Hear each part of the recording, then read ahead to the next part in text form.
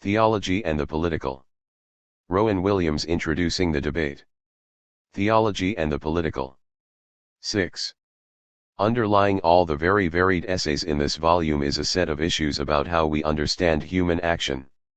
And what the essays have in common, I believe, is a conviction that the fundamental requirement of a politics worth the name is that we have an account of human action that decisively marks its distance from assumptions about action as the successful assertion of will.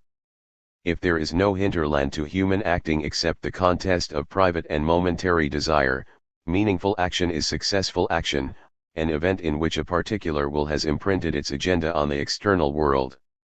Or, in plainer terms, meaning is power.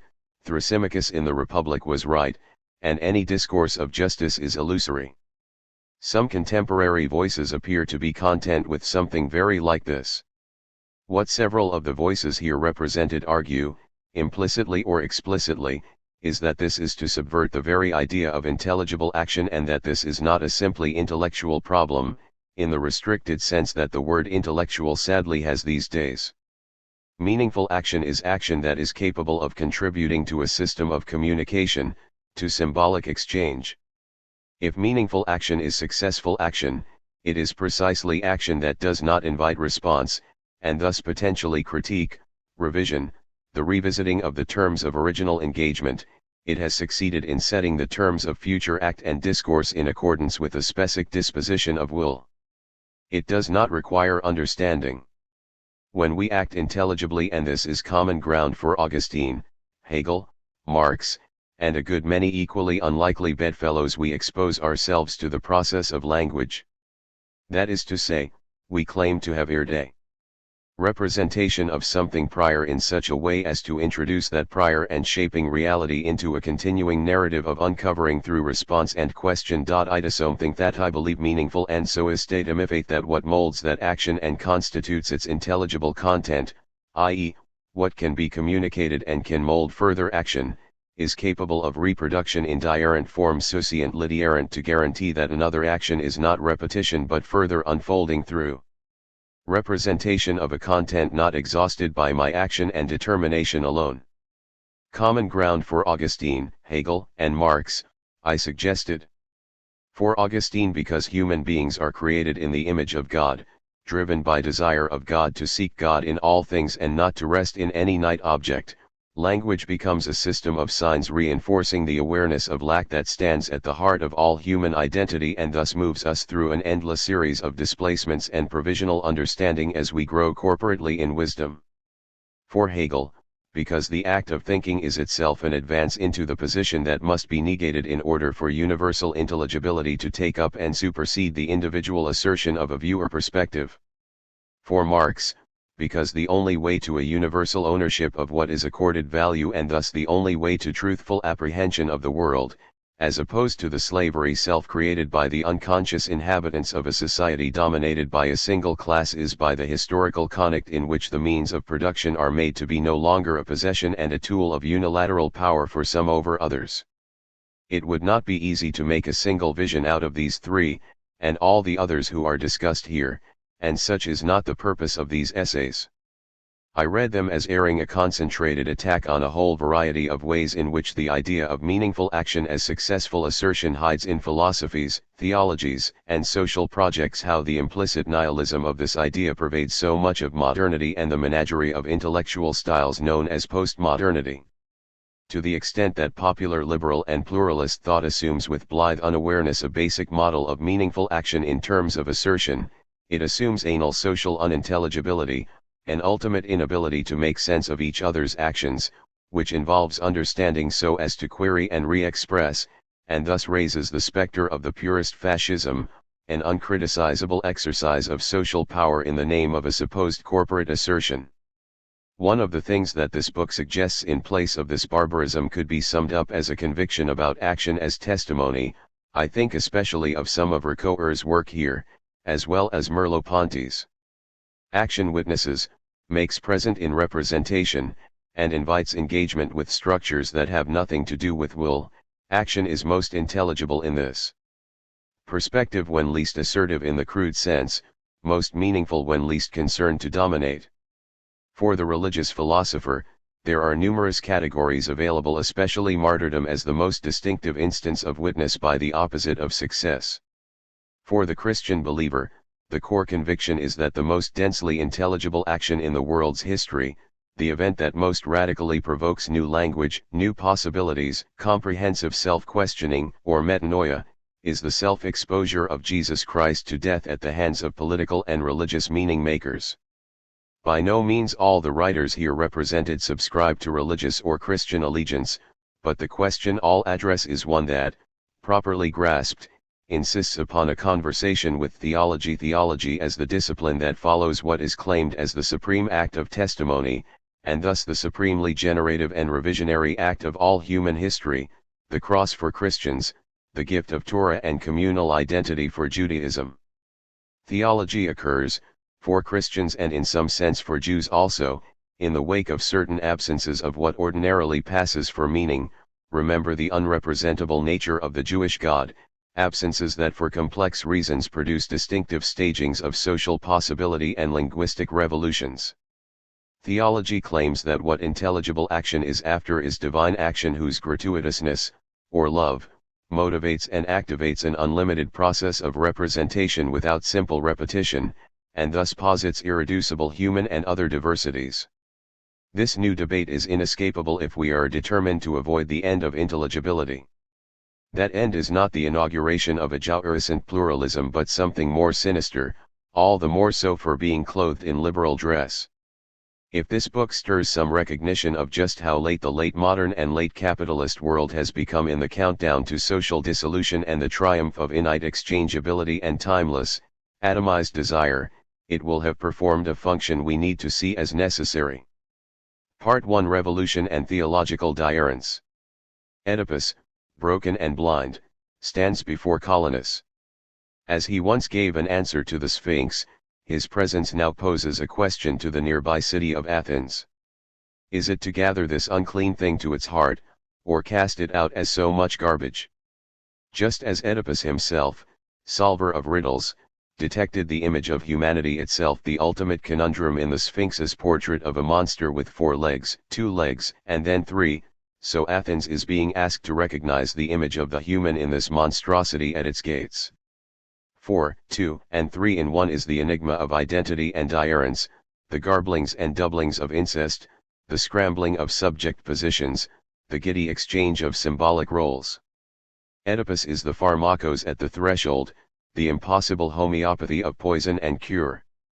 He is both guilt and innocence, king and beggar, stranger and brother.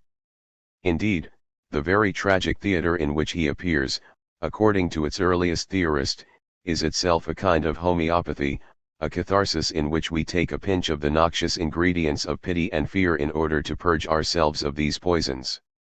Now, however, Oedipus must wait while Theseus, ruler of Athens, weighs the perils of excluding the sacred against the dangers of assimilating the polluted. Since the pharmakos is both in one, holy and deleed, contradiction incarnate, this is scarcely a simple choice.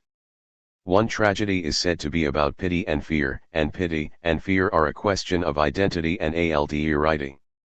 We can, it would seem, pity only what is akin to us, just as we fear what is strange. Both are political notions. Pity enjoyably cements the social bond from the inside, while fear austerely reinforces it against external threats and is what we feel in the presence of authority. For another vein of aesthetics, this sadomasochistic fusion of pleasure and horror, the daunting delights of an innate sovereignty, goes by the name of the sublime.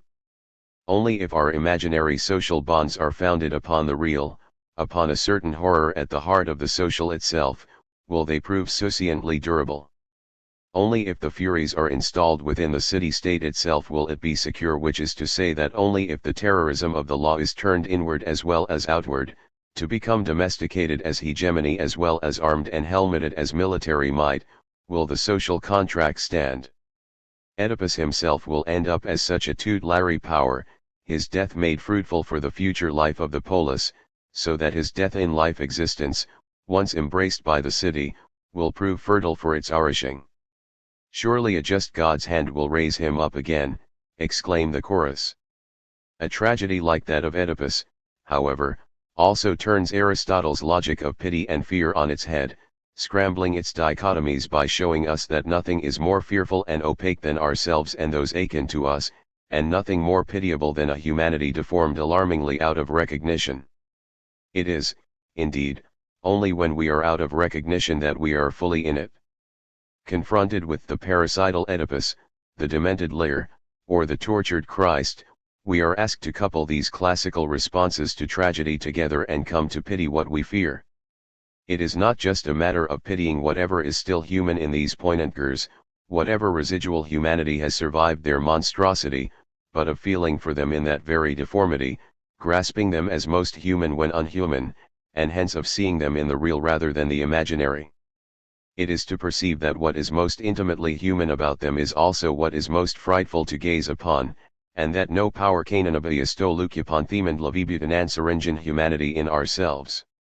The moment of recognition of this more and less than human in ourselves is the moment traditionally known as repentance.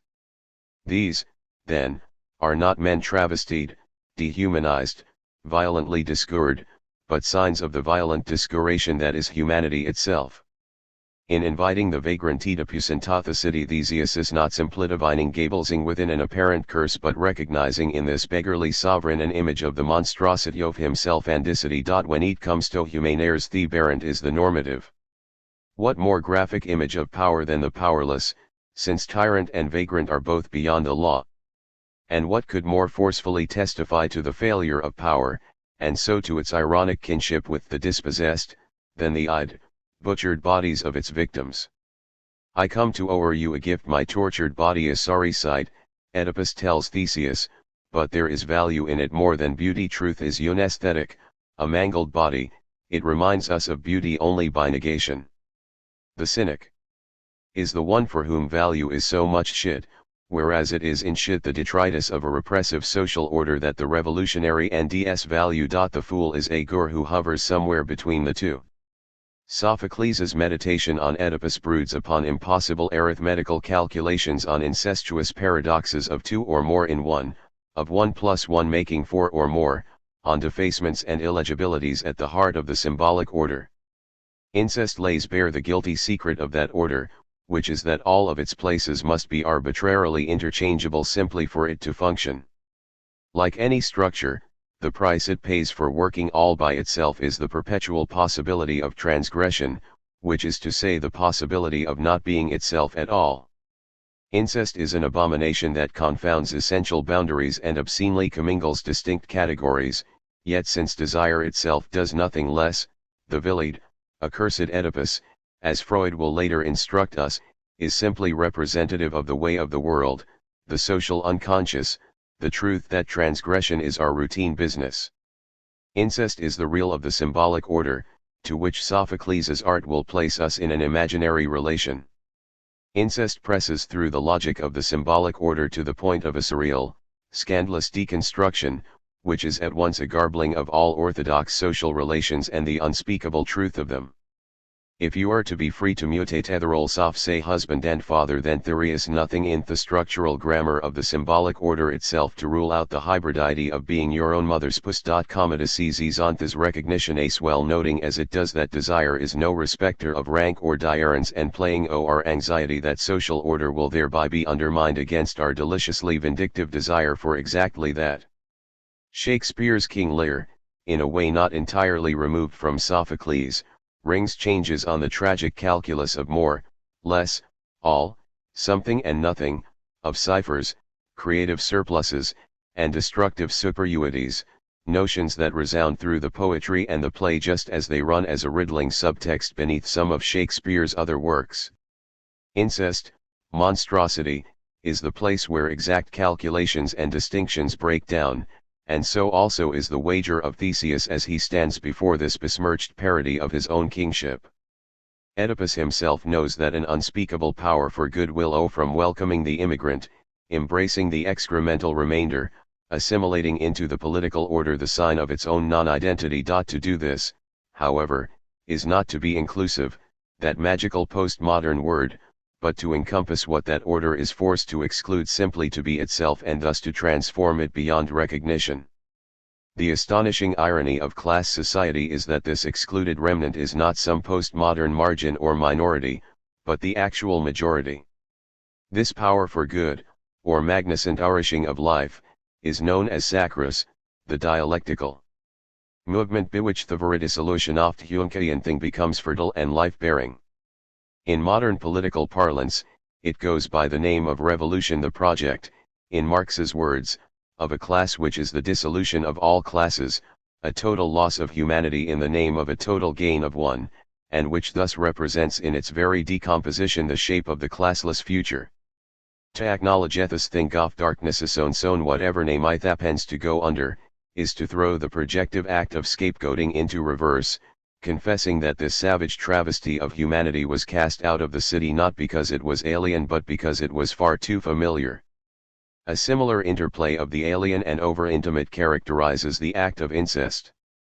The scapegoat or pharmakos must be shifted from the metonymic to the metaphorical register, from being that fragment of the polis on which the people project their crime and guilt, driving it out and thereby disavowing it, to being the mirror in which they can recognize themselves for the monsters that they are. Man is the answer to the Sphinx's riddle, and by that recognition transcend their own deformity.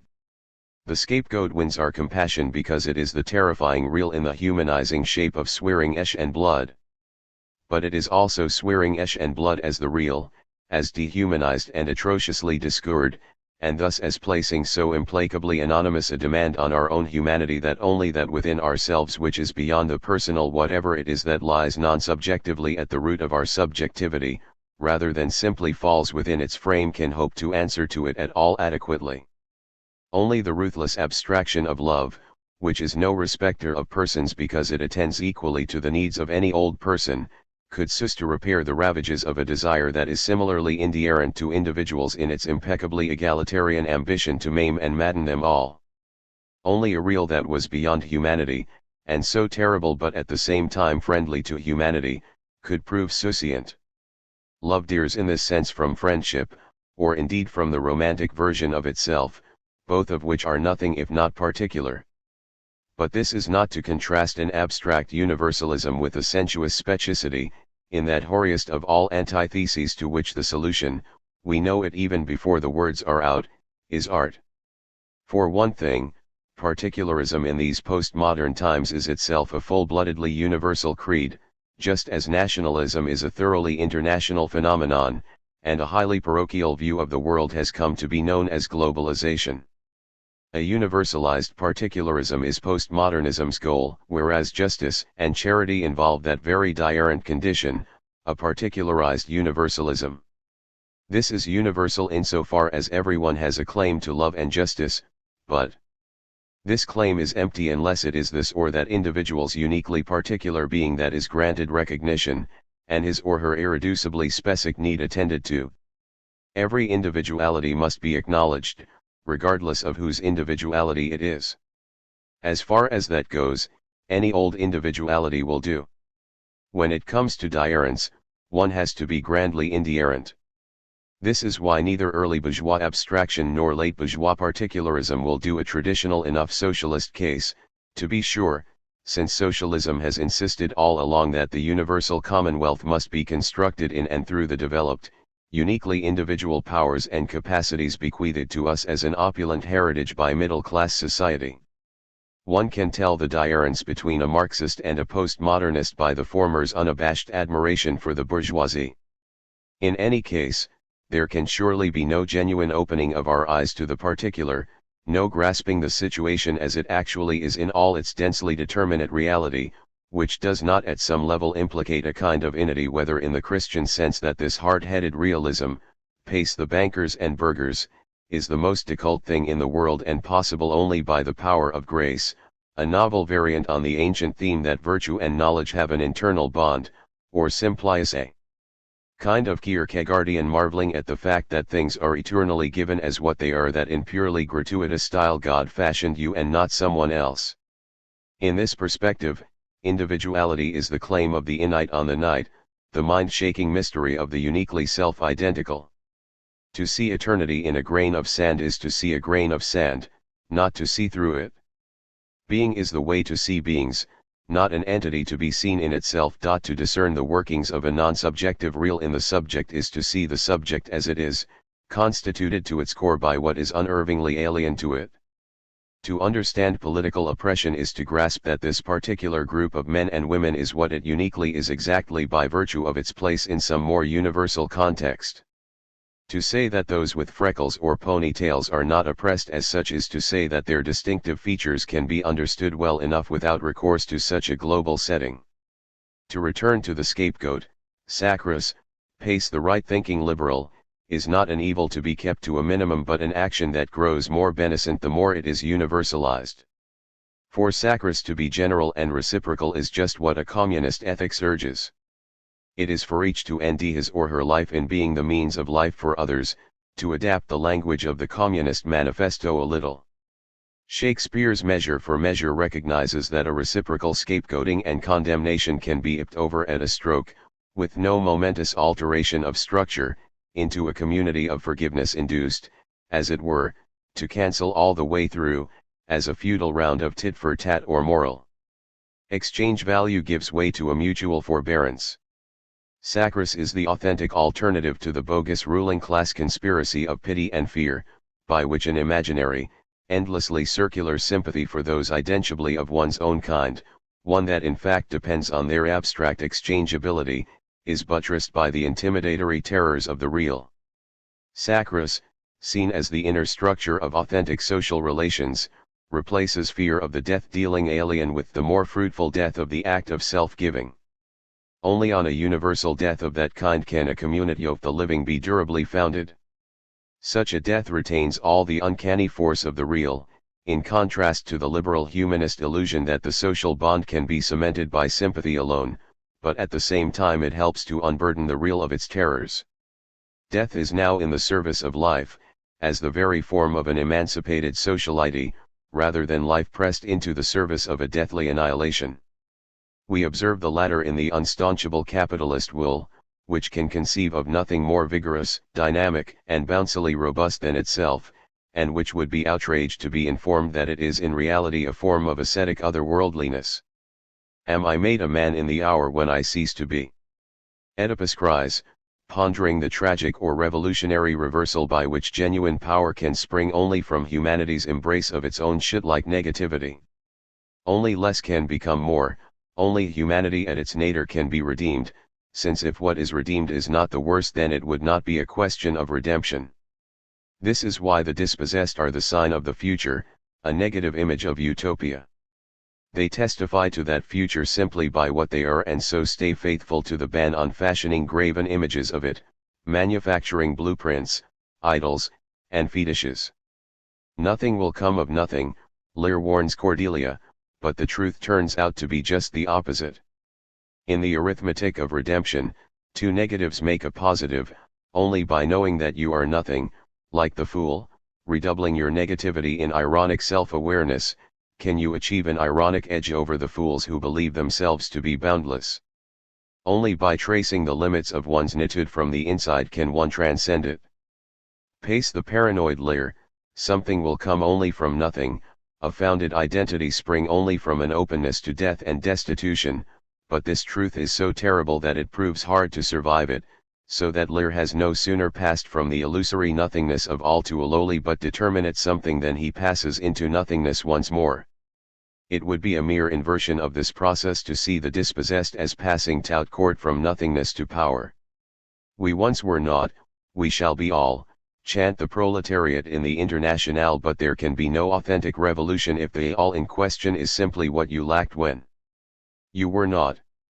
It is a question not just of restoring Oedipus to his kingship, but of his transcending this status to achieve a form of sovereignty that, like Jesus's carnivalesque, mock heroic entry into Jerusalem, transforms the very meaning of the term.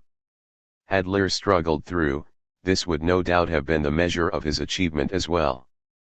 The revolutionary passage from naught to all, like that from all to naught, involves a change in the meaning of the terms themselves, so that the power of the proletariat is not of the same species as the power that it overthrows. Lenin makes the point in The State and Revolution by insisting that what is at stake in the workers' struggle is not a change of state power but a transgression of the state itself.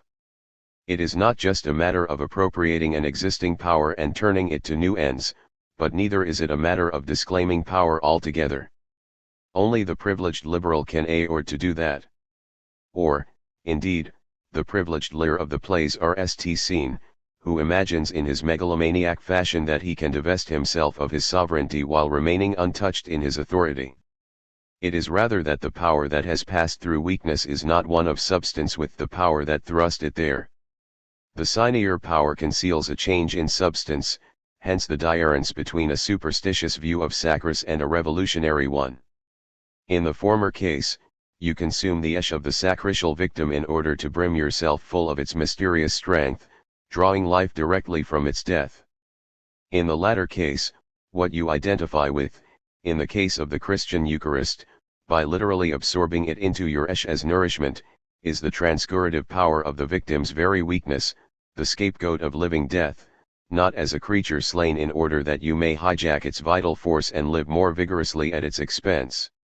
There is no simple passage from death to life here, but rather a movement from a living death, that of the destitute, the scapegoat, to a life that can nourish all the more richly because it has absorbed this death into itself in the form of an abiding awareness of human frailty, neediness, and dependency. Only the political action that maintains this fidelity to failure can bear fruit. Only in the knowledge that failure is denitive of us can we succeed. In the tragic calculus of all, something, and nothing, there can be no such thing as a global identity. They told me I was everything, the repentant Lear reeks bitterly, but it was false. I am not ague-proof. What has forced him into a sense of nitude is the fragility of the body.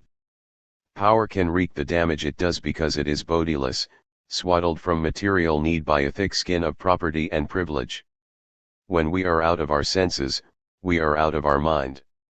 Now Lear has to see feelingly, think with the body, just as the blinded Gloucester must smell his way to Dover. One cannot be human without overreaching the body. Hubris is what makes us human, yet this is also the source of our inhumanity. The contradictions of an Oedipus, who like the rest of us has knowledge only by virtue of the awe that blinds him to the secret sources of his own esh, come to a head in our own day in the military generals who can bomb at will because they are too remote to smell the burning esh of their victims. But to speak of original sin as felix culpa is to remind ourselves that this blind spot is also the source of our creativity, as Oedipus or Gloucester can see only when they are eyeless. A global identity of the kind the United States is intent on achieving today is an oxymoron, since there are none so blind as those who see only themselves. The most narcissistic nation is the one with its gunboats in every continent. You cannot roll over errands in the name of securing your identity, since in doing so you scupper the very conditions of identity itself. Like Oedipus, the West ends up blinded by an enormous knowledge, undone by its own forensic powers. Nothing more graphically illustrates this paradox than its confrontation with Islamic fundamentalism, in which one crazed textual literalness, Texan, encounters another, Taliban. The less the West is able to decipher its own blood-stained image in the monstrosity of terrorism, to discern the fruits of its own political actions in this festering despair, the more it can complacently deem terrorism as absolute otherness, but the more it does this, the more just deed it feels in suppressing the liberties and violating the rights of its own citizenry, thereby losing grip of its own dog-eared liberal democratic identity and turning into an image of what it opposes, which, one need hardly add, is exactly what its opponents hope to achieve. What swifter way of forcing the West once more into fascism than driving it to defend its democratic freedoms? Yet terrorism is far from absolutely other. Like most moral obscenities, it begins at home. As a self-conscious cult of political violence, a specialized form of politics all of its own rather than just the kind of common ravaging and plundering that runs back into the mists of time, terrorism is a thoroughly modern phenomenon, one which comes to birth at the origin of European middle period modernity, the French Revolution. For Hegel, that revolution was the triumph of absolute freedom, or freedom in a void, as he scathingly called it. It was the very epitome of bourgeois liberty, the fantasy of a freedom so utterly absolved of constraint that it could not even bear to be restricted by itself, and thus turned logically to devouring itself once it had consumed its enemies. Such liberty is bound to be self-destructive because it harbors a virulent hatred of material limit and so cannot tolerate even its own concrete self-realization. The force that drives this most crassly materialist of all social order is secret lion dematerialist, hurried by the unishness and impurity of matter, enraptured by annihilation. It is, in a word, the death drive, a ferociously pure idealism in love only with itself, which accumulates for the sake of the obscene pleasure of voiding and negating, and which is known admiringly by Western ideology as the all-armative will. Bourgeois society itself, Hegel recognizes, is the ultimate anarchist, the very gur of what it fears. The destruction form it protects itself springs straight from its heart. This is literally so today, when Islamic terrorism represents a Western violence come home to roost, the familiar reimagined as the abominable and outlandish, market forces recongured as the monstrous. Tragic or revolutionary, the terms are more usually contrasted than coupled. For tragedy is supposed to be the most patrician of all the art forms, heroic and high-minded, more preoccupied with the death of princes than with anything as dreably quotidian as car smashes or concentration camps. The aesthetics of tragedy are seized less by human swearing than by its sublime transcendence. For this cadet corps ideology, only armative suffering passes muster as the genuine tragic article, as opposed to the merely miserable or drearily dejected. Only that anguish which is exultant and oratic need apply for tragic status, just as only a humor that steers clear of belly laughs may qualify for classical French theatre. No artistic form, at least according to its conservative champions, is more fastidiously pure rank conscious, remorselessly idealist, or jealous of its honor. Tragedy is life-enhancing rather than dispirited, a quality that proves precious to those ruling classes for whom pessimism is somehow subversive. In few places this been truer than in the United States, that profoundly anti-tragic culture, though the source, so to speak, of tragedy in others, whose ideological orthodoxy regards skepticism as a thought crime and negativity as unpatriotic. The exaltation of swearing in much classical tragic theory is at root a device for disavowing it.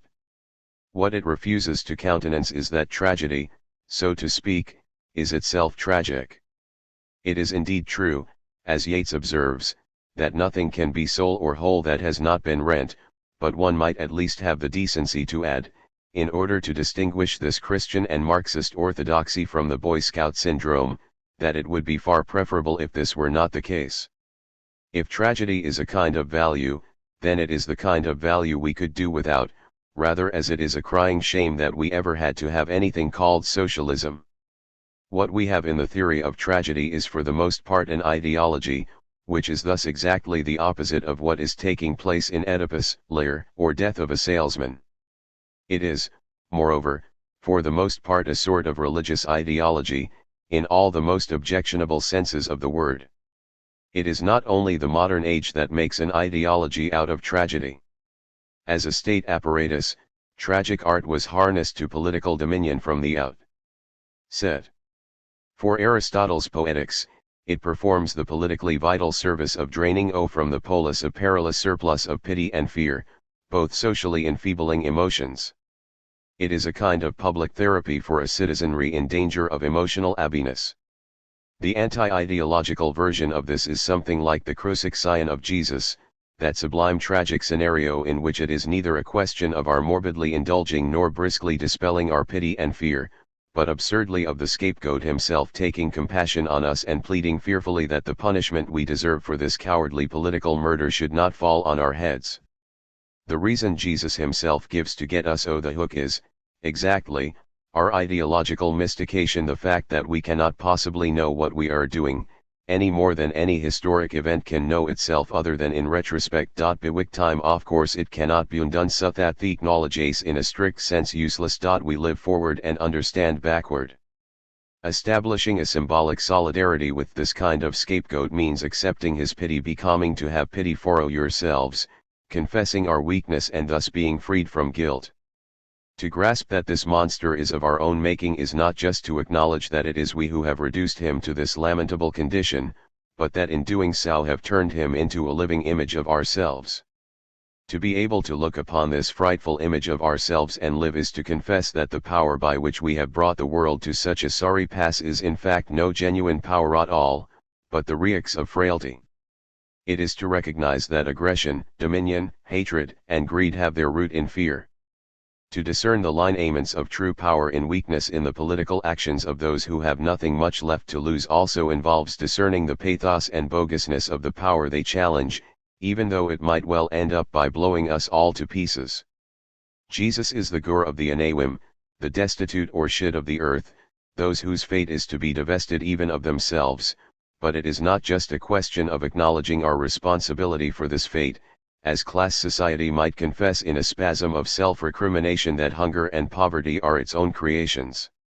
It is only when we recognize our own countenance, rather than just our own actions, in the discurred and dispossessed, when we acknowledge that their weakness signs the fundamental failure of our own power system, that we can shift from liberal guilt to revolutionary politics. Tragedy in the epoch of modernity has fooled rather different ideological functions from those proposed by Aristotle. For one thing, it has acted as a secularized or aestheticized version of theodicy. If tragedy is the art form that plucks armation, even joy and ecstasy, from human anguish, then it promises to o'er yet another account, this time one conveniently unexplained, shown rather than said of the problem of evil. In fact, a great deal of tragic art is either silent on this score, or like much ancient tragedy stubbornly refuses to let the gods owe the hook. Far from making swearing seem cosmically explicable, it allows its raw shrieks to resound unredemptively around the stage. It is for the most part tragic theory, not tragic practice, that seeks to reconcile us to our swearing as mysteriously providential, in notable contradiction to the attitude of the New Testament. For the New Testament, it would seem that swearing is an evil that, if it cannot be repaired, is best avoided. If you cannot avoid it, then that is an evil as well, which is not to say that the confrontation may not issue in some good. It is preferable, however, not to have to snatch value from the jaws of pain and heartache if you can conceivably do otherwise.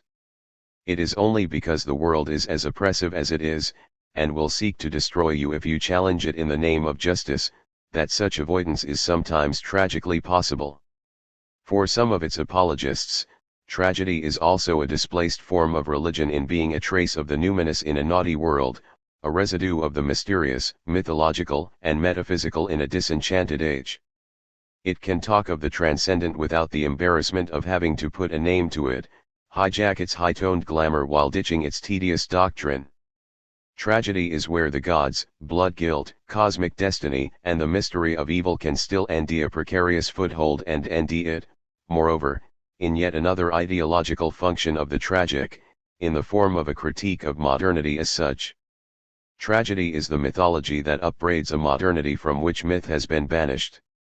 As an aristocrat among art forms, it does what the aesthetic in general accomplishes in the modern period, but in a way that is exalted, writ large, raised to the second power. To claim, as critics frequently do, that tragedy is the most precious of aesthetic forms is really to propose that it is most typical or paradigmatic of the arts in the age of modernity, a distillation of their very essence and function. In its unfathomable depths and starkly absolutist claims, tragic art is an antidote to the callow rationalism of modern culture, a critique of hubristic reason. It represents the dark underside of enlightenment, the obscurely suggestive shadow cast by an excess of light. Its gods, princes, and virile protagonists recall us to a heroic era before we lapsed into the squalor of democracy and the catastrophe of egalitarianism. Tragedy celebrates the sovereignty of power and fate over human agency, unmasking sentimental humanitarianism for the contemptible sham that it is. In disdain of all brittle doctrine of progress, it rubs our noses in the eternally irreparable. No mere medicine could patch up Philoctetes' foot, no social engineering retrieve Phaedra from her doom. Tragedy in this view of it is the most unabashedly Tory of modes, valuing wisdom over knowledge, eternity over history. In arming human powers in a way beyond the ken of the petit bourgeois suburban scientists, it also humbles them before some transcendent truth. Man has a dignity beyond the political mob or the scientific laboratory, but one entirely compatible with reverent submission.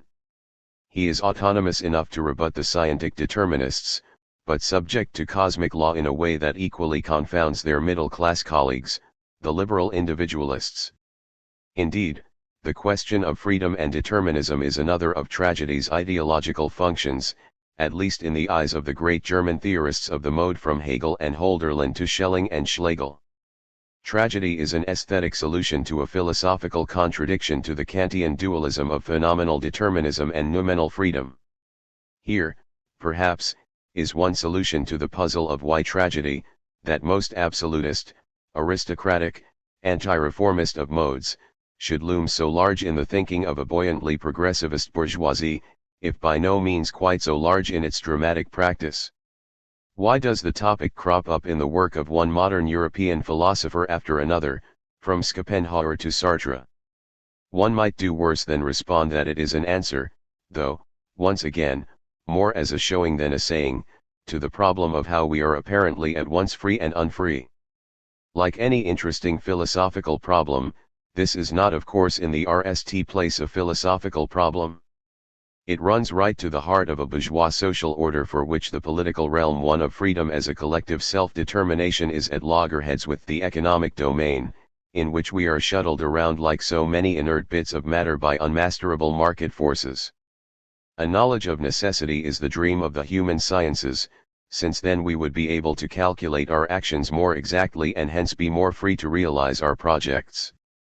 The fantasy of the stockbroker is to be able to foresee the behavior of others while remaining impenetrably unpredictable himself, appropriating Kant's noumenal realm for himself while consigning his competitors to the phenomenal.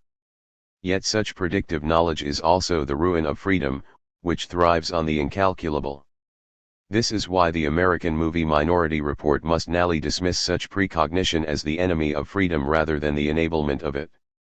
Freedom and order are not really compatible. The human sciences are necessarily self-undoing, scuppering the very liberty whose conditions they investigate. One might also post the question of freedom and unfreedom in a familiar Marxist form. Why is it that in these social conditions, our apparently free action sera conscated fromis congelinto iron laws and comita confrontus in unrecognizable form as an implacable destiny? By what fatal mechanism does freedom warp into the image of its opposite, just as equality veers on its axis to become exploitation?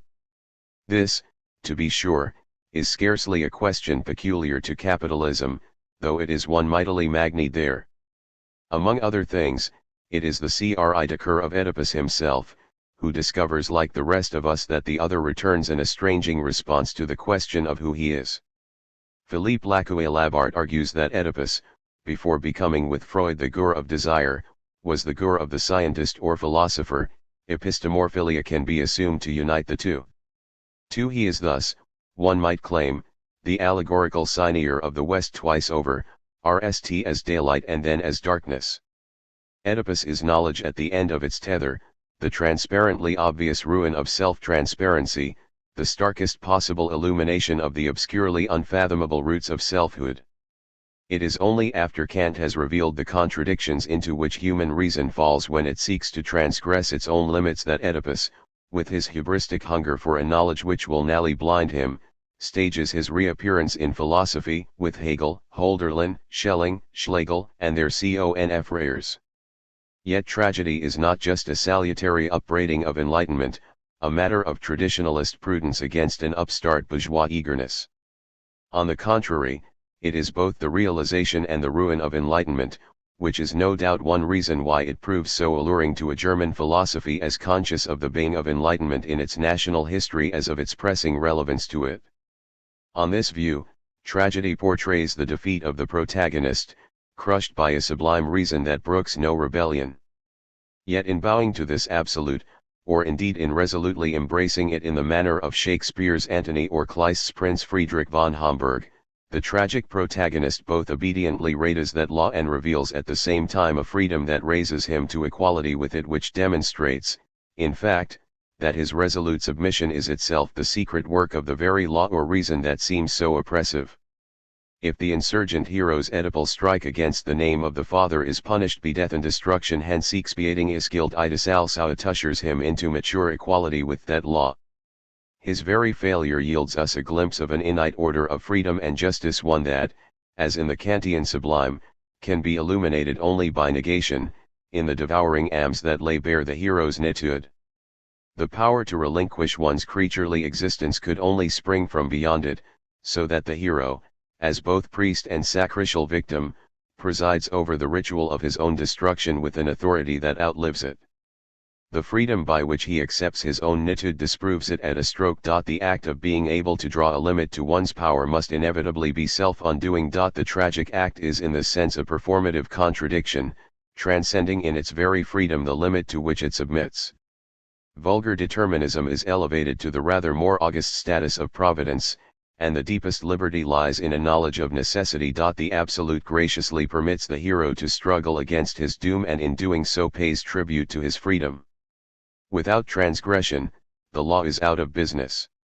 If this promises to resolve the Kantian schism of freedom and determinism, it is because what seems an oppressive fate turns out to be reason itself in phenomenal disguise, but also because what seems to be submission to this law is in fact freedom. By choosing the inevitable in a spirit of amor fati, running toward one's death, as Shakespeare's Antony vows that he will, as a bridegroom to a lover's bed, one reclaims it for human liberty, making one's destiny one's decision. Nothing more cogently demonstrates your freedom than the act of gratuitously giving it away. Reason, moreover, has already incorporated the hero's free action into its majestic teleology, and necessity itself turns out to have the free self-determination of a subject.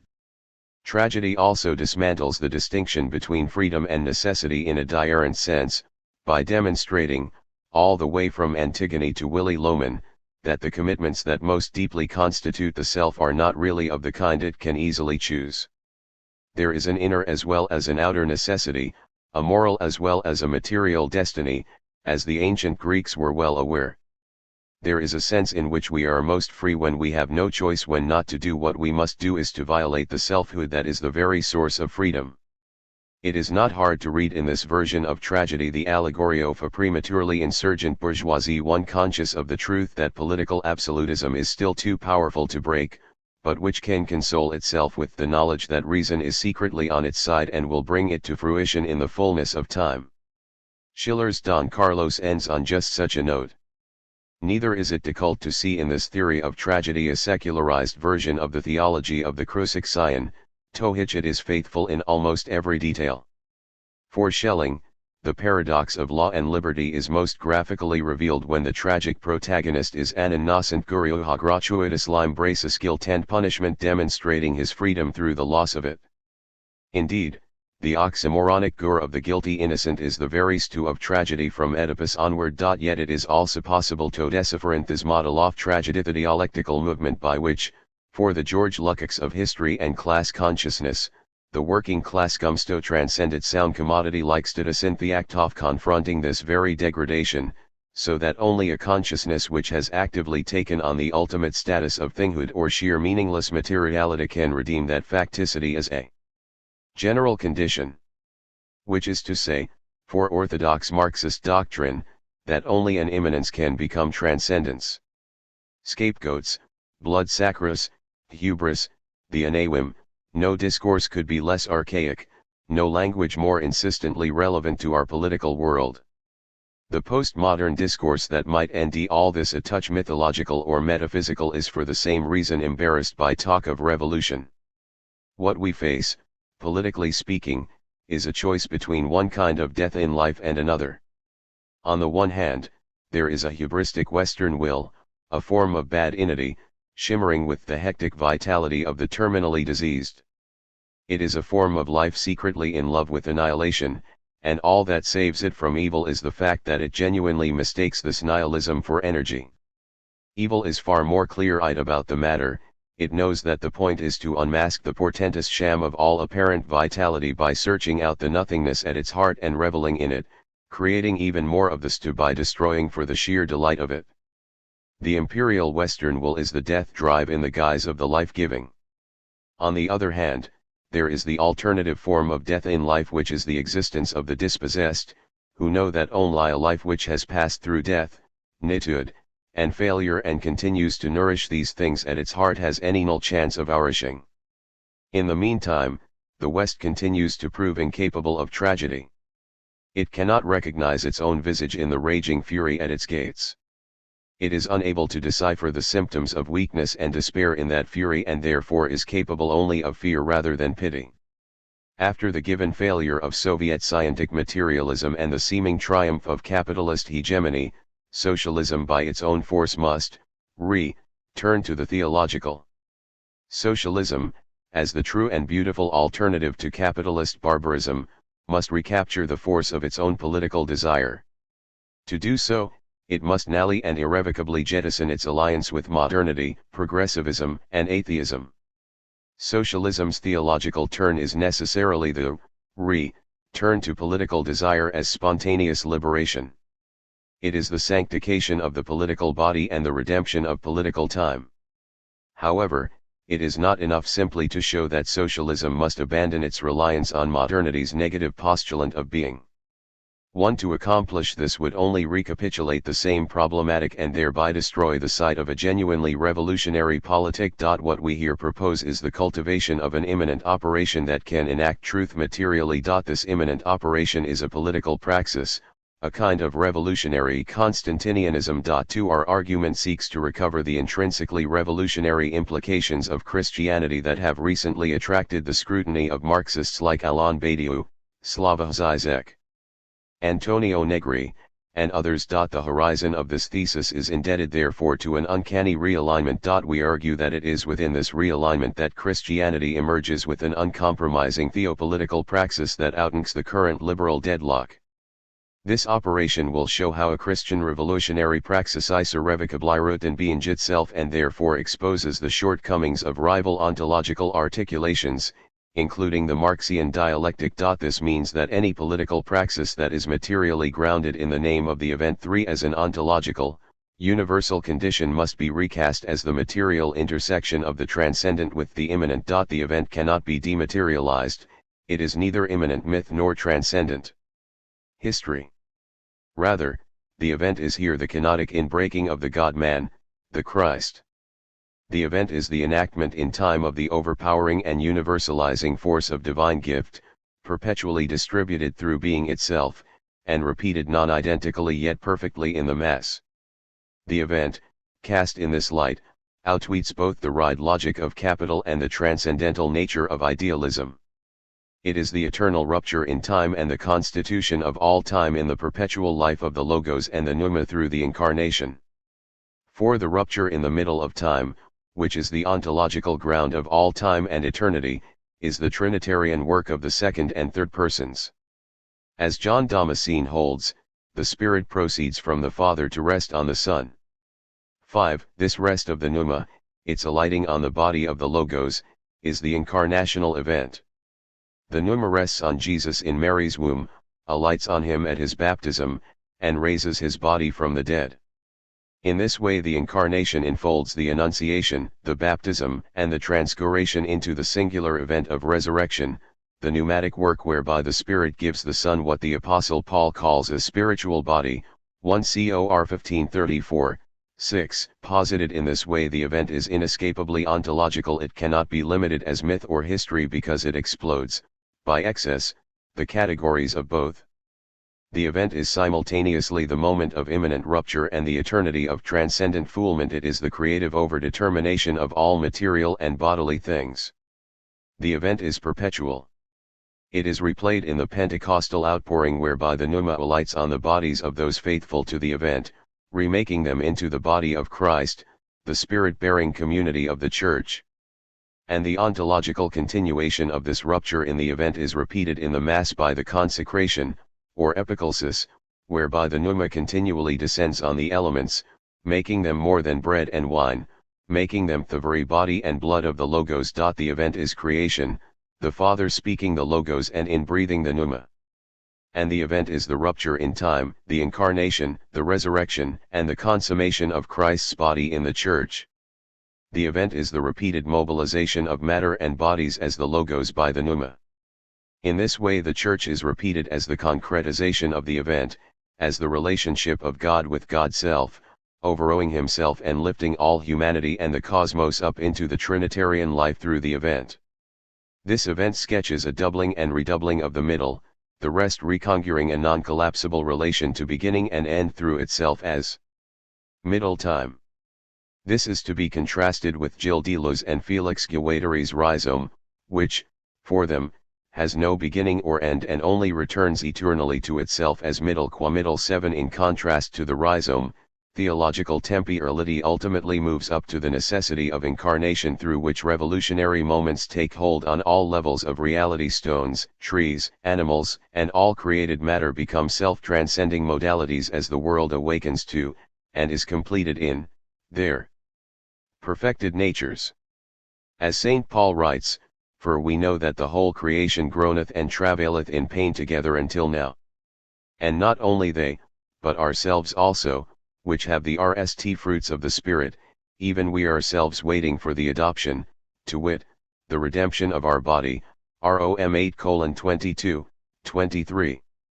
In this instance, the human being, among other beings, moves beyond her or his immanent nature, and this in contradistinction to Deleuze's De Subjectid Body 8. Deleuze writes that we do not even know what a body can do, we talk about consciousness and spirit and chatter on about it all, but we do not know what a body is capable of, what forces belong to it, or what they are preparing for. 9. The theological economy of being as gift, however, is a double divine movement of God, who ruptures the immanent plane by the logos and fuses it inextricably with transcendence by the pneuma. This gives meaning beyond knowledge to all that a body can do and identifies the force that belongs to the body in the transcendent movement that alights upon it. This excess is possible because there is always something beyond the existent thing, beyond its apparent givenness. The eruptive and mediating mode of the theurgic event allows eternity to rest on time, as the Spirit rests on the body of the Son, and so the event is irreducible to a mode of historical representation that forecloses history within itself. The passing of immanent history of time that repeats itself in the Nietzschean eternal return can only relegate the subject to passivity because it cannot produce but only reproduce the already given. This necessarily posits the political as a stasis unchangeable and so neutralizes all positive political potentiality. We proposithat the subject alwishariate he a political revolutionary subject, in order to be, must participate in the pluralization of being. And so the subject, if the subject is to be real, must participate in remaking the present reality beyond what it is, as more than it is, thereby liberating it from its reductive, empirical capture. We'll show this RST by locating a cosmic mediation that structures the emergent conditions in which the Christian, revolutionary subject takes hold in the world by a metanoic, turn to the event. This cosmic mediation will necessarily be positioned in the between of transcendence and immanence, such that both become more than their deanable parts. Armed with the beauty of a theopolitical subjectivity, we will, in the second part of the RST section, show the severe limitations of Marxian materialism, which far from giving an ontological labor power, actually reproduces capitalist being. Finally, in the second section, we'll show how the errant ontological articulations, equivocal, dialectical, univocal, do not supply the necessary ground for a true political subject to take hold in the world. Here it will be shown that a theological articulation of analogical being gives way to the truth of political life. Divine synthesis, or metanoia, and the political praxis socialist praxis necessitates the operation of a mediating term among different modes of being. It therefore signals a non-collapsible participatory movement within a cosmic mediation, of the logos and pneuma, at all levels of hierarchical being, God, angels, humans, non-rational animals, plants, stones, and all the rest. 10. This metaphysical hierarchy gives actual diurence to the cosmos, refusing the banality of secular equality, which is nothing more than homogeneous reproduction of the commodity form. Because there is real difference and because there is a way of relating all things to everything else through non-collapsible mediation, then a socialist praxis can be seen as a divine, human, constitutive power desire expressible within the social plane of creation by fusing the particular human with universal humanity as wrought by the incarnate Logos. This constitutive power refuses every attempt to conceive of humanity as removed from creation and is therefore at odds with secular Christianity and atheistic Marxism. This is to demand that socialism be rooted in an ontology that fuses the revolutionary project to the world. To do this is to nally make revolutionary socialism really materialistic, what Marx never completely accomplished. At the same time it is to restate the position of Orthodox Christianity that reads transcendence as grounded in the immanent without remainder, as logos. To do this is to realize that in Christianity immanence is fully revealed in the Incarnation. To proclaim this afresh is to refuse two atheistic and neutralizing tendencies. The RST would trap the transcendent outside the world, in the manner of a creator who once having made creation could not touch the created work, forcing the creaturely search for the divine to necessarily become a from the world. The second tendency is to pantheistically trap God within the immanent, draining the divine of transcendent otherness and so collapsing immanence into itself and destroying the possibility of the immanent being known in terms of any relation that could give it depth. Installing an irreducible mediation between transcendence and immanence lays the groundwork for a political turn that unites being with the subject. It is our claim that this turn is inexhaustively revolutionary, in that it cannot be expressed as Gnostic political pietism, or as violent German idealism, and so guards itself against the tendencies of authoritarianism. Thus, a mediating term necessarily erupts from an ontological recognition that to heed the divine injunction on earth as in heaven is to embody the desire to overturn the conditions of an unjust world and to recognize that this ontological desire is an inescapable requirement of desiring the one true God. To name a mediating term requires RST a return to the axiom that expresses the relationship between revelation and revolution as mutually exclusive. Revelation is transcendent, whereas revolution is immanent. In both cases the issue is sundered and related to an absolute temporal eruption. Yet this axiomatic polarization of the purely immanent against the purely transcendent cannot really enact the politics of the mass, or masses, and so cannot fully turn. What this axiom expresses is an incompleteness, a short circuit, for it leaves the subject either at the altar rail of the church waiting for the dismissal, "Go in peace to love and serve the Lord," or living in a world sundered from the Eucharistic feast. The question of this chapter, therefore, is, where is the material continuity between the revelationary and the revolutionary interruptions of time? Our response is that the condition of the event actually mediates being to beings in three specific and interdependent ways: 1. Creational eruption, 2. Soteriological eruption, and 3. Eschatological eruption. By this logic, the event is read as that which constitutes, saves, and liberates by the eternal singular/universal incarnation and resurrectional interruption of both time, fused to eternity, and matter, infused with pneuma. Even more, it is to argue for a foulement by which the axiom is exploded, as category, in order to accommodate the event. Beyond revolution as pure immanent interruption and revelation as pure transcendent interruption, there is a third time within time. This third time alone can give real time beyond the perpetual return to the same, what is expressed in the cry of Ecclesiastes, "I have seen all the works that are done under the sun, and, behold, all is vanity and vexation of spirit." 1:14. This temporal structure of the third time is taken up within the intertwining of transcendence and immanence, the universal and the particular. This non-dualistic recognition of the event is practically named metanoia, the Greek word for repentance, literally change of nomos mind/as body. Theophan the Recluse calls it a radical change for the better, a sudden change of will, a turning from sin towards God, a painful change of will. 11 Metanoia is the total recentering of being by, turning to being as gift, which is belonging to the event. The metanoic, turn to the event is the mode whereby the subject is formed, and not the subject alone, but the subject in common faithfulness with the whole community of the event. It is radical, sudden, painful, and breaks open the self at home with the ego. Here it is useful to invoke the work of the Russian Orthodox theologian Vladimir Lossky, who helps elucidate the nature of the metanoic turn, its materiality, and its personal integrity.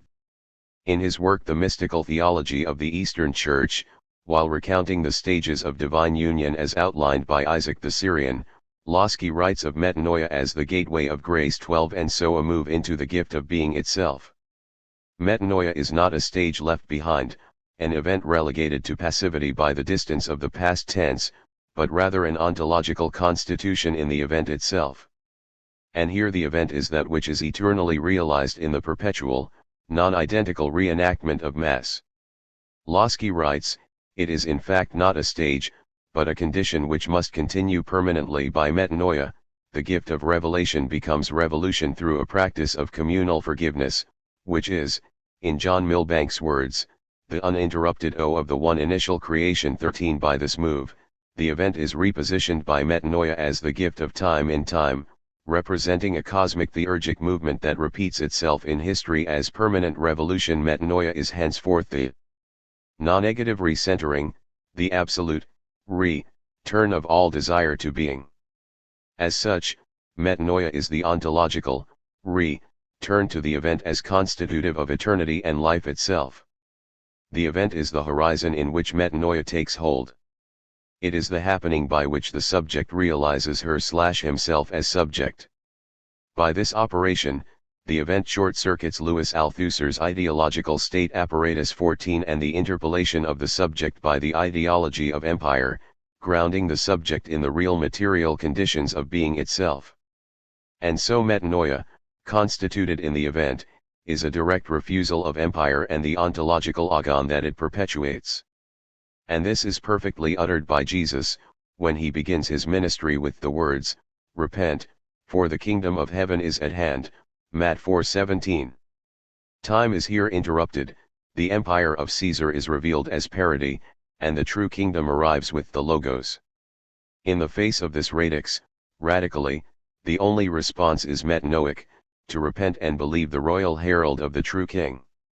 Metanoia is thus the recentering of praxis, which in the doing proclaims what Jesus speaks to Pilate before his crucifixion, "My kingdom is not of this world," John 18:36. By this move, the holy fool is installed as the vanguard revolutionary, because the fool lives already as if the world is turned upside down, as if the empire has no hold on reality. 15 The injunction of the event stands the world on its head, as Mary proclaims in the Magnificat, "He hath put down the mighty from their seats, and exalted them of low degree. He hath led the hungry with good things, and the rich he hath sent empty away," Luke 1:52, 53.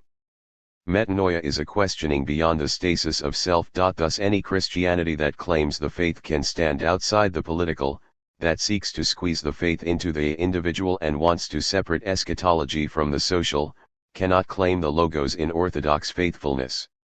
Any accommodation to the anti-politics of individualism is a secularized perversion of orthodoxy. Salvation is communistic metanoia. It is constituted in the event as the death of the individual and birth of the member into the body of Christ. This is why Greek Orthodox theologian Christos Yannaros argues that the greatest heresy of our age is Pietism. 16 It is because the pietist seeks salvation for himself or herself, supposing it to be an issue outside the Church, outside the recreation of the cosmos, and so an immaterial issue of individual morality.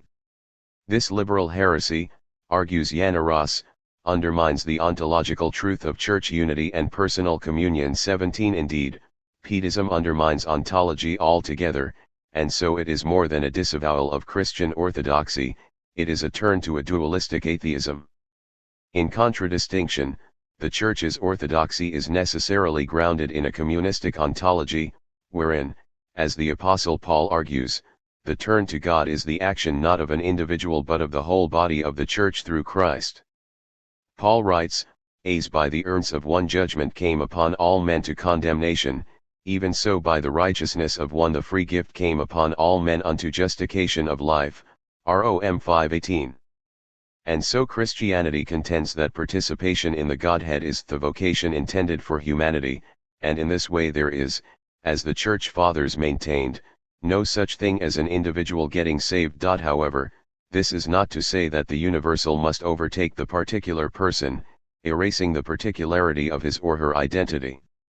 To the contrary, the event as universal secures and establishes the possibility of the particular, because the event is the constitution of diurence itself. Without the universal, the particular, as individual, would become her or his own subjective universal, which would necessarily foreclose the possibility of particularity and personhood, installing in their place the individual as homogeneous universal.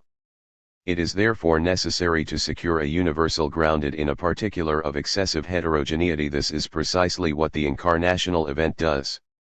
Thus Lossky makes clear that for Christianity, where there is no individual, there is only the person, constituted in a manner likened to Trinitarian hypostasis.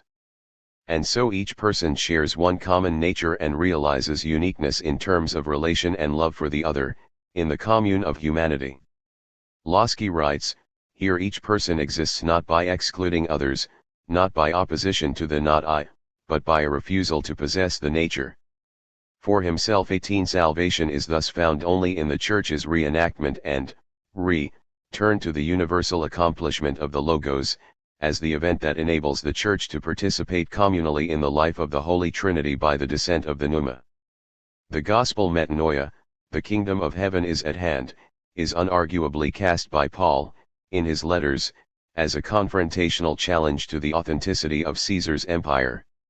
This is why Milbank writes, "The hypostatic descent of the Spirit inaugurated on earth a counterpolity exercising a counter-sovereignty." 19 Paul's message is that the counterpolity of the pneuma, founded by the counter-sovereignty of the Logos, constitutes the real kingdom. Paul proclaims that the powers and principalities of this world are no more than a parody of this real kingdom, which has arrived in Christ through the event. Naming the empire a parody refuses two positive manners of casting the empire. The empire cast as a positive claim that protects its citizens against evil, terrorism, instability, chaos, violence, and such, and second, the positive critical dualism that imagines the empire as the embodiment of a positive evil. For Paul, the casting of the empire as parody is done ultimately to outwit the latter, the positive posit of evil.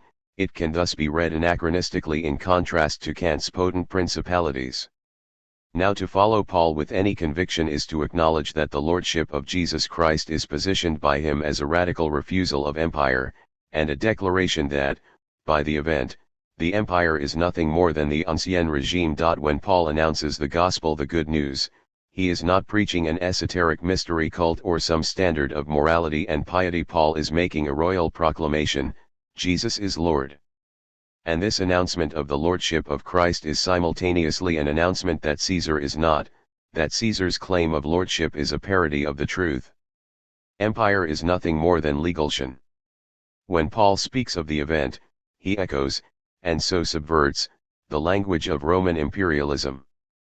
20 Indeed, the Evangelion of Caesar was a standard jingle of Imperial Rome, an ancient Roman version of the American bumper sticker extolling the power of pride at the time of Paul's letters. The Authial Evangelion, the Gospel of Caesar, was the normative and only legal gospel, the good news of the emperor's self-aggrandizement, the propaganda of empire ideology. And the lordship Caesar claimed was not neatly conned to a secular realm, it was a claim of lordship that reached for divinity. Caesar was called son of the gods, and this reach was in a manner akin to Adam's grab for the apple, in order that, as the serpent tells him, ye shall be as gods, General 3:5. The lord of the Roman Empire thought divinity a thing to be grasped. And what is more, Caesar demanded by force of Lawanda army that every knee bend and every tongue confess that he was Lord. Hence, when Paul sets Christ up as the true Lord, Caesar is revealed as the parodic inversion of Christ on every level. Jesus is the Lord, who, being in the form of God, thought it not robbery to be equal with God, but made himself of no reputation, and took upon him the form of a servant. Philosophy 2:6. So Paul's theology of the event is, in N.T. Wright's words, overtly counter-imperial theology. 21 For Paul, Metanoia is a speech of rupture that does more than just call empire into question, it names it the ancien regime. The Church is constituted precisely on this political move. The gospel is political subversion. And regaining the bite of this theopolitical subversion is part of our task here. Anyone who reads Paul under the malaise of post-Enlightenment reason, imagining that politics can be kept neatly separate from religion, ought to recall that Paul died a martyr's death, and before he was killed, he was accused of treason for proclaiming the lordship of Christ. The Roman authorities charged Paul with breaking Roman law, proclaiming a rival lord, doing, as the Acts of the Apostles puts it, contrary to the decrees of Caesar, saying that there is another king, one Jesus, 17:7. And the politics of Paul's gospel was the normative implication for all of early Christianity, terribly realized in the frequency of Christian martyrdom at the hands of the Roman authorities. Hence in the early Christian community there is not the slightest hint of dualism, no liberal divide between the political and the religious. Against this background Tertullian can write with tremendous force, "The blood of the martyrs is the seeds of the Church, sanguinis martyrum semen Christianorum." 22 The empire was killing Christians because they were political dissidents, who, be constituting themselves in the event, claimed, when they the empire shall a peace and safety. Then sudden destruction cometh upon them, 1 Thess 5:3. Destruction will come on the empire, because the event has already exposed it as legulsion. Here we do well to recall the martyrdom of Polycarp, the 2nd century bishop of Smyrna, who, for refusing the lordship of Caesar, was seen as anti-empire and so murdered for treason. When Polycarp was called and questioned for the last time before the proconsul urged him to confess Caesar as Lord.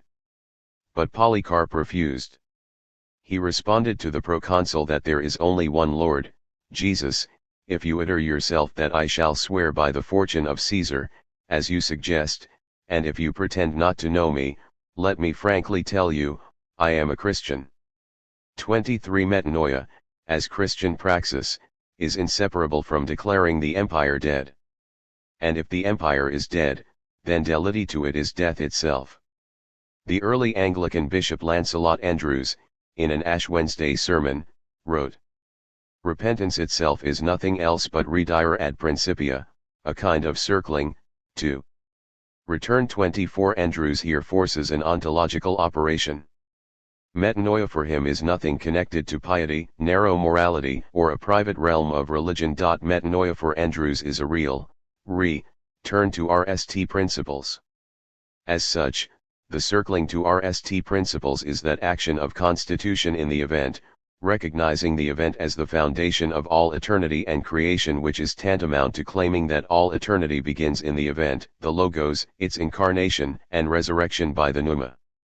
The event is the Logos itself, in its deepest pneumatic materiality, seen in immanence and transcendence intertwining.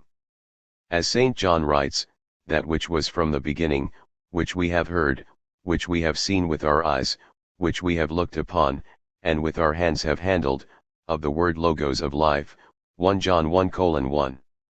The event is material, and its materiality, as the rupture in time, is, in fact, the beginning of all materiality and the creation of all things, and so, as Žižek puts it, the event emerges ex nihilo. 25 Ex nihilo the event emerges, yet its transcendence is to be touched and handled. Paul writes in his letter to the Colossians, that in the event of Jesus is the image of the invisible God, the firstborn of every creature, for by him were all things created, 1:15, 16. So the event of the Logos is the transcendent made immanent, through which all things hidden are revealed. The invisible is manifest in its full brightness by the descent of the pneuma. This visibility of things otherwise opaque explains why Badiou argues, for Paul, the event has not come to prove something, it is pure beginning. 26 In other words, the event is rupture because the event is materialized and makes visible the constitution of all things as created and yet more than contingent. The materialization of the cosmos is shot through with a pneumatic unity within which the rupture is less a break than a mending of the world in its true unfolding. Hence, the event is universal, and in the logos the religious politico-cosmic is held together in a pneumatic unity of irreducible multiplicity. In this regard, Lancelot Andrewes could not have been more right. Metanoia to the event is redire ad principia, because the event is the RST principle that arrives in the middle as the beginning and end of time. The materia leventis the constitution of subjectivity unveiled in the metanoia to the God-man. As Badiou argues, the event is not a question of knowledge betoft headventofag object 27 so the subject is not unliddened by the event but realizes subjective force and praxis through delity to the event. This is why Rowan Williams, commenting on the work of Sergei Bulgakov, writes that God's creation is a task for humankind, an environment to be humanized. 28 Humanization begins with the human environment itself, as in the event humanity sees not only the image of God, but the true image of universal/divinized humanity in Christ. Only in the praxis of the task is the subject realized. As the Apostle James writes, "But wilt thou know, O vain man, that faith without works is dead." 2:20. Subjectivity is therefore constituted by a faith in task. As such, delity to the event is a material participation in the ground of our being. The task is thus part of the metanoia, it is cooperation in the event, it is the manifestation of faith, the ontological realization of the subject in, turn to the RST principle.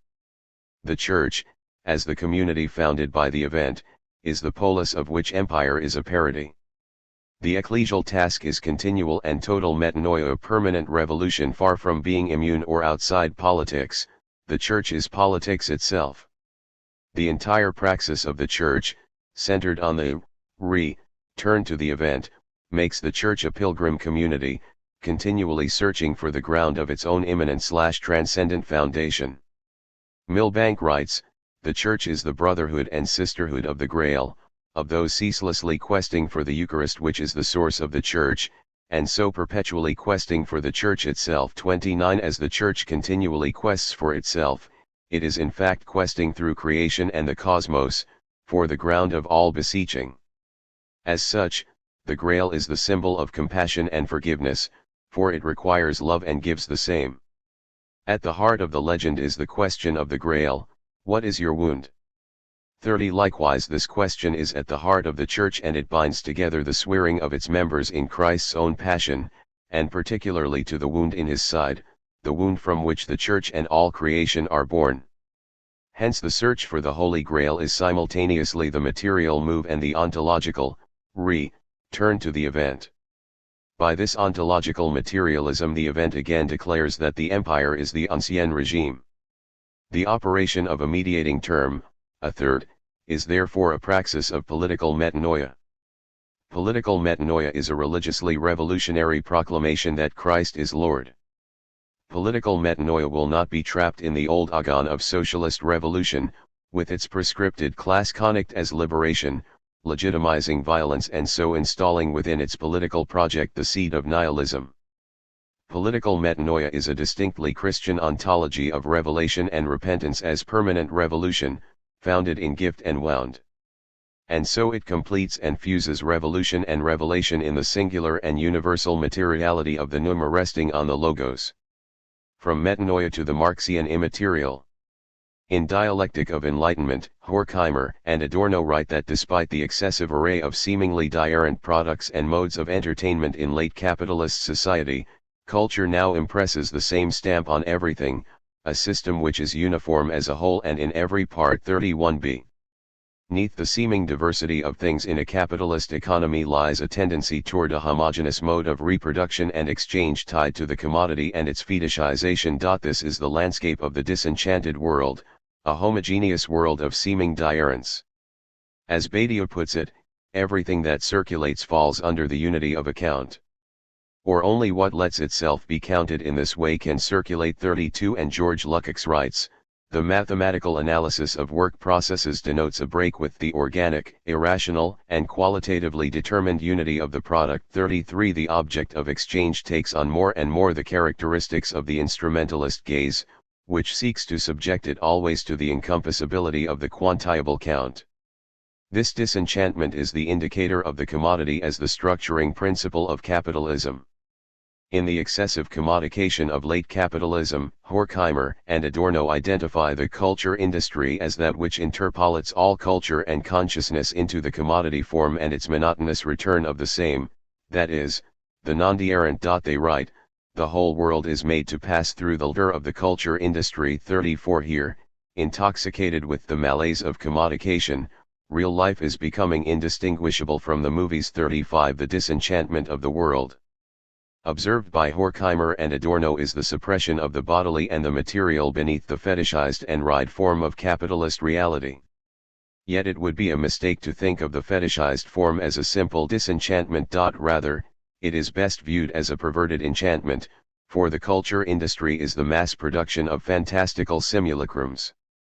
Indeed, the fetishization of commodities is, as Marx rightly observes, a fantastic and mysterious thing.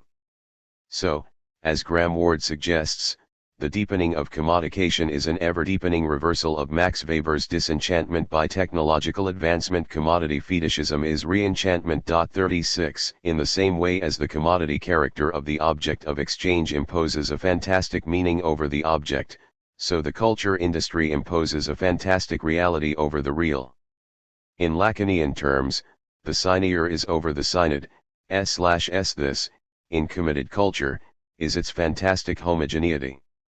Žižek refers to this enchanting concealment of homogeneous repetition as virtual reality. Under this condition, the simulacrum is consumed and reality is left untouched. Žižek writes, virtual reality simply generalizes this procedure of airing a product deprived of its substance. It provides reality itself deprived of its substance, of the hard resistant kernel of the real, just as decyanated coe smells and tastes like real coe without being the real coe. Virtual reality is experienced as reality without being so. 37 The commodity thus is a simulacrum, a parody of the real, and so a legal forgery of the material value it embodies. The commodity is the empire. Is legal forgery commodity and empire persist insofar as the law of exchange is obeyed and reproduced. So the commodity's vapid and disembodied reality relies on its fetishized form. And though haunted by its material history, the commodity form of the thing submerges that material history beneath the totalizing yoke of exchange value.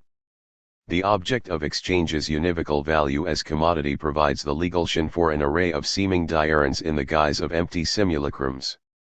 If there is a single point where Marxian materialism falters, it is in its inability to be really material. In fact, we submit that Marxism is not material enough. The subjective world is rightly seen by Marx as perverted and subjected to the law of the commodity form, so here the sewer between the subjective and objective is noticed, yet Marx's analysis strangely resists overcoming the commodity's antimony. Marx, in his effort to rescue the laboring subject from objective enslavement, posits all reality in the power of a subject set over the object. He sees the denied social relationship between subjects that assumes the fantastic form of a relation between things and rather crudely posits that the enslavement of the subject can be overcome by standing the commodity relationship on its head.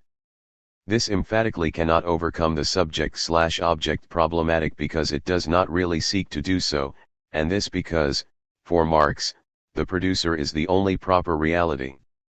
The immanent world of material things, in Marxian terms, is always, and only, an objectification of the one who produces, which is to place a limit on the material by conning its immanent meaning to production without remainder. This self-enclosed operation consequently forecloses the possibility of transcendent meaning.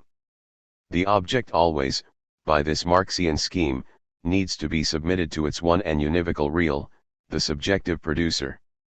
But is this not a radical disavowal of the material? Has not the material here been hijacked by an a priori determination of the object from the secret high ground of the subject? With this move Marx relegates the object of exchange to absolute passivity. The material is stripped of meaning, the object is divided by separating its existence, as a thing, from its actual mode of production. Hence for Marx the goal of socialist exchange is merely to invert capitalist exchange, to make exchange a social relationship that requires no recourse to objective/material content. Thus, we argue that a more radical turn from capitalism must seek a deeper materialism, a materialism infused with transcendent meaning, where the pneuma is understood as resting on and growing from within matter. And this deeper materialism must be rooted in a robust theological ontology. The radical turn, the truly revolutionary turn, is not only a transcendent, non-reductive materialism, but also a turn that perceives the material, in its fullest immanence, as an integrated part of the whole of creation. Sergei Bulgakov makes the theo-materialist turn. In Philosophy of Economy he asserts, we cannot stop at acknowledging this physical communism of being, for the universe is characterized not only by a general correspondence, a continuity and connectedness of the world of physical matter, but also by a certain relation between living, or organized, matter and non-living, or dead, matter or, in other words, between organic and inanimate matter. 38 Bulgakov's move helps us to see that a real materialism can be given only in its ontological integrity, as something beyond its own self-subsistent, kausasui, actuality. In this manner, he beats Heidegger to the question of an ontological diarrhence that is established between being and beings. Bulgakov provides the common link that relates a sense, beings, and assent, being, without collapsing them into each other. Indeed, Bulgakov is able to escape Heidegger's, and later Derrida's, nihilistic error of placing being under erasure, which does not signal an end to metaphysics, but, to the contrary, radically reinvents metaphysics. Bulgakov is able to escape this representational ontology by invoking an analogical diarrhence that explains the relationship among beings by explaining the relationship between God and creation, which unleashes an ineluctable common communion among all things created.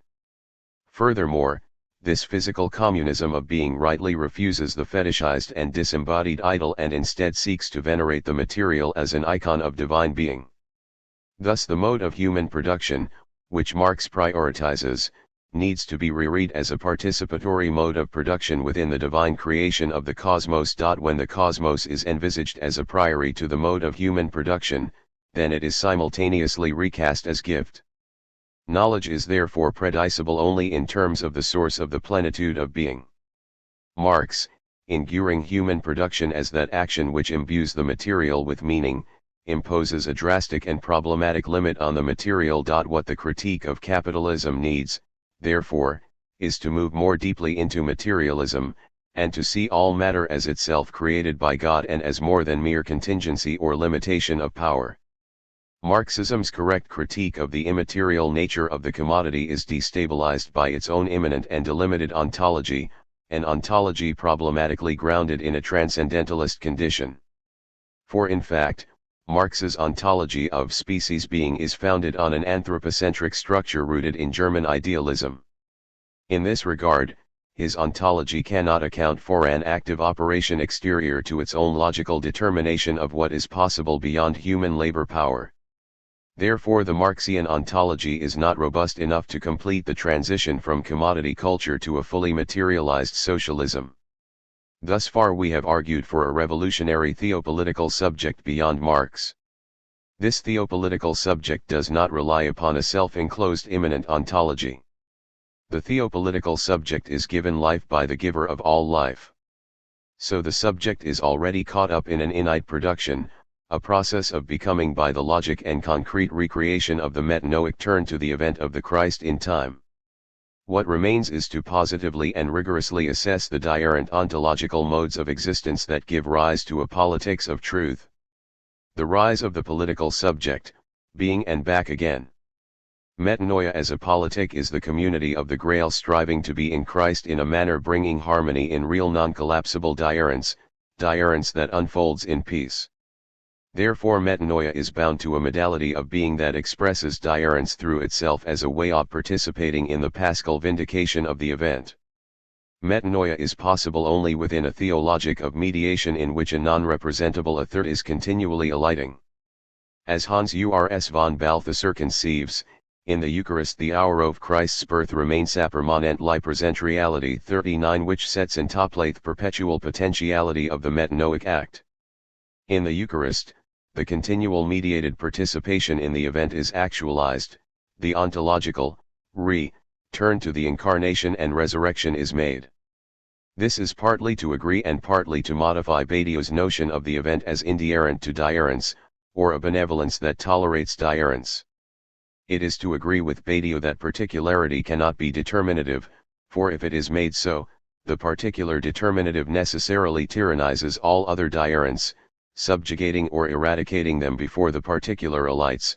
The installation of a particular/preferred difference always risks eking the collapse of real heterogeneity under a homogenizing particular.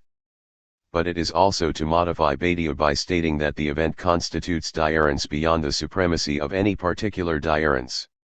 The event therefore favors not particularity but universal difference and must therefore seek a mode of being that can express difference as the actual condition of material revolution.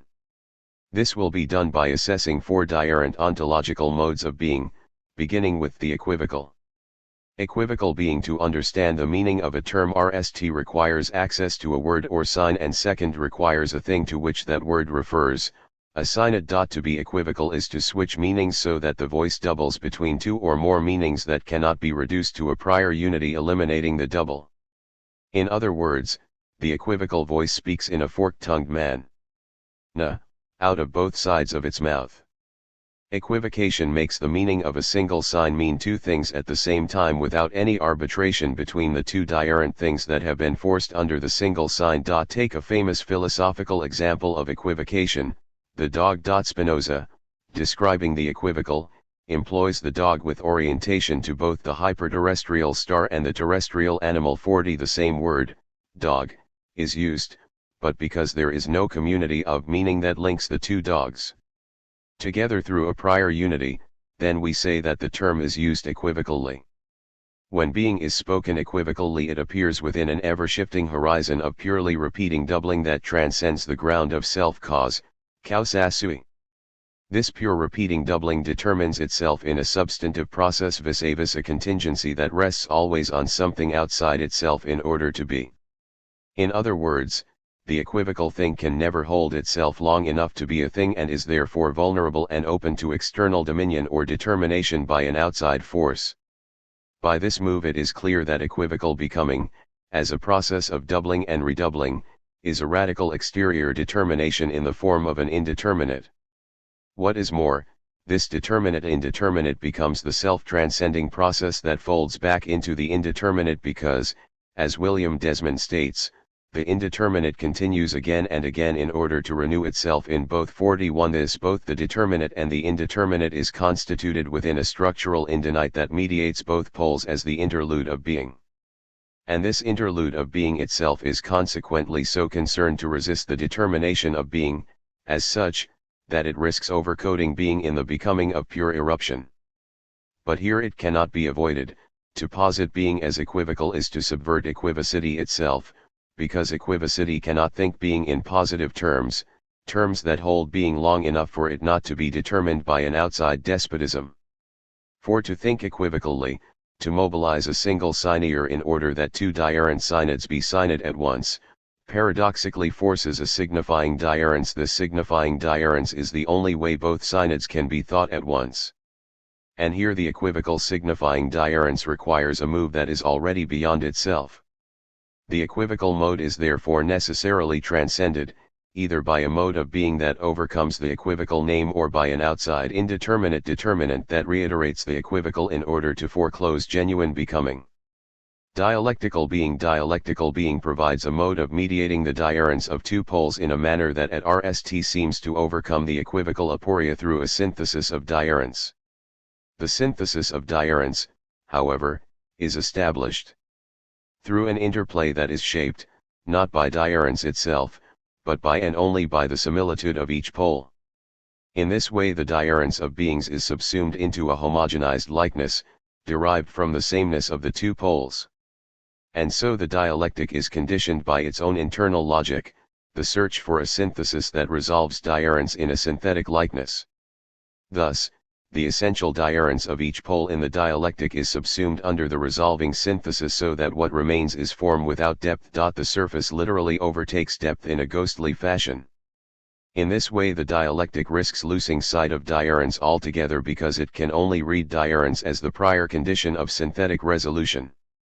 In this way the dialectical mode is a process of self-mediation and determination, which organizes diurence as sameness be a process of spatializing the diurence of beings by negating the depth of particular diurence.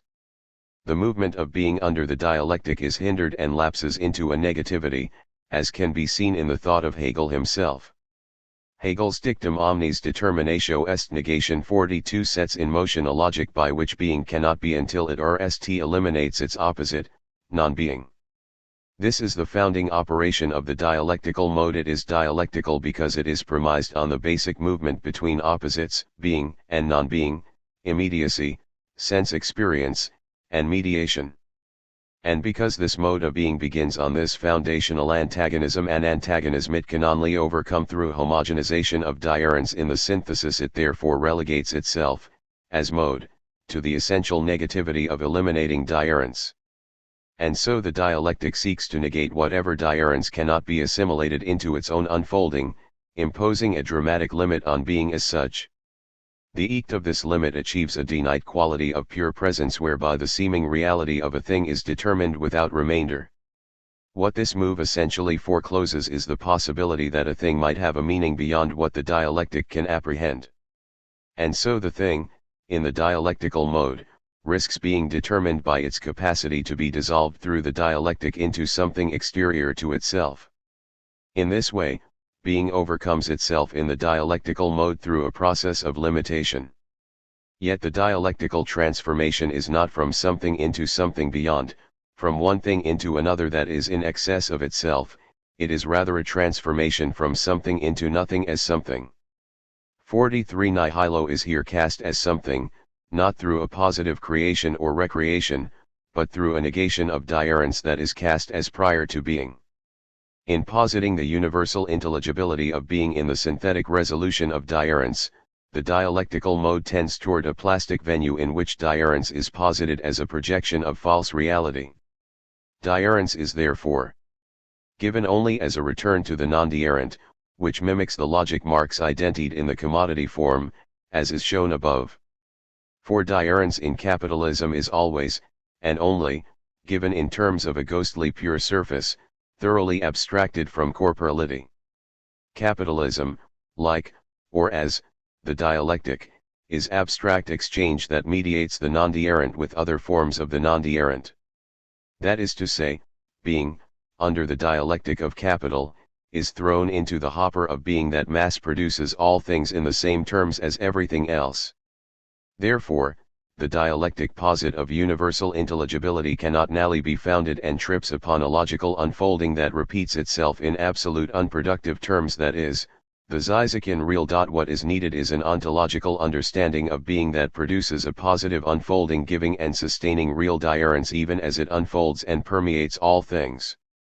In this exact sense being as production must already and inherently be creating a political horizon, and this for two reasons, rst, because production must return something in excess of itself, expressing diurent and new possibilities, and second, because the power to produce must always be present and available at the fundamental level of life. This positive unfolding, this sense of being as production, provides a capacity for third-term mediation, a capacity required for the metanoic, turn to RST principles. Being needs to be read as unstoppable creation, as that in which innate power resides. This is Kenneth Surin's notion of constitutive power, which in his terms, provides a basis for the construction of solidarity's world sin wakano kind of politics scandites rise on dead beyond capitalism. 44 This shapes being as unfolding through non-mediated thought.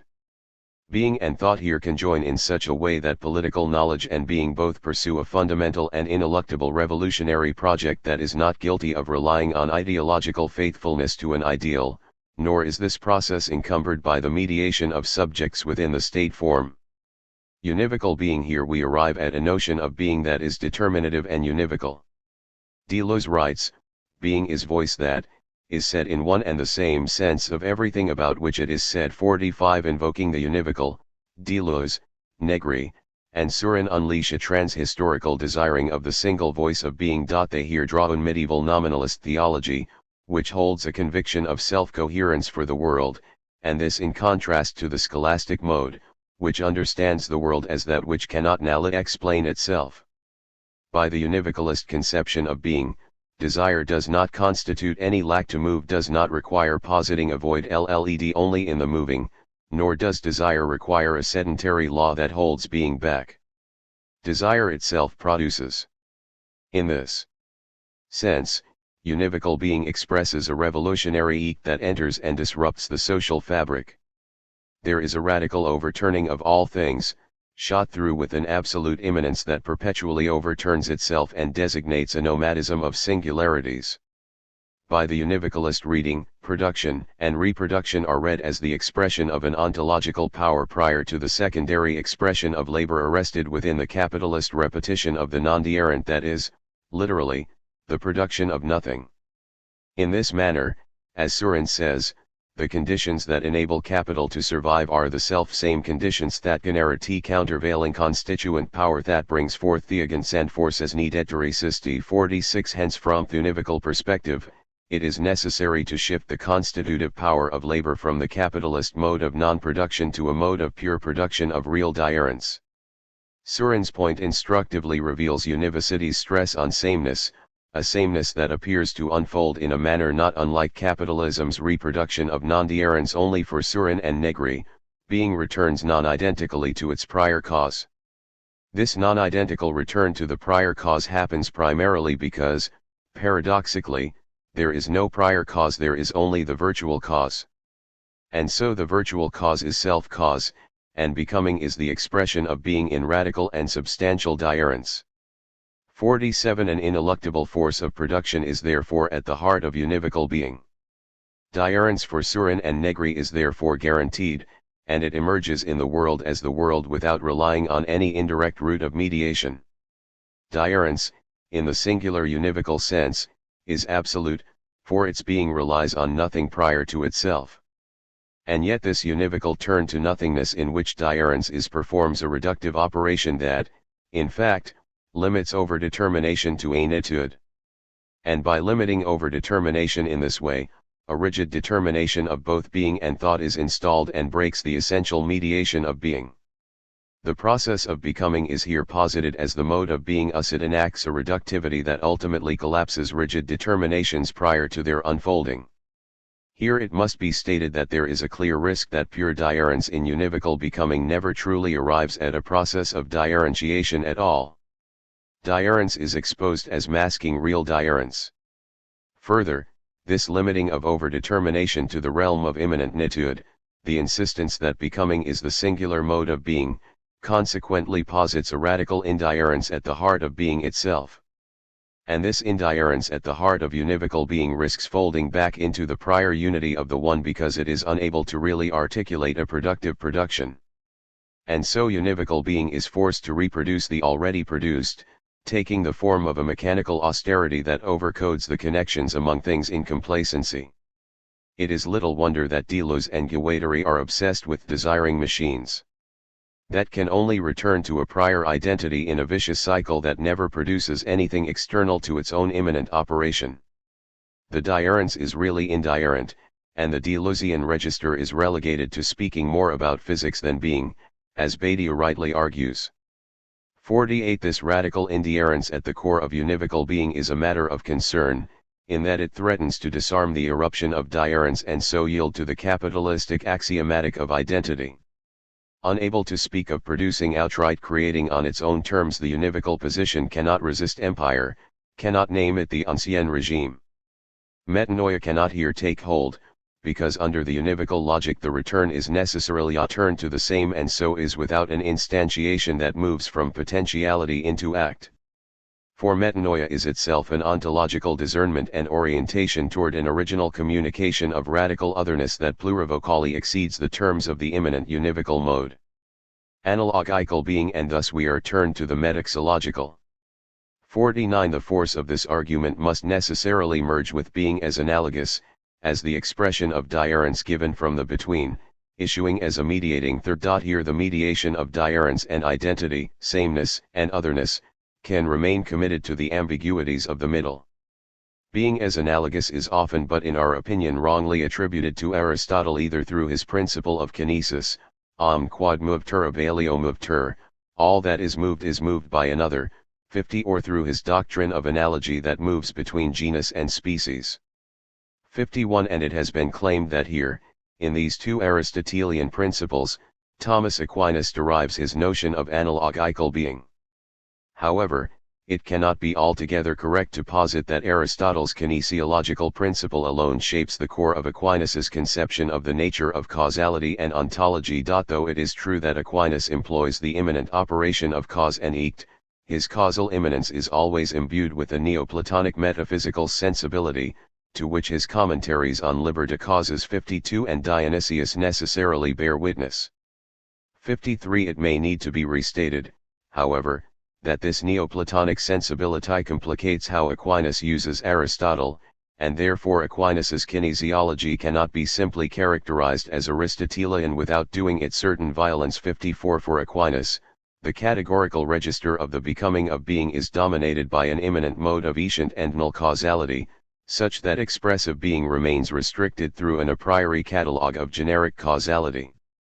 And for him, this generic causality overcodes a definable, or representable, arst principle. For Aristotle, on the other hand, thesaurtio of being is reserved and unfolds through a strict dualism structured between every being and rst being, the consequences of which create a vacillation of uncertainty that erupts between a composite substance and its abstracted form.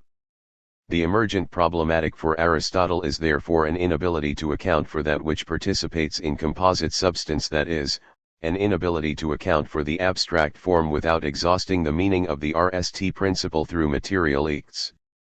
For does not the permanence of corporal RST essence, ousia, presuppose an unmoved mover which guarantees materiality in the RST place? Aristotle invokes the ousia in order to give conceptual content to the activation of all material substance, yet for him this RST essence cannot be known outside a causal modality of vulgar materialist activation. For Aristotle, if there is to be material animation, there must RST be a non-material RST principle, which cannot be accounted for through itself and so is constituted only by tracing the antecedent cause backward until it deadens in the RST uncaused cause.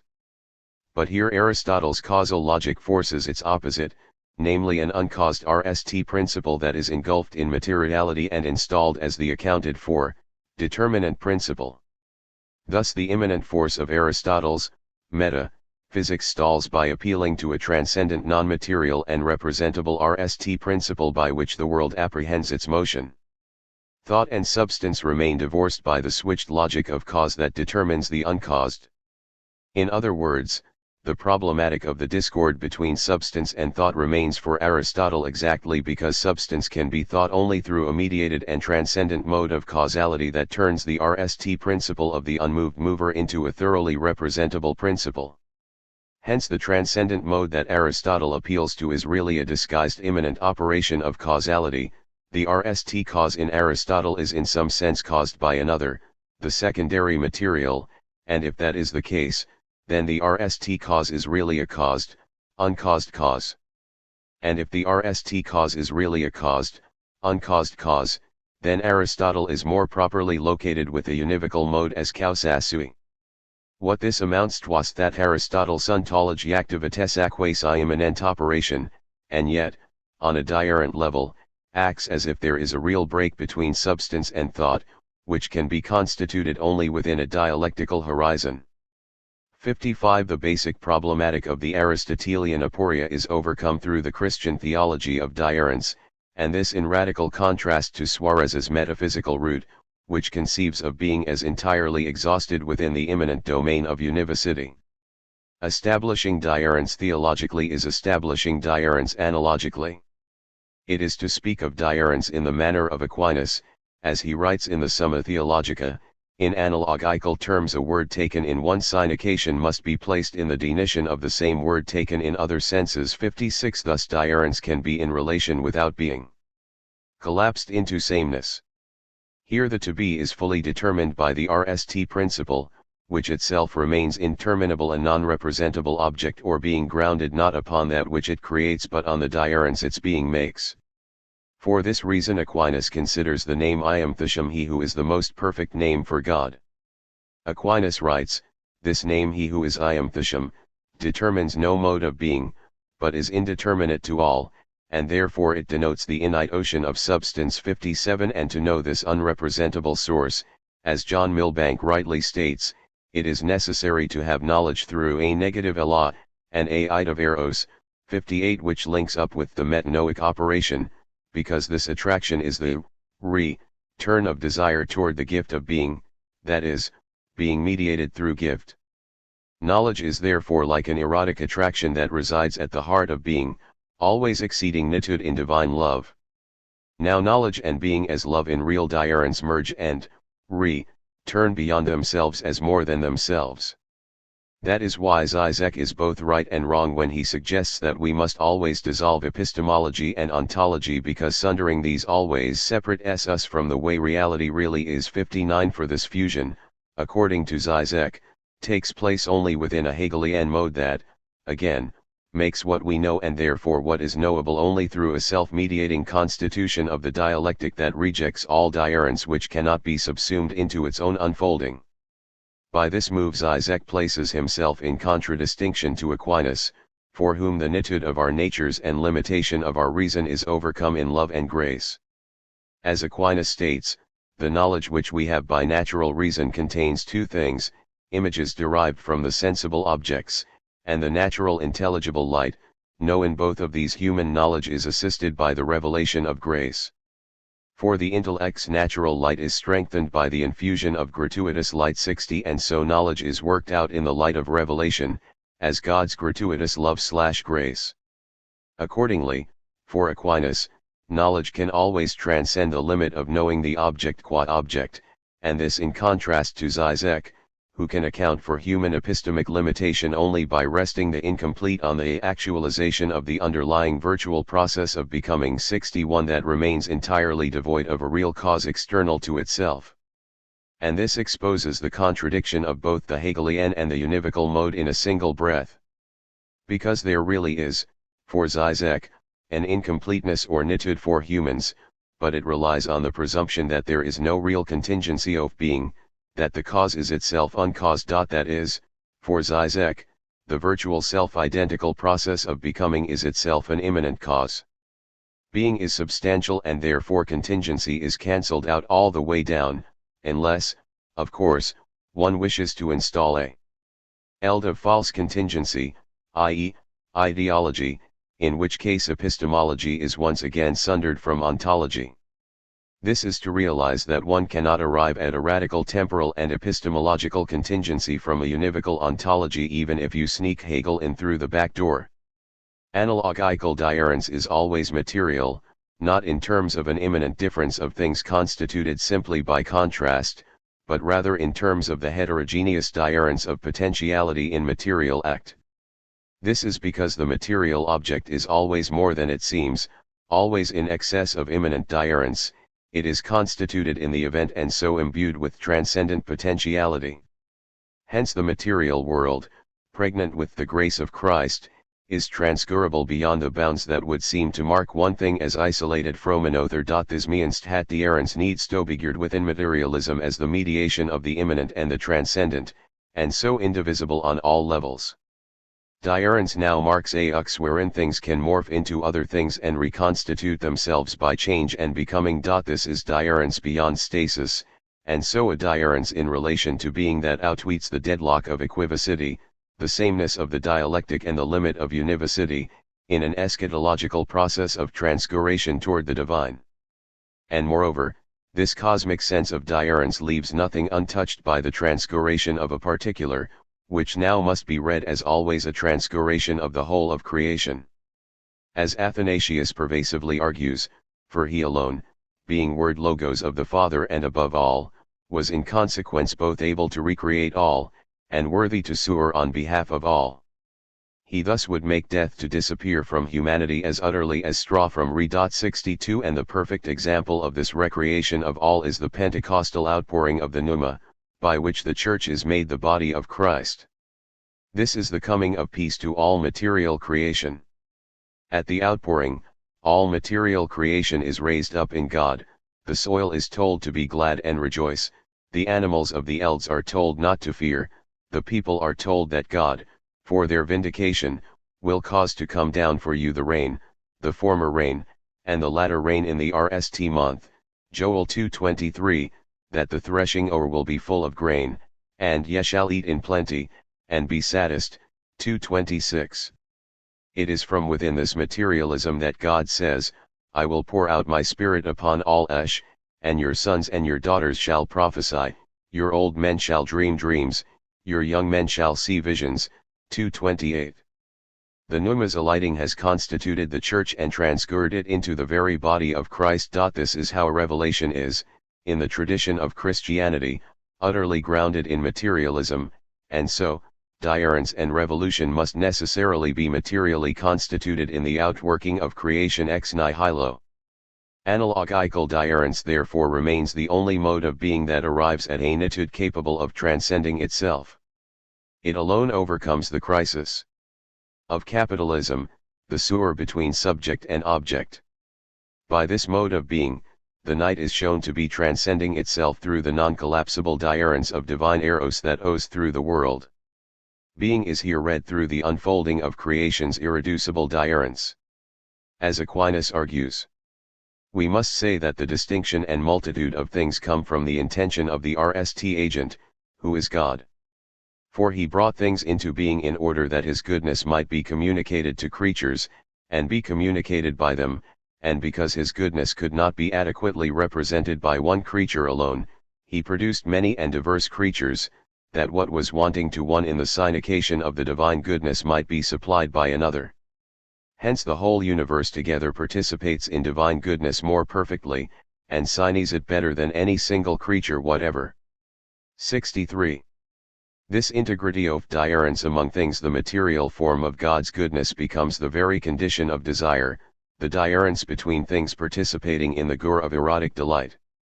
In this way desire is an embodied movement merging in the love of other diurences, and so increasing desire all the more. Thus Augustine posits desire as an innate yearning that cannot be fooled or terminated. Desire is itself the realization of the unencompassability of divine goodness expressed in the innate heterogeneity of God's creation. That is why desire is in some sense both always already, and yet not quite ever nally, fooled.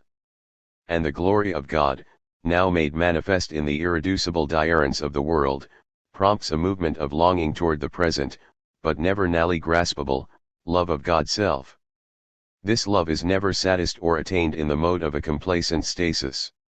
It is an ever-present longing, a turn in diurence through the world into God. Augustine writes that whatever else appeals to the mind as being lovable should be directed into that channel into which the whole current of love owes. 64 And this current, or what we are calling desire, is, for Augustine, the innate bodily unfolding into God's self.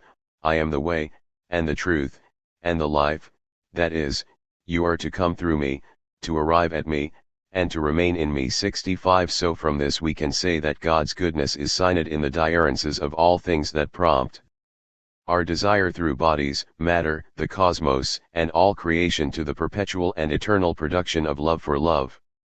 God is love and God is three in one, and all materiality is a participation in this constant yearning of God for God's self.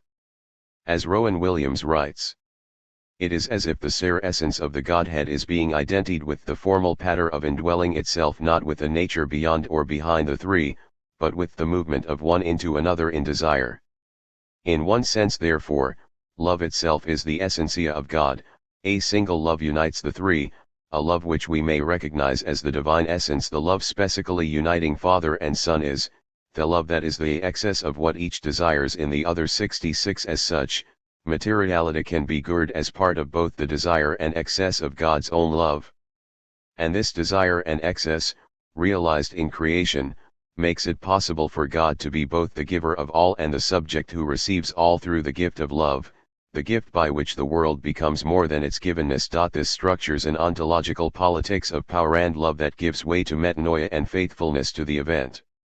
By the mode of analogical being, transcendence and immanence are shown as expressible only through the irreducible mediation of differences that coexist without collusion.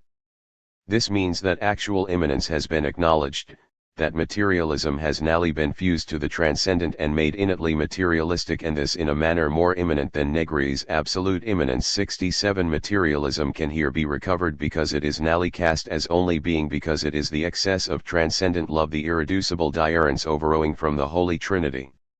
And so matter is capable of anything because it is grounded in an innate power that far exceeds the limit of materiality. As such, the impossible condition is always and already inscribed in creation itself. This impossible condition is the radical contingency of being, and metanoia is participation in the impossible. Analogy rests and reads the impossible. The impossible eruption is the theurgic event, it is rest and revolution, the pneuma alighting on the logos, the incarnation, resurrection, and consummation of the Church and the cosmos. With the condition of the impossible inherently inscribed within the eld of creation, it is reasonable to demand the impossible. Anything can be. The childrino faber homere raised up from stones, the Red Sea splits open as a gate of liberation, the wall of Jericho comes tumbling down, the lion and the lamb lie down together, the poor reclaim the earth, the trees clap their hands. The impossible is more possible than the return of the identical. Suddenly creation itself overthrows the power of military empire, already naming it the ancien regime. I tell you that, if these should hold their peace, the stones would immediately cry out, Luke 19:40. The one faithful to the event is the saint of revolution. Slavoj Žižek, The Thrilling Romance of Orthodoxy. 6. Gilbert Keith Chesterton's basic matrix is that of the thrilling romance of orthodoxy. In a properly Leninist way, he asserts that, far from being boring, humdrum, and safe, the search for true orthodoxy is the most daring and perilous adventure, exactly like Lenin's search for the authentic Marxist orthodoxy. How much less risk and theoretical effort, how much more passive opportunism and theoretical laziness is in the easy revisionist conclusion that the changed historical circumstances demand some new paradigm.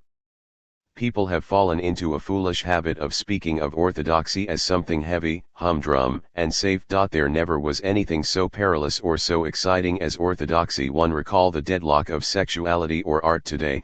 Is there anything more dull, opportunistic, and sterile than to succumb to the superego injunction of incessantly inventing new artistic transgressions and provocations, the performance artist masturbating on stage or masochistically cutting himself, the sculptor displaying decaying animal corpses or human excrement, or to the parallel injunction to engage in more and more daring forms of sexuality?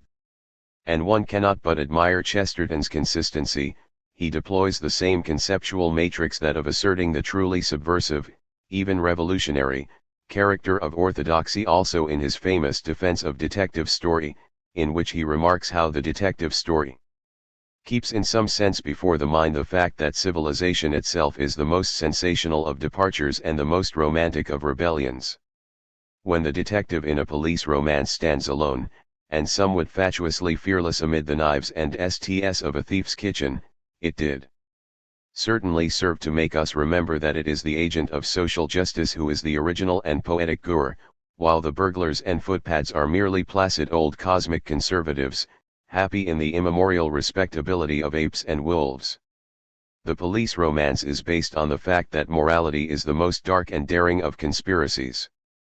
2. It is not difficult to recognize here the elementary matrix of the Hegelian dialectical process.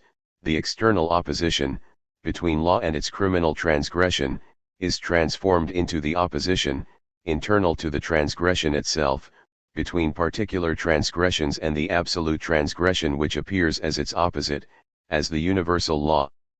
3. One can thus equally claim that the subversive sting of Chesterton's work is contained in the endless variation of one and the same matrix of the Hegelian paradoxical self-negating reversal. Chesterton himself mockingly characterizes his work as the variation on a single tiresome joke. For and what if, in our postmodern world of ordained transgression, in which the marital commitment is perceived as ridiculously out of time, those who cling to it are the true subversives? What if, today, straight marriage is the most dark and daring of all transgressions? This, exactly, is the underlying premise of Ernst Lubitsch's Design for Living, 1933, based on a Noel Coward play. A woman leads a sadist, calm life with two men. As a dangerous experiment, she tries single marriage, however, the attempt miserably fails, and she returns to the safety of living with two men. In the very last pages of Orthodoxy, Chesterton deploys the fundamental Hegelian paradox of the pseudo-revolutionary critics of religion. They start with denouncing religion as the force of oppression which threatens human freedom. However, in denouncing religion, they are compelled to forsake freedom itself, thus sacrificing precisely that which they wanted to defend. The ultimate victim of the atheist theoretical and practical rejection of religion is not religion, which, unperturbed, continues its life, but freedom itself allegedly threatened by it. The atheist radical universe, deprived of religious reference, is the grey universe of egalitarian terror and tyranny. Men who begin to GHT the church for the sake of freedom and humanity and by inging away freedom and humanity if only they may GHT the church, Ignoamenho has such a passion for proving that he will have no personal existence after death that he falls back on the position that he has no personal existence now. He have known people who showed that there could be no divine judgment by showing that there can be no human judgment. We do not admire, we hardly excuse, the fanatic who wrecks this world for love of the other. But what are we to say of the fanatic who wrecks this world out of hatred for the other? He sacrifices the very existence of humanity to the non-existence of God. He urges his victims not to the altar, but merely to assert the idleness of the altar and the emptiness of the throne. With their oriental doubts about personality, they do not make certain that we shall have no personal life hereafter, they only make certain that we shall not have a very jolly or complete one here. The secularists have not wrecked divine things, but the secularists have wrecked secular things, if that is any comfort to them. 5. The RST thing one should add to it today is that the same holds for the advocates of religion themselves. How many fanatical defenders of religion started with ferociously attacking the contemporary secular culture and ended up forsaking religion itself, losing any meaningful religious experience?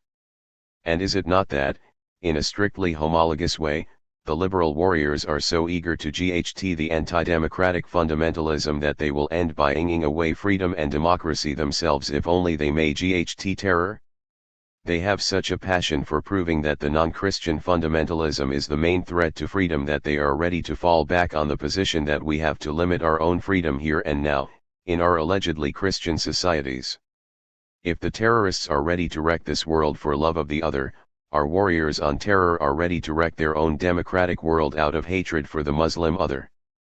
Jonathan Alter and Alan Dershowitz love human dignity so much that they are ready to legalize torture, the ultimate degradation of human dignity, to defend it. When Alan Dershowitz not only condemns what he perceives as the international community's reluctance to oppose terrorism, but also provokes us to think the unthinkable, like legalizing torture, changing the laws so that, in exceptional situations, courts will have the right to issue torture warrants, his argumentation is not as easy to counter as it may appear. 6. First, torture unthinkable? Is it not going on all the time everywhere? Second, if one follows Dershowitz's utilitarian line of argumentation, could one not also argue for the legitimacy of terror itself? In the same way one should torture a terrorist whose knowledge can prevent the death of many more innocent people.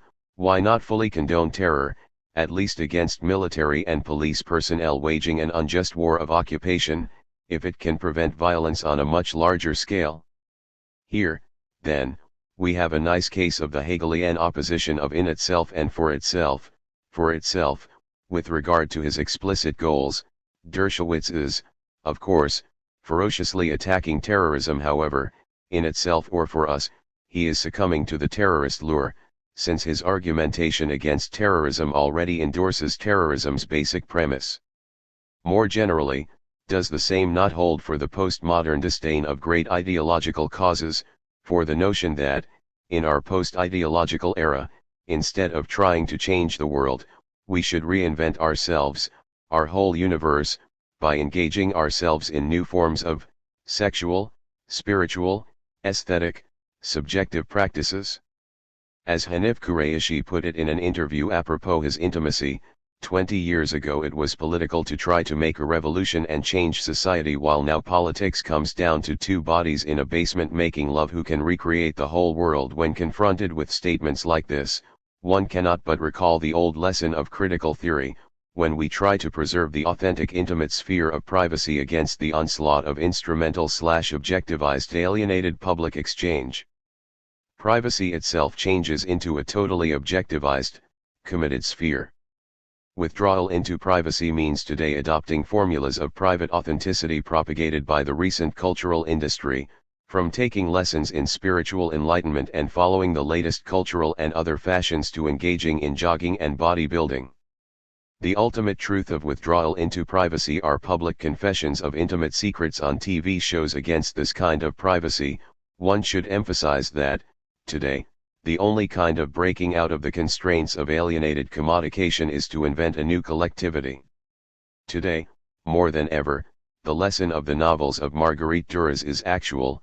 The only way to have an intense and fooling personal, sexual, relationship is not for the couple to look into each other's eyes, forgetting about the world around, but, while holding hands, to look together outside, at a third point, the cause for which both are acting, in which both are engaged.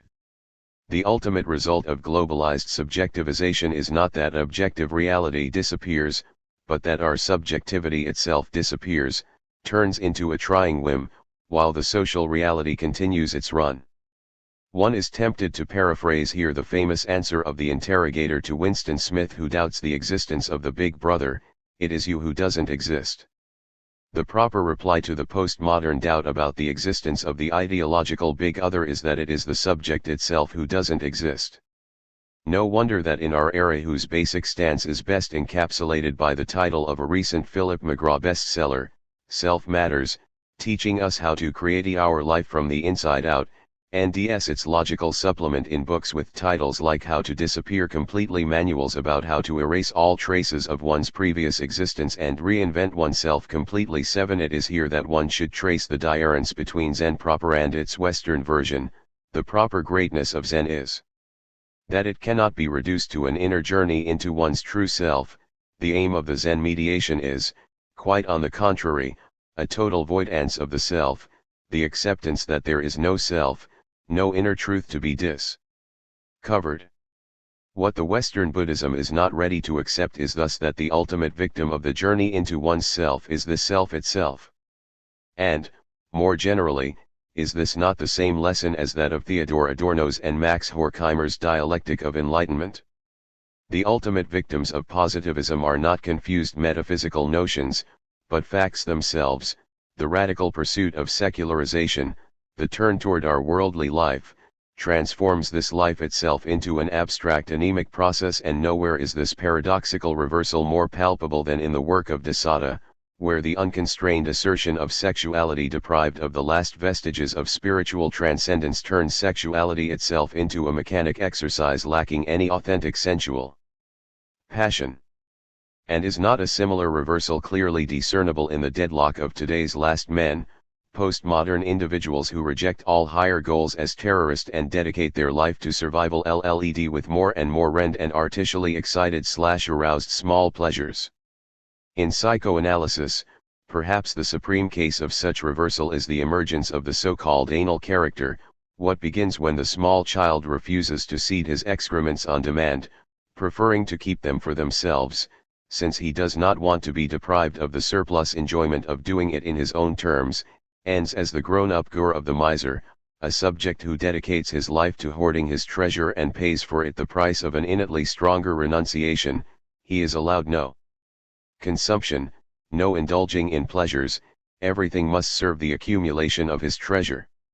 The paradox is that, when the small child refuses castration, seeding of the privileged detachable object, he takes the path that will end in his total self-castration. In the real, his refusal to seed the surplus object will condemn him to the prohibition of enjoying any other object. In other words, his rejection of the demand of the real parental other, to behave properly in the toilet, will result in the rule of an innately more cruel internalized superego other that will totally dominate his consumption. And this brings us to Chesterton's principle of conditional joy, by way of refusing the founding exception, the seeding of the excessive object, the miser is deprived of all objects. Perhaps the ultimate version of this paradoxical reversal in Chesterton is the one between magic and reality. For Chesterton, reality and magic are far from being simply opposed. The greatest magic is that of reality itself, the fact that there really is out there such a wonderful rich world.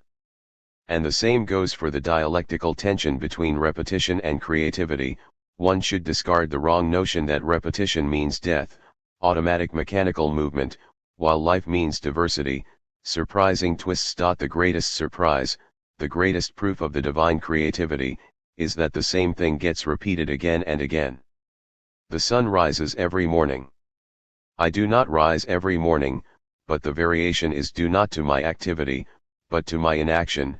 It might be true that the sun rises regularly because he never gets tired of rising. His routine might be Janato a lifelessness but Orushof life, Ackled kicks his legs rhythmically through excess, not absence, of life. Because children have abounding vitality, because they are in spirit earth and free, therefore they want things repeated and unchanged. They always say, do it again, and the grown-up person does it again until he is nearly dead. But, perhaps, God is strong enough to exult in monotony. It is possible that God says every morning, do it again to the sun 8. This is what Hegel calls the dialectical coincidence of the opposites. Monotony is the highest idiosyncrasy, repetition demands the highest creative effort. Does Chesterton thereby not provide the clue for the strange Aztec ritual of airing human sacrifices so that the sun will rise again next day? This attitude becomes comprehensible the moment one is able to perceive the innate effort that has to sustain such an endless repetition. Perhaps the fact that, apropos of this miracle of continuous repetition, he inadvertently uses the term gods, 9 is crucial. Is this attitude of perceiving repetition not as a blind automatism, but as a miracle of the highest effort of the will, not profoundly pagan? At a diarrhent level, the same point was made long ago by intelligent Marxists. In the natural course of the events, things change, so the truly difficult thing to explain is not social changes but, on the contrary, stability and permanence. Not why did this social order collapse, but how did it succeed to stabilize itself and persist in the midst of general chaos and change? Say, how it is that Christianity, the hegemonic ideology of medieval times, survived the rise of capitalism? And does the same not hold for anti-Semitism? The true mystery to be explained is its persistence through so many diarrhent societies and modes of production. We end it in feudalism, capitalism, socialism. For Chesterton, the basic Christian lesson of fairy tales is contained in what he mockingly calls the doctrine of conditional joy. You may live in a palace of gold and sapphire, if you do not say the word cow, or, you may live happily with the king's daughter, if you do not show her an onion. The vision always hangs upon a veto. 10. Why, then, does this seemingly arbitrary singular condition always limit the universal right to happiness? Chesterton's profoundly Hegelian solution is, to extraniate the universal right/law itself, to remind us that the universal good we gain access to is no less contingent, that it could have been otherwise. If Cinderella says, "How is it that I must leave the ball at 12?" her godmother might answer, "How is it that you are going there till 12?" 11. The function of the arbitrary limitation is to remind us that the object itself, the access to which is thus limited, is given to us through an inexplicable arbitrary miraculous gesture of divine gift, and thus to sustain the magic of being allowed to have access to it. Keeping to one woman is a small price for so much as seeing one woman. Oscar Wilde said that sunsets were not valued because we could not pay for sunsets. But Oscar Wilde was wrong. We can pay for sunsets. We can pay for them by not being Oscar Wilde. 12. Chesterton approaches here the renunciation necessary to happiness. When, exactly, can a people be said to be happy? In a country like Czechoslovakia in the late 1970s and 1980s, people in a way actively were happy. Three fundamental conditions of happiness were fooled there. 1. Their material needs were basically satisfied, not too satisfied, since the excess of consumption can in itself generate unhappiness. It is good to experience a brief shortage of some goods on the market from time to time, no koi for a couple of days, then no beef, then no TV sets. These brief periods of shortage functioned as exceptions which reminded people that they should be glad that the goods were generally available. If everything is available all the time, people take this availability as an evident fact of life and do not longer appreciate their luck. Life thus went on in a regular and predictable way, without any great efforts or shocks. One was allowed to withdraw into one's private niche. 2. A second extremely important feature, there was the other, the party, to be blamed for everything that went wrong, so that one did not feel really responsible if there was a temporary shortage of some goods, even if there was stormy weather that caused great damage, it was their guilt. 3. And, last but not least, there was an other place, the consumerist West, about which Anu is allowed to dream and of and visit sometimes. This place was just at the right distance, not too far, not too close. This fragile balance was disturbed by what? By desire, precisely. Desire was the force that compelled the people to move beyond and end up in a system in which the large majority is definitely less happy. Happiness is thus, to put it in the terms of Badiou, not a category of truth, but a category of mere being, and, as such, confused, indeterminate, inconsistent. Recall the proverbial answer of a German immigrant to the United States who, when asked, "Are you happy?" answered, "Yes, yes, I am very happy, aber glücklich bin ich nicht." It is a pagan category. For pagans, the goal of life is to live a happy life.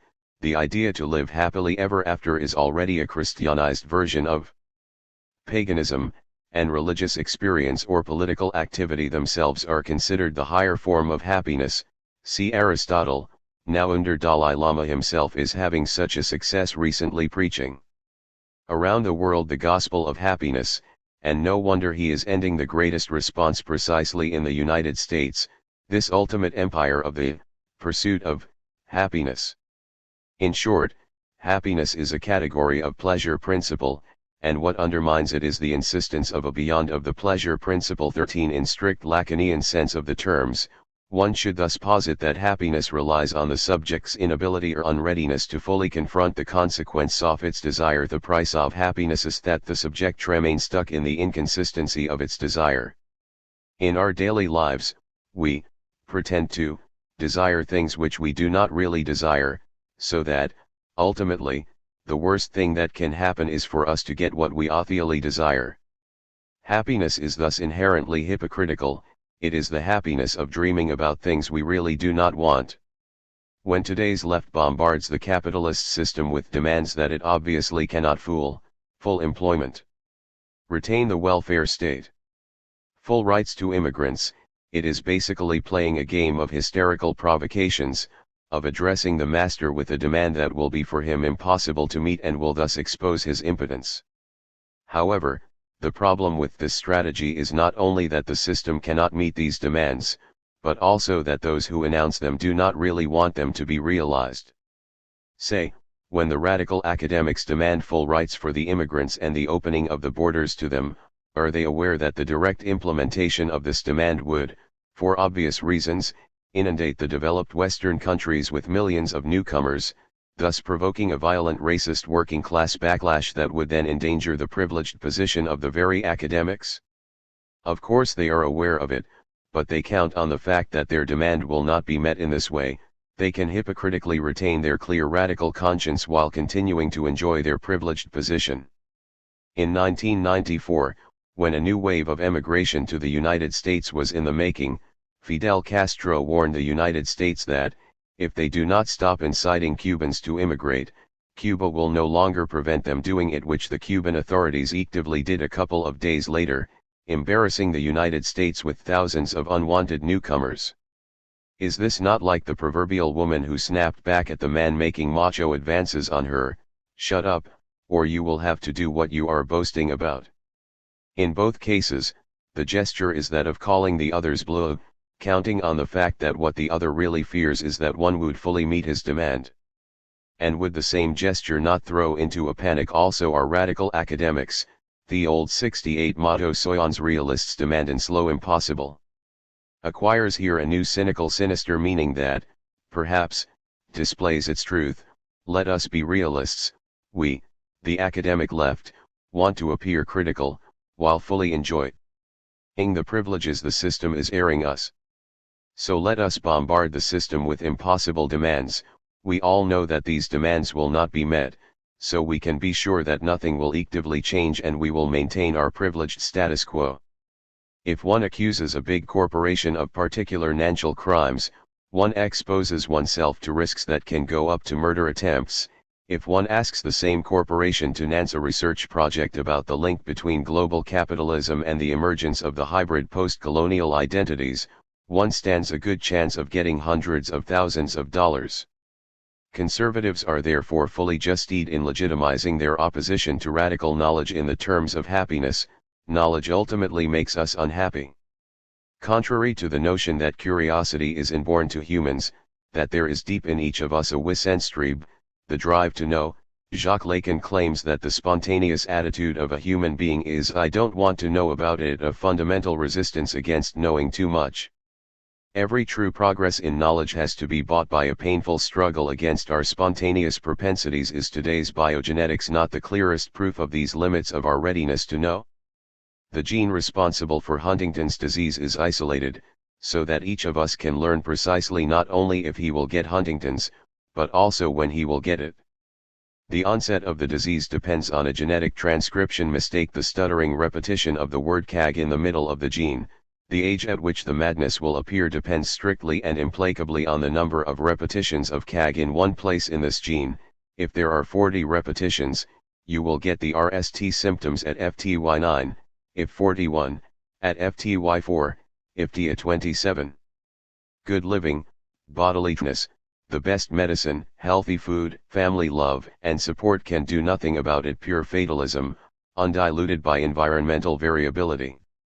There are yet no cures, we can do nothing about it. 14. So what should we do when we know that we can submit ourselves to testing and thus acquire a knowledge that, if positive, tells us exactly when we will get mad and die? Can one imagine a clearest confrontation with the meaningless contingency determining our life? Huntington's disease thus confronts us with a disturbing alternative. If there is in my family a history of this disease, should I take the test that will tell me if, and when, I will inexorably get the disease or not? What solution? If I cannot bear the prospect of knowing when I will die, the more phantasmatic than realistic, ideal solution may seem to be the following one: I authorize another person or institution whom I trust completely to test me and not to tell me the result, simply to kill me unexpectedly and painlessly in my sleep just before the onslaught of the fatal illness, if the result was positive. However, the problem with this solution is that I know that the other knows the truth about my illness, and this ruins everything, exposing me to horrifying gnawing suspicion. Lacan drew attention to the paradoxical status of this knowledge about the other's knowledge. Recall the null reversal of Edith Wharton's Age of Innocence, in which the husband before long harbored illicit passionate love for Countess Olenska learns that his young wife all the time knew about his secret passion. Perhaps his would also era waiter deemed unfortunate the bridges of Madison County, if, at the LMS end, the dying Francesca were to learn that her allegedly simple-minded, down-to-earth husband knew all the time of her brief passionate affair with the National Geographic photographer and how much this meant to her, but kept silent about it in order not to hurt her. Therein resides the enigma of knowledge. How is it possible that the whole psychic economy of a situation radically changes not when the hero directly learns something, some long repressed secret, but when he gets to know that the other, whom he mistook for ignorant, also knew it all the time and just pretended not to know to keep up appearances? Is there anything more humiliating than the situation of a husband who, after a long secret love affair, all of a sudden learns that his wife knew about it all the time, but kept silent about it out of politeness or, even worse, out of love for him? Is then the ideal solution the opposite one, if I suspect that my child may have the disease, I test him without him knowing it and then kill him painlessly just before the onslaught. The ultimate fantasy of happiness would be here that of an anonymous state institution doing this for all of us without our knowledge, but, again, the question pops up, do we know about it, about the fact that the other knows, or not? The way to a perfect totalitarian society is open. There is only one way out of this conundrum. What if what is false here is the underlying premise, the notion that the ultimate ethical duty is that of protecting the other from pain, of keeping him in protective ignorance. So when Habermas advocates constraints on biogenetic manipulations with reference to the threat they pose to human autonomy, freedom, and dignity, 15, he is philosophically cheating, concealing the true reason of why his line of argumentation appears convincing.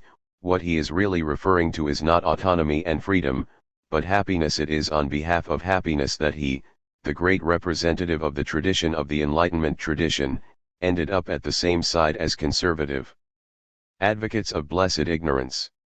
It is in this sense that the Christian doctrine not only discovered the law, but it foresaw the exceptions.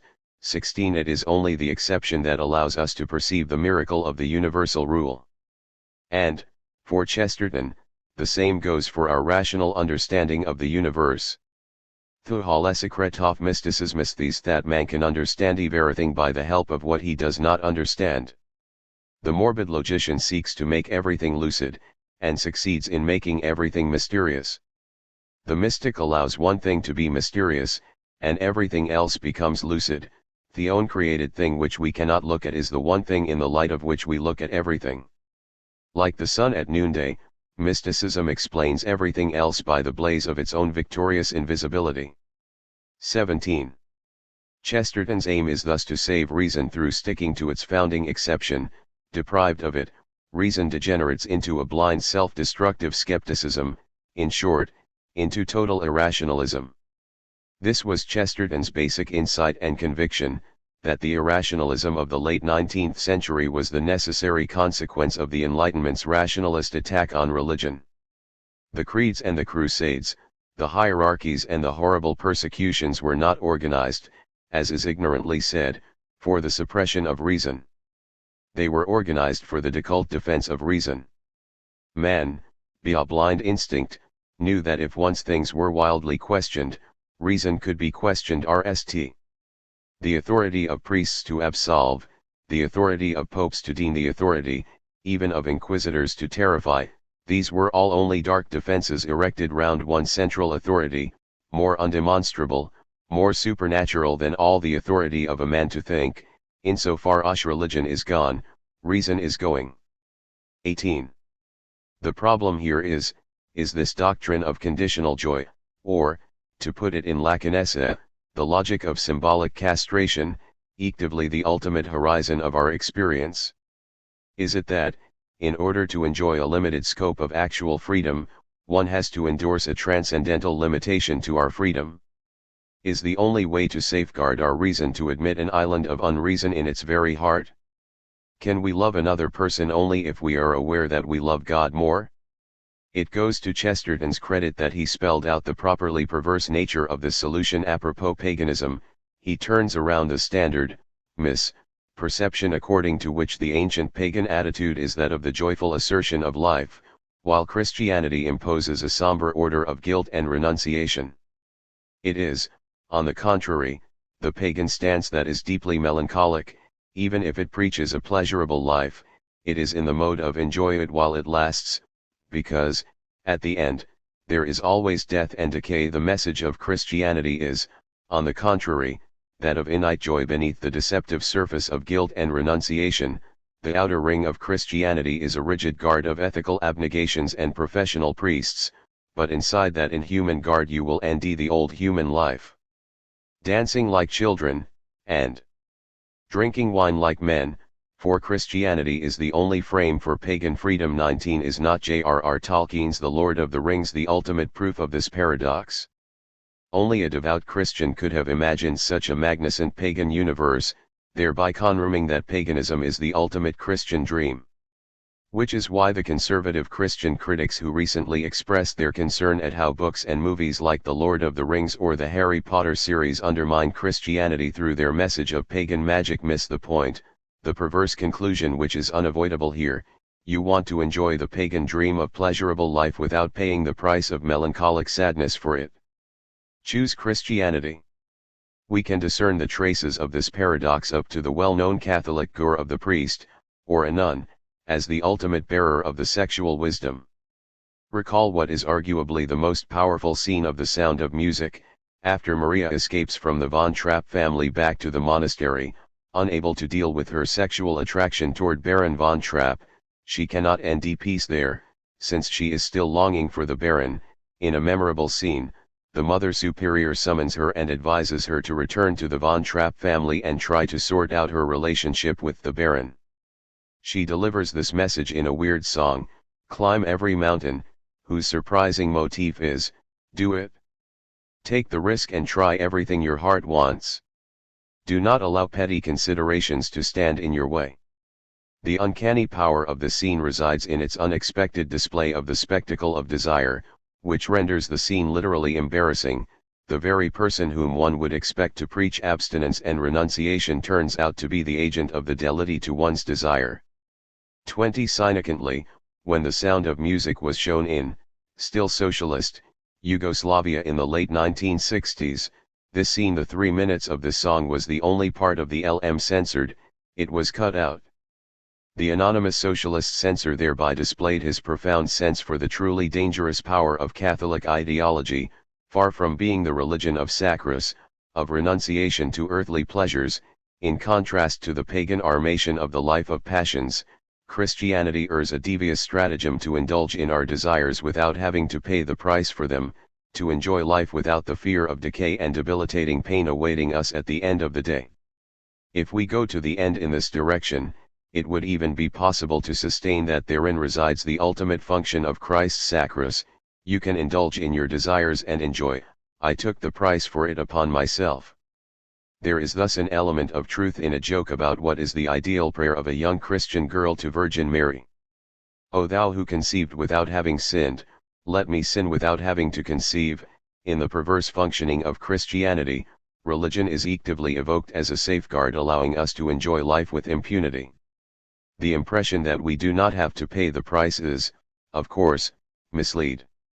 Here. The price wictive lippe ist desirite self in succumbing to his perverse call, we compromise our desire. We all know the feeling of tremendous relief when, after a long period of tension or abstention, one is nally allowed to let it go, to indulge in hitherto forbidden pleasures. This relief, when one can nally do what one wants, is perhaps the very model, not of realizing, but, of compromising one's desire. That is to say, for Lacan, the status of desire is inherently ethical. Not to compromise one's desire ultimately equals do your duty, and this is what the perverse version of Christianity entices us to do: betray your desire, compromise with regard to the essential, to what really matters, and you are welcome to have all the petty pleasures you are dreaming about deep in your heart. The fundamental structure here is not so much that of conditional joy, you can have it on condition of some irrational contingent exception/prohibition, but, rather, that of the fake sacrifice, of pretending not to have it, to renounce it, in order to deceive the big other, to conceal from it that we do have it. Let us take the example of Genott's Works Enigma, 1981, one of the better variations on what is arguably the basic matrix of Cold War spy thrillers with artistic pretensions a la John Le Carre. It tells the story of a dissident journalist turned spy who emigrated to the West and is then recruited by the CIA and sent to East Germany to get hold of a scrambling/desk-rambling computer chip whose possession enables the owner to read all communications between KGB headquarters and its outposts. However, small signs tell the spy that there is something wrong with his mission, that East Germans and Russians were already in advance informed about his arrival. So what is going on? Is it that the communists have a mole in the CIA headquarters who informed them of this secret mission? As we learn toward the LMS end, the solution is much more ingenious. The CIA already possesses the scrambling chip, but, unfortunately, Russians suspect this fact. so they temporarily stopped using this computer network for their secret communications. The true aim of the operation was the attempt by the CIA to convince the Russians that they do not possess the chip. They sent an agent to get it and, at the same time, deliberately let the Russians know that there is an operation going on to get the chip. Of course, the CIA counts on the fact that the Russians will arrest the agent. The ultimate result will thus be that, by successfully preventing the mission, the Russians will be convinced that the Americans do not possess it and that it is therefore safe to use this communication link. The tragic aspect of the story, of course, is that the mission's failure is taken into account. The CIA wants the mission to fail. The poor dissident agent is sacrificed in advance for the higher goal of convincing the opponent that one doesn't possess his secret. The strategy is here to stage a search operation in order to convince the other, the enemy, that one does not already possess what one is looking for. In short, one feigns a lack, a want, in order to conceal from the other that one already possesses the agulma, the other's innermost secret. Is this structure not somehow connected with the basic paradox of symbolic castration as constitutive of desire, in which the object has to be lost in order to be regained on the inverse ladder of desire regulated by the law? Symbolic castration is usually deemed as the loss of something that one never possessed. The object cause of desire is an object that emerges through the very gesture of its loss or withdrawal. However, what we encounter in the case of enigma is the obverse structure of feigning a loss. Insofar as the other oath, the symbolic law prohibits jouissance, the only way for the subject to enjoy is to feign that he lacks the object that provides jouissance, to conceal from the other's gaze its possession by way of staging the spectacle of the desperate search for it. This also casts a new light on the topic of sacrifice.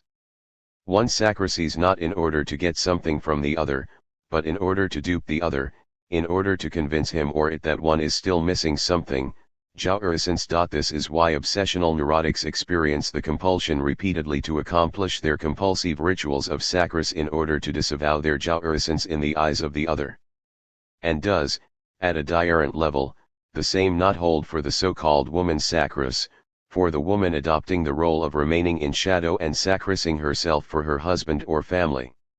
Is this sacrifice not also false in the sense of serving to dupe the other, of convincing it that, through the sacrifice, the woman is actively desperately craving to obtain something that she lacks? In this precise sense, sacrifice and castration are to be opposed. Far from involving the voluntary acceptance of castration, sacrifice is the most rend way of disavowing it, of acting as if one actively possesses the hidden treasure that makes me a worthy object of love. Is the way out of this predicament, then, to pass from the doctrine of conditional joy to the doctrine of unconditional joy as exemplified by the mystical experience, and which is the exact status of this unconditional jouissance? Is it only presupposed, imputed by the hysteric to the perverse other the subject supposed to enjoy, or is it accessible in moments of mystical encounters of the real? The crucial question here is, how does this doctrine of conditional joy relate to the Paulinian suspension of our full commitment to terrestrial social obligations?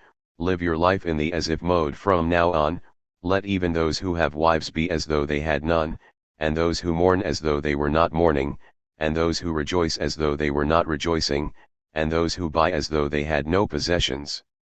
Are they two versions of the same principle? Are they not, rather, two opposed principles? In the doctrine of conditional joy, the exception, be home at midnight, etc., allows us fully to rejoice, while the Paulinian as if mode deprives us of the ability fully to rejoice by way of displacing the external limit into an internal one. The limit is no longer the one between rejoicing life and its exception, renunciation, it runs in the midst of rejoicing. One has to rejoice as if we are not rejoicing. The limit of Chesterton is clearly perceptible in his insistence on the need for eternal standards. He ferociously opposes the false theory of progress, which maintains that we alter the test instead of trying to pass the test. 21. In his usual way, in order to prove his point, Chesterton enumerates a series of brilliant examples of the self-refuting inconsistency of modern critical intellectuals. A man denounces marriage as a lie, and then denounces aristocratic proegates for treating it as a lie. He calls a agabobble, and then blames the oppressors of Poland or Ireland because they take away that bauble. The man of this school goes RST to a political meeting, where he complains that savages are treated as if they were beasts, then he takes his hat and umbrella and goes on to a scientific meeting, where he proves that they practically are beasts. 22 Here, in EACT, we jump from establishing that a concrete example fails the test, savages are treated like beasts, not as men, aristocrats treat marriage as a lie, to the universal conclusion that the very notion which enabled us to measure the falsity of a particular case is in itself already false, man as such is a beast, an animal species, marriage as such is a lie. In rejecting this universalization, Chesterton implicitly rejects the Hegelian self-negation that is also the fundamental procedure of the Marxian critique of ideology. Recall Brecht's famous "What is the robbery of a bank compared to the founding of a new bank, or the good old property is theft," i.e., the passage from the theft of some particular property to the notion that property as such already is theft. Similar reversals abound in the RST chapter of the Communist Manifesto, from prostitution as opposed to marriage to the notion of the bourgeois, marriage itself as a form of prostitution, and so on. In all these cases, Marx applies Hegel's insight, RST articulated in the introduction to the Phenomenology of Spirit, according to which, when the particular does not t its universal measure, one should change the measure itself. The gap between the universal normative notion and its particular cases is to be rected back into this notion itself, as its inherent tension and insouciancy. However, does Chesterton's basic matrix not involve the same gesture of self-negating universalization? Is not the truth of the opposition between law and its particular transgressions that the law itself is the highest transgression? Therein resides not only the limit of Chesterton, but, more radically, the limit of the perverse solution which forms the vercorio of truly existing Christianity. With modernity proper, one can no longer rely on the pre-established dogma to sustain our freedom, on the pre-established law/prohibition to sustain our transgression. This is one of the ways to read Lacan's thesis that the big other no longer exists. Perversion is a double strategy to counteract this non-existence, an, ultimately deeply conservative, nostalgic, attempt to install the law artificially, with the desperate hope that we will then take this self-posited limitation seriously, and, in a complementary way, a no less desperate attempt to codify the very transgression of the law. In the perverse reading of Christianity, God RST threw humanity into sin in order to create opportunity for saving it through Christ's sacrifice. In the perverse reading of Hegel, the absolute plays a game with itself. It RST separates itself from itself, introduces a gap of self-misrecognition, in order to reconcile itself with itself again. This is why today's neoconservative desperate attempts to reassert old values are also ultimately a failed perverse strategy of imposing prohibitions that no longer can be taken seriously. More precisely, when, exactly, did prohibitions lose their power? The answer is very clear, with Kant. No wonder Kant is the philosopher of freedom. With him, the deadlock of freedom emerges. That is to say, with Kant, the standard Chesterton solution, the reliance on the pre-established obstacle against which we can assert our freedom, is no longer viable. Our freedom is asserted as autonomous, every limitation/constraint is thoroughly self-posited. This is also why one should be very attentive in reading Kant Avexata. Lacan's ultimate thesis 23 is not that the Sadian perversion is the truth of Kant, more radical than Kant, that it draws out the consequences Kant himself did not have the courage to confront. On the contrary, the Sadian perversion emerges as the result of the Kantian compromise, of Kant's avoiding the consequences of his breakthrough. Far from being the seminar of Lacan, his Ethics of Psychoanalysis is rather the point of deadlock at which Lacan comes dangerously close to the standard version of the Passion of the Real. 24 Do the unexpected echoes between this seminar and the thought of Georges Baudeley, the philosopher of the Passion of the Real, if there ever was one, not unambiguous point in this direction?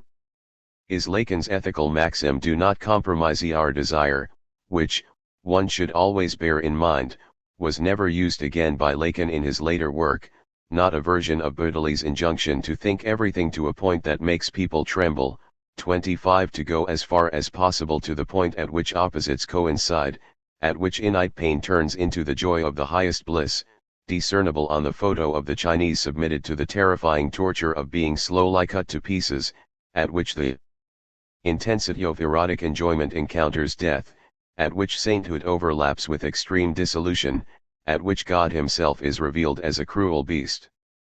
Is the temporal coincidence of Lacan's seminar on the ethics of psychoanalysis and Bertolli's eroticism more than a mere coincidence? Is Bertolli's domain of the sacred, of the accursed part, not his version of what, apropos Antigone, Lacan deployed as the domain of it?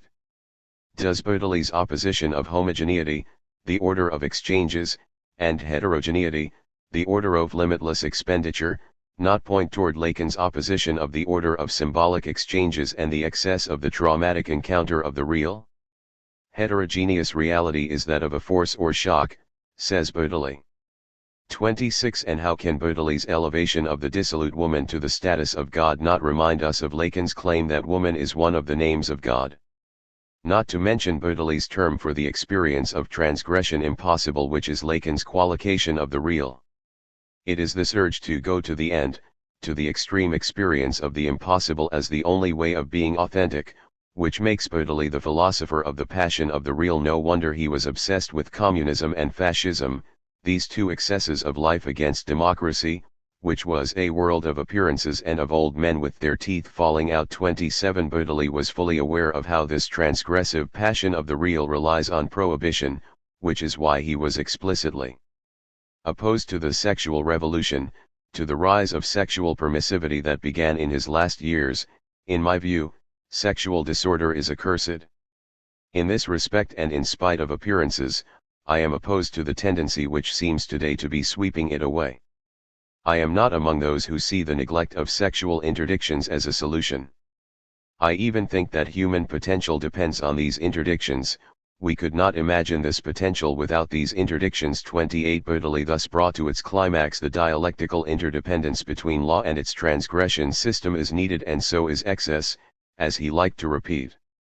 Often, the criminal himself wants death as the answer to the crime, in order nally to impart the sanction, without which the crime would be possible instead of being what it is, what the criminal wanted. 29 This, also, was the reason he ultimately opposed communism.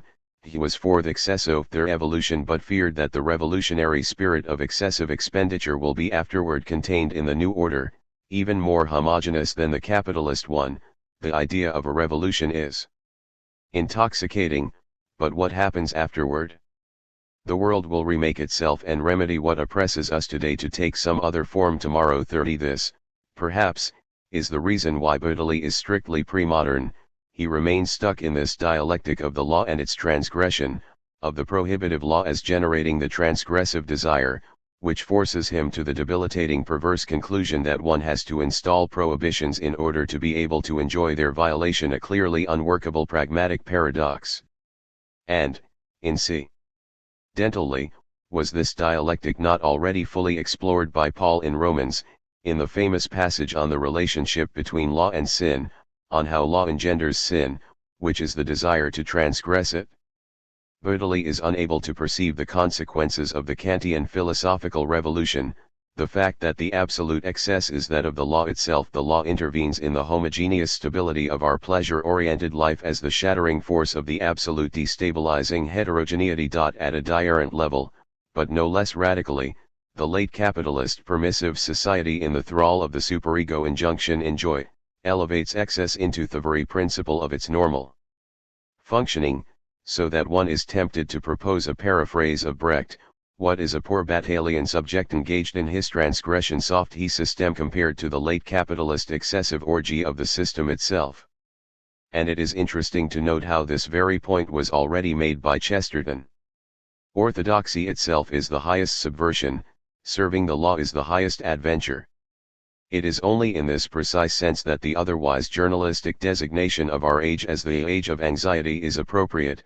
What causes anxiety is the elevation of transgression into the norm, the lack of the prohibition that would sustain desire. This lack throws us into thesuocating proximity of the object cause of desire, we lack the breathing space provided by the prohibition, since, even before we can assert our singularity through our resistance to the norm in advance enjoins us to resist, to violate, to go further and further. One should not confuse this norm with regulations of our intersubjective contacts. Perhaps, in no period in the history of humankind, interactions were so closely regulated. However, these regulations no longer function as the symbolic prohibition, they rather regulate modes of transgression themselves. Sauhan, the ruling ideology, enjoins us to enjoy sex, not to feel guilty about it, since we are not bound by any prohibitions whose violations should make us feel guilty. The price we pay for this absence of guilt is anxiety. Since that, as Lacan put following Freud, anxiety is the only emotion which does not deceive, all other emotions, from sorrow to love, are based on deceit. Again, back to Chesterton, when he writes that Christianity is the only frame for pagan freedom, this means that, precisely, this frame, the frame of prohibitions, is the only frame within which one can enjoy pagan pleasures. The feeling of guilt is a fake enabling us to give ourselves to pleasures. When this frame falls away, anxiety arises. It is here that one should refer to the key distinction between the object of desire and its object cause. What should the analyst do in the case of a promiscuous woman who regularly practices one-night stands, while complaining all the time how bad and miserable and guilty she feels about it? The thing not to do, of course, is to try to convince her that one-night stands are bad, the cause of her troubles, signs of some libidinal deadlock. This way, one only feeds her symptom, which is condensed in her misleading dissatisfaction with one-night stands. That is to say, it is obvious that what provides the true satisfaction to the woman is not promiscuity as such, but the very accompanying feeling of being miserable. Therein resides her masochistic enjoyment. The strategy should thus be, in the RST step, not to convince her that her promiscuity is pathological, but, on the contrary, to convince her that there is nothing to feel bad or guilty about. If she really enjoys one-night stands, she should continue doing them without any negative feelings. The trick is that, when she will be confronted with one-night stands without what appears to be the obstacle preventing her to fully enjoy them, but is actively the objet, the feature which allows her to enjoy them, the only feature through which she can enjoy them, one-night stands will lose their attraction and become meaningless. And if she will still go on with her one-night stands, well, why not? Psychoanalysis is not a moral catechism. If this is her way of enjoyment, why not? It is this gap between object and object cause that the subject has to confront. When the prohibition falls away, is she ready to directly desire the obstacle as such? 31. Connor Cunningham. Nothing is. Something must be. Lacan and creation from no one. 6. There is no cake, there is cake. Using the work of Lacan 1 but with referencito a numero of her philosophers, this article argues 8 main theses. RST of all, non-Platonic philosophical construction follows after a foundational destruction. Second, that philosophy generally has a nothing outside its text, one that allows for the formation of that text. For example, Kant forms the text of phenomena only by way of the noumenal. Third, that this transcendental nothing renders all identities ideal, however that is conceived, an example being Alain Badiou's notion of belonging, one derived from the work of George Cantorand Paul Cohen.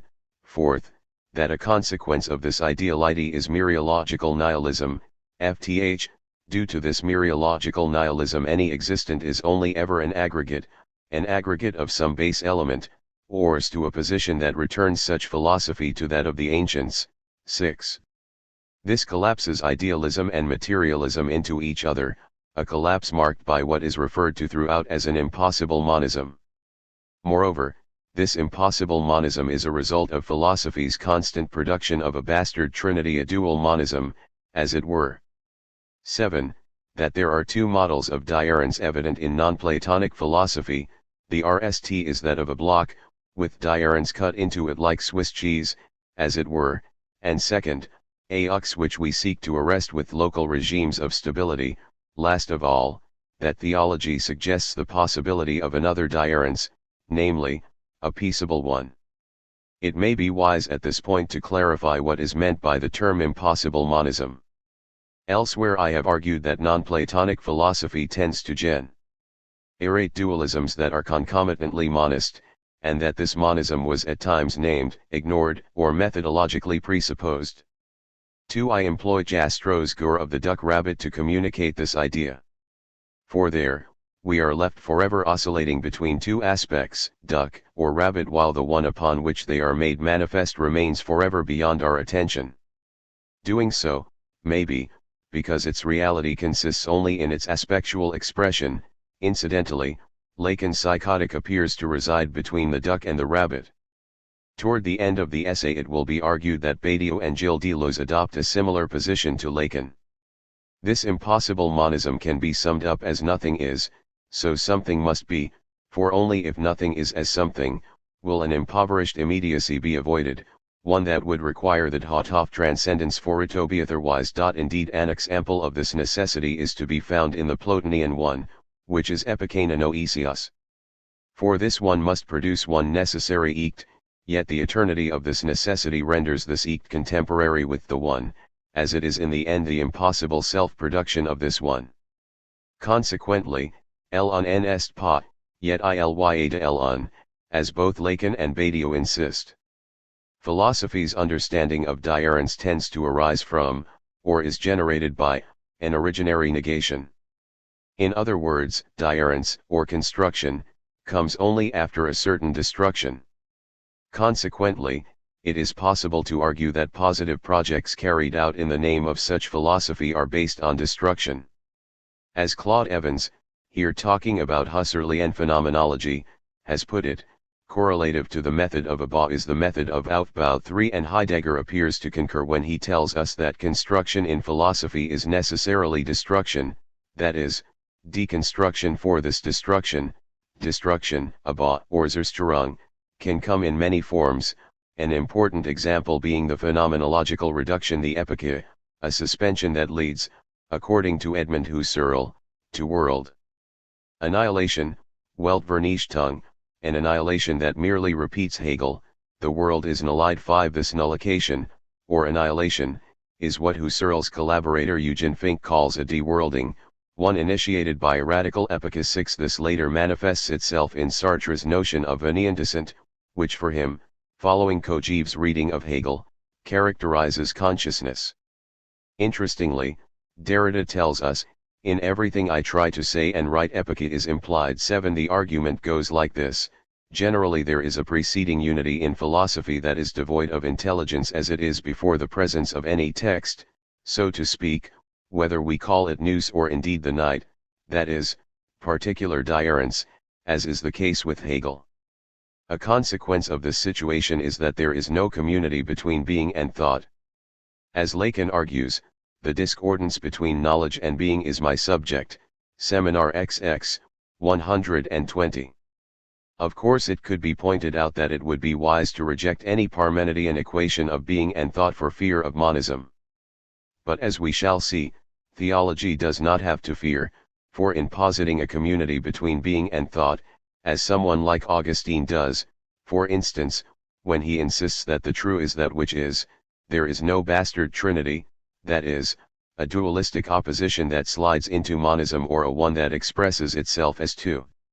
Returning to philosophy, if, then, the philosophical text tends to follow after being, doing so because being and thought do not present us with an ontological community, thenal intelligibility will be born from some sort of negation, or violence, as thought will have to impose itself. As Michael Dummett says, regarding Gottlob Frege, the world does not come to us articulated in any way, it is we who, by the use of our language, impose a structure on it. 8. This inarticulate being is what Husserl calls dumb experience, 9. Or as Lacan puts it, dumb reality, Seminar 7, 55. I shall employ the work of Jacques Lacan as an example of what I take to be a pervasive logic in philosophy when it is divorced from the theological. I use Lacan because I nd in his work the voice of many philosophers, for example, Sartre and Heidegger, but most of all Hegel. Indeed, according to Pierre Tropignon, all Lacan does is rewrite Hegel, Other commentators such as Jean Wall concur. 10. Yet Lacan himself admits as much insofar as he declares that Alexander Kojève is his absolute master because he introduced Hegel's work to him. 11. In Lacan, we can see that he, following Sartre, who in turn follows Kojève, argues that being, which he variously calls das Ding, the real and indeed the mother, lacks all logos. The thing, which for Lacan, being is, as will be shown, does not or diarence because it is too much, a full positivity, as Sartre calls it. 12. Lacan echoes this, by definition, the real is full, Seminar 4, 218. It is only by negating this one by lacking it that diarence, that is, thought is possible. In other words, being the real must be decompressed, to put it in Sartrean terms. Lacan refers to this negation as the murder of the thing, Ecritz, 104. By murdering the thing, things can exist, as it were. Here we have the strict opposition between being and thought. Lacan sums up this opposition by rewriting Descartes' dictum cogito ergo sum, I think where I am not, I am where I do not think, Ecritz 166, a rewriting that strongly echoes Paul Valéry, I think, therefore, I am not. Badiou repeats this understanding when he asks, how will I, as someone, continue to exceed my own being? Which might also be said as, how will I continue to think? 13. Consequently, truth is akin to death, as Lacan puts it, see Ecritz, 145. And here we see the Inyons of Hegel for whom death was the absolute master, as he himself insisted. 14. This assertion caused Kojève to refer to Hegel's philosophy as one of death. 15. Bequeathing to those who would follow a legacy of negation, arguably one he had inherited from Plotinus, whom Hannah Arendt refers to as Hegel's strange predecessor. 16. Lacan tells us that the being of language is the non-being of objects, Ecritz, 263. We can easily discern this legacy, one initially inherited from Kojève, in Maurice Blanquat when he says, the word gives me what it signifies, but rst it suppresses it, idest absence of that being, its nothingness. 17. Indeed, according to Blanquat, speech is tied to an absence of being. 18. But a pure absence wherein there is nevertheless a foulement of being. 19. Consequently, Lacan calls a word a presence made of absence, Ecritz, 65. Similarly, Blanquat tells us that language begins only with a void. 20. Both Lacan and Blanquat are here merely echoing Kojève, who argued that for Hegel being does not speak and is made to speak only by what he calls subtraction, which he likens to murder. 21. Interestingly, Badiou also considers ontology to be a matter of subtraction, because being is anterior to language. 22. Indeed, he also considers being as a retroactivation, while Lacan speaks of a retroactive act. L'Après-coup, Seminar XX, 108. For Kojève, the concept being is only possible bewatheterm sa remembrance of being. 23. Heichere speaking about the gap between a concept or a signier, and that which is signed, the object. According to Kojève, the concept of being is articulated only in the absence of being, otherwise the diarence intelligence requires will not be forthcoming. In other words, signification or intelligibility requires a gap, a space of diarence, so that noesis is possible, and such diarence can occur only in the absence of that about which a concept seeks to speak. For the concept, or the signier, must step in and become that about which it means to speak, and this is possible only if the signed is absent. Furthermore, any concept, Kojève gives the example of dog, just to function requires a particular betrayal, one that Kojève likens to murder. This betrayal, or murder, is obvious, for the concept dog is precisely not any particular dog. Indeed, the concept must subtract from the reality of any particular dog, and so exclude specificity. Instead, beings are captured within what one could call the true lie of a successful conceptualization or signification. Again we see Lacan describes a word as a presence made of absence, Ecritz, 65.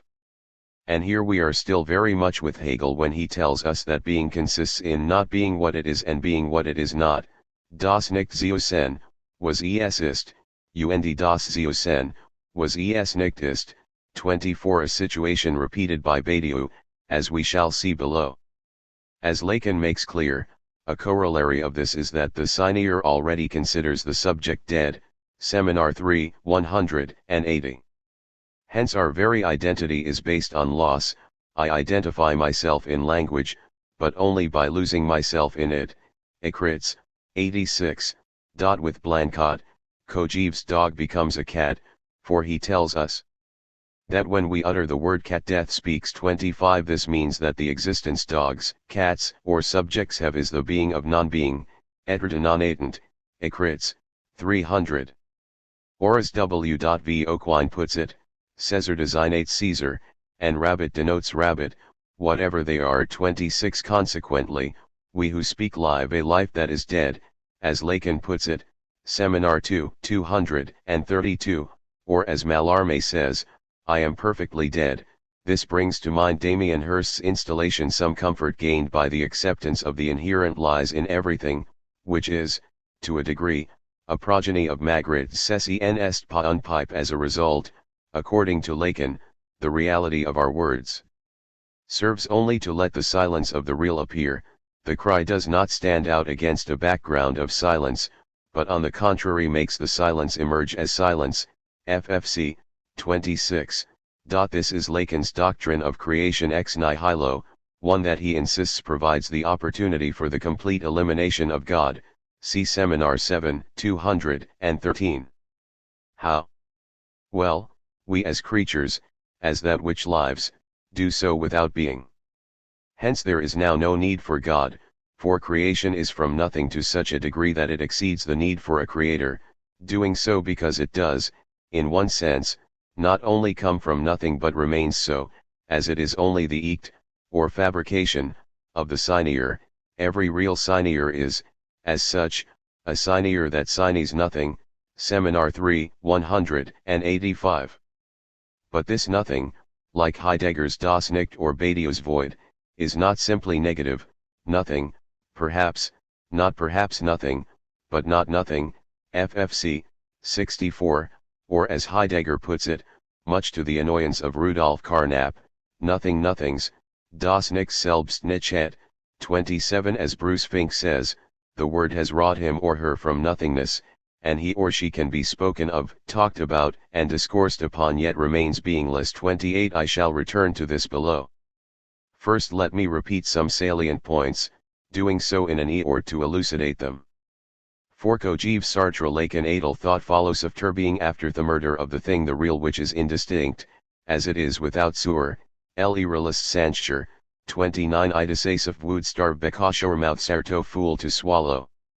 Hence so exist only in what Lacan calls the lack of being, all that exists lives only in the lack of being, manque être, Seminar 7, 294, a formulation that Sartre, echoing Kojève's Hegel, had already articulated, the being of a lack, and as lack, it lacks being. 30. This lack is common to most philosophies that do not understand there to be an otherwise than monistic, nonviolent community of being and thought. In the absence of such a community, thought is based on, or generated by, what could be called a trauma. For example, Dumet speaks of slicing up the world. 31. Similarly, Lacan talks of the function of the cut, which is the cut the sign induces in the real, see Écrits, 299. Likewise Foucault, knowledge is not made for comprehension, it is made for cutting. 32. Badiou speaks of a formal carving, 33. Indeed, for him every number is in the place of a cut.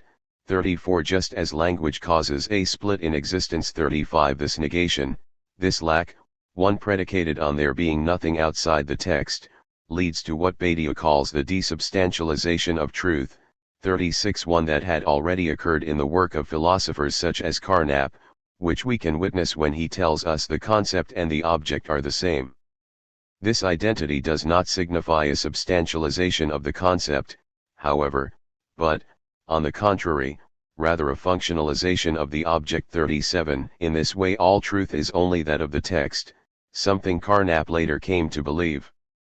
As Delacampagne says, Carnap, abandoned a theory of truth according to which truth is determined by the correspondence of statements with reality in favor of one that made it reside instead in the internal coherence of statements with each other. 38. This is not too dissimilar to Lacan when he insists I always speak the truth. 39. In other words, because thought and being are incongruous, truth, as Spinoza had already insisted, is its own criterion. 40. Something which Badiou echoes. There are no criteria for truth. 41. Consequently, a version of pragmatism rules the day. If we do communicate, that is, signify, such an act will bring with its own genesis a real significance, one that is coterminous with that genesis. As Quine says, any statement can be held to be true, moreover every opinion is revisable. 42. Why? Because, as he argues, the totality of knowledge is man-made. 43. Consequently, we are involved in what Wilfrid Sellars might call a self-correcting enterprise, one that precludes any translation from the epistemic into the non-epistemic, as Donald Davidson might put it. It seems that outside the text there is nothing, chaos, the void, or the indeterminate, as Derrida, Deleuze, Badiou, and Dumet insist respectively. Indeed, it should be noted that this idea of a pure text stems from the complete opposition of thought and being, for this accommodates the notion of truth in itself. An idea developed by Leibniz, whose bid for a universal mathesis, aorted by a lingua characteristica, was later to influence Bernard Bolzano, leading him to speak of representation in itself or propositions in themselves, Setzi and Sich, in the search for a pure logic, rein logic, of ideal objectivities, Gegenständlichkeiten. The desire for such a logic was to animate the work of many 19th-century thinkers such as Rudolf Lotze and Alexius Menon, not to mention Giuseppe Peano, whose system of notation called pasigraphy, was an attempt to note everything, and indeed Freya's Begrifschrift, an ideography, is itself an attempt at mathesis. Of course, such ideas were not con to what we now refer to as analytical philosophy, for Husserl, following Descartes, also pursued a mathesis of experience in his bid to view essences, Wessenserskauen. A consequence of which was the conning of truth to an almost Phrygian notion of sense, and so to a pure text. As Dermot Moran says, with Husserl's understanding of epoche, all questions regarding the true referent of an expression are excluded. 44. Indeed, Husserl says as much when he tells us, the real relation das reale Verhältnis, previously meant as actually existing, is destroyed. 45. This of course echoes medieval nominalism, and more recently Badiou, whose entire philosophy is based on a denial of relations. Such destruction is but the result of Hegel's and Husserl's call for world annihilation, Weltvernichtung. In Lacan, we can see that he negates the thing the real by murdering it with the letter, or the word, see Akritz, 848. He articulates the formation of thought by way of language, in terms of what he calls the primordial law of incest. The law, which is for him the name of the Father, le nom du Père, divides up being by way of a primordial no, le nom du Père, see Seminar 7, 65 and Seminar 3, 93. This prohibition awards us the functional, yet, in one sense, ontological, idea of a reality. In this way, the Oedipus complex is the birth of language as such. This is the regime of the symbolic, only as it murders the thing, holding back the real, so preventing our absorption as we shall see below. This is also the case for Badiou. Yet, as we already know, because reality is predicated on negation, on lack, we lose ourselves in the very ending. To repeat, we exist but do so only by lacking being. We only are in being dead, so to speak. But this death is the very possibility of thought, of signification, for its rigor mortis is the ideality required to arrest Theux. In Husserl these ideality I say ordered by repeatability, Wiederholbarkeit, because the required ideality, according to Derrida, does not exist in the world, and so it depends purely on repetition. 46 As was mentioned above, this was also the case for Kojève, for whom the concept of being is an act of mourning. Moreover, we can see that all words chant this originary loss. the word murders the thing being, and this violence is then repeated as the very possibility of every word.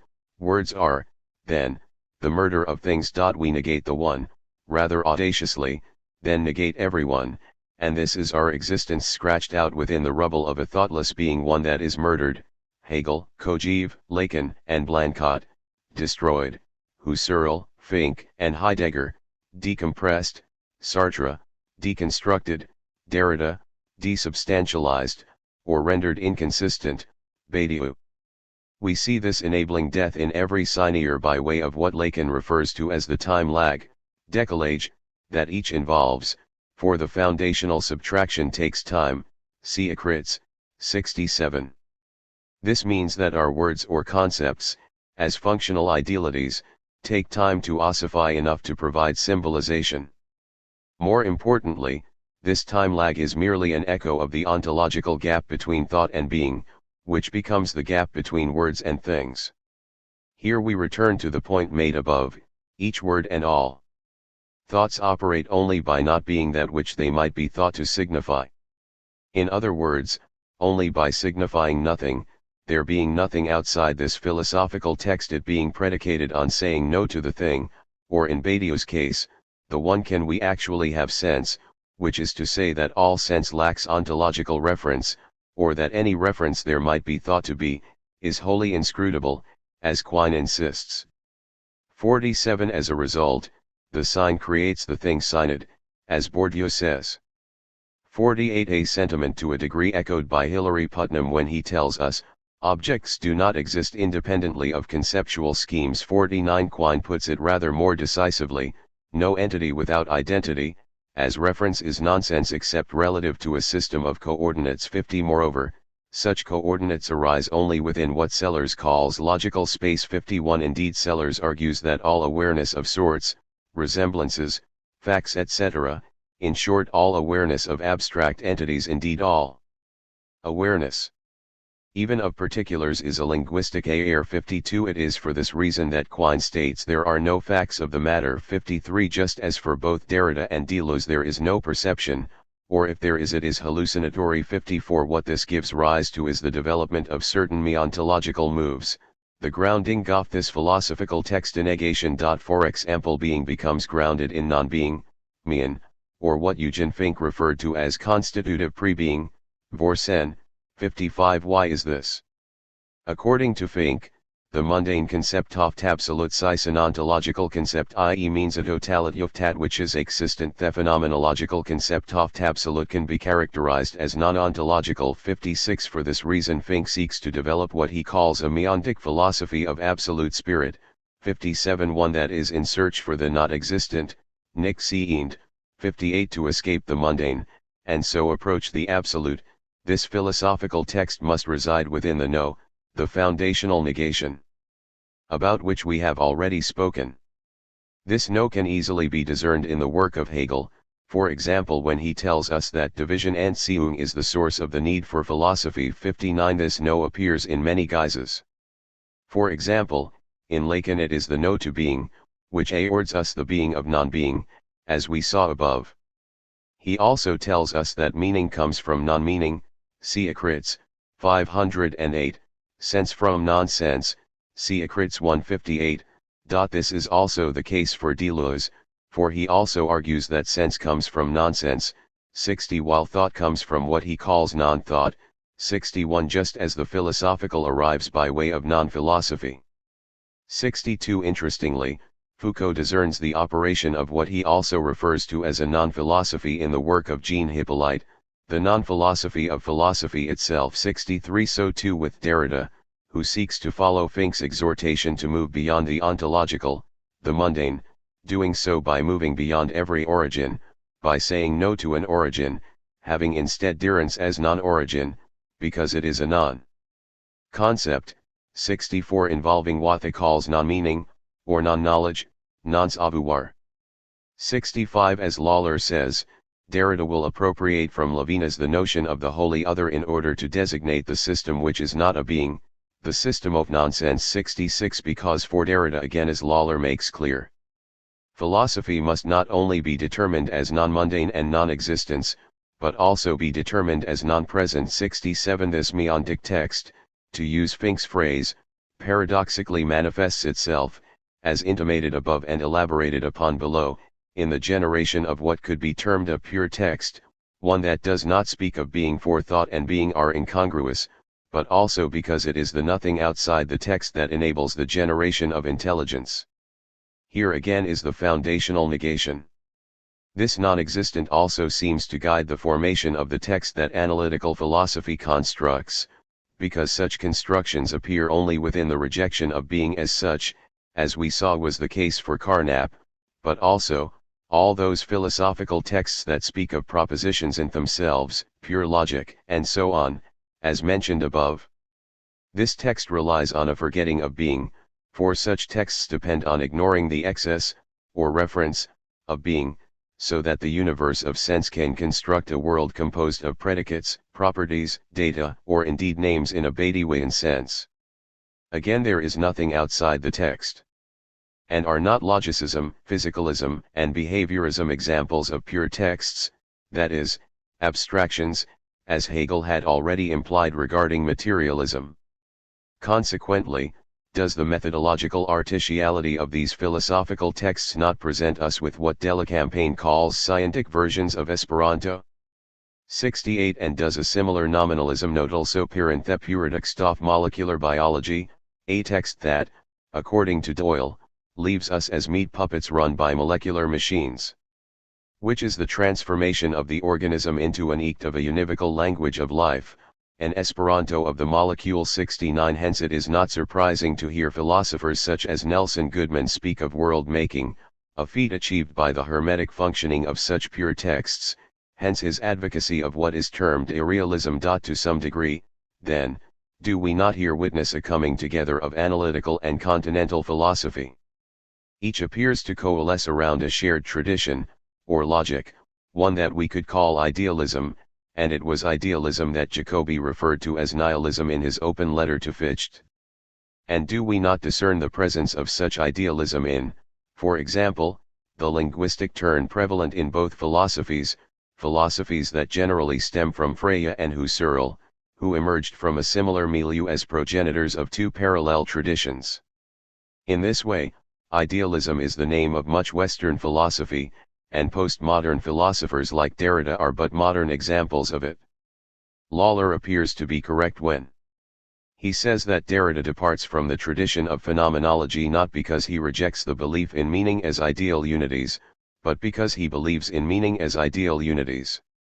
For Derrida, everything depends on Husserl's concept of the noema. 70 The Romanian writer Emil Cioran warns of the temptation to exist, which is, according to Valery, the in the great diamond. Rightly so, it seems.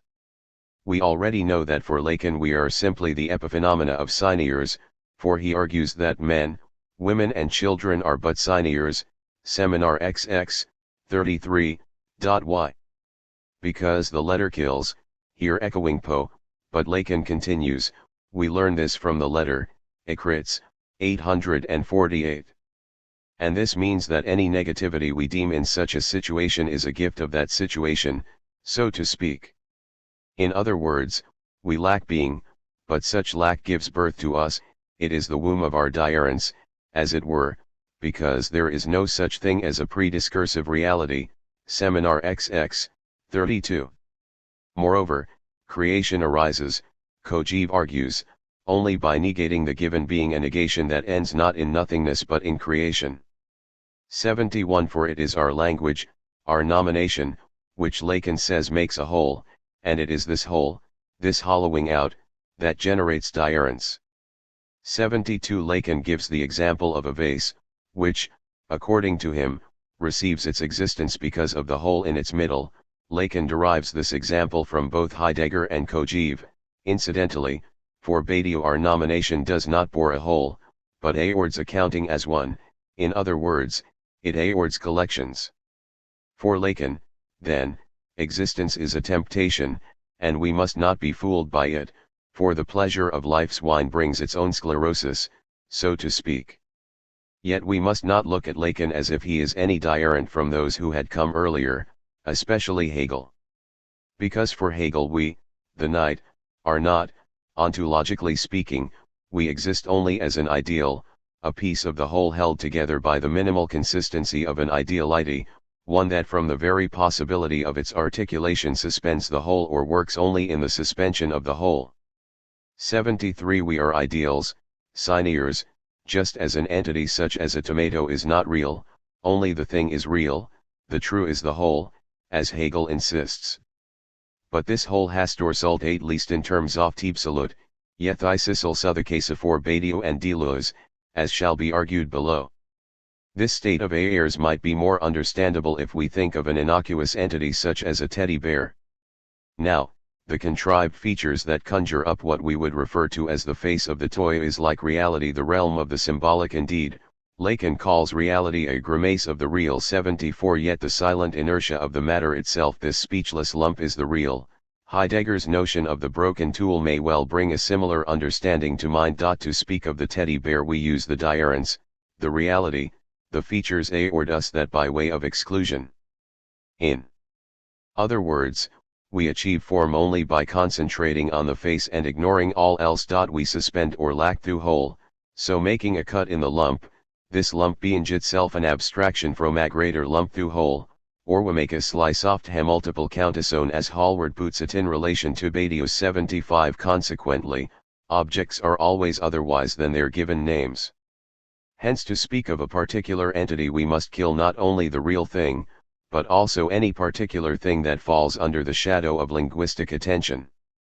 This is, it seems, the Hegelian and Husserlian nullification of the world, which is, for Badiou, to say no to the all, and this is what Lacan calls the structuring function of the lack, ffc. 29. To repeat, word murders the thing, words kill things, the gap between being and thought reappears between thoughts and things, to the extent that there is now a pure text, with literally nothing outside its sense is now its own concern. As Lacan says, there is only being due to speaking. 76. Consequently, he speaks of the void that is in the verb to be, écrits, 168. But we may start to discern certain pressures building up in this logic. For example, in one sense there cannot be any simple linguistic idealism because there is always one thing that remains pre-linguistically asserted, namely, language itself. Language, then, becomes the thing in itself, it being naively presumed, and spoken of and employed with little hesitation. So even if we follow someone like Donald Davidson and reject scheme-content dualism, and so deny the possibility of a neutral nature or material lying behind conceptual schemes that cut their sense into it, such cutting will reappear in the sectioning and regimentation that language itself suffers, as we shall see. This is also the case for Badiou's multiplicity. We can begin to realize that if language arises from the murder of the thing, being predicated on its annihilation, its decompression, destruction, deconstruction, desubstantialization, subtraction, or suspension, then language becomes the new thing, which means the original gap reappears. Language is subtracted from being, but now words subtract from things, yet also from the new thing, namely, language. Hence every articulation, that is, signification, must upon its own utterance give way to language, the new thing in itself. Consequently, any allocated name is based on a violent exclusion. In other words, for language, thought is otherwise than being, so it inhabits by default an illegitimate place under the sun. It is little wonder, then, that William Burroughs insists that to speak is to lie, to live is to collaborate.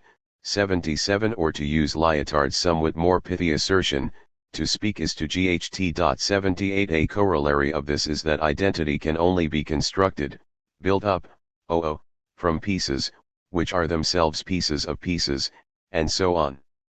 In this way, the construction that follows after the ontological destruction can only be a constructivism, in other words, an idealism. Such destruction, Zerstörung, and construction, is but the result of the originary opposition between being and thought, with its concomitant negation, non-being. This leads some philosophers, for example, F. W. J. Schelling, Sartre, Lacan, Blanquet, Zizek, and Badiou, to mention but a few, to deem that which is outside thought as excremental, a horic remainder. This remainder is the aforementioned gap between thought and being, the real and reality. For the desired mathesis, the characteristica universalis, can succeed only by excluding, or ignoring, the sheer givenness of being. This thoughtless sludge l'être savage, wild being, to employ Maurice Merleau-Ponty's phrase, is now behind each and every name, thought, protocol statement, or representation, threatening to escape its prison and pour over the constructed boundaries of sense, disrupting the language game. Consequently, every name must battle that which exceeds it, the named, or the real. This battle, indeed war, is what we now see in postmodern philosophy. Witness it in the rather schizophrenic approach to naming it displays. On the one hand, naming is necessary because being is thoughtless; on the other hand, this means that all names are violent, because they are imposed. Moreover, all names are narcissistic because they wish to be the only name, as Duttman puts it. 79. But, of course, narcissism then becomes the only name. We see in this understanding of signification, meaning, and truth, the fundamental violence of this philosophy's being. So postmodernism tells us that all names are false, so all are violent, and this then becomes the name that governs our existence. Returning to Lacan, we saw above that for him the thing was murdered, and so symbolization became possible, diarence could arise. It was mentioned earlier that he characterizes the thing in terms of the mother, while language, the symbolic, was the father, the law that says no, so generating the appearance of diarence, sides, edges, and so on. Indeed, Oedipus had been Lacan's hero from the start, for it was Oedipus who asked, "Am I man at the hour I cease to be?" and this, of course, concurs with Lacan's notion that we only are as we lack being. Yet the Oedipus complex is quite troubling at an ontological level, for the simple reason that we can start to realize that any prohibition is actually a description. In other words, it is not that one should not have sex with the mother, but that one cannot. As Lacan himself insists, there is no such thing as a sexual relationship, see Seminar XX, 12. As a result, we will begin to see that this is because all diarence is but nominal. The father, the law that says no, is in eke the mother in trousers, as it were, because he is the real and the real does not have any real diarence, which is to say, all is the mother, so how could one have any sex, there not being two? In this way, it is better to consider the mother and the father as mutual aspects of the one real thing. But and here is the crux, the real and reality, the symbolic, are also in this way but aspects of a mutual one, an impossible monism. Lacan is forced to admit as much, though only obliquely. According to him, it is the lack of the lack which makes the real, FFC, 12. Furthermore, Lacan tells us that the real must yield to the symbolic, what Badiou calls the moving of the real. Why must it? Before answering, let us note that at the same time he tells us that the thing speaks of itself, Ecritz, 121. Furthermore, we are told to discern the real by way of impasse. He says, the real can only be inscribed on the basis of an impasse of formalization, Seminar XX, 93. Incidentally, this is what Badiou endeavors to do. Lacan continues, the limits, the points of impasse, of dead ends, show the real yielding to the symbolic, Seminar XX, 93, emphasis mine. Indeed, he tells us that the real is said between words, between the lines, Seminar XX, 119. Consequently, we must, he insists, be attentive to the unsaid that lies in the holes of the discourse, but this does not mean we are to listen as if to someone knocking on the other side of a wall. Ecritz, 93, this may be why Lacan thinks that the real is knotted. Now, if we are to look between the words, or in the holes of discourse, something strange occurs. We know that language is a lack of being, as it bores a hole into being, as Sartre puts it. 81. But if language is in eke the hole, surely the holes in its discourse would be the silent solidity of compressed being, being in itself, the thing? So, like the mother and the father of the Oedipus complex, the real and reality, the symbolic, are mutual aspects. But of what? Here we return to Finck's understanding of Husserl's phenomenology. Lawler says that according to Finck's understanding of Husserlian phenomenology, one passes out of the world to what is absolute, non-being, and that one remains with the world, being, because the world is rediscovered as lying within the absolute. 82. The Siswy Finkus Wisawabov speaks of a meontic philosophy of the absolute. And is it not true that Lacan's being of non-being is strictly analogous to this non-mundane absolute, this nothing which is? Furthermore, we can see that Badiou follows this line exactly, for he says no to the all, deeming it inconsistent, and it is this inconsistent, this potout, that Žižek argues is Badiou's Lacanian real. 83. Badiou says no to the one because he deems it inconsistent, in other words, it cannot be counted or unid. A consequence of which is, as he says, that without one, nothing is, echoing Parmenides. 84. And Badiou means this with a particular strength, but this seems only to repeat Lacan, who, as we saw earlier, says nothing, perhaps. Not perhaps nothing, but not nothing, ffc. 64. Nothing is in a strong sense. This is Finck's meontic philosophy of the absolute, which we know he calls non-being. Indeed, because being is, according to Finck, a moment of the absolute, and the absolute is non-being, then we can begin to see why such philosophy desubstantializes truth. 85. And this desubstantialization is pervasive, from, say, John Locke, for whom truth belongs only to propositions, to A.J. Ayer. This is a sentiment repeated, of course, in analytical philosophy's general insistence that truth, meaning, or sense belong only to language, an insistence that can be witnessed in the variety of dictionary approaches such philosophy takes to the concept of truth. For example, disquotationalism renders truth purely a matter of language, or even a prosentential understanding of truth that in some sense deems truth redundant. Here we witness thought become being, and so paradoxically we are back with Parmenides. Interestingly, we can witness this paradox in Badiou. For he asserts, on the one hand, that being is anterior to language, yet the consequence of this is that he concurs with Parmenides by asserting that thinking and being are the same thing. 86. The presupposition here is that ontologically, that is, in terms of esse, we do not exist, so Badiou is somewhat in agreement with Siren, who we know deems existence a temptation, and we are returned to Kojève, Lacan, Sartre, and Blanquet, according to whom we are the living dead, cadavers that speak, or rather, cadavers because we speak, for only in speaking can death acquire sense, that is, significance. In other words, death is an event purely of the signier, and the subject is that event, and this is what Lacan calls the fabricated signier, Seminar 7, 120. Moreover, according to Lacan, the very emptiness induced by the signier, its lack of being, facilitates the idea of ling what can now be perceived as empty. Here we can recall the example of the vase. For this reason, as mentioned earlier, Lacan advocates a creationist doctrine, one that is not only atheist, but consubstantial with thought itself, and this is the move we see Badiou make when he equates thought and being. For this reason the subject is not a being toward death, as Heidegger argues, but a being from death, creation ex nihilo.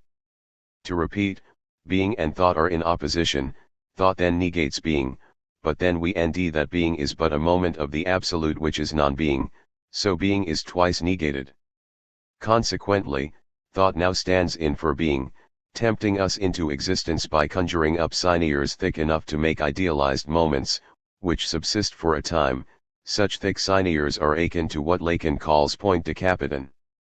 We now can see that the real and reality, being and thought, innite and night, mother and father, are but aspects of the absolute, namely, non-being, and the movement we see is but the self-movement of this meontic one.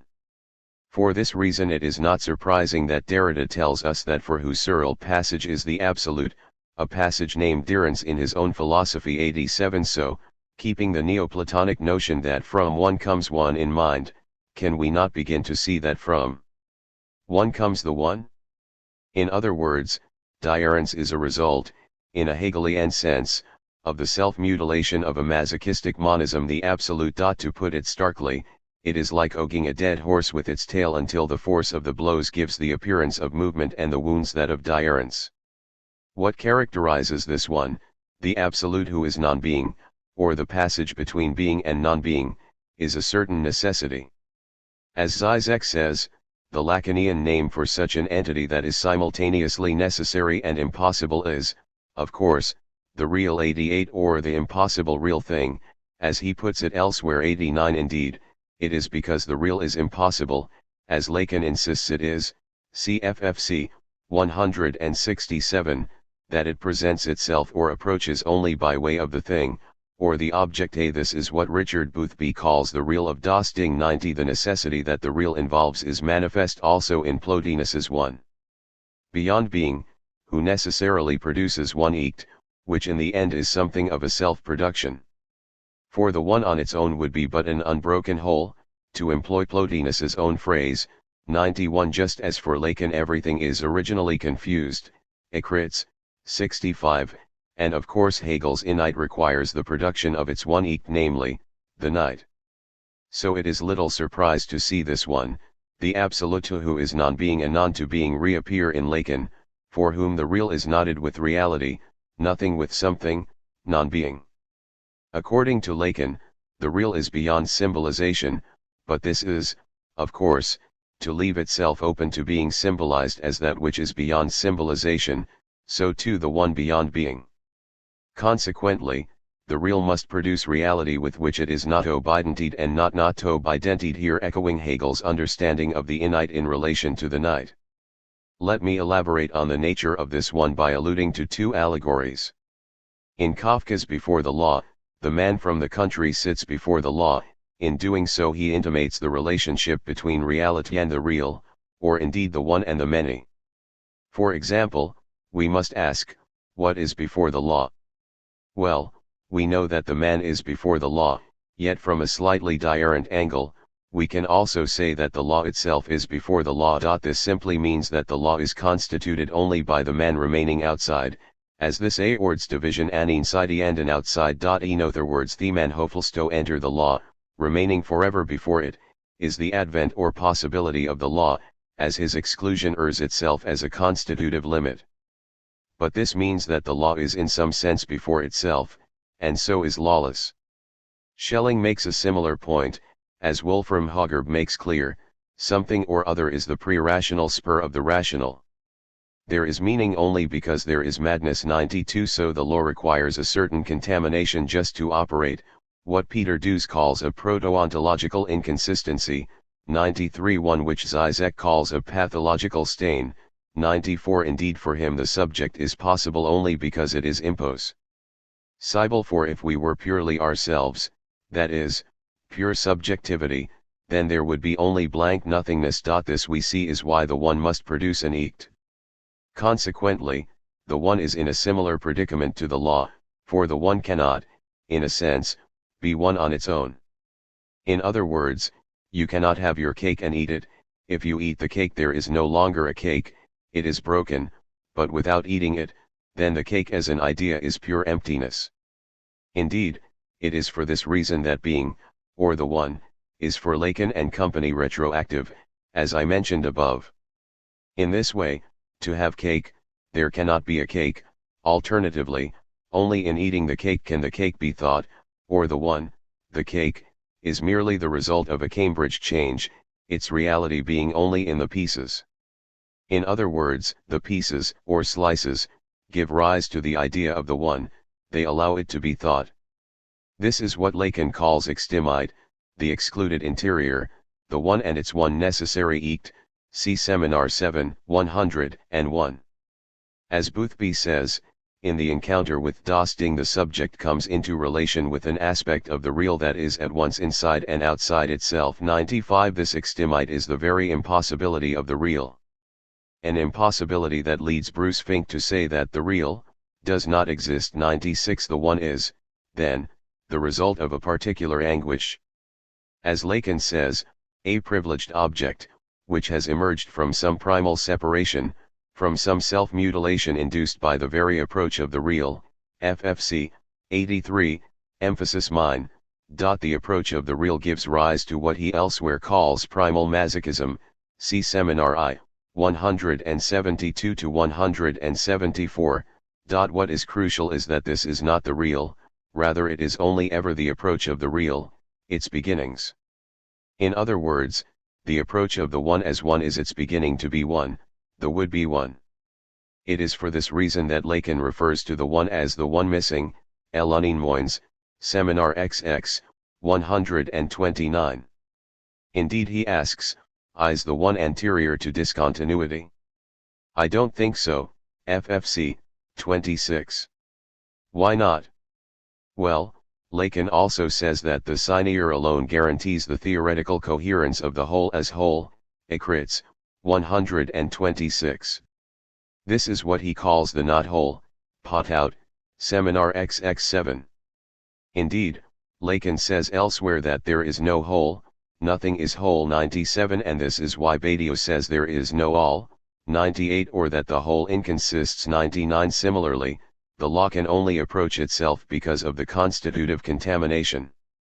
But that which this self-mutilation aords, the object, das Ding, or even nous, is the embodiment of a desire to return to that from which it came. This should not surprise us too much, for if it is there so that the source can be what it is, then it is only aspectually different from that source. In this way, the one is like a mirror, but because it is alone it cannot be what it is, for there is nothing else for it to reach and so be a mirror.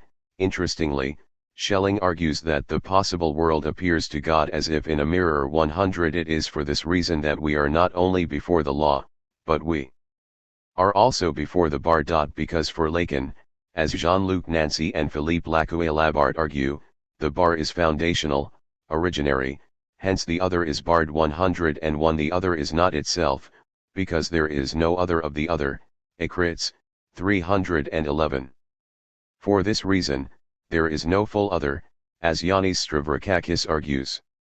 102 Hence the other is traumatic, and the other is the would-be one. It is, then, a matter of Nachtraglichkeit. Nous, or the object, which arises from this primordial need, is like an eye. But when this eye looks into the mirror it will wish to return, to lose itself. As Judith Butler says, for both Lacan and Deleuze, ontological unity is primary, and only becomes interrupted through the advent of cultural law, which results in relentless dissatisfaction. The unity or absolute presence then becomes the tacit but fundamental project of desire. The Hegelian or to transvaluate or supersede all negativity into an all-encompassing being remains the constitutive desire of these ostensible post-Hegelian positions. 103 Butler is both wrong and right about Deleuze. We shall return to him below. Regarding Lacan, Boothby says, the real is experienceable only in the loss of an imaginary unity. 104 For Lacan, the thing, or the object that comes from the one, is, as he says, that which in the real, the primordial real, I will say, sours the scineure, Seminar 7, 118, emphasis mine. The one sours the scineure, but in so doing, it can be the mirror that it is, so to speak. But then the desire for absorption is all the more strong, for the object is ontologically not the one, a piece of it as such, being but a function of the coupure. In Borges's allegory the fauna of the mirror people, who are ignored by those outside, will one day get their revenge, and this is, in a sense, the one's anger at the object's tolmatic audacity, its presumption of being, or even that being is for only the one is really real. The revenge is double-edged, though. For example, in Baudelaire's story of the eye, the protagonist attempts a form of acephaly, so as to end the reign of detached reason, challenging its sovereignty. The character Simone takes the eye of the dead priest and puts it into her vagina, thus returning to the primal, at least according to Baudelaire. But here, then, is the vicious, or violent, circle for the eye is rst ripped from the face of the unseeing one, just so that it can react, but such sight drives the one, in a sense, to reabsorb the diurns now cognized. Similarly for Lacan, on the one hand, the real is that which always comes back to the same place, and on the other, the object is by nature a refound object. Seminar 7, 118. Furthermore, our starting point, the point we keep coming back to, since we will always be at our starting point, is that every real sinier, sines nothing. Seminar 3, 185. Moreover, such a situation is the sine res presence in the real. Seminar 3, 119. Hence, as Boothby argues, the object is at once LLED with content and formally empty. 105. This, then, is the retroactive icht, l'après coup, that the real is. Now, those who argue that in such Neoplatonist gods there is only monism are wrong to the degree that they concentrate only on the pronominal aspect, in other words, that which is contract active. They who discern creation proper pay more attention to the predicative, that which is expansive. Both are, of course, wrong, for this divinity fails on both counts. First of all, there is no monism, because the one, as an opaque mirror, so to speak, cannot be one, hence it is always beyond being. And second, it cannot create, because all that does arrive is but the one's own realization. This is the absolute necessarily resulting, as we see with Hegel's God. We know that according to Lacan, the real must yield to the symbolic, and in so doing, the real distinguishes itself. Yet conversely, as Lacan makes clear, the symbolic, directing itself towards the real, shows us the true nature of object A. Seminar XX, 93, 95. And it must be remembered that the object is the real. Hence it is not too surprising when Fink says that Lacan's is a dialectic between part and whole with a twist. The whole is never whole. 106. For this reason, Žižek says that the real thing is really another name for the void. 107. Just as Lacan tells us that the real is a whole. 108. Consequently, the one says of its one necessary icht, wo es war, solch worden. Or as Lacan expresses it, the lack of the lack makes the real must be made. FFC 12. As noted above, Butler posits a pre-Oedipal thing for Deleuze, and this is of course incorrect, just as there is no incestuous thing for Badiou, hence there is no simple desire for reabsorption. But this does not necessarily distinguish either of them from Lacan, at least on the reading eared here. Why not? Simply put, this thing is retroactive, just like the cake that subsists, as it were, only within its own consumption, its own impossibility. Indeed, it is arguable that this impossible monism appears in both Deleuze and Badiou, and for a similariason. Above mentioned Baudelaire placing thigh, as an egg, into her vagina. Deleuze and Guattari also speak of an egg, the beau is the egg. But the egg is not regressive, on the contrary it is perfectly contemporary. 109. As is indeed the case with the cake. Now, this is important if such philosophy is to avoid a suicidal death drive. And it is important to avoid this, otherwise pluralism will not equal monism, as both Deleuze and Guattari insist it does. 110. Because if this equation does not work, there will be only pure immediacy. If that were the case, then nothing would not be as something, and this impoverished state could allow for a conception that aorted diurence, and this conception might entertain the idea of transcendence. Now, if there is absorption, then what we can conclude is that there is not really monism proper. Because to insist on absorption is to insinuate an empty one, as it were. Consequently, only by having a monism that does not demand absorption can there be a plenitudinal monism. So those who, in the name of Deleuze, for instance, insist on pure destruction are actually fake monists as such. For they have in this pure negativity, by default, constructed a crack in the monism, as they have exceeded it, doing so because they are able to limit it. In other words, monism can, then, only be negative. Badiou and Deleuze appear to realize this, hence the latter warning against unlimited destratification, for example. Indeed, this is why Badiou argues against the semblance of equivocity, instead casting his vote with univocity. For if equivocity were true, then utter destruction could well be advocated, but univocity at least gives the appearance that it avoids this. More importantly, the awareness of a need to allow for a less than negative characterization of monism, or indeed the void, can disclose four tendencies in their respective philosophies. First of all, the presence of an impossible monism, one that is inherently Neoplatonic, as there is an overriding necessitarianism, and the accompanying principle of from one comes one. Second, the positing of a basic element, a stew, a substance. Third, a nothing outside their text, governing its formation, and lastly, mereological nihilism. Regarding necessity, Deleuze tells us, something in the world forces us to think. 111 He continues, diurence must be shown during 112 likewise, Badiou, necessity is always a result. 113 Moreover, as Hallward says, the one is not, precisely because one's unications come to be as results. 114 Furthermore, as Deleuze insists, the whole is not a closed set. The whole creates itself. 115 How, we might ask, does it do this? Well, for one thing, it must produce multiples, so to speak, that which is counted as one. In other words, the pure multiples one necessary ect is the generation of the count as one. For without this, the pure multiplicity will be a pure immediacy, and such an immediacy may well reintroduce the idea of unity, doing so through the back door, as it were.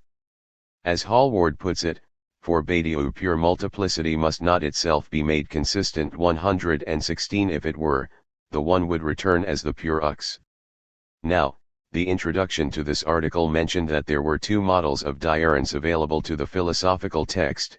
Generally speaking, the RST is the block into which we dig our meaningful holes, while the second is the ux that must be arrested if sense is to be forthcoming. What is interesting about the impossible monism in Lacan, Badiou, and indeed Deleuze is that the ux must, as it were, perform a citizen's arrest on itself, hence the masochistic eye ripped from the face, or the cake consumed, so allowing for the idea of the cake, but one that is retroactive and so impossible. As Deleuze puts it, self-diurentiation is the movement of a virtuality which actualizes itself. Life dears from itself. 117. Badiou employs the axiom of extensionality so as to develop belonging, written z, as the only predicate of existence. In so doing, he will, he hopes, have the nothing as something, the void as the multiple of nothing. Badiou seeks pure presentation, something incidentally Virilio warns against, and this presentation is a structured presentation of multiplicity.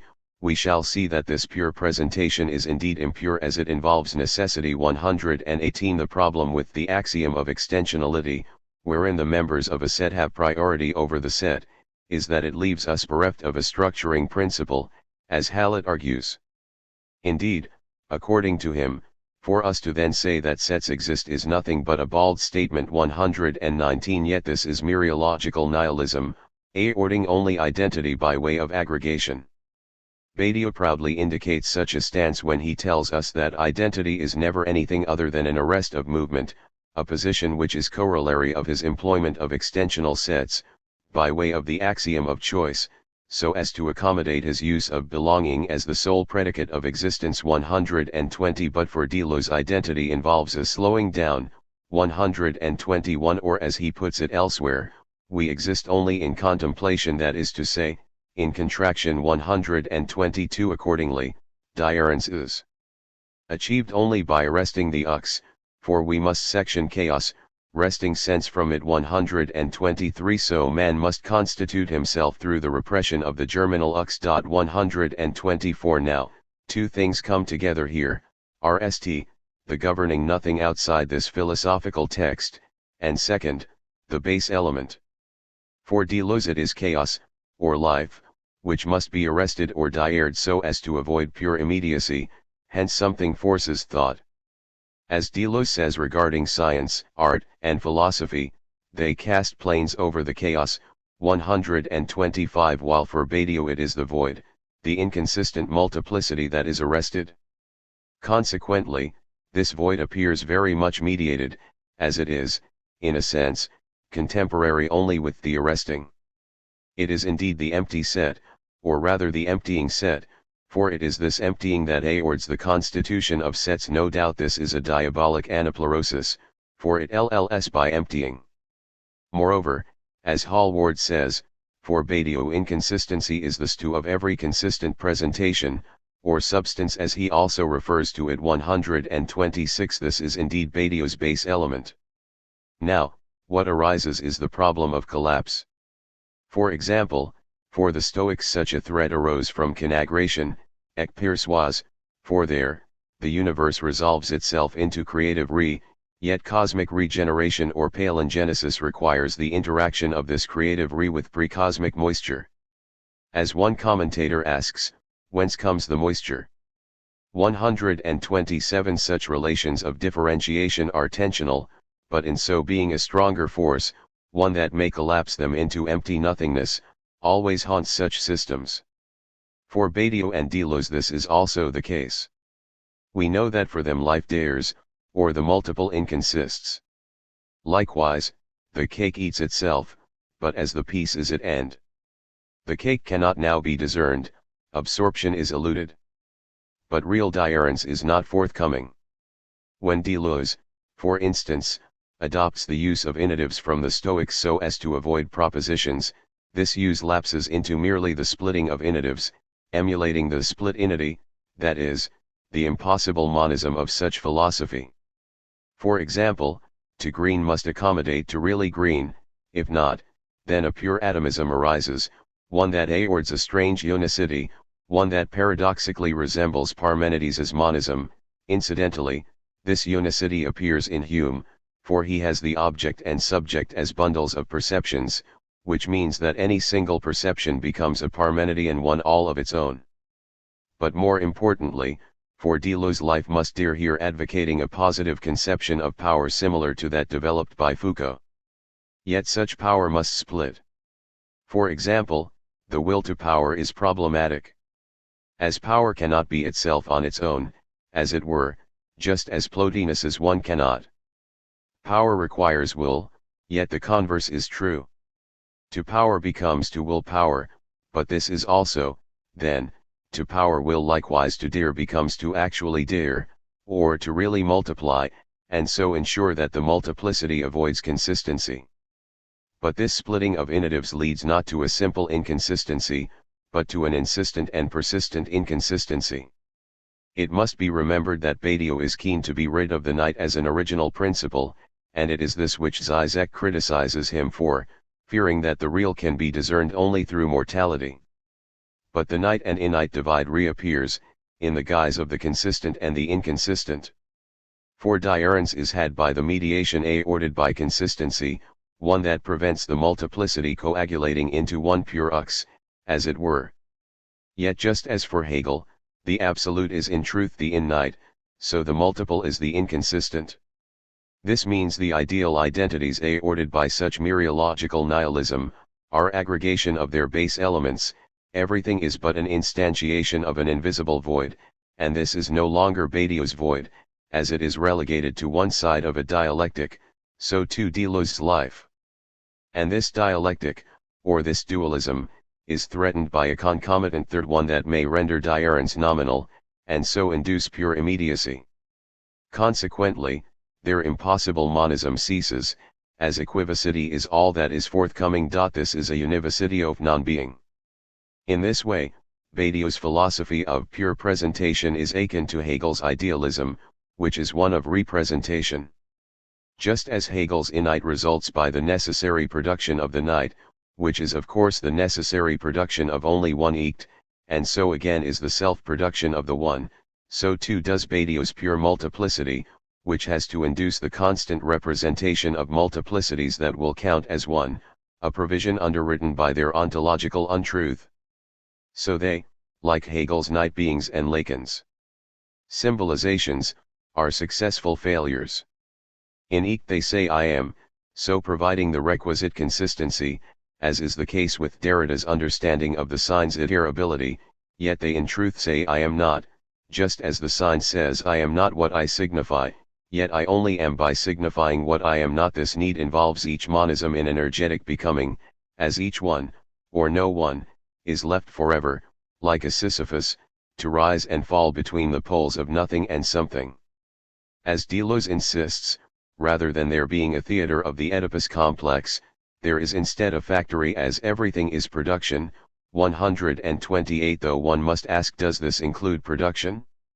Hence our initiatives and inities split.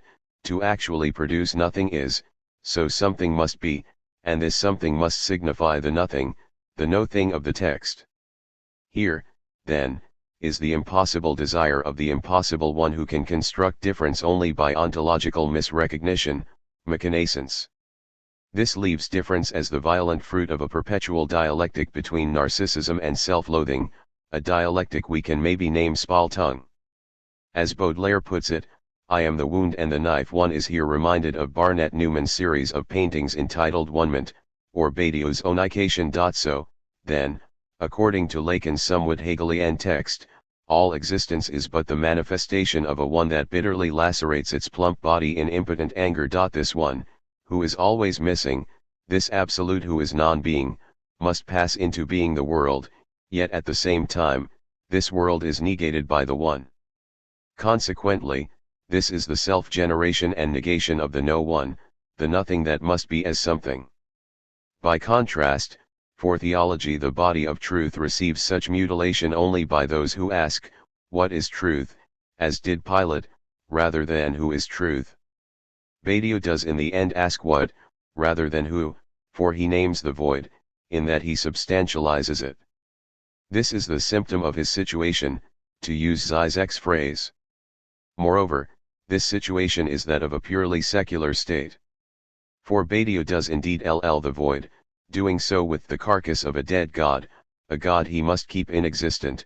This, then, is the state of his situation. Badiou is not, then, a guardian of the void, which he thinks philosophers should be, rather, he is a guard, like the one in Kafka's allegory. But this god was only ever his, or his ancestors, for instance, Plotinus's. He mistakenly thinks that inity was central to theology, and this is not at all the case, whether historically or systematically. Maybe he made this mistake because of his dislike of tradition, hence his metaphysics is oblivious that it stands in a line running through Avicenna, Scotus, Suarez, Wohl, and so on. Yet just as Johann Hamann chastised Kant for his purisms of reason, maybe Badiou must be asked about his purisms of truth, which give rise to the adolescent notion of a pure event, as Catherine Pickstock puts it 129. Interestingly, we can here discern the difference between the impulse we witness in modernism from that which we see in postmodernism, and between diurence as a block requiring negation and as ux, needing arrest. Furthermore, we can here maybe intimate a third model of diurence, however brief, one advocated by theology. Modernism, in one sense, is motivated by a sense of overcoming limits, as it tries to push beyond the labels and words, being ever more innovative, whether that is in literature, music, or art. For example, modern art seeks to present the object in new ways, and it does not matter if such arts are iconoclastic, anarchic, or even vicious, they are still governed by the idea of excess. So someone like Baudelaire is still modernist, at least in this sense. As is, of course, Adorno, who seeks the truth of the non-conceptual, that which is heterogeneous to thought. Yet so also does Deleuze, who seeks to smash restrictions and so aggregate new blocks of sensation. 130. Badiou is just as typical, at least in this regard, because his guiding premise is that everything that is consensual is suspect. 131. Hence his anesthetic seeks to be a pure and new presentation of the pure ilya. This is what Hallward calls Badiou's essentially modernist emphasis on the new and exceptional. So these modernists, they who discern limits and seek to transcend them, reconquering the given, are like climbers, making their way up over a high obstacle, muscles shaking under the strain, sweat, maybe even blood falling. But postmodernism changes the camera angle, moving back, until we see that this obstacle is a brick wall in the middle of an unremarkable eld. We cannot, then, simply climb over a wall, one built just that morning, and think we have actually gotten somewhere later that afternoon. Indeed, this wall is like the markers, the signiers, or concepts with which we seek to arrest the ox. But and here is the crucial point: the more is less. In other words, to climb over the wall, or get behind the label, is to realize that there is nothing there, and that sense, or indeed meaning, is arbitrary, something we maybe should have suspected when we realized that sanity requires insanity, the law lawlessness, and so on. When we climb over the wall, all we discover is nominalism. Consequently, we're left not with Freud's de/Fort game, instead theorist themendless presence only of da. As Malcolm Bowie argues, the noise of this is the language of prophecy moving towards null emptiness. 132 or Mallarmé, nothing but the place will have taken place. 133 Such a situation is a corollary of the two prevalent models of diarrhence, as both presume violence as the very possibility of thought. Consequently, difference results from cutting, slicing, arresting, repressing, contracting, splitting, subtracting, and so on. Such anguished gymnastics are the outcome of pure immanence, for the only purity in such an understanding is that this immanence will indeed be pure with regard to the immanent, except, of course, the seesaw motion of impossible monism as it consumes itself in an endless production. By contrast, theology understands diarrhence neither as a given block, nor as a given, yet endless ox. Yet theology does present diarrhence as both specific and open. But still there is no given into which we can plunge our blades, or corral into meaningful sections. Divine simplicity precludes any such understanding regarding creation, and in this way, the creator/creation relation is the true even of two, about which Badiou speaks and indeed seeks. It is little surprise, then, that Lacan, Badiou's master, suggests that if no religion is true, Christianity comes closest to the form of truth. 134 And that Badiou echoes this: all the parameters of the doctrine of the event are thus laid out in Christianity. 135 The true reason for this is, I suggest, that theology is properly Trinitarian, rather than generating bastard trinities, which the introduction to this essay suggested was prevalent in non-Platonic philosophies. For example, Badiou's dualism consistent/inconsistent, like Hegel's night/inite, hides, as it were, a third, which is the very movement between these two perpetual aspects. Hegel names this Geist while Spinoza names it substance, it being the third between God or nature. This is also the case for Deleuze's chaos that becomes sectioned, or the life that dears between these two lies the third, upon which we cannot it seems cognitive gaze. But such bastard trinities preclude nonviolent diarrhence. Consequently, the politics of such diarrhence remains reactive rather than creative. For instance, Badiou's events are solely intelligible, somewhat paradoxically, in terms of the state within which they are not counted. An event is a breakdown in the count. Yet this is deeply unsatisfactory because in an almost Hegelian sense, what counts, is counted or discounted, or what inconsists, consists, or is consisting, remains dependent on a perspective, the location of which is now utterly relative. Hence the call for pure events is marked by a distinct impurity, for the purity arises only from being free of that which they reject, or exclude. According to theology, there is a non-reductive community between being and thought. To the degree that thought is not less than being, it does not fall short, as if it simply failed, for being induces thought, doing so because being is the beyond of thought, it is thought's beyond. Indeed, Parmenides hinted at such a notion when he tells us that thought is excess, to garplian esti noema. In this way, can we not come to understand that unless we have been thought, that is, unless we subsist as the lived non-identical repetition of divine thought, then we will lapse into either of the two problematic models of diarrhence. In being thought by God, being called into existence, I am the recollection of that call, the being of being thought by God. Such anamnesis prevents any subsequent hemorrhage of nitude into indenite multiplication.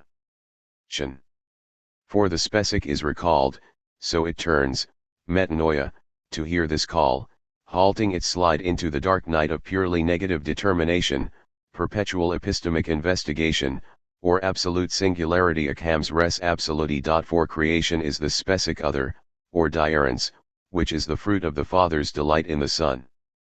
Now, what it seems must be understood is that there is only diurens because of love, diurens is subalternate to love. Let us take the myth of the fall as instructive. There we see the problem of diurens rst raise its head. For one can venture that it was not the breaking of God's instruction that caused the fall. Instead, it seems that it was the very idea of knowledge apart from God that was the fall. For this idea, this concept of a separate gnosis, and an autarchical, epistemic realm, as it were, was indeed the fall. Why? Because the immanent requires the mediation of transcendence to aorted peaceful distinction. But when the immanent turns to a separate realm to secure its identity, there is a lapse into pure immanence. And it is here that all Derrida's problems concerning the gift, and so on, occur. Not because all giving is contaminated by self-interest, but because donor, donee, and donation fail to achieve distinction except by violent insistence. So in this way the gift I seek to give you is ripped from the whole, strapped together and parceled up with wrappers of exclusive subtraction, in other words, a Beethoven event. Indeed, there is no this or that, no me or you, so to give is always the playing out of a violent myth, that of the given. Like Hegel's Night, the truth of such being, is non-being. We must, then, be otherwise than this being. Regina Mara Schwartz, Revelation and Revolution. 6. While Alain Badiou's real target is elsewhere, the hypocrisy of multicultural theorists or those who believe the only absolute is evil, he launches a critique in his Ethics against Emmanuel Levinas, reducing the philosopher's understanding of altruity to an ontological one, the other as the cultural other, and claiming that Levinas needs an ontological God, a supreme being, to ground his ethics. This false love, which claims that the subject annihilates himself in a direct relation to the transcendence of the other, is nothing more than narcissistic pretension. One of the ironies of the politics of philosophy is that a thinker with such a passionate political commitment to emancipation as Emmanuel Levinas has been condemned as a spokesman for a liberalism whose investment in ethics is only to conserve the status quo while assuaging the conscience of the oppressor. But writing always in the shadow of the Nazi horror, Levinas developed a philosophy of ethics and of a subject constituted by ethics whose revolutionary potential has been occluded. This is the result, in part, of his having been coupled with Derrida, indeed, a hybrid entity, Levinasian Derridian, virtually hyphenated, has emerged in the work of many commentators who have, in turn, taken their cue from Derrida himself, who in his enthusiasm has appropriated Levinas. Nonetheless, we should not allow a philosopher of such consequence to be read only through the lenses of another philosopher who has his own strong purposes.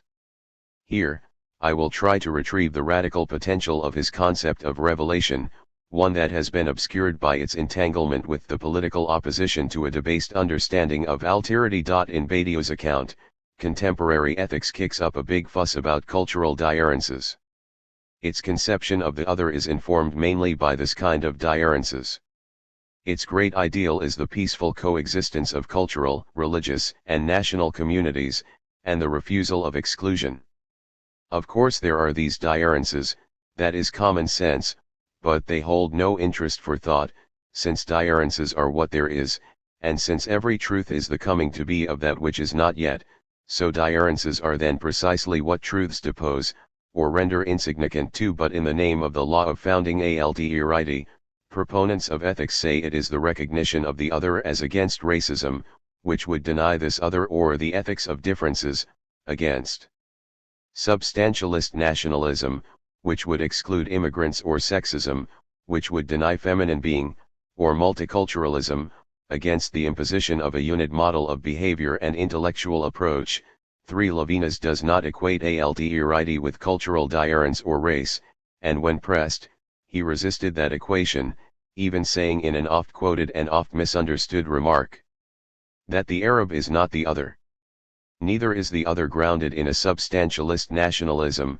Levinas is continually suspicious of the state, even avoiding denying Israel in the substantialist sense, so deemed as men constituted by the obligation to other men, the heirs of Abraham are of all nations. Furthermore, in Levinas's work, THIRD is not an inchoate concept devoid of context. Reacting against the problems that follow from Husserl's claim that the other is ultimately inaccessible, that we are condemned by our intentionality to what is virtually an endless narcissism of our own projections, Levinas refuses to exile the other to a vague unapproachable distance. Instead, the face of the other is always a specific person who appears before us in a specific situation, calling us to responsibility. One only comes into relation with what is other, innate, and transcendent when we interact with another human being in their specificity. 4. The confusion seems to arise from many of his critics. 5. When his language becomes theological, for instance, Badiou complains, in order to be intelligible, ethics requires that the other be in some sense carried by a principle of THIRD which transcends mere night experience. Levinas calls this principle the altogether other, and it is quite obviously the ethical name for God.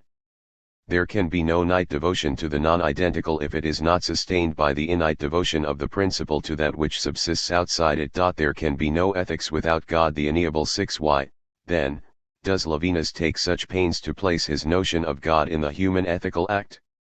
In my relation to the other, I hear the word of God. It is not a metaphor.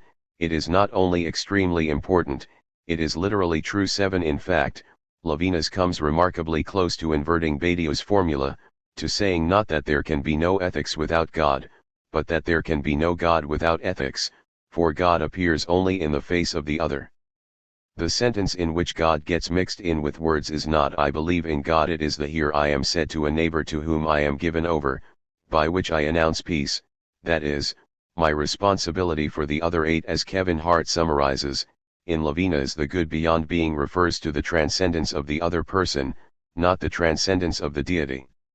So transcendence is first and foremost to be conceived in ethics, not theology, and is to be considered by way of armation of what is outside consciousness, the other person, then as a rigorously consequent negation of all that is predicated about the divinity. 9. Badiou's critique does not accord with Levinas's understanding of Judaism as 1. The universal children of Abraham who are committed to charity, or 2. The work of remaining faithful to the revelation, that is, engaging of acts of justice, or 3. The other as not just another person, nor others in the sense of the innate diversity of humanity, nor God as being, but radically other, in the sense of something incomprehensible to me and hence uncontrollable by me. This otherness is best understood as a transcendence that breaks into our world, rupturing it and calling us to a new order, the order of responsibility, or 4. God is present only in the face of the other person, or 5. Not only must the state answer to justice, but justice must answer to a prior law of charity or love. Perhaps because Levinas was an Orthodox Jew and a Talmudic scholar, and in that capacity believed to be conservative, the remarkably radical nature of his thought is natale ways apparent. Even Badiou has to admit that for the honor of philosophy, it is rst of all necessary to admit that this ideology of a right to diarence, the contemporary catechism of goodwill with regard to other culture, are strikingly distant from Levinas's actual conception of things. If Badiou had chosen to search for their common ground, he might have observed that Levinas' Ghts ontology, including a God of being, as persistently as he does in his thinking on the event, and that moreover, Levinas's ethics is grounded not in a limitation of evil but in the command of a positive good. 10. For Levinas, love is originary. 11. While, for Badiou, love is one of the orders of deity to an event, art, politics, science, love he also gives it prominence of place, the subject has to be given in his labor, and not only in his sudden emergence. Love is the name of that labor. 12. Both embrace a particular universalism, a truth open to all but embraced by each, and both invoke an innate or void, a rupture that breaks into the current state of things with the urgency of truth or revelation. As Levinas describes revelation, it is specific and universal, and here Badiou should approve is not the personal, that is, the unique of itself necessary to the breach and the revelation taking place from outside.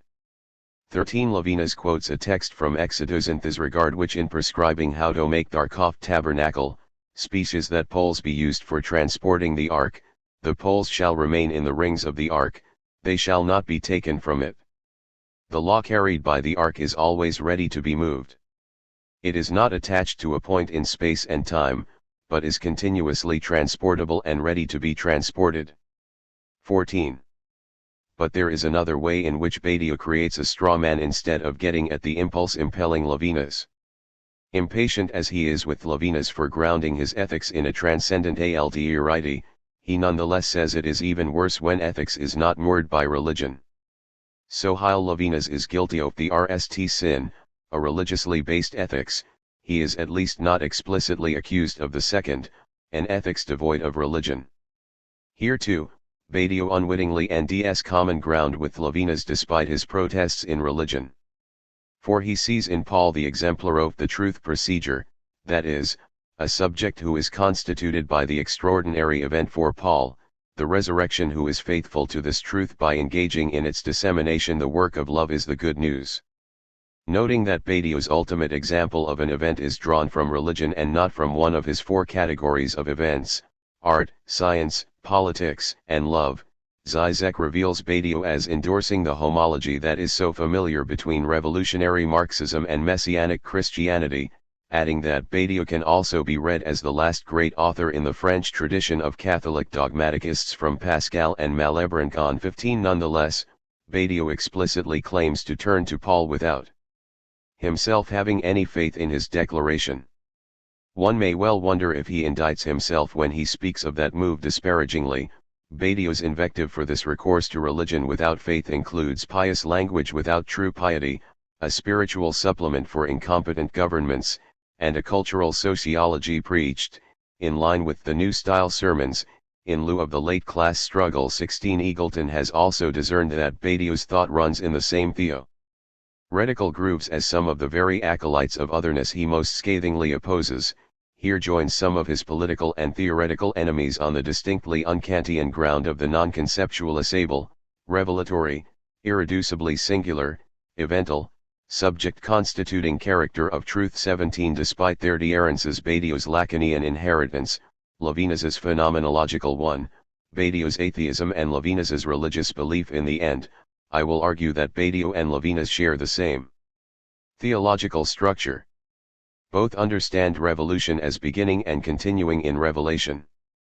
Furthermore, that theological structure cannot be disentangled from the political one. Caricatures of the other. With Paul, the difference between Levinas and Badiou widens, if, for Badiou, fidelity to the event is exemplified by proselytizing, if this act of converting, of political organization, is the work of love, for Levinas, fidelity to the event means living according to its command of assuming responsibility for the other. Truth, the knowledge of God, is not a question of dogma, but one of action, as in Jeremiah 22. That is our universalism. 18 This in turn widens into their political differences. Badiou, seeing Paul as exemplary in his community-building conversion, is willing to run the attendant risks of totalitarianism and fundamentalism. Levinas, fearing totality with its connotations of intolerance and fascism, would be faithful to revelation without any attempt to convert others. This is not an indifference to truth on the one hand, nor embracing a private truth or mysticism on the other. What follows from the revelation at Sinai is a rigorous concept of the collective life, the political life, although one would learn this, surprisingly, from Badiou.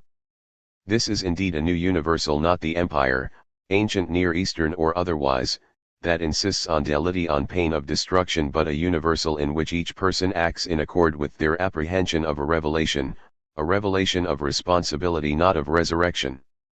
In Badiou, being faithful to the truth event requires speaking that truth, persuading others of that truth, organizing it politically. Only then is it universal. For Levinas, the universal truth of revelation issues in a completely different regard for the other. He is not the object of persuasion, he is the one for whom I am responsible. Badiou is intolerant of this position, seeing it as ushering in the fakery of liberalism. After Badiou has reduced THIRD to an ontological construct and thereby can argue contemptuously that innate THIRD is quite simply what there is, every modern collective configuration involves people from everywhere, who have their different ways of eating and speaking.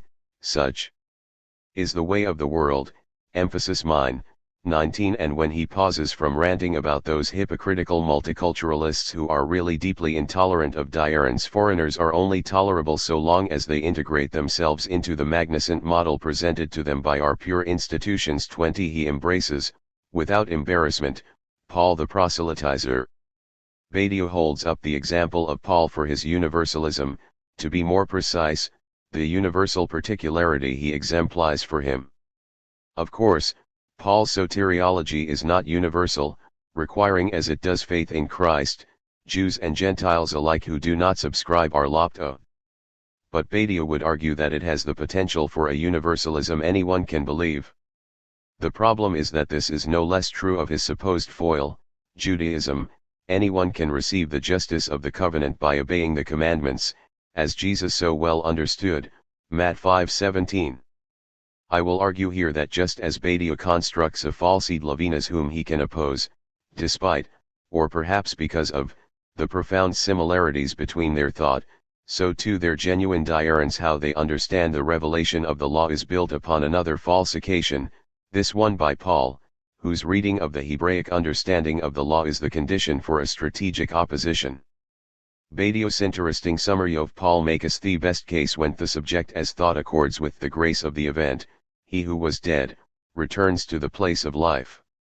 He regains those attributes of power that had fallen onto the side of the law and whose subjective gur was sin. He rediscovers the living unity of thinking and doing. This recovery turns life itself into a universal law. Law returns as life's articulation for everyone, path of faith, law beyond law. This is what Paul calls love, emphasis mine. 21. Here, in Badiou's account of Paul, we could also glean an excellent description of the revelation in the Hebrew Bible, although Badiou does not see it as such, although Paul probably does. Neither literal, pharisaical, nor a yoke of bondage, not eared only to an exclusive community of blood, but breaking upon a situation, it renders it completely incomprehensible in its former terms. The criterion for Badiou's truth event. The revelation is indeed a law beyond law.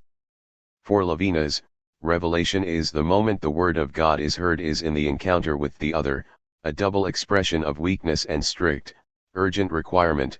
There is an election there because that responsibility is inalienable. 22. It is the commandment, ordering responsibility for the other, beyond ontology. 23. This does not remotely resemble the prescriptive understanding of the law, as Levinas points out, the picture that one has of the prescriptive which is reduced to the pettiness of rules to be respected or to the yoke of the law is not a true picture. 24. There is a reason why Badiou fails to see revelation in this light.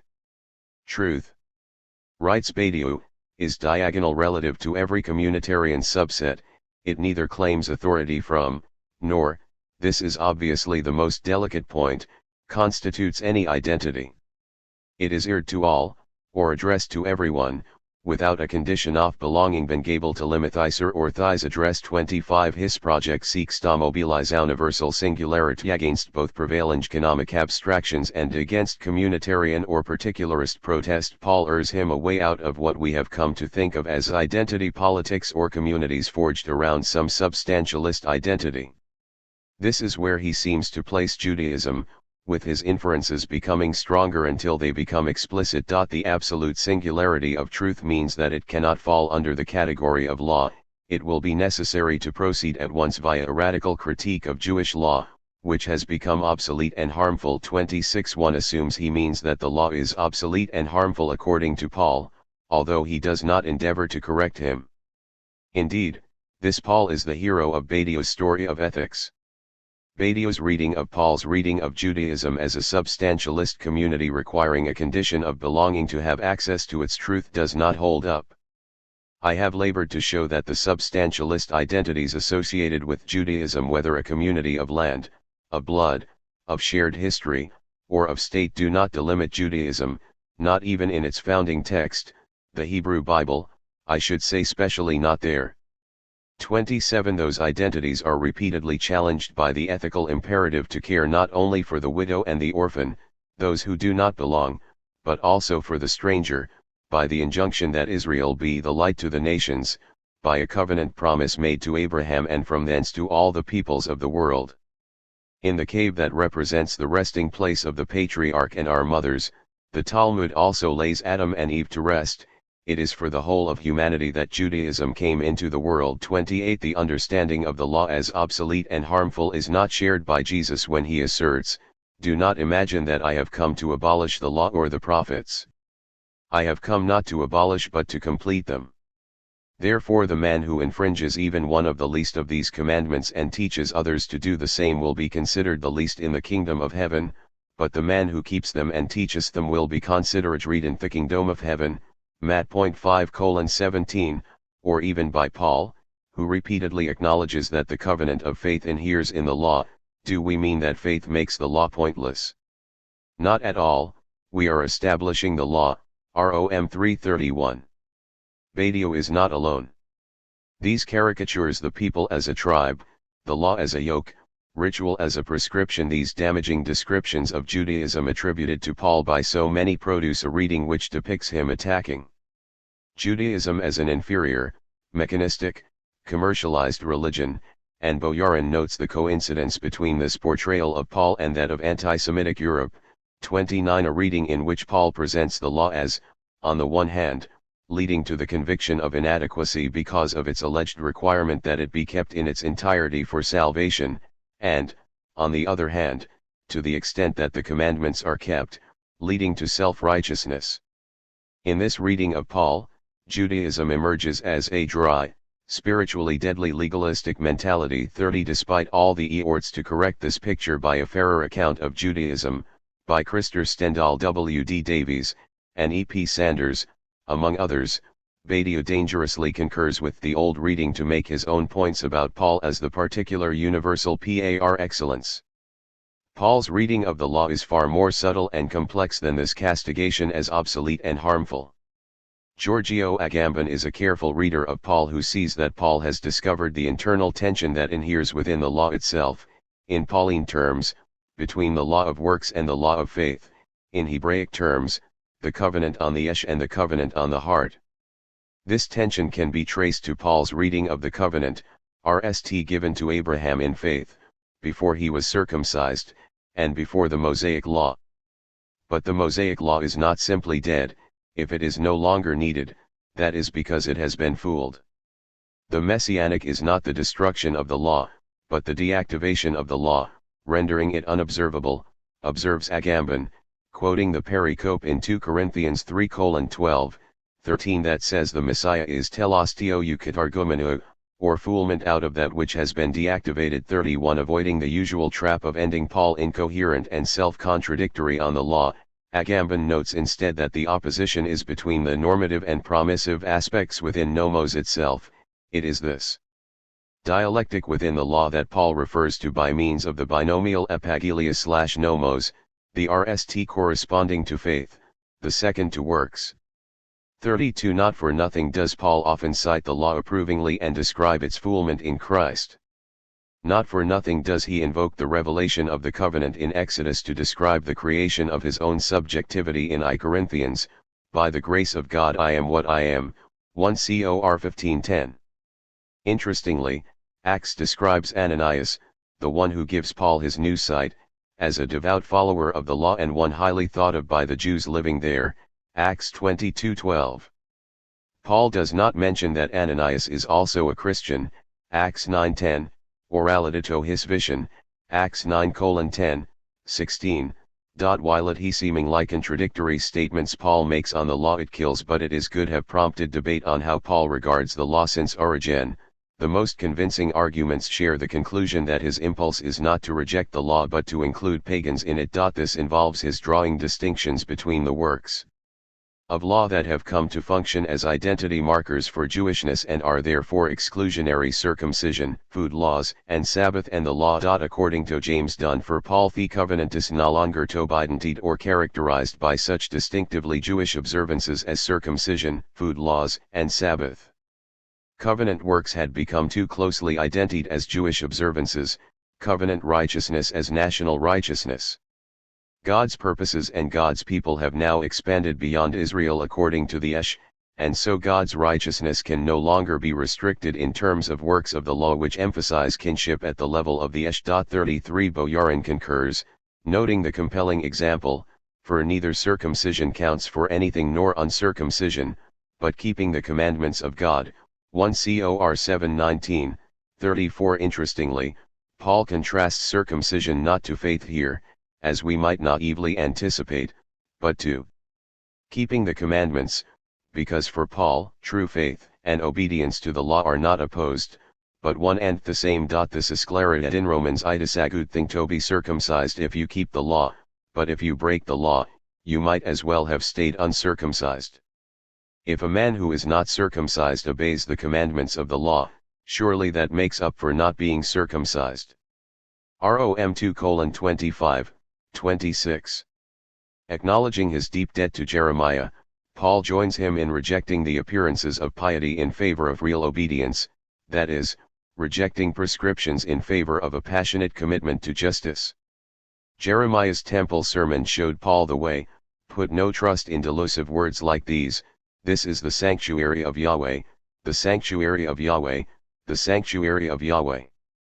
But if you do amend your behavior and your actions, if you treat each other fairly, if you do not exploit the stranger, the orphan, and the widow, if you do not shed innocent blood in this place, and if you do not follow alien gods, to your own ruin, then here in this place I will stay with you. Yet here you are, trusting in delusive words, to no purpose. Steal, murder, commit adultery, perjure yourselves, and then come presenting yourselves in this temple that bears my name, saying, now we are safe to go on committing all these abominations. Do you take this temple that bears my name for a robber's den? J 7:4, 11. To bolster his universalism, Paul turns to spirituality. The spiritual law is not opposed to the law of God, it is that law. It is death to limit oneself to what is unspiritual. Life and peace can only come with concern for the spiritual. That is because to limit oneself to what is unspiritual is to be at enmity with God. Such a limitation never could and never does submit to God's law. Rom 8:6, 7. But as a Jew well versed in the law, Paul also knew its powerful summary in the Torah, after the recounting in Deuteronomy of the giving of the law to Moses. Moses is speaking, enjoining the people to remember the law by remembering its revelation. And now, Israel, what does Yahweh your God ask of you? Only this: to fear Yahweh your God, to follow all his ways, to love him, to serve him with all your heart and all your soul, to keep the commandments and laws of Yahweh that for your good I lay down for you today. Deuteronomy 10:12, 13. What does this law amount to? The commandments are not concerned with the subject, but with the other person and the divine other. Enjoining responsibility, as Levinas emphasizes, they are not to murder another, to steal from him, or slander him, that is, kill him with words. These are prefaced by requirements to be faithful to this law, to the giver of this law, and not to stray from it to false truths, to idols. Moses continues, circumcise our heart then and be obstinate no longer, for your God is never partial, cannot be bribed. It is he who sees justice done for the orphan and the widow, who loves the stranger and gives him food and clothing. Love the stranger than for you were a stranger sent he land off Egypt. Deuteronomy 10:12, 20, emphasis mine. Deuteronomy demands justice to the needy, and no markers of identity, no circumcision of the mere esh, will sus. Jeremiah presses on this demand: see, the days are coming, it is Yahweh who speaks, when I am going to punish all who are circumcised only in the esh, Egypt, Judah, the sons of Ammon, Moab, and all who cut the corners of their hair who live in the desert. For all of these are uncircumcised, and the whole house of Israel too, are uncircumcised at heart. J 9:25, 26. Paul, then, does not innovate, does not add good news to Judaism when he says, to be a Jew is not just to look like a Jew, and circumcision is more than a physical operation. The real Jew is the one who is inwardly a Jew, and the real circumcision is in the heart, something not of the letter but of the Spirit. Romans 2:28, 29. This much was already RMLY part of the covenant. Circumcise ye ourself for Yahweh, O with the foreskin of your hearts, men of Judah and inhabitants of Jerusalem, lest my wrath should leap out like a re, in return for the wickedness of your deeds. J 4:4. One can only wonder how this consonance with indeed, imitation of Jeremiah can sustain the reading of Paul as anti-Semitic. He is, rather, a Jew who echoes both the Mosaic covenant and its prophetic interpretation to the letter. It is not listening to the law but keeping it that will make people holy in the sight of God. Rom 2:13. This is clearly not the whole story, for Paul also writes, now we are rid of the law, freed by death from our imprisonment, free to serve in the new spiritual way and not the old way of a written law. Rom 7:6.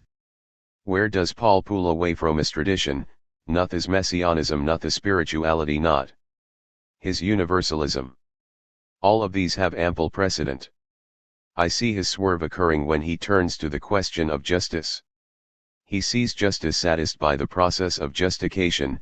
This grants salvation and the right to inherit eternal life by having faith in Christ without having to perform the law. The spirituality of the law is not the same as the doctrine of justification by faith that Paul slips in subsequently. Justification satisfies justice precisely when, and this is important, it should not be satisfied. Justice is a demand, and it perseveres without being satisfied as surely as hope does. By justification, does Paul mean the works of the law or the law of faith? Here, Paul's rhetoric allows him to make what I regard as a genuinely radical claim.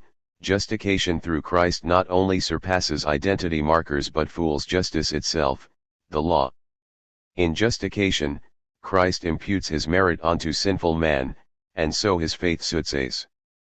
Christ has done the work, paid the price, for him, one man, Jesus Christ, will cause everyone to reign in life who receives the free gift that he does not deserve, of being made righteous. Rom 5:17, 35. Luther, among the many who felt mightily relieved by this doctrine, draws the conclusion that Paul points toward: human beings are depraved, they cannot be just, the demand of justice is impossible for them, and they are delivered from their state of sin only by faith in Christ. Rom 3:23. According to Paul, both Jew and pagan sinned and forfeited God's glory, and both are justified through the free gift of his grace by being redeemed in Christ Jesus, who was appointed by God to sacrifice his life so as to win reconciliation through faith. In this way God makes his justice known, for the past, when sins went unpunished because he held his hand, then, for the present age, by showing positively that he is just, and that he justifies everyone who believes in Jesus. Rom 3:24, 26. Here we see how justice has elided into justification. Justicio no longer the gift of the covenant then joining of human beings to love that gift and keep its injunctions to be just. Justice has taken on a new meaning, it refers to whether the subject is worthless, condemned to punishment, and the justice of God is not the grace of the covenant responsibility toward the stranger, the widow, and orphan. It is rather the response of God to our sinful nature. Our agency as a subject, as a political subject, is no longer the issue. Paul is quite explicit about this, citing the case of the man who works for wages and earns his due as the old justice, whereas, the man who has only faith in the one who justifies him is the new order, adding that a man is happy if God considers him righteous, irrespective of good deeds. Here he quotes Psalms 32:1, 2 for authority, but it does not say this. And now my critique of Badiou deepens, for the reason he holds Paul up as the example, par excellence, of the particular universal is his political commitment. Paul, in complete fidelity to his truth event, proclaimed it unswervingly. This is the political agent, for Badiou, this is the subject constituted by the truth event. But by means of this undeniably formal approach, leaving behind the content of Paul's good news, dismissing it as a fantasy that makes no difference to his structural argument, Badiou leaves himself open to a serious problem. Paul has bequeathed to us not the political subject that the revelation of the lawyers, but a just-deed subject whose political life and ethical choices are inherent to his salvation. With much condence, Paul said that if I am circumcised and do not obey the law I am not righteous. One wonders what Paul would say if, instead, I have faith in Christ and fail to obey the law. Am I still righteous? Yes, indeed, that is his point. Revelation. Badiou has deemed politics as the production of subjectivity in the position of truth, while the thought of Lacan informs this formula. It stands on its own, for the work of politics is productive in the RST place, productive of a subject who, having experienced an event in a situation that alters it conclusively, is faithful to that truth, and second, whose fidelity to that truth is enacted in a procedure by which the subject acts on behalf of that truth. The structure of dominance that prevailed in a situation, the state of the situation, is no longer inevitable, a new possibility is opened, heretofore, in the terms of the former situation, unthinkable, impossible. As Hallward describes it, such a truth procedure can begin only with some sort of break with the ordinary situation in which it takes place, what Badiou calls an event. An event has no objective or variable content. Its happening cannot be proved, only armed and proclaimed. Event, subject, and truth are thus all aspects of a single process of armation. A truth comes into being through those subjects who maintain a resilient fidelity to the consequences of an event that took place in a situation but was not of it. 36. The theological vocabulary, and it is Badiou's which Hallward invokes, is explicit. An evental fidelity is a real break, both thought and practiced, in the specific order within which the event took place. 37. Break because what enables the truth process the event meant nothing according to the prevailing language and established knowledge of the situation. 38. Such events are irreducibly singular and the fidelity to them is equally particular. 39. Like the event for Badiou, revelation is an alternative knowledge to philosophy for Levinas. Revelation ruptures the order of positive being, establishes a relation with exteriority which, unlike the exteriority with which man surrounds himself whenever he sees knowledge, does not become simply the content of interiority, but remains uncontainable, innate and yet still maintaining a relation. It is precisely within this relation that man becomes his self, designated without any possibility of escape, chosen, unique, non-interchangeable and in this sense, free. 40. While Badiou has called this the truth event, I hear it resounding as something else, something one could argue is synonymous with his event, that is, revelation. As a thought experiment, then, let us do what Badiou has not done, read the revelation in Exodus in Badiou's terms. In this way, we may discover places where his vision and that of Levinas intersect in fruitful ways. For Badiou, a subject is summoned into being by a response of persistent fidelity to an eternally enduring truth event which breaks disruptively, unpredictably, into the given in all of its irreducible, incommunicable singularity, beyond all law, consensus, and conventional understanding. 41. If this is not a description of revelation, what is? Badiou would argue that ethics is not the revelation of truth, but an ongoing process, that is, the process of remaining faithful to it. As Eagleton summarizes, it is a question of persevering in the disruption, a phrase which clips together both innovation and continuity, visionary crisis and dogged consistency, or what in Badiou's language would be the immortal and the mortal.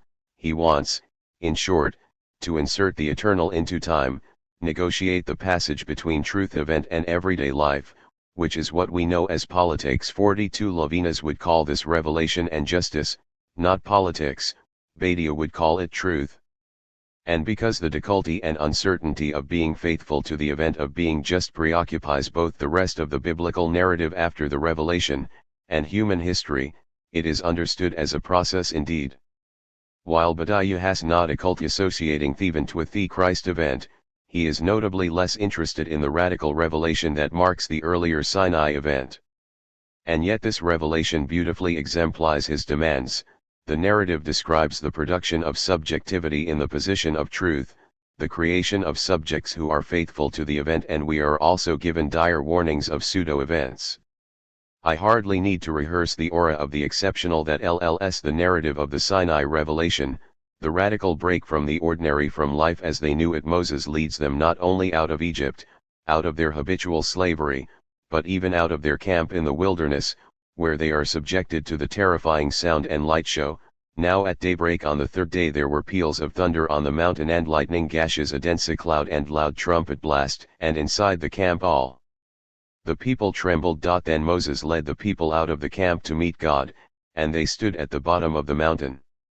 The mountain of Sinai was entirely wrapped in smoke, because Yahweh had descended on it in the form of like smoke from a furnace. Louder and louder grew the sound of the trumpet. Moses spoke, and God answered him with peals of thunder. Exodus 19:16, 19. God appears in the form of and speaks in thunder. The form of is indistinct, the voice of thunder is unintelligible. This is not a deity who is easily reduced to a being, or for that matter, to any concept of being. The truth has no place in the prior situation. Under its terms, it is the void, unamiable, unthinkable. And the subject who is created by this truth event does not exist prior to it. Interpreted, since Rudolf Otto, as mysterium tremendum, or the idea of the holy, this demarcation of the place of the event also points clearly to its break with the prior situation. Yahweh said to Moses, "Go down and warn this people not to pass beyond their bounds to come and look on Yahweh, or many of them will lose their lives." Moses answered, "The people cannot come up the mountain of Sinai because you warned us yourself when you said, 'Mark out the limits of the mountain and declare it sacred.'" Exodus 19:21, 24. Badiou emphasizes the power that results from a truth. A truth punches a hole in knowledges. It is heterogeneous to them, but it is also the sole known source of new knowledges. 43. The atmosphere at Sinai trembles with something else, with threat, with violence. But why? The people tremble before this God, begging Moses to intercede lest they die. Exodus 20:19. Not only the message but also the messenger is unbearable. Moses' face is radiant from this encounter with God, and he must veil himself for others to stand it. Only before God and before the elders, to whom he communicates this startling justice, is he unveiled. Why is the revelation of the law accompanied by such fury? With the entry of the demand for justice, the world changes decisively. Justice commands the hearer to a terrifying moment of decisiveness. Will he accept this call to justice, or turn away? The RST answer is univocal and armative. When Moses relates the words of God to the people, all the people said with one voice, "All that he has spoken we will do, we will obey." Exodus 24:3, 7.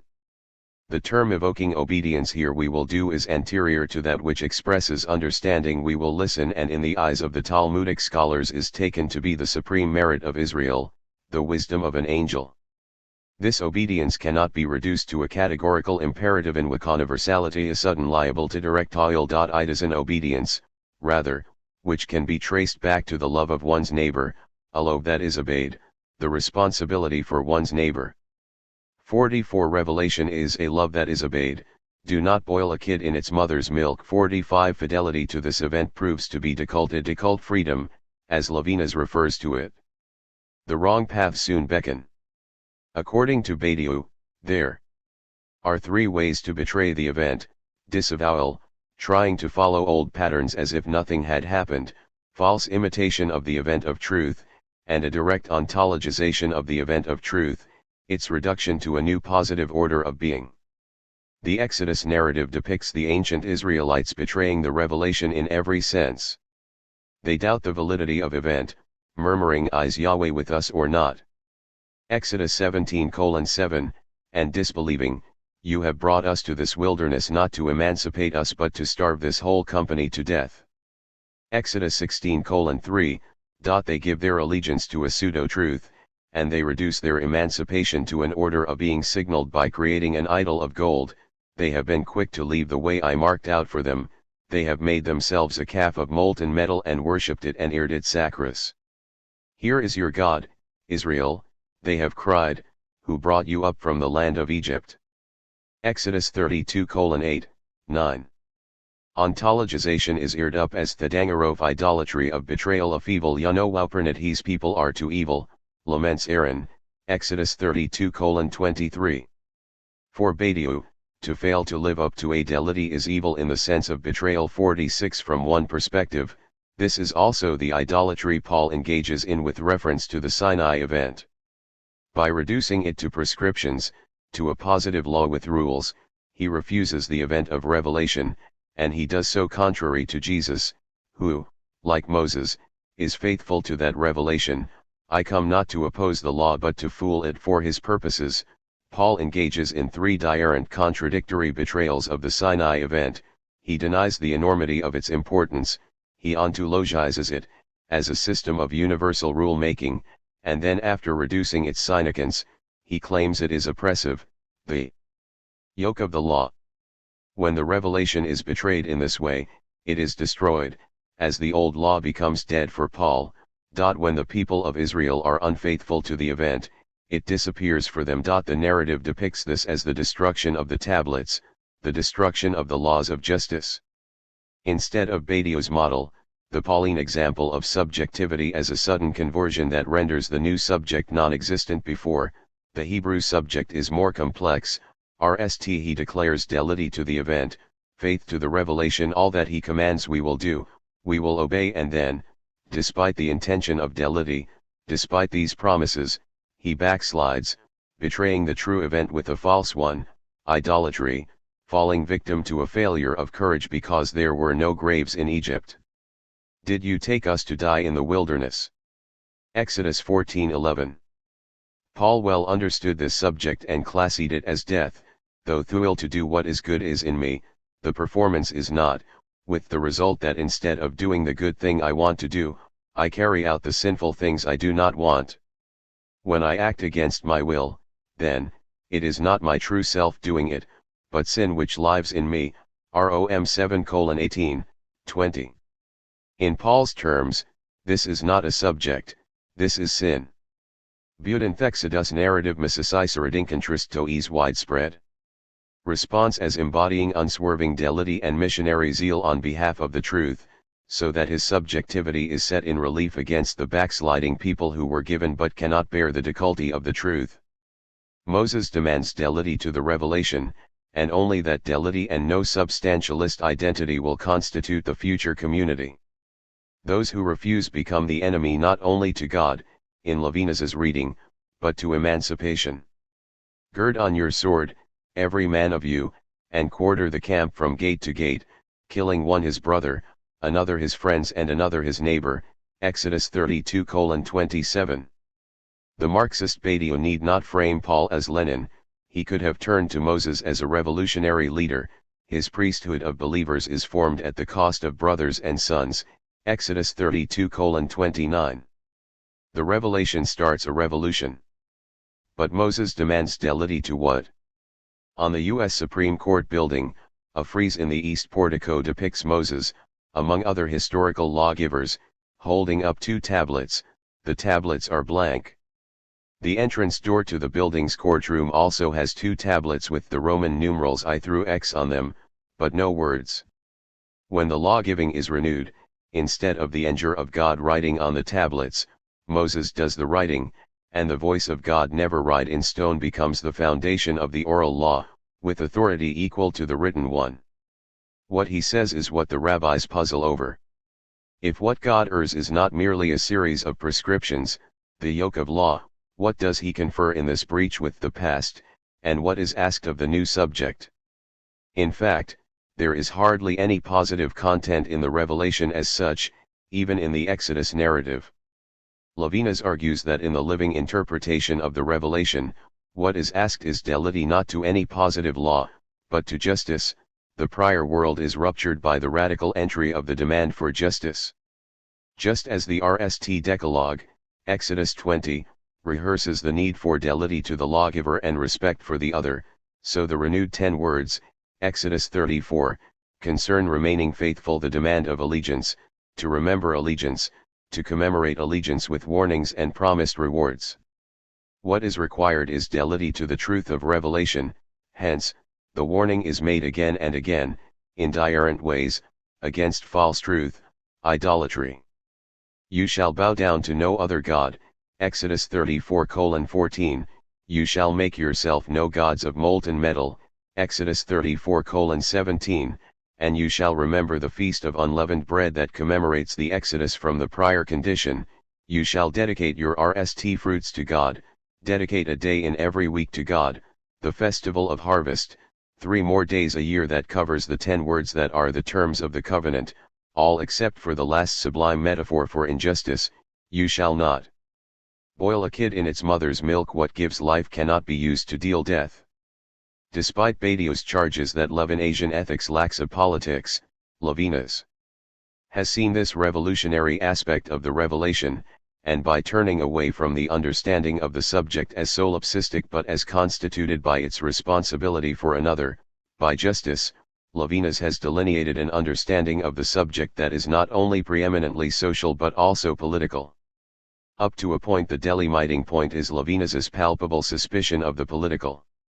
Levinas's distrust of the state is the distrust of someone who has endured the state crimes of the Nazis.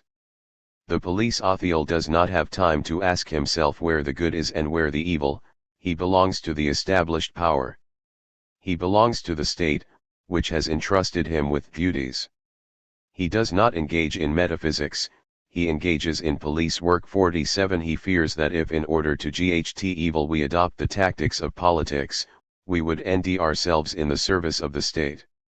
How can we engage responsibly in political action when we cannot be sure about the nature of evil, about what is evil? Interpreting the rabbis, he writes that for Rabbi Eliezer, unquestionably violent action against evil is necessary. And we shall soon see that this violence takes on all the appearances of political action. 48 But he sees the rabbi seeking deeper understanding, insisting on asking, how do you recognize evil? For Levinas, here lies the difference between a police action at the service of the established state and revolutionary action. 49 This suspicion of the state does not condemn Levinas, as Žižek would have it, to a pre-political ethics. Žižek has divided his critique of ethics into its traditional, modern, and postmodern forms. What they all share is a reduction of the political, some version of pre-political ethics. There is no politics proper in a closed community ruled by a traditional set of values. The pre-modern, universalists ground ethics in a proceduralist a priori of discursive, or distributive, ethics. Modern, dispersionists condemn politics as unifying, totalitarian, violent, and soon. And dasumeth positionof ethical critics were reveal, or voice, the ethical wrong or evil committed by politics, without engaging in an alternative political project. 50 Usually Levinas is regarded as falling in the third category, postmodern, in part because he has been associated with post-structuralism, in part, because of his deep distrust of totalitarian regimes. But he could be more precisely and equally wrongly categorized as a pre-modern who rehabilitates tradition, invoking substantialist community in his invocation of Judaism. I hope I have corrected that mistaken reading by now. In fact, Levinasian ethics is not pre-political in any of the senses that Žižek elaborates. I would argue instead that, if anything, his ethics is post-political, not only because he lived through and took account of the Nazi horror, but also because it is after explicitly engaging politics in his work that he embraces an ethics that goes beyond politics, not an alternative to politics, but an ethics he believes works when politics fails, and so an ethics that politics must answer to. When Levinas explicitly distinguishes between the heirs of Abraham, the universal family of humanity, and the state, he does so nervously, knowing that this will make some readers unhappy, adding, it is suggested by the text. Let not the worshippers of the state, who proscribe the survival of Jewish particularism, be angered. 51 There is more in the family of Abraham than in the promises of the state. It is important to give, of course, but everything depends on how it is done. It is not through the state and through the political advances of humanity that the person shall be fooled, which of course, does not free the state from instituting the conditions necessary to this foolement. But it is the family of Abraham that sets the norms. 52 Privileging the children of Abraham over the state. Levinas takes pains to qualify that community as not a blood group. This is not petty bourgeois racism and particularism. 53 So who are the heirs of Abraham? Those to whom their ancestor bequeathed a occult tradition of duties toward the other man, which one is never done with, an order from which one is never free, so deemed. The heirs of Abraham are of all nations. Any man truly man is no doubt of the line of Abraham, emphasis mine. 54.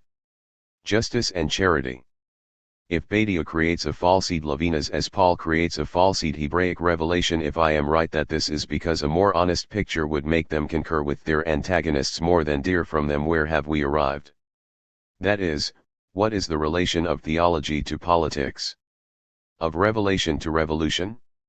To approach this question, I want to turn not to the constitution of the subject, Badiou's preoccupation, or the constitution of the community, Paul's preoccupation, because in the end these entities may be more indifferent for their political ends than these leaders imagine.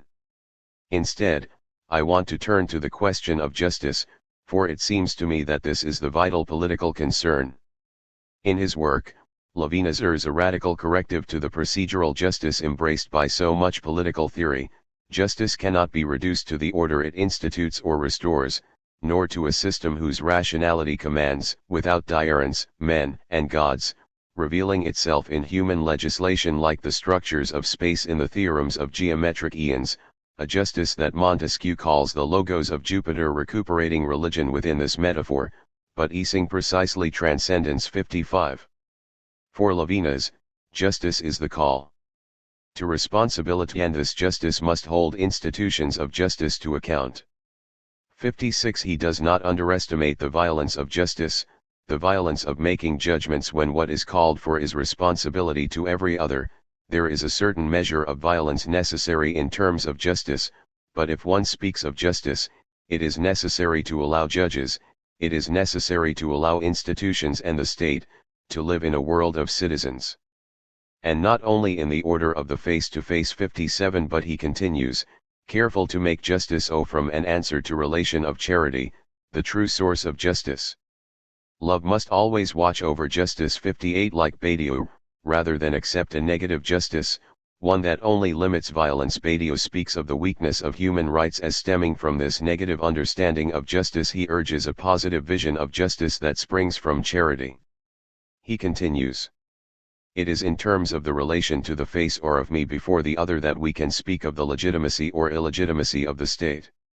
A state in which the interpersonal relationship is impossible, in which it is directed in advance by the determinism proper to the state, is a totalitarian state.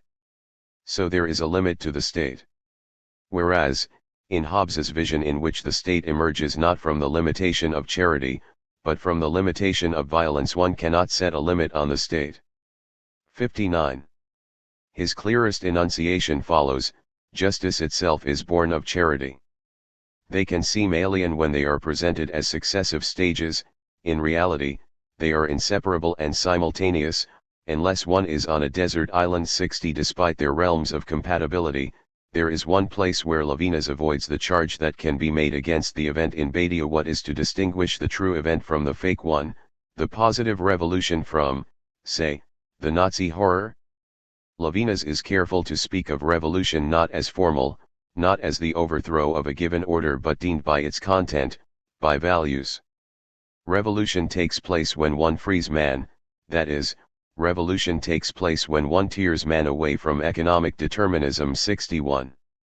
It is not enough to be against a cause, one must be in the service of one. I do not think that revolutionary action is to be recognized by the massiveness of Victoria Street demonstrations. The fascists knew more successful ones. Revolutionary action is RST of all the action of the isolated man who plans revolution not only in danger but also in the agony of his conscience, in the double clandestinity of the catacombs and of conscience.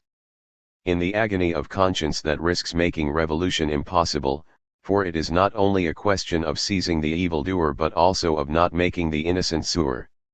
In this also is to be found the difference in Jewish thought between the police and revolutionary politics. 62. In the end, one wonders if Badiou's emphasis on structure, even the structure of subjectivity's delity to the truth event, is succinct. He cannot speak of content because it is contingent upon the situation and each situation has its unique truths.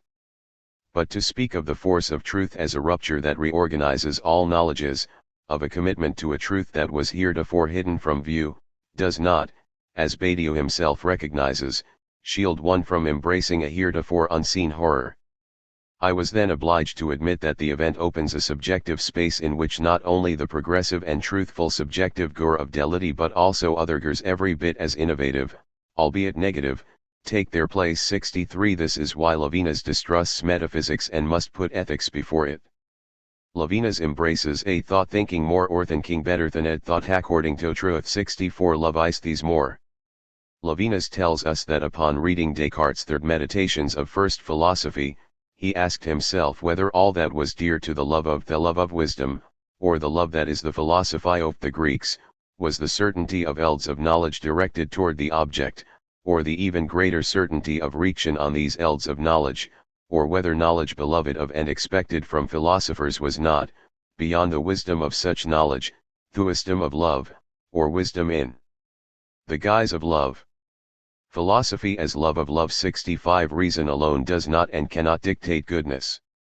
In loving the Torah more than God, Levinas engages an anonymous text that errs itself as a document written during the null hours of the Warsaw Ghetto resistance by one Yossel, son of Yossel. 66. Doubts. Oh, from his agony, what can this swearing of the innocents mean?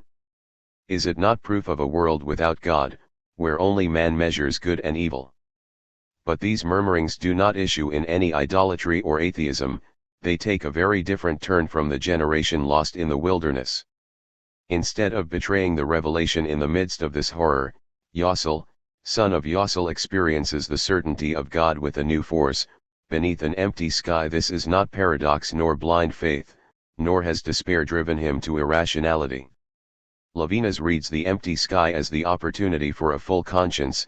If he is so alone, it is in order to take upon his shoulders the whole of God's responsibilities, and absent God becomes most imminent internally.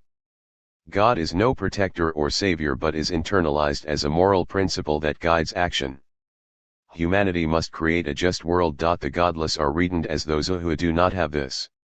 The condition of the victims in a disordered world, that is to say, in a world where good does not triumph, is that of swearing, and this condition errs us a God who abandons man, abandons the just man.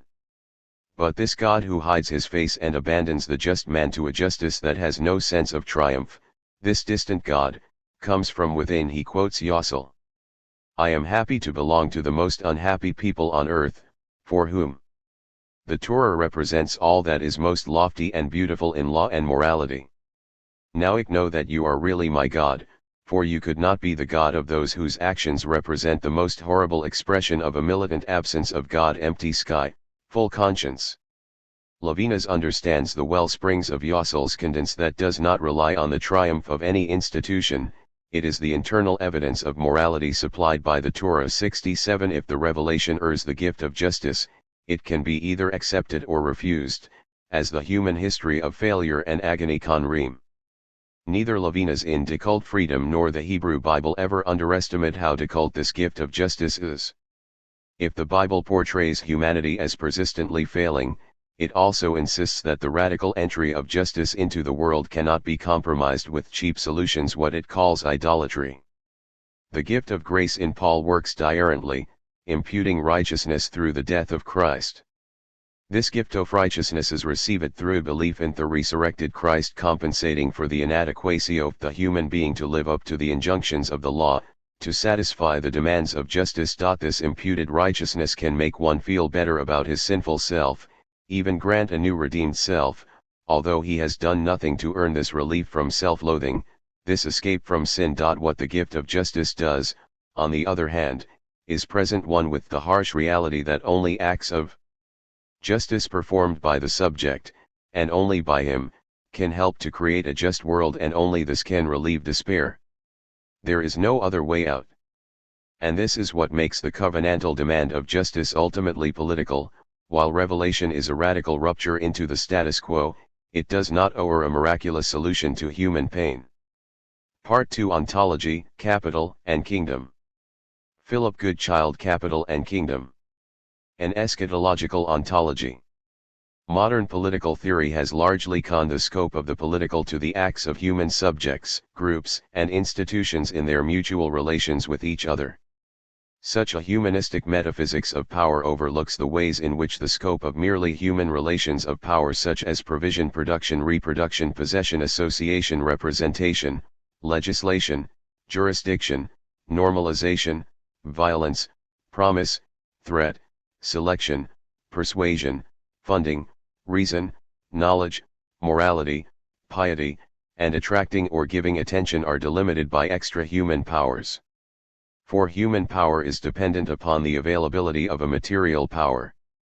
This is evident both in the dependence of the human will on the nutrition and sustenance of the human body, as in the contemporary famine in Zimbabwe, where regions that have supported the movement for democratic change are deprived of access to grain. Political will cannot be sustained for long by a diet of roots, bark, and leaves, and in the wider dependence of the economic system on ecological cycles that provide minerals and energy, that reproduce plant and animal life, and that absorb waste. Moreover, the formal political and economic spheres are also dependent upon a much wider social resources economy, consisting of subsistence agriculture, forms of social cooperation, a common cultural inheritance of arts and skills, and unpaid labor in household, caring, and community services.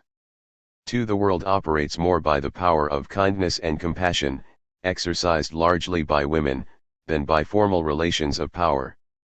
The direct dependence of human politics on a much wider sphere is also evidenced in the looming hydrocarbon energy crisis, now that oil production, which provides 38% of the world's primary energy, is due to peak within a decade, and gas production, which provides 24% of the world's primary energy, is due to peak in 20 years' time. 3. Political decisions will necessarily be taken on the basis of the need to preserve access to and use of energy supplies, that is, to preserve the ability to make political decisions against political and physical risks. 4. Such a choice is no choice. Rising prices due to resource depletion and falling rates of oil production will soon shatter the global economy, rendering, among other things, the literature on globalization of merely historical interest. 5. Economic and ecological collapse are increasingly no longer exceptions to the steady progress of development, or the internal contradictions of a start-stop capitalism, but the norm against which islands of stability have to be preserved as exceptions. There is, however, a second non-human determination of politics that invades the human will in quite a diurent way, the politics of money.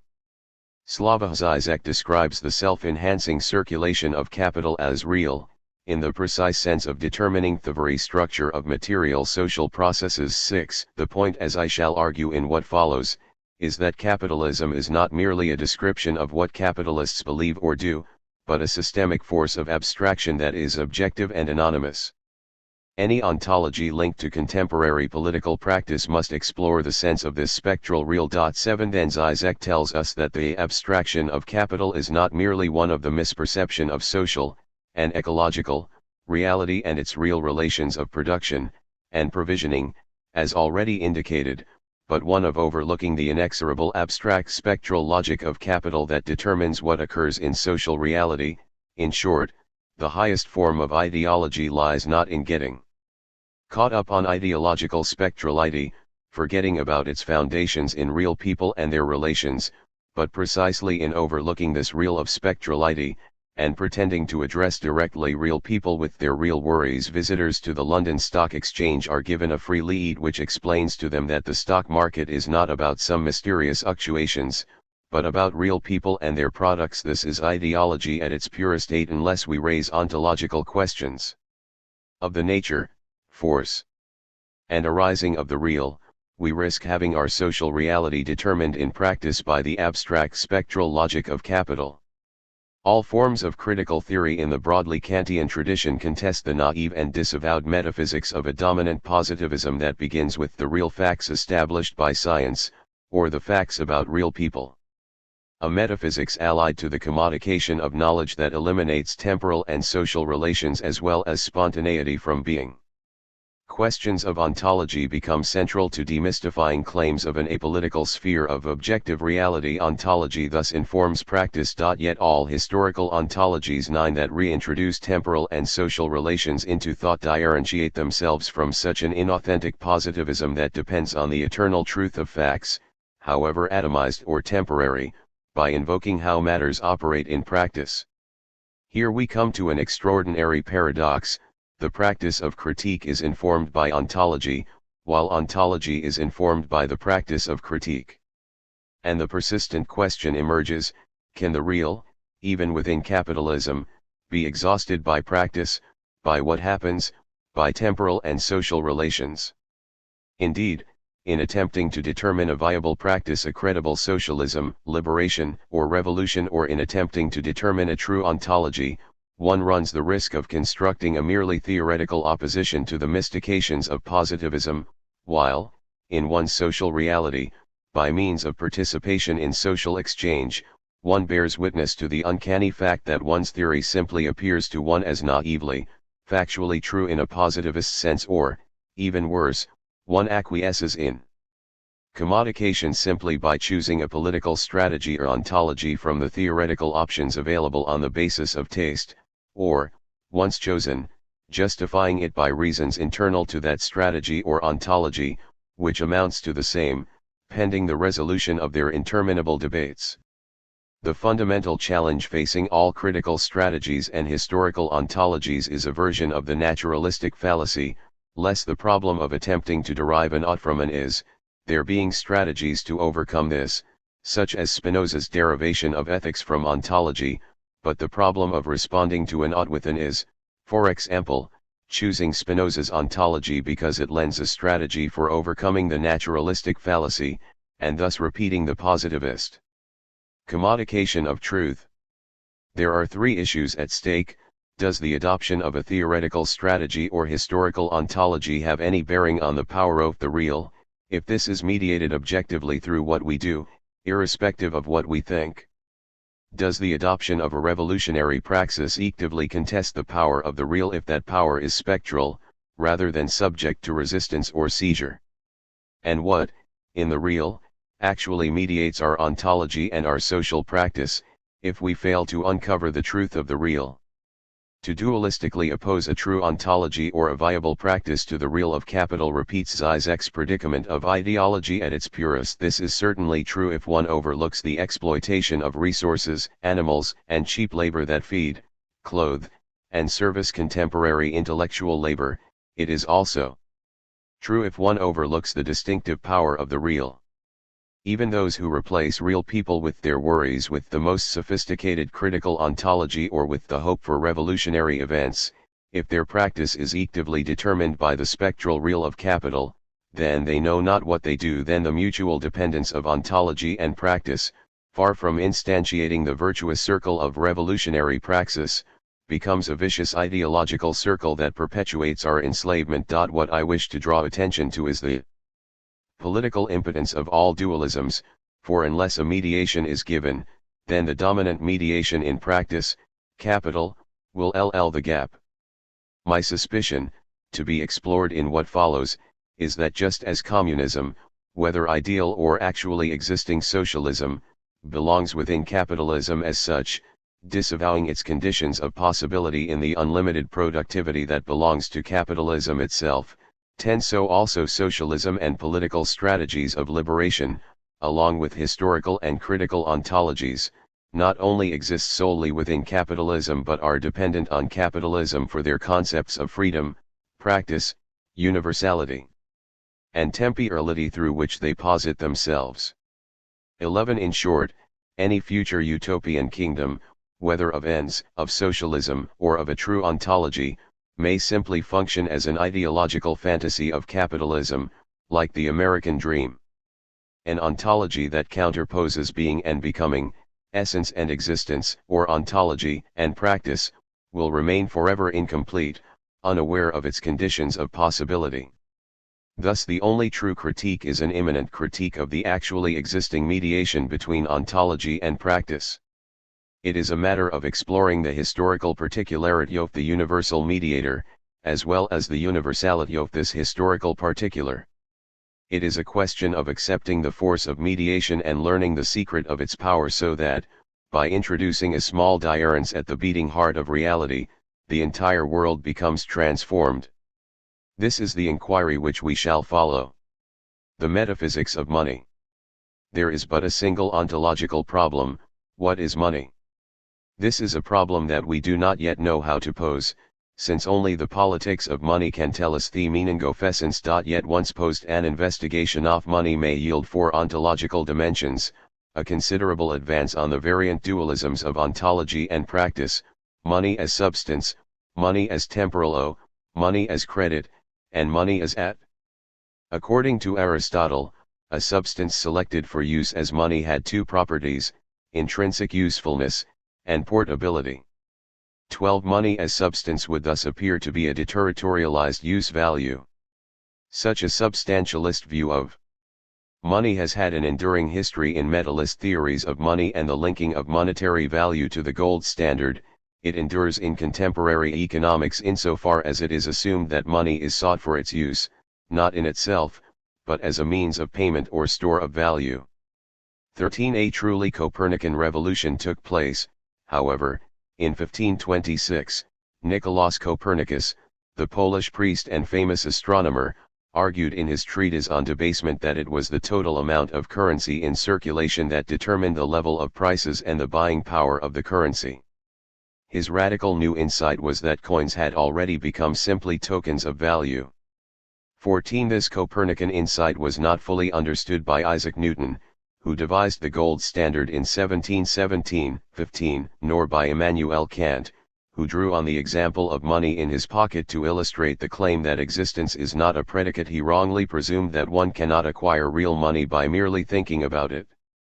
16. Modern textbooks of economics, however, adopt a desubstantialized metaphysics by specifying the intrinsic value of money as its use, its fourfold function as medium of exchange, unit of account, store of value, and standard for deferred payments.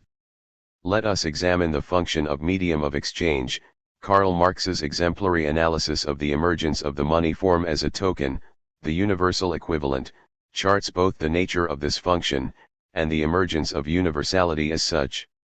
For a thought that embraces all beings and exchanges its representations for them is a universal equivalent, like the money form. And just as it is entirely diurent to exist in thought than to exist in reality, to have an exchange value is entirely diurent from having a use value. Extraordinary though Marx's analysis is, both as an account of commodity fetishism as the central component of ideology, 17, and for a universal logic of symbolization, 18, it was constructed as an initial stage in an immanent critique of bourgeois political economy, and may thus be wedded to presuppositions and categories that have yet to be tested by immanent critique. In particular, the logic of exchange rests on a naturalistic metaphysics of property, that land, commodities, xed capital, and money are always the property of some named individual or corporation, and thus subject to exchange, in spite of the temporal, social, and ecological relations that make the existence of such property possible. The universal gives us formal, not real, existence. Now Marx, in his famous critique of primitive accumulation by means of the enclosure of property, demonstrated not only that the freedom to buy and sell land was founded upon the freedom of others to starve, but that money itself is a vital condition of expropriation. 19. The enclosures were made for the sake of making a prot. Thus the formal metaphysical categories of property and exchange appeal to a naturalistic metaphysics that overlooks temporal, social, and ecological relations, property being a socialtion that ensures rights without responsibilities, neglecting any obligations of inheritance of the past and preservation for the future. Yet more than this, if money is the condition for the capitalist category of property, then money is itself the condition of the illusions of both exchange and the money form. Money becomes self-positing. Thus the Marxian account of the genesis of the money form does not exhaust the ontology of money. Turning to the function of money as a unit of account, we may note that Copernicus's insight led to the quantity theory of money, developed by the likes of John Locke and David Hume, among others, that prices of commodities are a function of the relative scarcity or abundance of money. Prices multiplied by quantity of goods is equal to money multiplied by velocity of circulation. As both a commodity and unit of account, the value of that unit is thus a variable determined by scarcity. Yet the quantity theory still depends on the naturalistic illusion that money is a finite being. The dual role of money as both commodity and unit of account, however, enables a further feature of money to emerge, at odds with the quantity theory, for a commodity whose value is determined by its scarcity may be subject to speculation. Just as speculation in land and property leads to both an ination of prices beyond their use value, and accumulation by the few as against distribution among the many, 20 so speculation in money and natural products both innates the amount of natural wealth in circulation and maintains its relative scarcity among most consumers. Thus speculation removes global restrictions on the acquisition of wealth in monetary form arising from the quantity theory, as well as enabling individuals to pursue the acquisition of monetary wealth as a means to all other goals. Finite being is replaced by unlimited becoming. Since economic reality is actually determined by speculation, it is economics, rather than speculation on unlimited becoming, that is illusory. Moreover, once money becomes the means through which all demands are satisfied, the demand for money takes priority over all other demands. For demand is active only when it is backed up by money, and the best way to maximize the activeness of one's demands is to increase one's store of money. Under conditions of speculation, money simply becomes interest-bearing capital, money that gives birth to money. Money in its most fetishized form becomes the true nature of money, for the current value of any asset, whether XED or variable capital, depends mainly on expectations about its future performance and expected yield, including its yield from speculative ination. Thus far from money being a substance, or even a XED, nominal quantity, it is a differential rate, a deterritorialized and decoded O, with no intrinsic meaning. It is an unlimited good, accountable to no one and determined by no one. Money also functions as a standard for deferred payments. Marx was aware that the greater part of money in circulation was composed of bills of exchange, promises to buy a certain quantity of goods in the future at a certain price, in principle the basis for contemporary checks as well as futures. 21 Indeed, to the extent that bills of exchange circulate, and may ultimately balance each other out by the compensation of credits and debts, then, as Marx says, they serve absolutely as money, since no transformation into actual money takes place. 22 The unique metaphysical status of money, here, is that with no other commodity can a claim to the commodity serve the same purpose as the thing itself. 23 Money is no longer identifiable as a commodity. Now, we can analyze the bill of exchange into the following components. In the RST place, the bill is created by someone taking a liability upon themselves. It is a contract. While active demand is backed by money, the bill of exchange is backed entirely by trust. The demand is rendered active when the receiver trusts that the commitment will be honored. Yet the bill can count as money, and circulate more widely, only if it is also accepted by a third party, that is, a banker, or credit card company, who will advance the sum by discounting the bill, so that the recipient can buy the resources to produce and deliver the goods on time. Now the trust that the contract will be fulfilled need not rest entirely on good faith, credit, or the honor of the one who undertakes the liability, it may also rest on the social forces that ensure that contracts will be honored, including legal forces of the state, or, prior to that, religious beliefs that God may punish the dishonest. Thus a bill of exchange is composed of separable social components of demand, liability, trust, and the power to enforce contracts. Money is thus the social complex of credit. This is also true in the case of speculation. Financial value depends on an imagined future. This imagined future is transcendent to current reality, and, furthermore, the future never comes. For, even if there is a stock market crash, the value of any asset still depends on projections about its future. In this respect, financial value is essentially a degree of hope, expectation, or credibility. Being transcendent to material and social reality, yet the pivot around which material and social reality is continually reconstructed, the value of money is essentially religious. To believe in the value of wealth is to believe in a promise that can never be realized. It is a religious faith. Yet one only has to act as though one believes in it, and by some miracle, it becomes true, for others may treat money in the same way, accepting it in exchange. This miracle is the very illusion that short-circuits the truth of being in favor of the real. Here, ontology is mediated to practice on the basis of credit. The null supposed function of money is as a store of value, but money is much more than this. Once money becomes deterritorialized from its coded representation in paper money, then it acquires a new metaphysical status. For the logic of the bill of exchange is repeated in all forms of credit, whether these are deposits in bank accounts, overdrafts, loans, or other credit instruments. It even bears the secret of paper money itself, when constituted as a promise to pay the real sum of money, metallic or otherwise. Now, on the one hand, one has to believe in practice in a naturalistic metaphysics in order to enter into a credit arrangement, trusting that the credit instrument will be exchanged for real money in the future, or that a banknote can be exchanged for gold. On the other hand, banknotes need never be redeemed.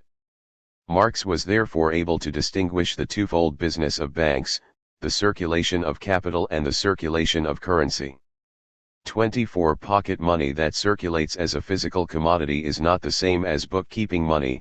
Banks do not lend the money that is deposited with them, they create deposits and banknotes. 25. 4.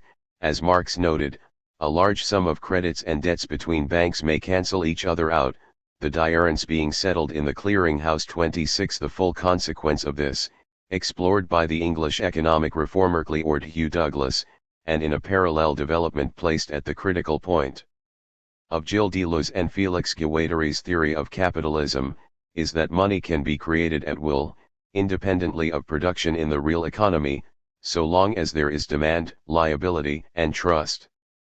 Douglas's principal contribution was to demonstrate that while production and technology increase the amount of real wealth available, there is not a corresponding increase in purchasing power unless this takes the form of the creation of money.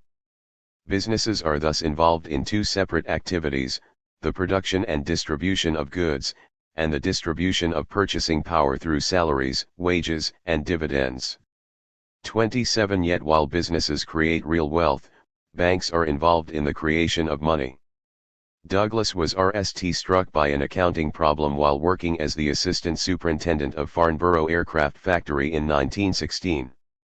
If each corporation pays a certain amount of its income to its workers in wages, a certain amount to its suppliers, and a certain amount to its shareholders in profits, then the workers would never receive sufficient income to buy the commodities that they produce, because money is put aside for the depreciation of plants, costs are always higher than wages, and there can never be a circular O of money.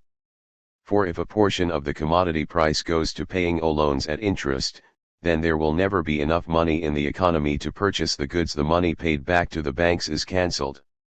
28. There is a structural problem of oversupply in a closed, global economy that can be addressed only from a single source. In order to be able to afford the goods for sale in an economy, that economy has to borrow money from the future. Money is created by it in the form of credit, but such money belongs ultimately to the banks and will be repaid to them. One borrows money only if one believes that one will be able to make a sufficient sum to repay the loan with interest. For money is not created at the point of the creation of goods, the production of wealth. Instead, economy is a radiationary swearing from a shortage of buying power, and this shortage is temporarily overcome by an ever-increasing spiral of debt. Such debt can be serviced only if more money is borrowed from the future, while at the same time production is increased through economic growth. The economic system is thus locked into a spiral of growth and debt, a spiral that can be sustained as long as there are no external obstacles to economic growth, but a spiral that could have devastating consequences as soon as ecological limits to growth are reached. Banks create money by the creation of liabilities, that is, of debts. The granting of credit by a financial institution is thus the creation of a mortgage on future production. 29. Since one can make money through real production only if someone else creates money by entering into a liability, then, in order to pay one's debts, one is enslaved to expanding future production. The whole economic system functions as a massive spiral of debt. 30. Moreover, instead of creating money where demand most urgently needs to be made active, banks make loans or create money where it is most likely to yield a profit. Given the practice of offshore banking, and the deregulation of credit controls in line with existing financial practice, there is little political control over banking. For in an economy governed by debt, to restrict banking practices would threaten a fragile, competitive financial system.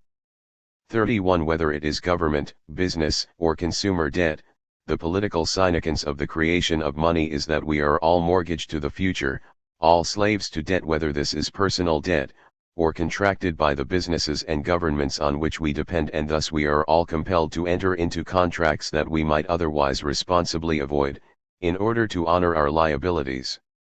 Douglas's radical new insight is that, in spite of appearances, it is not our desires for consumption or wealth that determine our behavior, as though society operated by a pleasure principle or a will to power.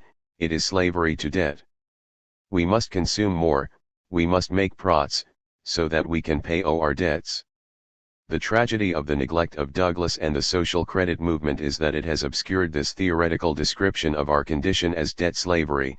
Debt slavery and the demands of competition explain the creation of the capitalist system, the organization of society for the sake of production for profit, on the basis of the creation of liabilities in the form of bills of exchange and latter banks. 32. They explain why such a system depends on continual forced growth, through primitive accumulation, colonial expansion, globalization, and privatization of public services. They explain why such a system, which aims at profit alone and cannot take much account of the needs of subsistence and sustainability except as a drain on wealth-creating production, has produced such an extensive dispossession of people from their means of subsistence as well as an ecological crisis that may destroy most life forms on the planet. They explain why. Neoclassical economics.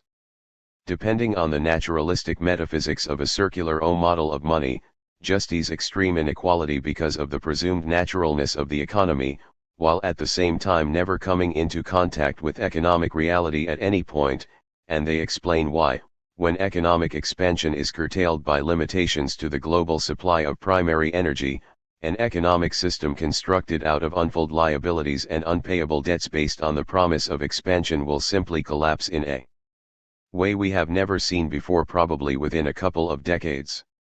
Let us return, then, to our question, what is money? What is striking is that the true nature of money is revealed only progressively through history, and since history has yet to end, we cannot yet be sure what money will have been. Money appeared to be a valuable and portable commodity. Following the Copernican revolution, however, money was recognized as a physical token, deemed less by its intrinsic value than by its acceptability. Money became any medium which has reached such a degree of acceptability that no matter what it is made of, and no matter why people want it, no one will refuse it in exchange for his product. 33. An illustration of consumer sovereignty. 34. That is identical with producer slavery. The quantity of such a physical token was limited only by its acceptability.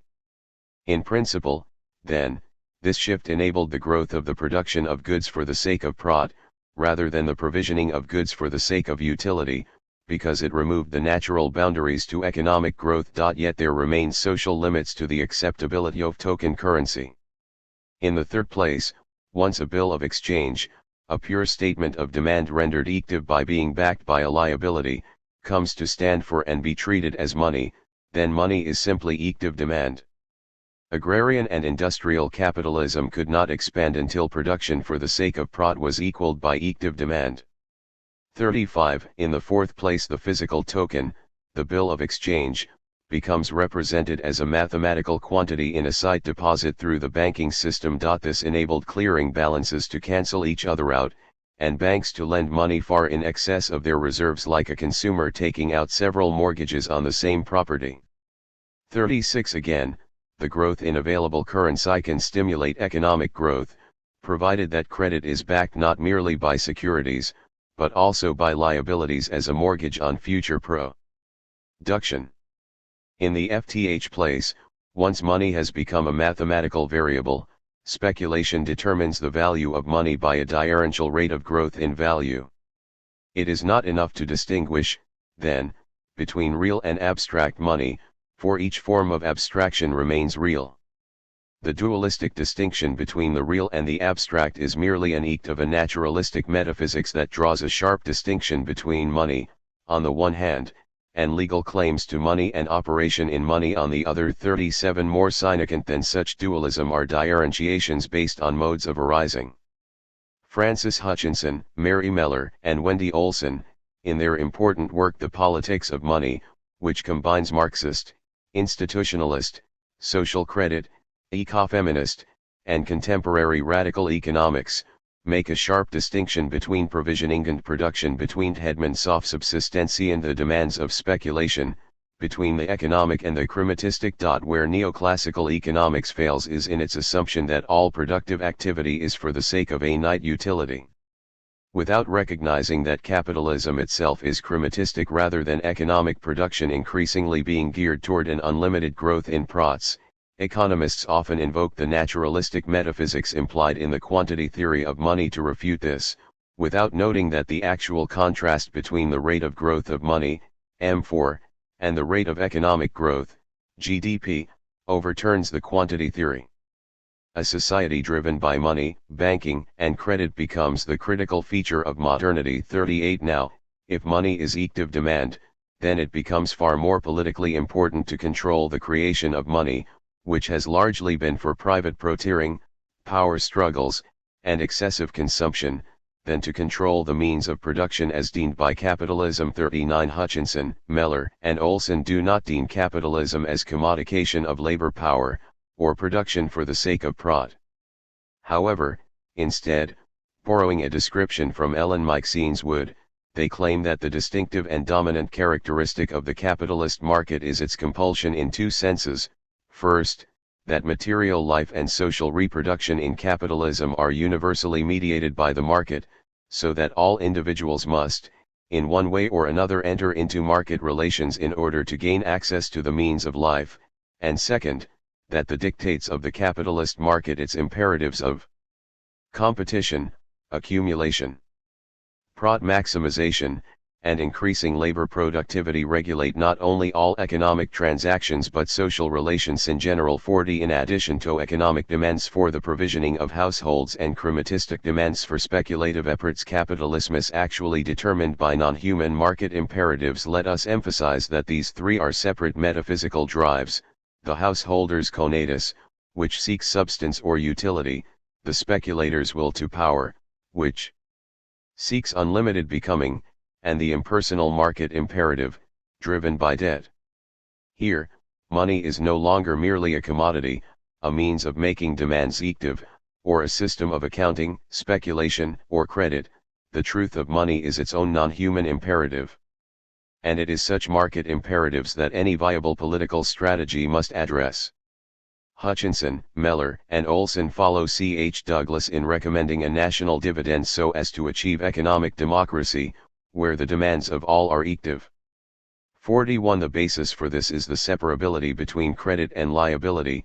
Douglas deems true credit as the active reserve of energy belonging to the community, or the dynamic capacity of the community to deliver goods and services as and when required.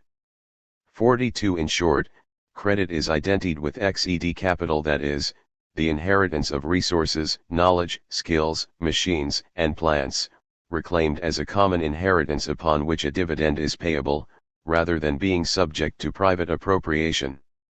Such capital is productive power, or a speculation on production, as deemed by capitalism. I therefore have some reservations about both the justice of this recommendation, and, if instituted, its ability to redeem all from debt slavery and gear production to the demands of sustainability and subsistence. My concerns are twofold. RST, credit is not capital, it does not belong directly to the sphere of productive forces, and second, liability may function as the condition of possibility of credit when justice may not.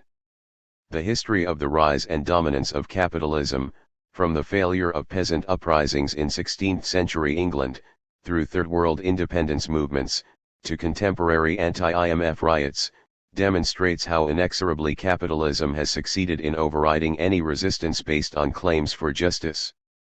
Justice, like XED capital, is extraordinarily malleable, for those in power may believe in the justice of appropriation. If it increases productivity, they may believe in the natural justice of the market to reward enterprise, if this is inherent in the scheme of things. Similarly, Douglas ultimately asks us to believe in the reality of natural production, replacing the abstractions of credit with a correlation between the production of money and the production of wealth.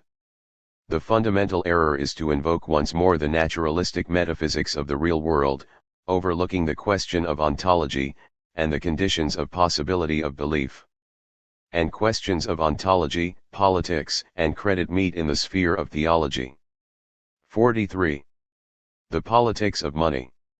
When the real economy collapses and all values are devalued, the abstract economy may not, the money form, speculation, entering into liabilities, and the creation of debts may still be possible, so long as they still command credence. In order to determine an ective relation between ontology and practice, it is necessary to inquire into the nature of the non-human power expressed in the politics of money. According to the naturalistic illusion, it would appear that money, as an inert commodity, is politically neutral. If society is to be organized for the sake of prod, it would appear that this would hold no power over other modes of social organization, unless we exercise power on its behalf. And indeed, history is LLED with examples of the exercise of power through violence, exploitation, appropriation, imperialism, and neo-imperialism for the sake of prod.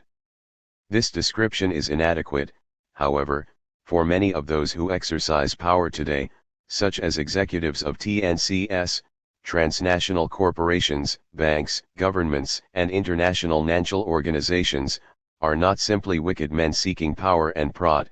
Instead, just as they externalize costs of production, they also succeed in externalizing the moral responsibility for violence and appropriation through which they prod onto others further down the chain, whom they may justly condemn, or else they may justify violence in the interests of the all too fragile system as a whole, the alternative of economic collapse being worse. It is important to note that the exercise of power through fragility as well as the externalization of moral responsibility are crucial elements of human power relations in the contemporary capitalist system.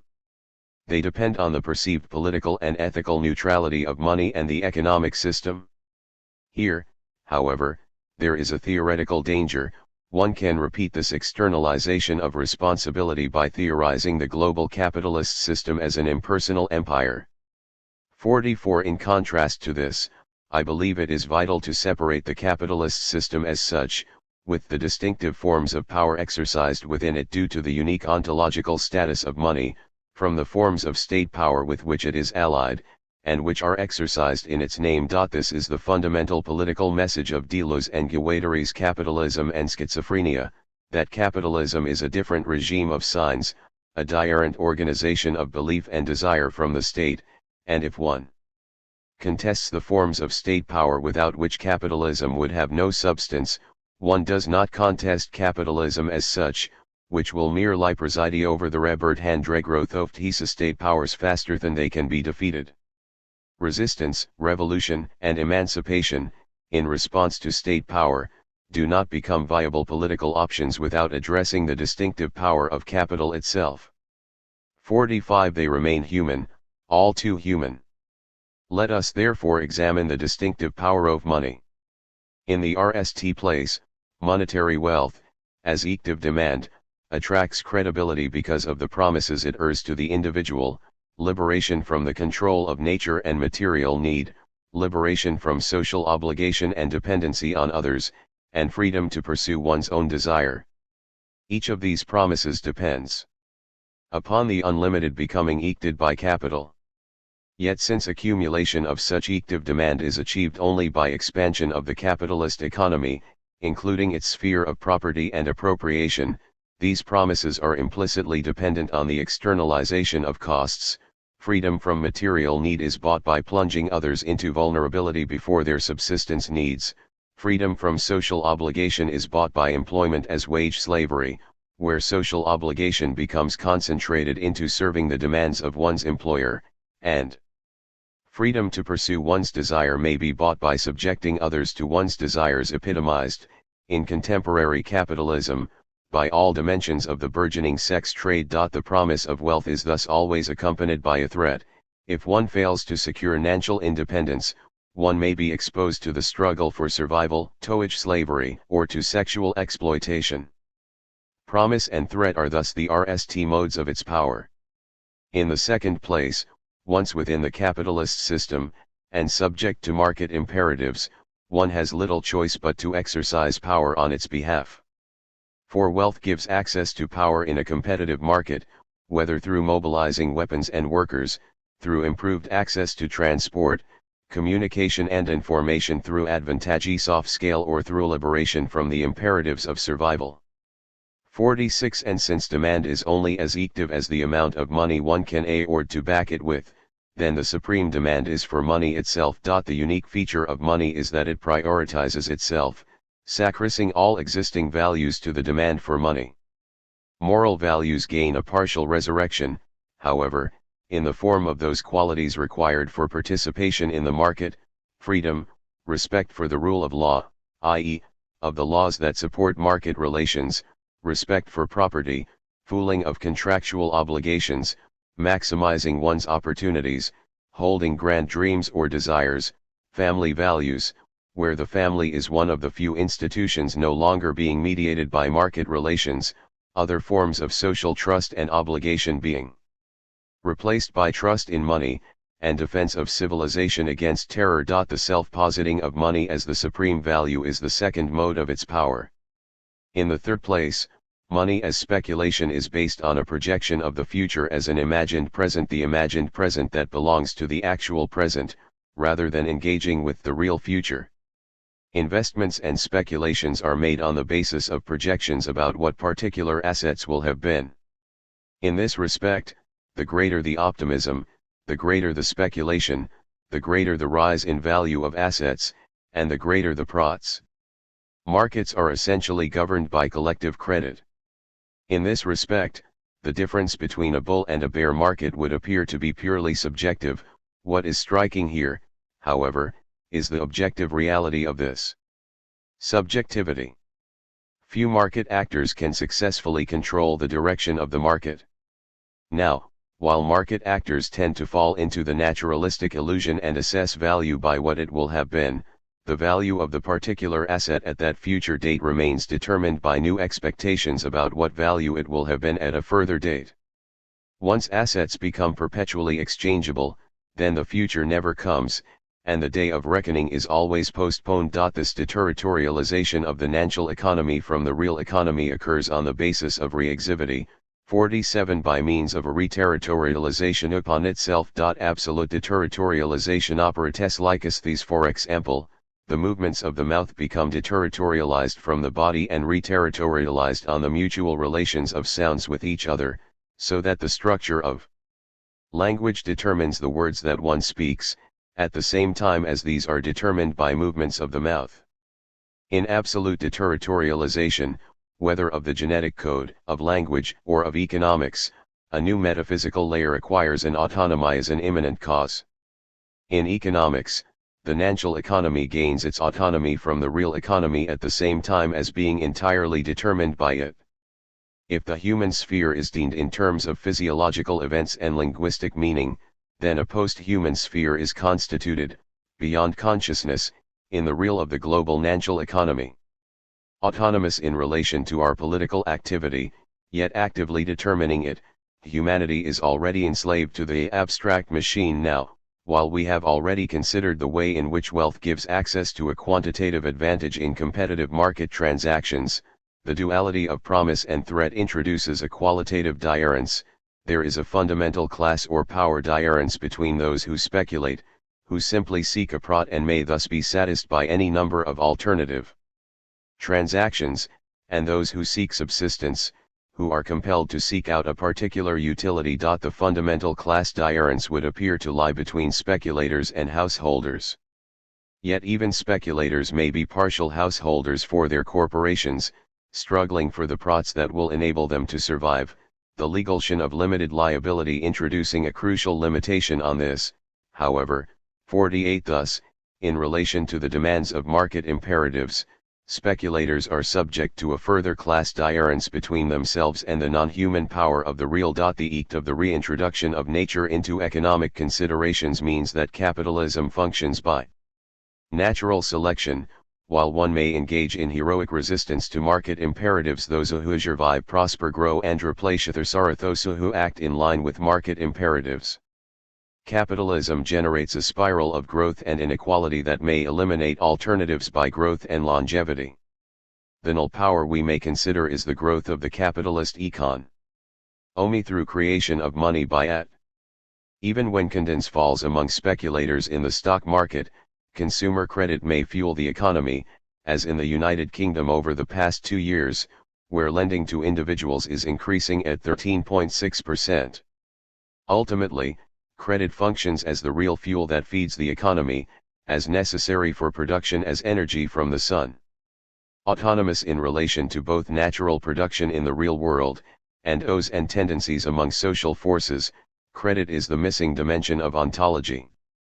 An eschatological ontology. The various stages in the ontology of money parody the stages of the univocity of being according to Deleuze. In the RST place, money, as a universal equivalent, institutes the univocal world of economics where all production and commodities are measured in terms of their exchange value. One gains a quantitative determination of all beings as a price. Moreover, money functions in practice as the mediation between essence and existence because, as active demand, it is the condition of possibility of production. Like univocal being for Duns Scotus, money remains abstract and neutral in relation to exchange. 49. What this abstract world does not include, for liberal economics, are the personal choices of rational economic agents, and what abstract rational choice theory does not notice is that such choices are constrained by promise, threat, credit, and debt. Once subject to speculation, however, money becomes the supreme, self-positing substance like that of Spinoza. It is the pure good, subject to pure self-formation. Its existence owes from its essence. Then the null stage is when money replaces itself as a differential, re-exivo. Money has no substance, being nothing in itself, only the rate of profit determines values and determines what money is. Here, money has become the repetition of difference, re-exive self-determination. Only the eternal return of money upon itself gives being to becoming. Thus, one has to subtract or destroy the unity of the substance of money in favor of its pure being as return. What we end here, and throughout modern critical thought, is a univocal ontology of process or production. In the words of Daniel Defoe, employment is life, sloth and indolence is death. To be busy, is to be cheerful, to be pleasant. 50. While the precise meaning of being may vary, its specification in terms of becoming does not. This emphasis on the production of oaths runs from Thomas Hobbes, Life itself is but motion, 51 through Marx's theses on Feuerbach and the labor theory of value, to Deleuze and Guattari. Beliefs and desires are the basis of every society, because they are oaths.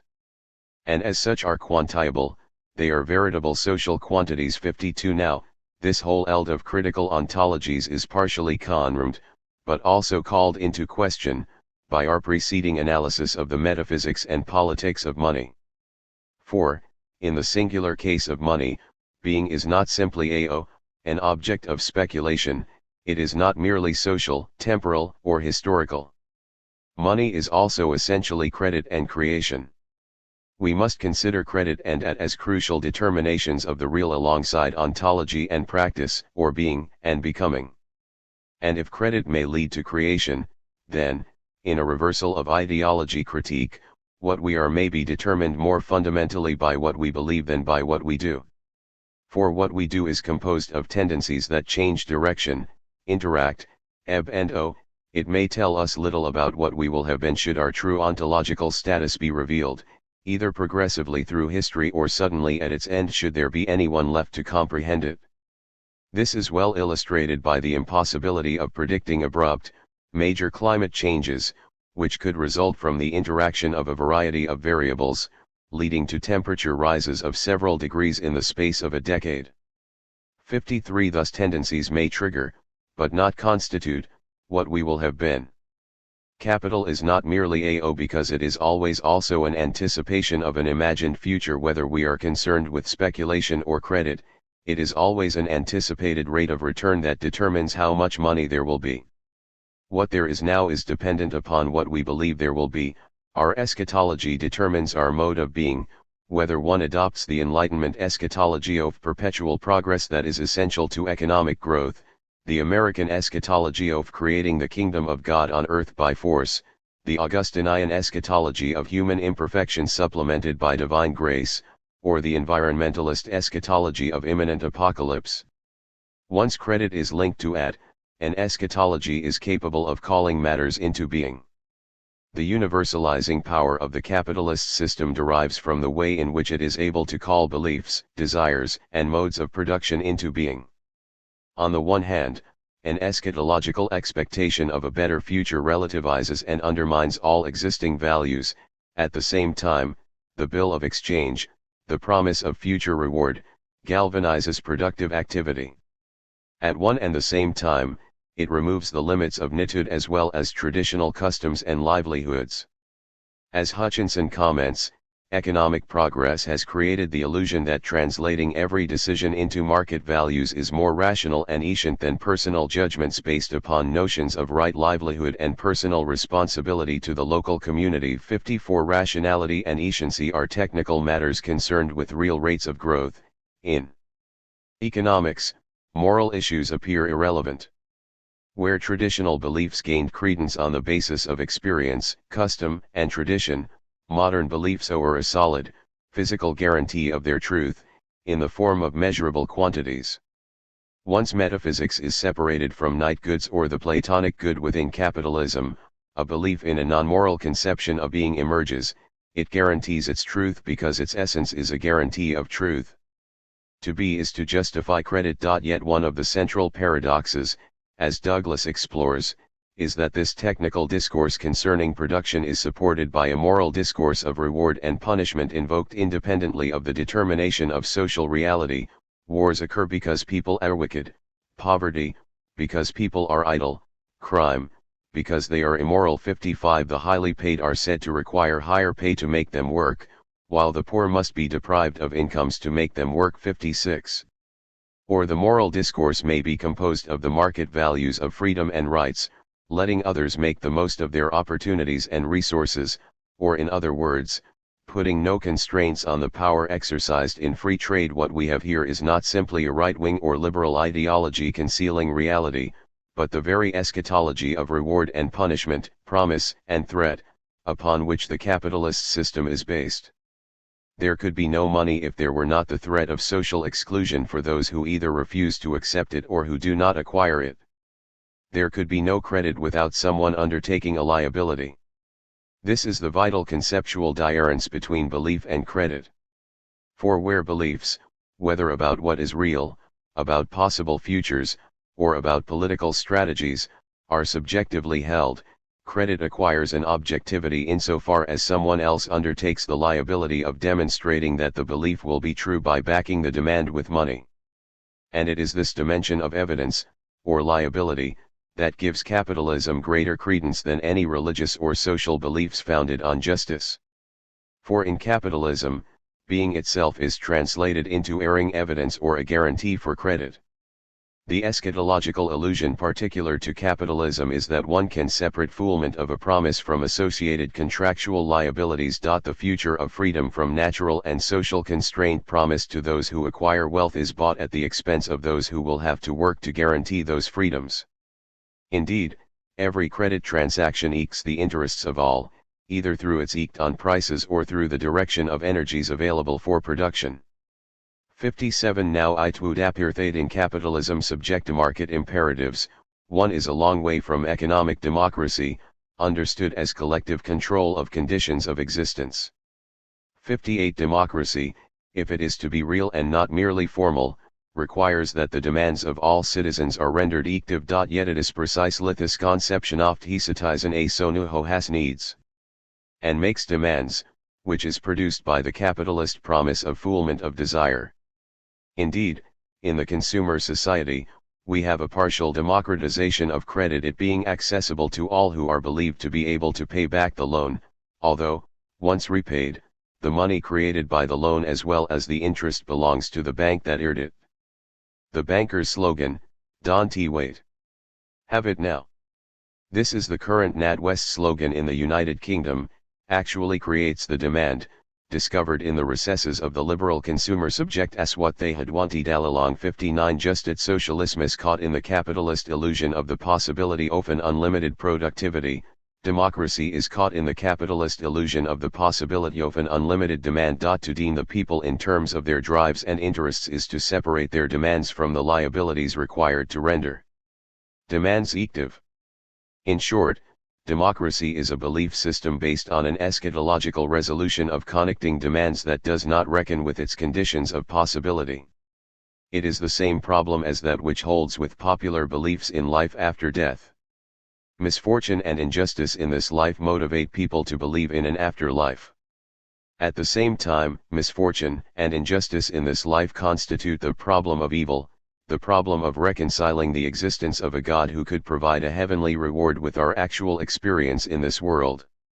Theodicies typically invoke a greater good on the one hand, consisting of the advantages of moral freedom or moral progress that would be unavailable in a perfect world, together with compensation in eschatological fulfillment on the other.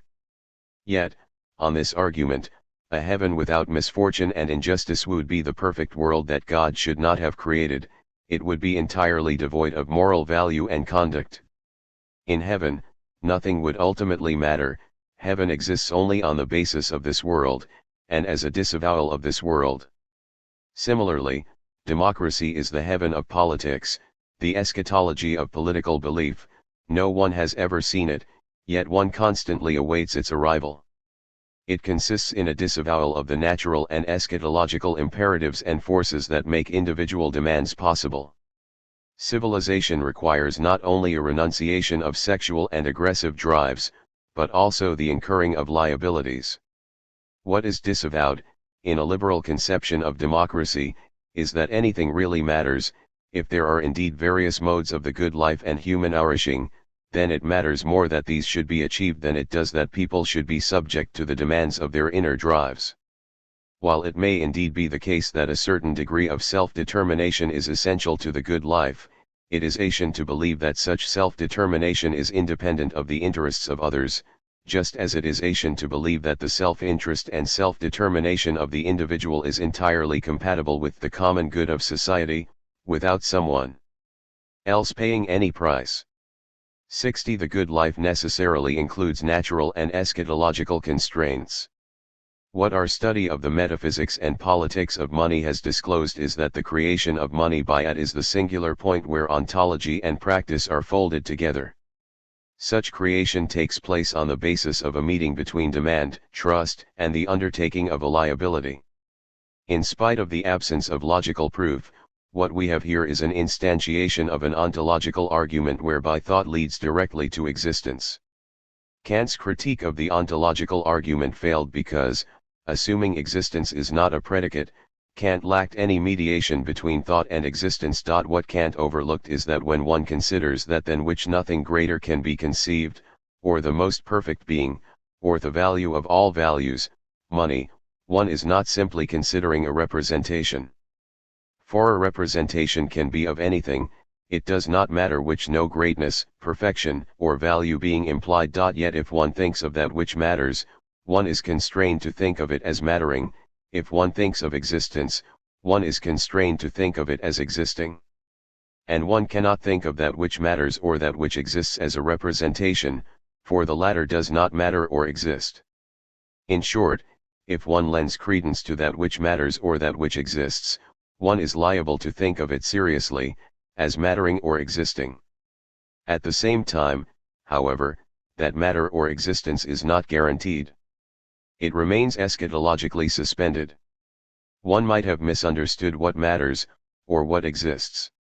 Indeed, there is a paradox involved in eschatological ontology that can be illustrated by the dilemmas of Christology.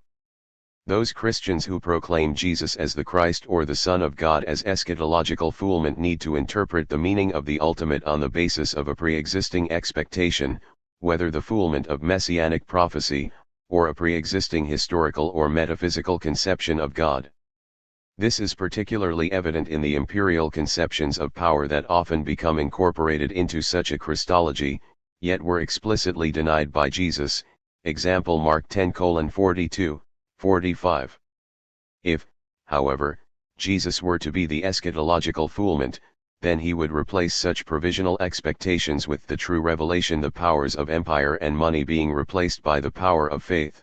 For instance, example taxes to be rendered to Caesar, but prayer rendered to God, disrupting the bookkeeping money fashioned in the temple mint, faith being able to move mountains, etc. Yet the truth of this true revelation would remain invisible if the hermeneutic background against which Jesus is interpreted is a given set of preconceptions. Even a purely formal theology of eschatological revelation fails here.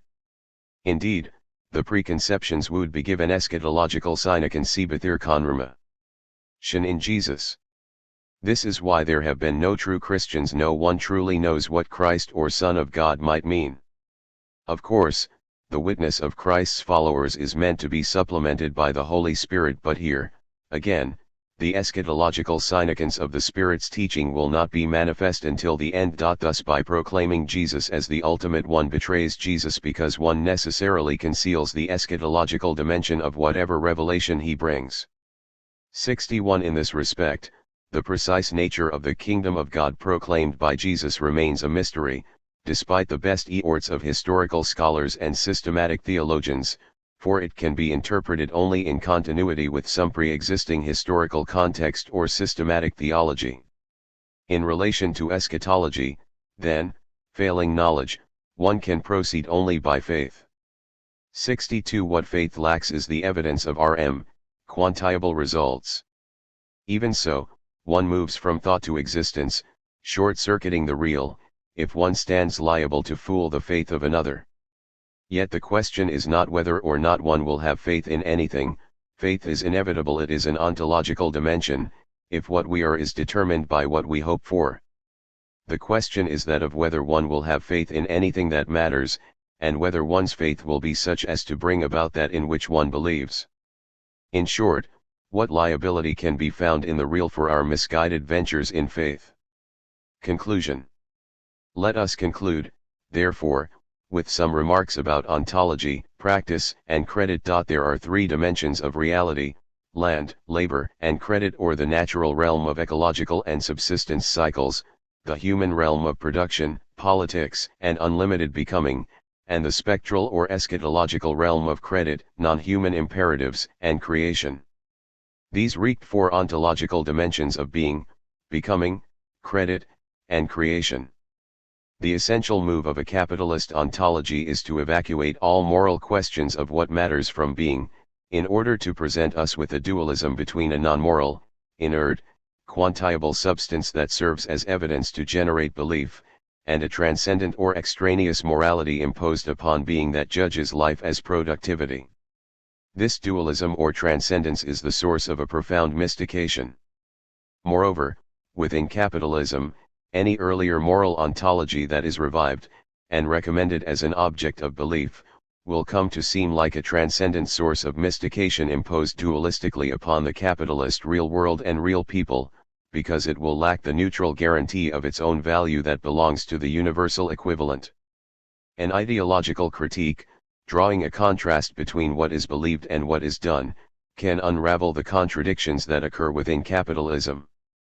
For the essence of capitalism is contradiction, or, more precisely, it is dualism, the separation of promise and threat. Yet an ideological critique, in the name of a historical ontology, cannot recover the ethical dimension of being without depending on some notion of demand, power, or temporality that is called forth by capitalism. Only an immanent critique, which seeks out the mediation between ontology and practice, can take capitalism to the limit where the shin of its real world is disclosed as an object of belief. Henceforth, not only must we regard ourselves as temporal, existential beings, instead of eternal essences or plain facts, but we must also regard ourselves as participating in modes of credit or piety, eschatological expectations that actually bring about what we will have been. And if we direct our attention to that which matters, instead of to future prots, then we will reintroduce ethical dimensions into being. In regard to practice, at present, the power of the natural and non-human realms is growing, leaving just a narrow band for human political activity.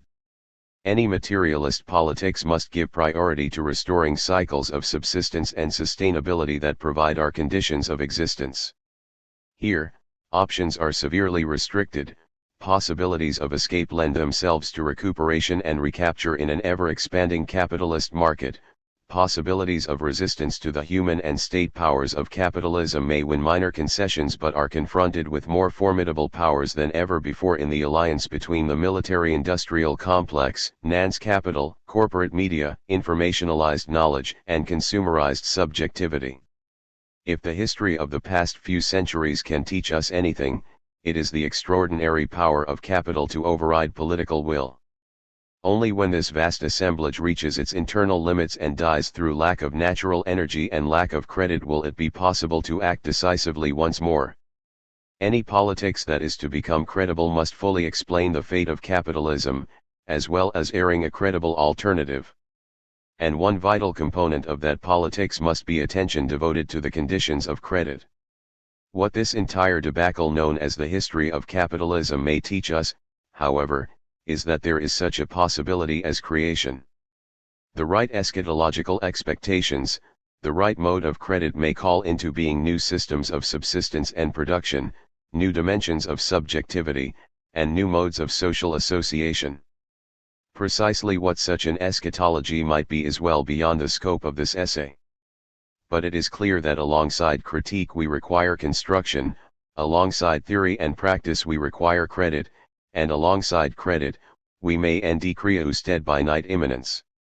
If there is a return to the recalcitrances of given immanence, in their otherness to self-denying thought, there is also a searching of the more of the given world, as charged with signs of what exceeds immanence alone. Reading the signs of this more as communicated in the saturated equivocity of the given world is intimate to the vocation of metaxological metaphysics.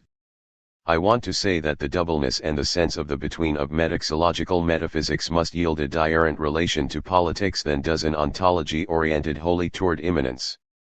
The latter orientation tends to be deemed by the language of the whole, whereas, metaxologically speaking, we must consider again the meta of metaphysics as double. As I said, this meta can be taken to refer to what is in the midst, and here it links with the metaxo.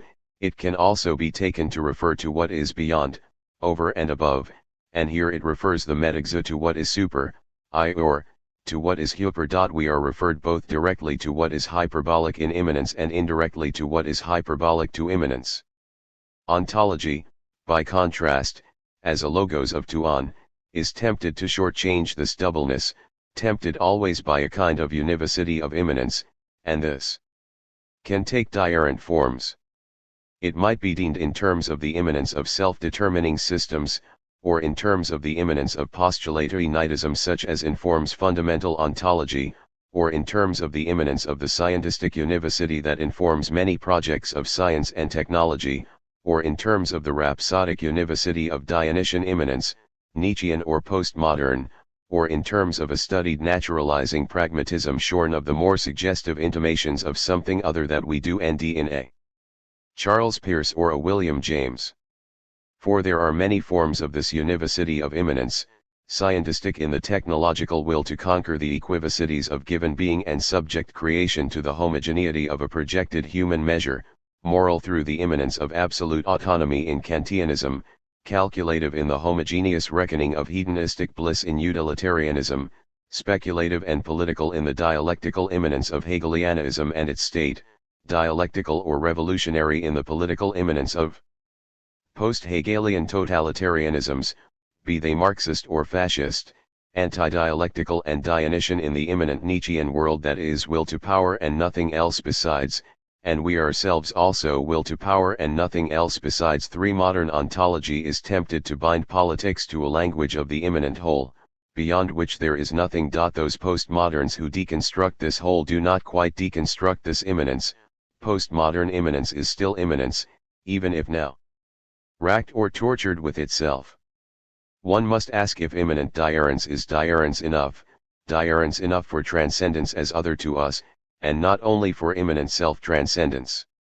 If it is not, as I think follows from a metaxological thinking, one has to wonder whether the silence on this in postmodern politics signals a decayed, skeptical, cynical form of the modern version of totalizing immanence. The particular strain may have mutated and may not look at all like its ancestor, but it is of the same gene pool. And if this gene pool is immanent will to power, as we suspect after the last revelation of Nietzsche, the totalitarian form may have mutated into a pluralistic form or an anarchistic form, but it is still will to power and nothing else besides. Finally again, the circulation of immanence is only around itself, and to the occlusion or exclusion of signs of transcendence as other. One wonders if, from a metaxological viewpoint, this circulation is the mimicking of ultimate transcendence in immanence. What this means for the communal intermediation of social power is that politics is asked to be more and more the mimicking of religion, even as a certain politics would put religion more and more on the compost heap of history. I will shortly turn from what might seem high abstractions to diurent forms of concrete human community, but I need to make this last point. If metaphysics reeks on the fundamental senses of the to-be, and if this to-be is metaxological, the night to-be cannot be described in entirely immanent terms, it manifests a between, both in an immanent sense, and in a sense that is porous to what is other to it. There is a nitude and openness to the between in which we come across communications of what exceeds the immanent terms of what is given in the midst. There is something hyperbolic to the between communicated in the between. There are many expressions of this, but one of importance for our consideration here is the charge of the good immanent to the givenness of the night to be. Modern ontology tries to gewilliges auf tun Butitium Stobiophonemand with the development of modern science ain't his regard, namely that given being is stripped oft heathens of qualitative value and determined in terms of a homogeneous sameness. Granted, there are reactions against this, but the main point is important in that we do end at the extreme a divorce of being and the good. The consistent outcome of this divorce is nihilism, the objectification of other being, the subjectification of the human being, and the development by the latter of a project of will to power to make the homogeneity of the former serve the homogeneous heterogeneity of its own desires. For I say homogeneous heterogeneity since in the end there turns out to be no principle of qualitative discrimination between higher and lower, and hence the heterogeneity becomes a mere diversity, but this is indistinguishable from homogeneity. Everything diurent nally comes to the same thing. Thus a philosophy of extreme diurence easily reverts to a monism of sameness that it ostensibly has rejected or overcome. We see this with those pleas of tolerance that, mirabile dictu, can quickly become quite intolerant when it is the wrong kind of diurence that is before one. What determines the discrimination of wrong diurence? One suspects mere dissidence with one's own will to power, nicely masked in the niceness of one's preaching of diversity. Yet there does seem to be one form of the good of the to-be that is still hard not to arm. I mean the good of the to-be granted in the will to preserve and perpetuate one's own being. This granting may be an expression of the subjectification of the human being, but the will to be of the latter is at least granted a value in a sense not contract overt. Every being seeks to preserve and perpetuate its own being.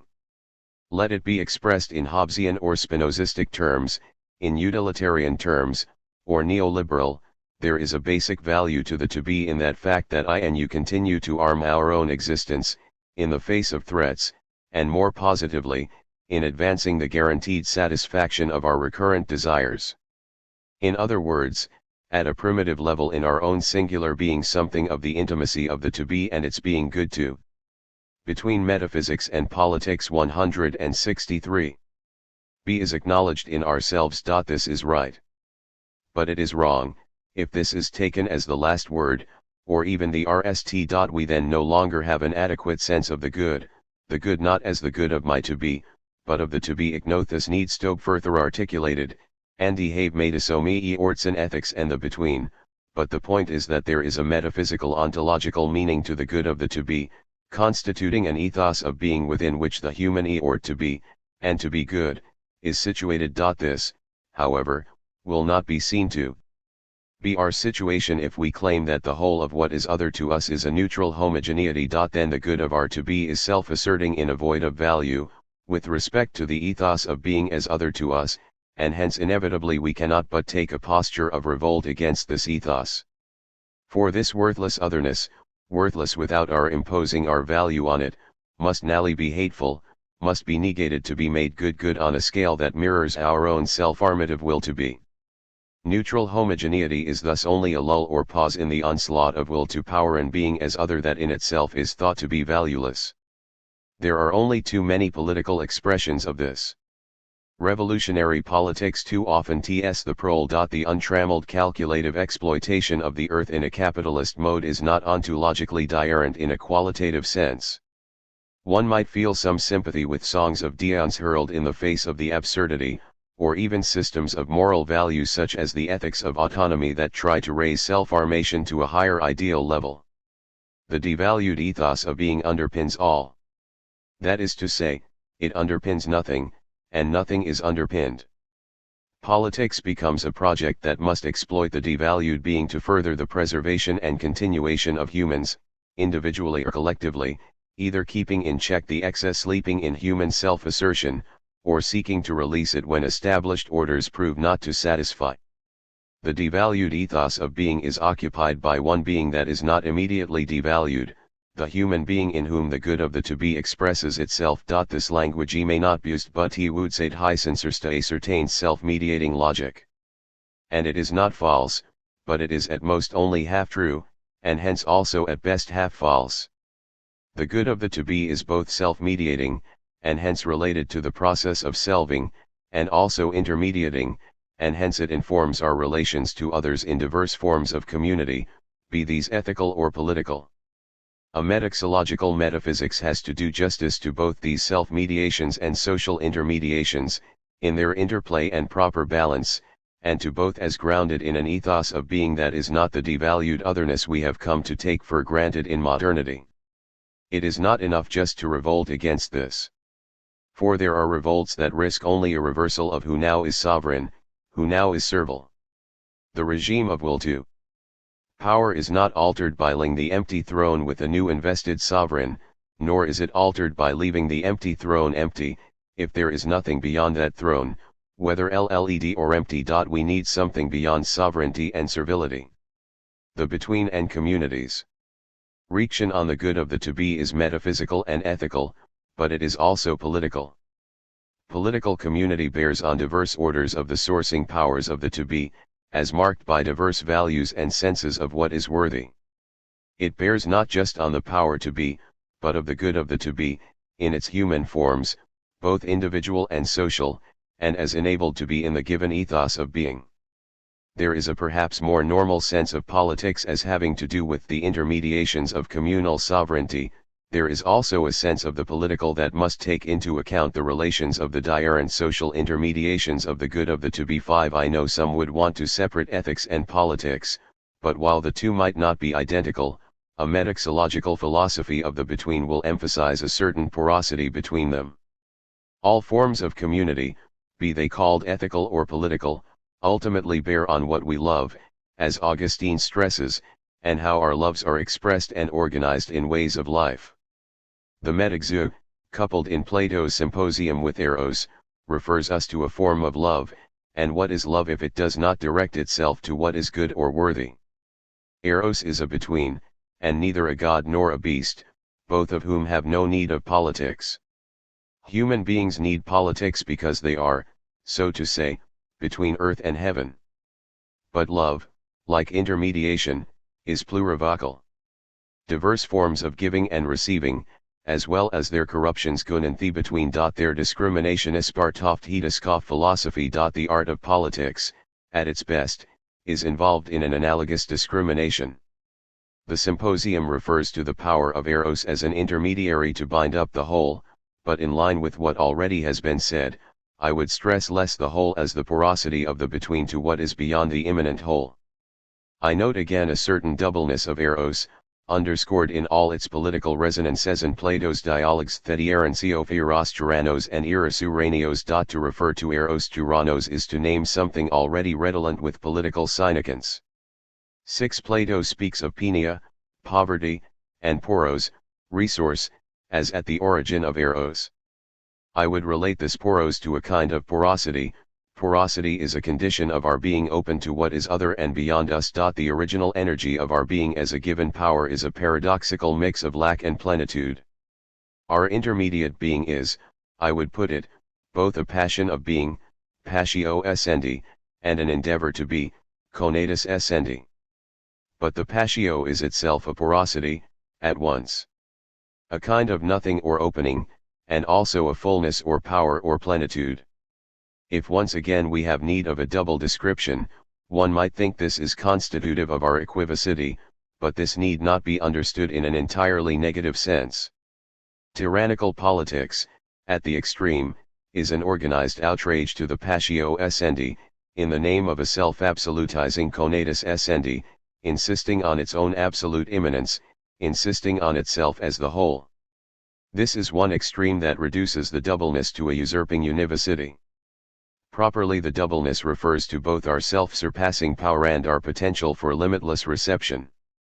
Ultimately, our porosity to the other is related, I think, to the promise of agapic self-transcending in human existence, not just the desire for erotic sovereignty, but this is at the opposite extreme to tyranny. It may help to give a brief summary of the different forms of communal intermediation I discuss in Ethics and the Between. 7. There I have tried to show how communities in the between range from the more intimate, to the more instrumental, through more erotic forms, to touch on the agapic. The 4 forms of community I discuss are these: RST, the ethical community of the family, where the intimacy of being is more important; 2nd, the network of utility, where economical and instrumental values often dominate, and where today we nd too much of what I call an ethos of serviceable disposability. Things must serve us, be serviceable for us, but once they have served their use, they are disposable. This attitude can treat human persons also as items of serviceable disposability.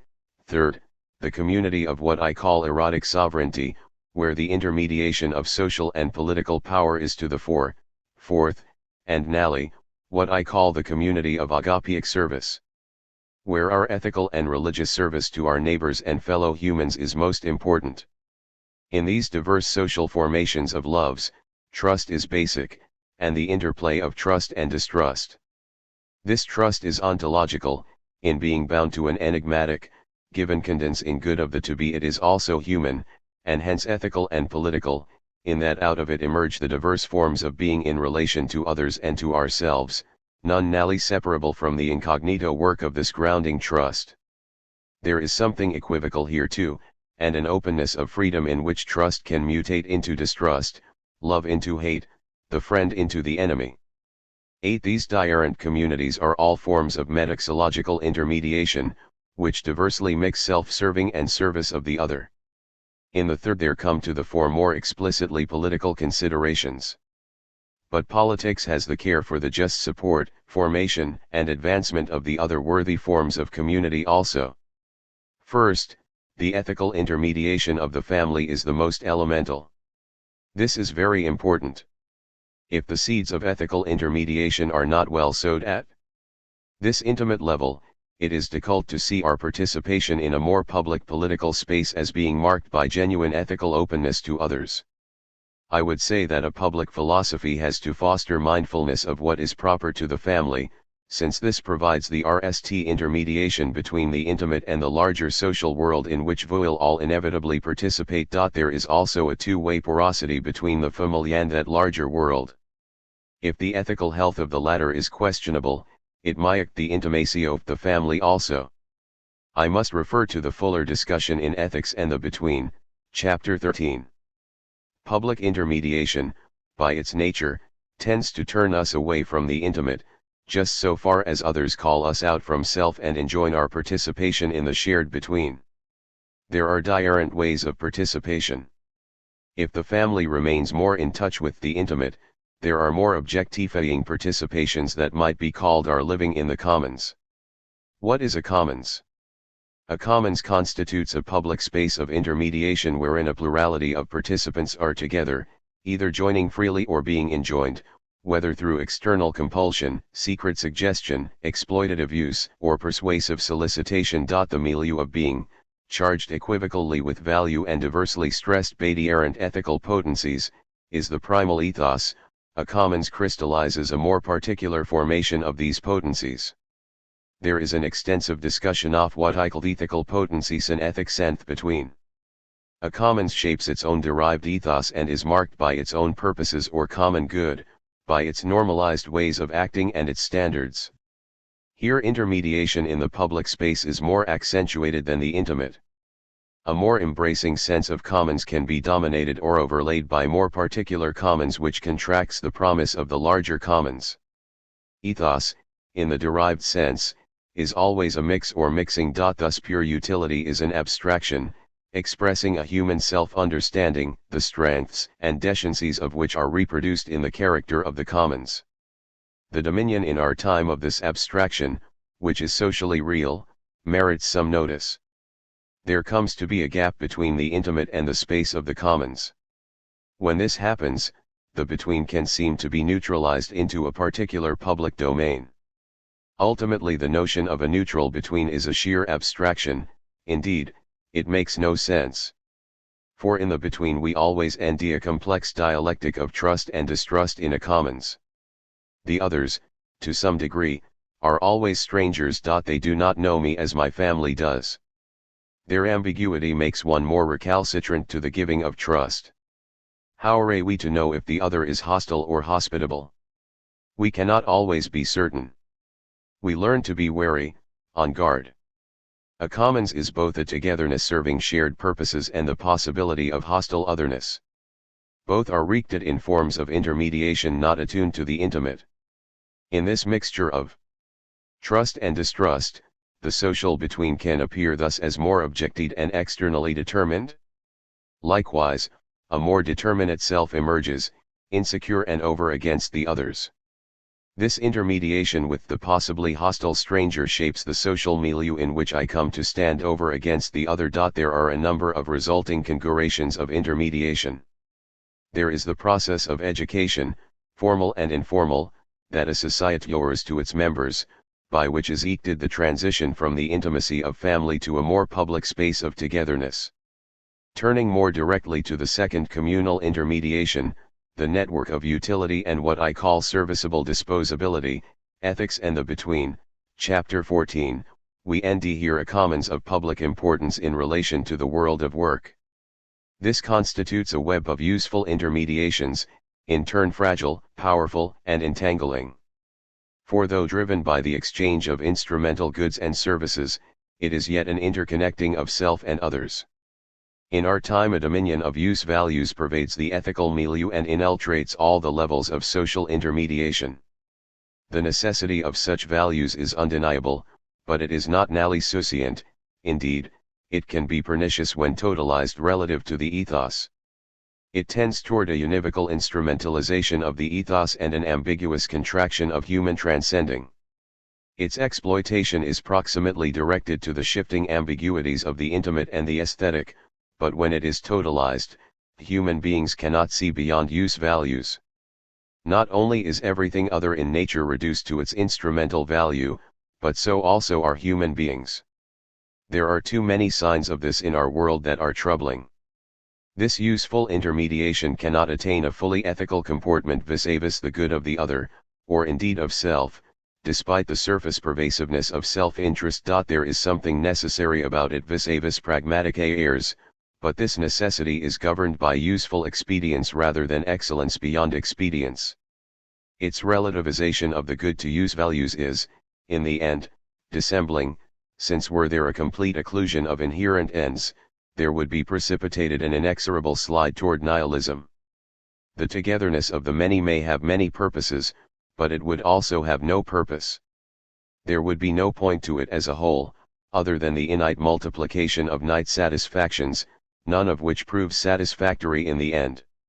In a word, a community lacks ultimate purpose if the business of serviceable disposability exhausts its creative energies. Its freedom refashions itself into a bondage to the products it consumes to slake its own emptiness. The omnivorous devouring of worldly resources cannot slake this emptiness. Something more is needed, a diurnal gathering of creative power, an other release of freedom transcending serviceable disposability.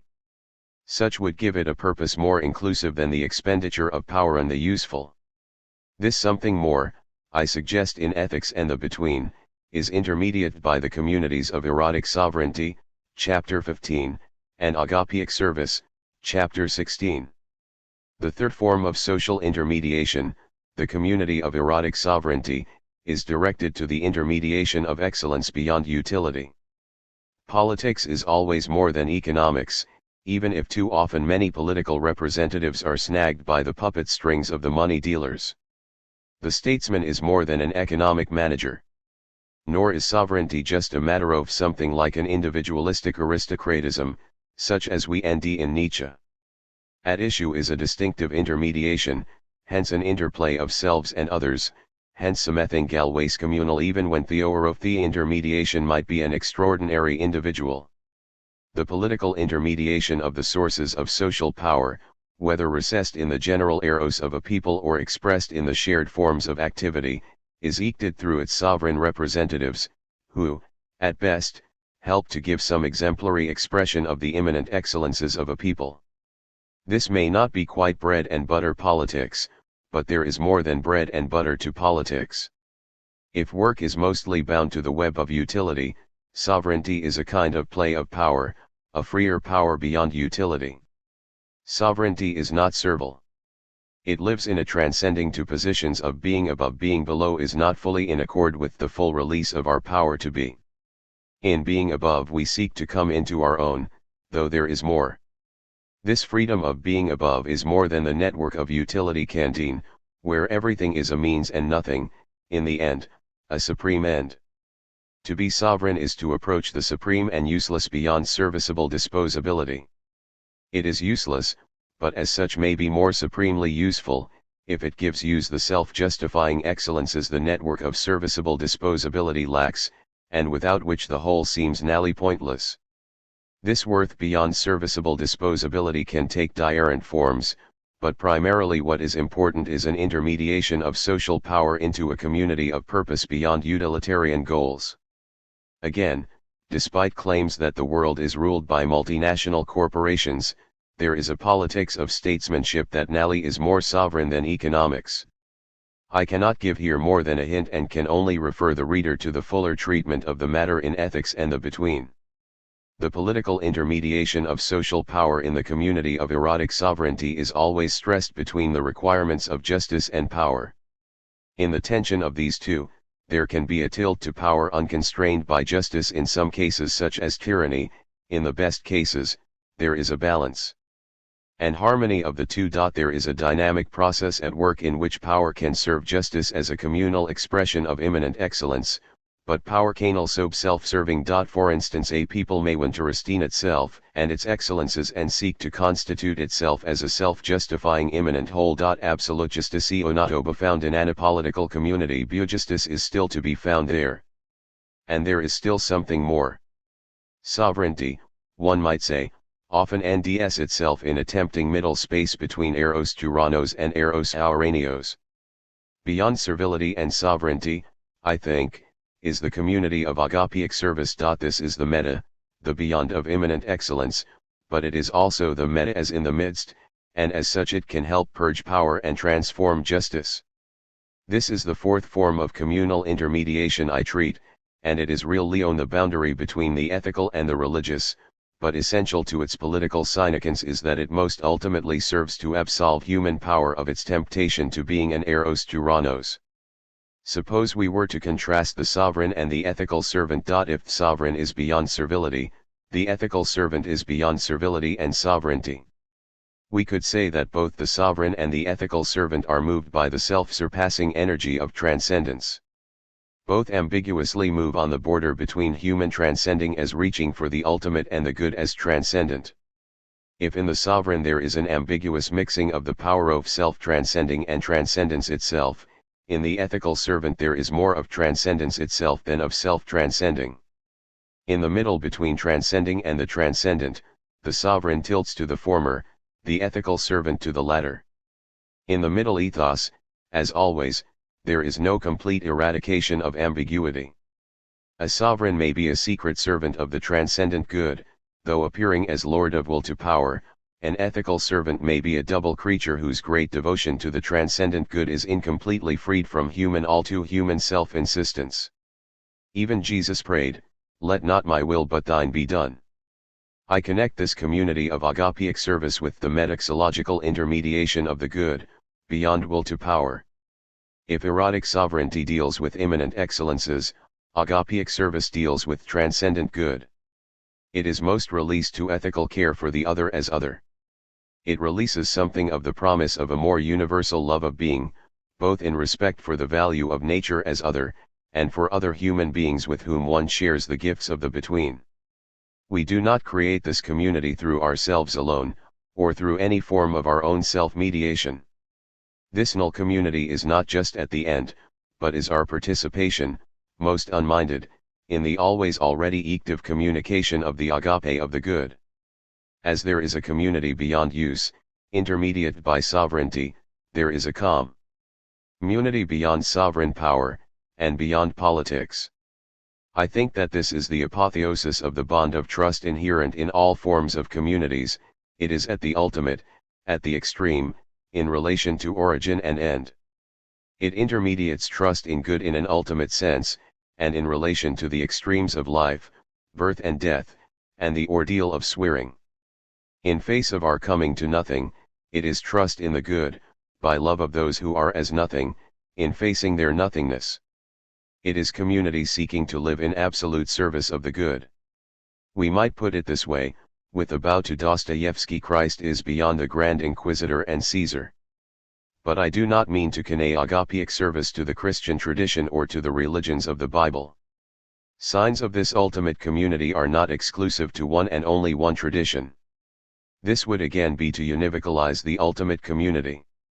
Thus the story is told: a prince, groomed to be king, an erotic sovereign, comes to leave the palace of his father.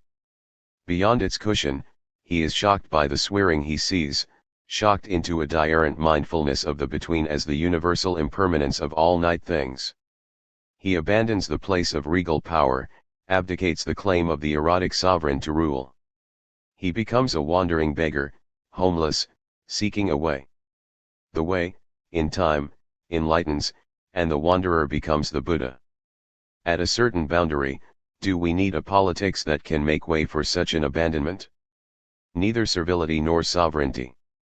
I suggested earlier that a point about the post-metaphysician, namely, the impossibility of evading metaphysics, might apply analogously to the post-religious person, namely, the inescapability of being religious. If metaphysics and being religious indicate something beyond servility and sovereignty, implications follow for how we think of politics. In Anal Reaction, I owe some remarks on the following four considerations: RST, the temptation to absolutize politics; second, the art of discrimination and the necessary seriousness of politics in its relativity; third, the issue of politics, nihilism, and the good of the to be; fourth, the question I will now just indicate with the word porosity.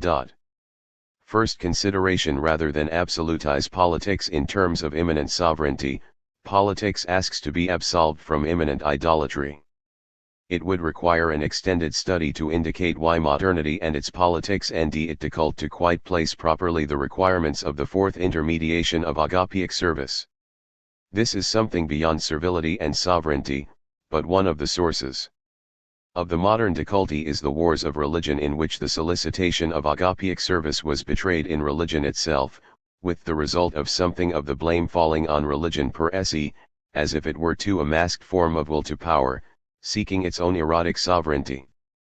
Betrayal of agapic service makes space for certain political forms of erotic sovereignty to claim the immanent whole as its dominion, since it will now be argued that agapic service is only a disguised form of erotic sovereignty, one using the rhetoric of service to further its sovereignty.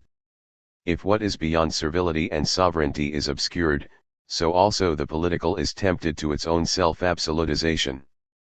If the pre-modern sense of politics sometimes risked collapsing the diarents of the third and the fourth communal intermediations from the standpoint that claimed the fourth, I am inclined to think that the modern sense of the political tries to put the fourth out of play, with the result that there is a certain contraction of the diarents of the third and the fourth, but from the side of the political understood in terms of an immanent whole. This must risk making politics, in an immanent sense, absolute. We nd this on the totalitarian left. There is also a very modern contraction of diarents, most to be found on the capitalist right, when the dominion of serviceable disposability becomes the form of relation to the whole, and everything is made subject to its instrumental requirements. Then not only politics, but also ethics and religion, are made to speak the language of serviceable disposability. They are suborned to witness to their use, and in the process the meaning of what is worthy beyond use is driven into recess.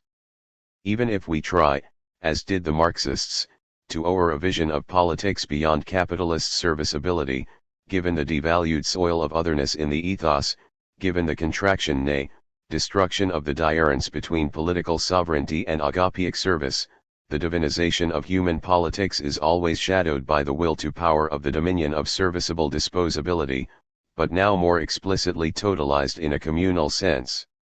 Hence the intermediation of erotic sovereignty is also at risk of losing the sense of immanent and intrinsic value in favor of voracious instrumentalism, whether individualist or communist, in which everything nally is disposable, not only the citizens of a polity but the politicians also.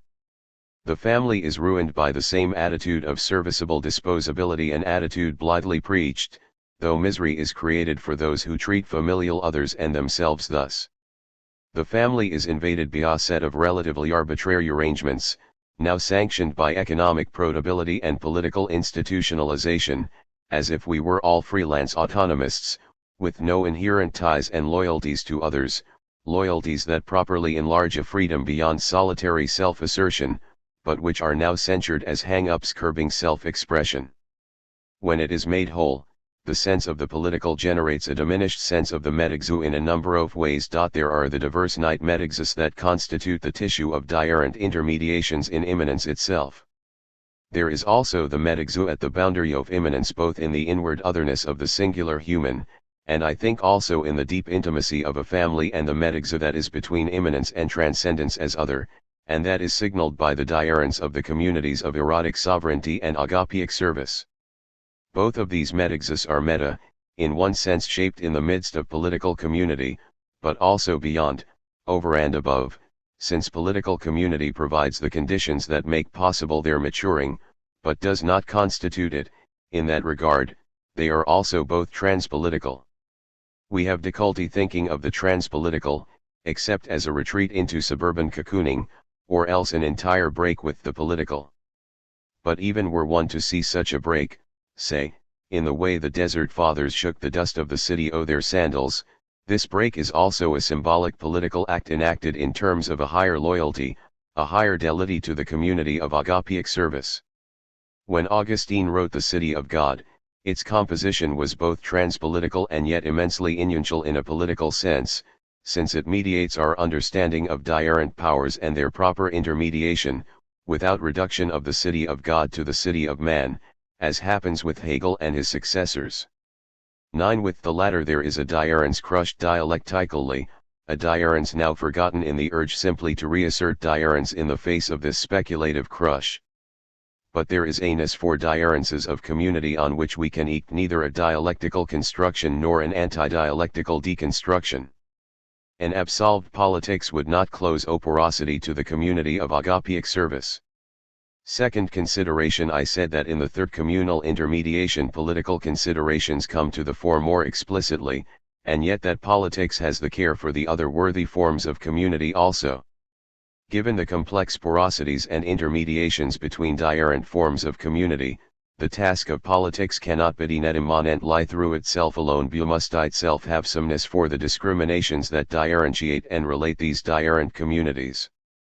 The art of discrimination must have a politicalness for diurences, not least in holding rm to the doubleness between the communities of erotic sovereignty and agapic service. Though these in concrete living are in fact mixed up, we should not mix them up, in the sense of mistaking one for the other, or collapsing their diurence into expressions of one whole. They must not be mixed up, but in the between, they must be mixed up, in allowing their porosity in living itself, an entirely diurent matter. This is coherent with metaphysics as metaxological, which means we are not dealing with an Eleatic ontology, or an idealistic speculative holism, or a deconstructive immanence. We are in the midst but also beyond. This is a double posture that might well be captured in the advice to be in the world but not of it, to be true to a kingdom that is in this world though not of it. Is this the double contradictory thing that Maurice Merleau-Ponty criticized? Perhaps only if it is an evasive servility, then it will only ever produce the miscarriage of immanent sovereignty. But suppose it is neither servile nor sovereign. Yes, it is a sign of contradiction, but a contradiction to immanence at home with itself, and hence to a politics that would absolutize itself. The accusation of contradiction risks invoking what amounts to an immanent univocalism when it suits it, though otherwise it might fruitfully o'er us moreness for the equivocities of nitude. Metaxologicalness for these equivocities reads the sign of contradiction in terms neither servile nor sovereign. There is a sense, perhaps known better by ancient and medieval thinkers, in which metaphysics is beyond politics, and yet there is nothing anti-political in recognizing this. Raphael's school of Athens captures the balance perfectly between the vertical pointing of the enger of Plato and the horizontal, even hand of the moderating Aristotle.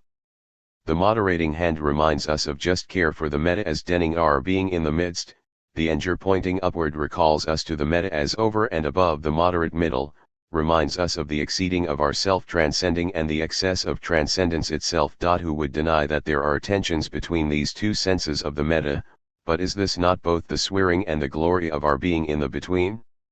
And is there not a swearing beyond servility and a glory beyond sovereignty? Each human being is a metaphysical being, in whom the sourcing powers of the to be, both those most intimate and those most self-transcending, are at the boundary of the political, even in the political itself. A good politics lets those boundaries be. Metaphysics as a philosophical discipline of mindfulness can be close to this beyond in this sense, as a practice of what I have called agapic mindfulness, an admiring openness to the given worthiness of the to be, freed from will to power, and, so to say, a released theoria beyond the tyranny of theory. 10. There is a beyond in the form of a kind of posthumous mindfulness, mindfulness posthumous to erotic sovereignty, not servile but released in a purer service of the true. Lest what I say be misconstrued as anti-political, it is not. I think there are seeds of this service beyond servility and sovereignty in politics itself, even if often masked in many, sometimes necessary, equivocations. Politics as needing an art of discrimination has to have ness for these equivocations, and for the mask. Notwithstanding this, there is a public service, a political service that is for the good of the community, and its form is not a self-fooling sovereignty. I mean it again in the sense in which one could say that the genuine statesman is beyond the erotic sovereign. I mean also that many of the daily servants of the common good, whose work remains incognito, are themselves servants of this political good, though they make no headlines. The necessary seriousness of the political resides in its care for the importances of the relative. I am speaking of the relativity of a public space hospitable to the nourishing of the other intermediations of value. It does not create them, but rather enables them in this space. If there is a governing of them, it need not be a dominating. There is something about them that is not just servile to political sovereignty and yet not entirely sovereign in their own right. Consider thus the intimacy of the family at one end and the transcendence of the religious at the other, with practical invention and entrepreneurship in between. Each of these is a necessary serving of essential value but not necessarily servile or sovereign per se. Politics has to do with public goods and their distribution, more often than not in terms of organizing the institutions governing everyday life. There is more to it than this, since it also can owe a people an intermediation with itself, in terms of its self-understanding, and sense of what it is to do and be, and perhaps even its sense of destiny, if it has one. A people's symbolic sense of itself is hyperbolic to the merely instrumental, since it has its sources in the general eros, and intimate to this are excesses no one can quite know or master. The intermediation of a people to itself can take many forms, see Ethics and the Between, chapter 15, and this manyness has to be taken with more seriousness than is allowed by drum beats about democracy, as if the invocation of that holy name were enough to put this manyness in its proper perspective. Politics is more than the organization and administration or higher management of economics. The power of the to be as good is open to a multiplicity of communal expressions. Politics requires its ownness, prudential and visionary, for this diversity of powers. Third consideration: politics is a therapy against nihilism, a hedge, a house against the temptation to think of the to be as worthless. True, sometimes it does this by organizing distractions, buying time, sometimes by dreaming great enterprises. Yet it must guard against the fall of the moderate middle into meaninglessness. In this regard, politics has an intimate relation to the good of the to be. In this too it is not exhausted by an imperium of will to power. Indeed, this last is itself a powerful, violent hedge against the worthlessness of the to be, but it perpetuates the worthlessness. Tyranny and nihilism go hand in hand. Nothing is of inherent worth for tyranny, beyond the perpetuation and expression of its own will to power. But this too nally comes to nothing. Wars may even be organized as diversions from this coming to nothing, though they must, and will circle back to the nothing they only seem to escape. Pre-modern political thinkers, such as Plato, Augustine, and Aquinas, bring us to face this better than many modern thinkers. Certainly in this absolute essential, they do not renege on the ontological good of the to be. I know that the best of politics seeks to make good in the more moderate middle, but I do think the problem of tyranny merits special mention, in its oblivion to the possibilities of an agapic service beyond sovereignty and servility. Tyranny is rooted in eros, individual or general, as the self-transcending sweep of the human power to be. There is an intensification of its self-armation to an extreme such that what is other counts only as a means for the self-armation. The doubleness of eros, as both poros and penia, is deformed. The power to be is expressed as an unlimited conatus essendi claiming absolute sovereignty, while the passio essendi has been rendered servile to the unbridling of the self-arming endeavor to be. The compassion of being, compassio essendi, is mocked and hated. But the power to be is the power to be good, and moreover, we are rst empowered before we power ourselves. Power is based on a porosity, and an endowment given by the origin. What endows politics? Nothing but our own will to power, if some are to be believed. They are not entirely wrong if, for instance, we grant that powerful nations or peoples always risk the mutation of their general eros into an eros tyrannos. But everything hangs on the interpretation of this mutation. The view beyond servility and sovereignty suggests this. However, we cannot endow ourselves in the RST place, we must RST be endowed to be able to endow. But this means again a relativization of the claims of the eros tyrannos, which follows from the distortion of the passio essendi. Something has been forced into recess, thrust into a false reserve, silenced. Tyranny involved the self-expression of will to power that instrumentalizes the power of the to be as good, This good is made to be my good, our good, and all other goods are harnessed to the end of serving the power, my power, our power, which claims to be number one. Tyranny can also take democratic form when the people claim to be number one. The claim to be number one can be sustained only by means of violence by any being who is not God.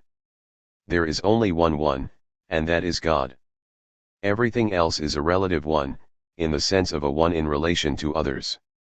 With human beings, the one in relation to the others is in an ethical relation, which transforms the meaning of power, the power of the to be as good. If we understand the one as the agapic God, it is not that being in relation has no claim. Quite to the contrary, agapic service beyond servility and sovereignty is the consummate relation of endowing goodness that gives to and for the other as other. It is as much prior to self-arming will to power as beyond it, in the end.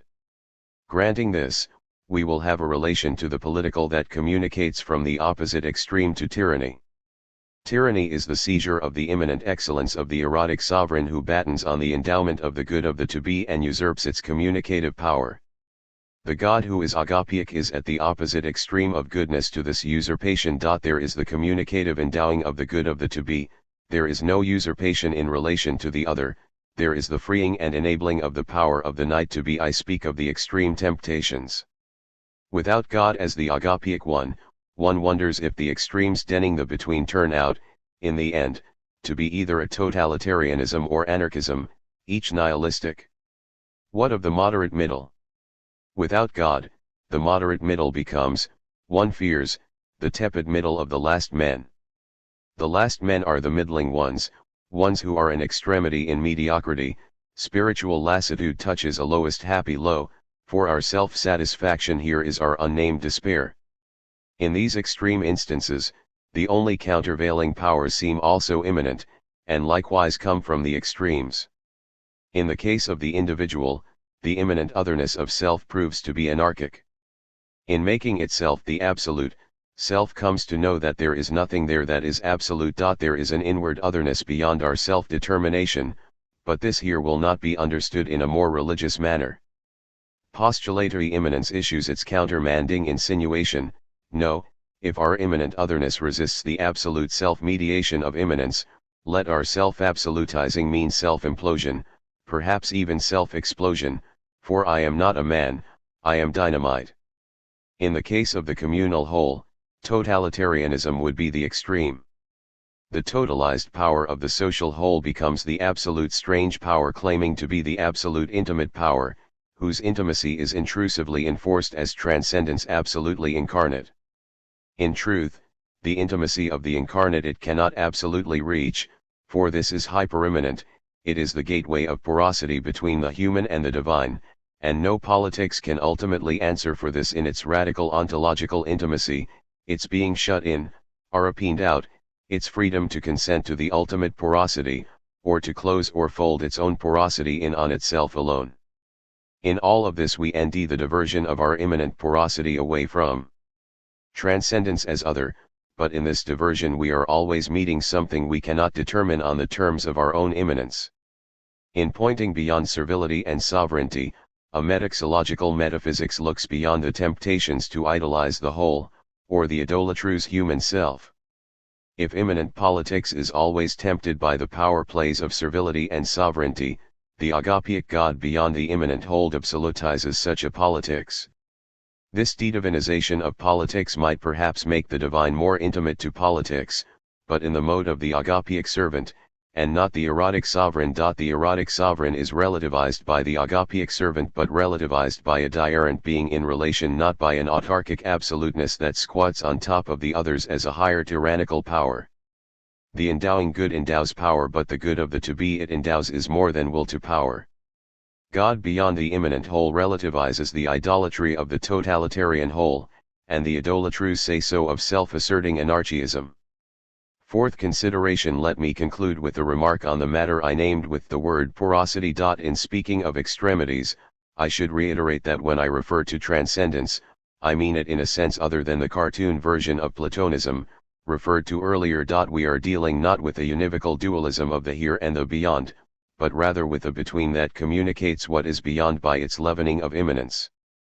There in immanence, the play of servility and sovereignty may be much in evidence, but in immanence there also is a porosity to something more. Perhaps more than anything else, the community of agapic suggests that being religious is lived out of a certain primal porosity between the human and the divine. We might understand this, for instance, in terms of the life of prayer, or the rituals of liturgy that make us porous to praise, or as a life enacted in care for the other, and indeed care for self who too is to be loved as agapically as possible. Without religiousness for the primal porosity, is the art of politics weakened in its wise negotiation of immanent porosities and boundaries in the night between? Is it tempted to make itself the replacement for the primal porosity, or at least the secular porosity between immanent power and power that ceaseth only in death? In the given middle there are complex porosities and intermediations between the different forms of community, distinguished above, and hence the task of politics cannot be deemed immanently through itself alone. The notion of anything in the night between being deemed immanently through itself alone is called into question by a metexological philosophy. Especially in the fourth community, ethical openness to the other as other is at its most pronounced, even though this ethical religious community cannot be reducito theorms off to political community. Ithostandite sway in terms of the empowerments and constraints often marking the political community. Finesse for the porosity of the two is needed, and diversely needed by those who would be just political leaders, as well as those who are in service to the holy. Porosity between the two certainly does not mean the takeover of one by the other, whether from one side in terms of a self-absolutizing secularism, or from the side of a religious putsch that rides on the holy as a vehicle of a will to power that is deviously as equally immanent as that of a self-absolutizing secularism. Beyond servility and sovereignty, a metexological philosophy asks forness in negotiating boundaries. We between beings are creatures passing and in passage. Thus, for instance, we might distinguish between local politics and international politics, but both are forms of being between members of a nation, and between nations. If the stress must fall on the between, it must do justice to the passages in the between and to the porosities that allow passing. This means a loss of absolutely secure boundaries. There are no such boundaries. One of the tasks of politics is a concern to determine boundaries, but none can be absolute. To take the ultimate case, in the between as airing a primal porosity between the human and the divine, there can be no absolute walls that can convey the communication and passage of the endowing good. Of course, postures of defense and urgence can take place along different borders, and hence shape the communication of good and evil in the porosity. But the porosity as such makes one ontologically vulnerable to theater. Keeping the porosity unclogged means a delity to our being as a passio essendi. This is also a delity to endowing good. But just the vulnerability might make one to revert to self-asserting conatus, and we make the endowing good of the to be mutate into urgence of will. If the other on the boundary is suspected of will to power, fear of one's violation by an intruding power, they will seek protection in a boundary without porosity. One might situate here the definition of politics in terms of foe and friend. This is an important consideration, but the sources out of which this distinction emerge have to do with the primal porosity, the poros and penia of eros, the immanent passage in our being between passio essendi and conatus essendi. To do justice to these requires ontology and metaphysics, the former to discern the forms of immanent dynamic powers, the latter to see the openness to transcendence that these powers enable. But to identify that distinction with the political as such runs the risk of stipulative say-so, one that makes a condition of war more absolute than the porosity of being, for then nally everyone is a partner in woe, in war, even when my ally. The porosity, in truth, is more ultimate, for without reference to it, we cannot understand the happening of enmity and the condition of war, much less the promise of the power of the to be as endowing good. 11 The distinction of friend and enemy is not arbitrary, but to identify it with what is essential to politics does risk an arbitrary decisionism. Willful say-so to determine ultimately self-serving differences overrides the patient art of politicalness. A much more deep-going reaction on the porosity, and all it entails, will bring us to the diurns of the erotic sovereignty and agapic service. This too is no arbitrary diurns. And there are considerations of immanent excellence with erotic sovereignty that do not tee into the distinction of friend and foe. If what is essential to the political is denning the enemy, politics becomes the violent settlement of boundaries that tries to close down the porosity. This is inherently unstable, even self-defeating, since there is no closure of the ultimate porosity, for it allows the stream of human self-transcending, whether on this side or the opposite side of any boundary that we try to X. We remain stuck in the primitive definition of justice in Plato's Republic, helping one's friends and doing harm to one's enemies. Beyond this the Republic passes far. Passing even further beyond servility and sovereignty, doing good even to one's enemy, is enjoined by the agapic relation. There is a nonviolent universal in the call of the agapic relation.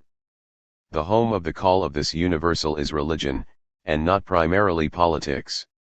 In a sense, there are no absolutely universal politics, since for us in the world of immanent powers there must be boundaries drawn in which the porosity is given determinate form. This does not mean that a universal call does not continue to resound within any boundary so drawn, and hence the political is always made to sway or tremble in the hearing of this trans-political call. The desire for a universal politics without the boundary, and without ethical and spiritualness for the religious, tends to generate counterfeit doubles of the agapic community. Further, the appeal to absolute porosity in absolutely immanent terms tends to veer from an innated idealism of expectations to a brutal deition of reckoning. The other, previously the absolutely lovable, becomes now the absolutely suspect. The general eros tries to innate itself as an absolute porosity but instead creates an absolute conatus that seeks to bring down all boundaries that markurnate porositat and ideathers. Good fences make good neighbors. Without the ting boundary, and its appropriate negotiation, we risk an explosion of self-innating tyranny, followed by implosion, and in the extreme, the murder of the others, as they are drawn into the retraction of the emptiness into its self-created void. The porosity of the between allows also that we make of it this desolation. On the one hand, then, one might say we need to heed the lessons of Shakespeare's Macbeth. There is much bearing on the porosity and boundaries, and indeed much of incognito metaphysic, in this great dramatic study of tyranny. 12. There is the porosity of the elements, for the earth has bubbles even as the water has. There is porosity of the powers, the porosity between the living and dead, for the murdered come back to disturb our feasts. There is the repulse to the human porosity of pity, symbolized by the child, the naked newborn babe, striding the blast. There is Macbeth's impatience with time, and his will to overleap the boundary between the present and future, indeed the life to come. There is no letting of what is, and what is to be. There is his seizure of solely sovereign sway and masterdom, in a world steeped in the half-truth, the half-lie of equivocity, for fair is foul and foul is fair. There is the shriveling of the passio essendi under tyranny's power, and the engorgement of the conatus essendi. There is the intimate bond of the family desecrated, with the near in blood, the nearer bloody. There is the setting at naught of the bound of measure, in the exceeding of measure. There is erotic sovereignty warping into eros tyrannos, and then there are no friends any more, only foes, and with this the way of life is fallen into the sear, the yellow leaf. On the other hand, we need to heed the lessons of political romanticism. This, in its own way, reminds us of our porosity to what exceeds night measure in immanence. And yet, from adolescent goodwill we have seen many graduate, so to say, to Pol Pot. Imagine there's no heaven, the song sings. Imagine there is no religion. Imagine no countries, no boundaries. And then the singing stops, the screaming begins, and, horrible dictu, death is loosed in the boundless whole, and on it. Politics is the necessary art of intermediary boundaries in the porosity. Without this art, and the moderation of an ethical discipline, and the ness of religion, the porosity can be turned to a formlessness of chaos, where the idiotic sources of human selving release a madness not a divine but a murderous madness. An ethical and religiousness moderates the darker excesses in the intimate and errs measure in the exceeding of measure, such as marks the innate restlessness of human self-transcending. Any religion of politics is a false religion, it doubles and redoubles itself in a counterfeit whole. We need diurnal services of the everyday.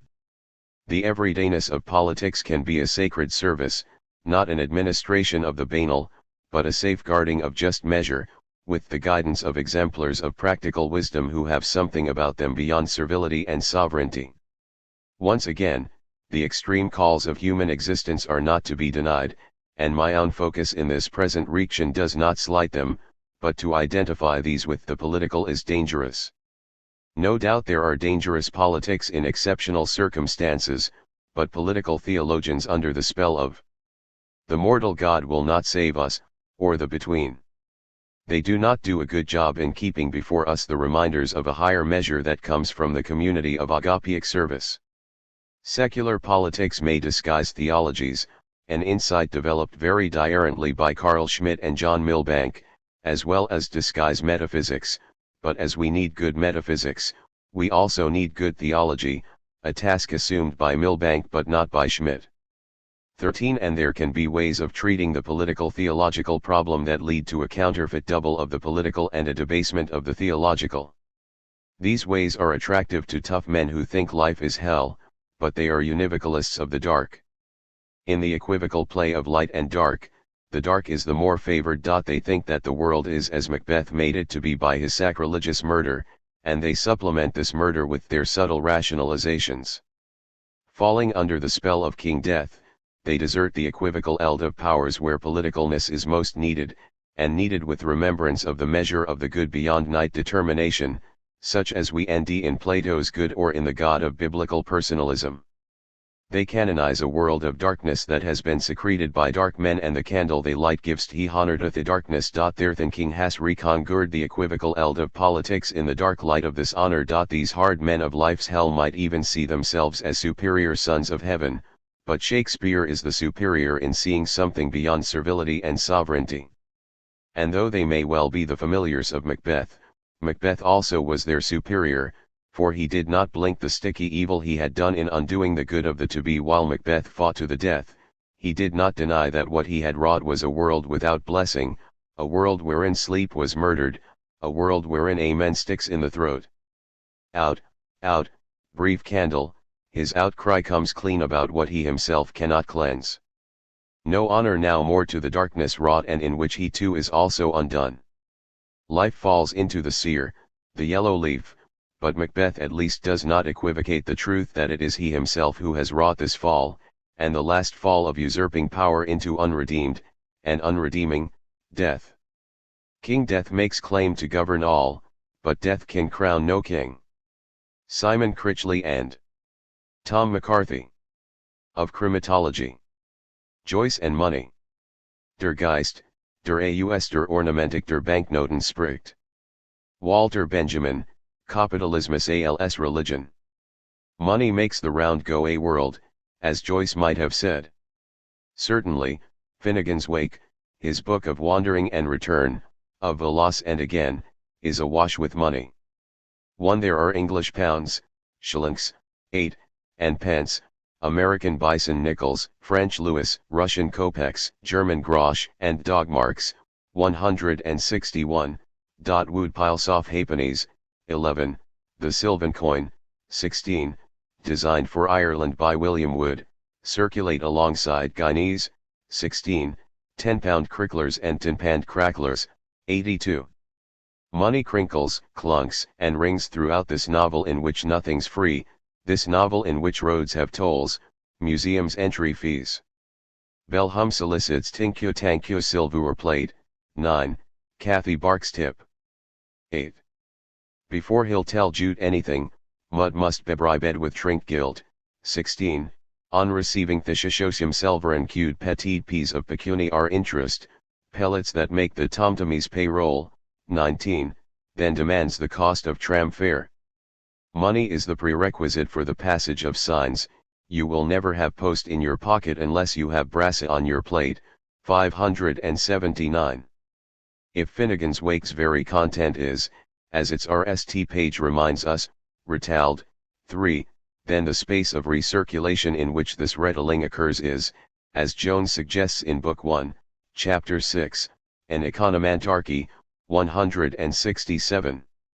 Our aim in this chapter is simply to read Finnegan's Wake by following the chains of coinage that litter the text, of credit, credibility, credence, debt, indebtedness, reneging on debt, bankruptcy, prot, loss, ination, detition, and counterfeit. Finnegan's Wake opens with a prophetic allusion to the Wall Street crash of 1929, the fall of a once Wall Street old pair, 3, and we would like to view the text as if it were some vast financial system. We will try and establish what we call a chromatology in this economantarchy, that is, pick out the monetary logic in Joyce's text. Our deeper, darker purpose in all this is not just to show that literature is haunted by economics, in the manner of classical Marxism and contemporary Marxist mannerism. Rather, our hypothesis is that in Joyce and elsewhere, where Joyce might be seen as the index for an elsewhere of absolutely modern literary, visual, and musical art, economics is raised to the level of cultural form. 2. For us, artworks are aspects of an agon as to the irreducible determination of contemporary life by economics, engaging us in a process of reaction that might, at best, achieve some distance from the fact of that determination. Joyce himself, of course, had a strange and intense relationship with money. His parents had been rich but met with financial ruin. His mother would pawn furniture to send James money while he lived in Paris. Continually poor, he nonetheless retained expensive tastes, taking his family to eat in the best restaurants when they couldn't pay the rent on their accommodation, tipping theatre ushers £10 when that had costless Hannon. It is almost as though he willed himself into debt. He borrowed incessantly. He liked to boast that he owed money to every single person he knew. His situation is wreaked in that of Ulysses S. Stephen Dedalus, who, when asked by DC whether he could say of himself "I paid my way," runs through a mental list of everyone to whom he is indebted: Mulligan, £9, Curran, 10 guineas, McCann, 1 guinea, Fred Ryan, 2 shillings. Temple, 2 lunches. Russell, 1 guinea, Cousins, 10 shillings, Bob Reynolds, half a guinea, Kohler, 3 guineas, Mrs. McKernan, V.E. Weeksport 3 for DC. Not owing is a measure of one's subjectivity, one's sovereignty.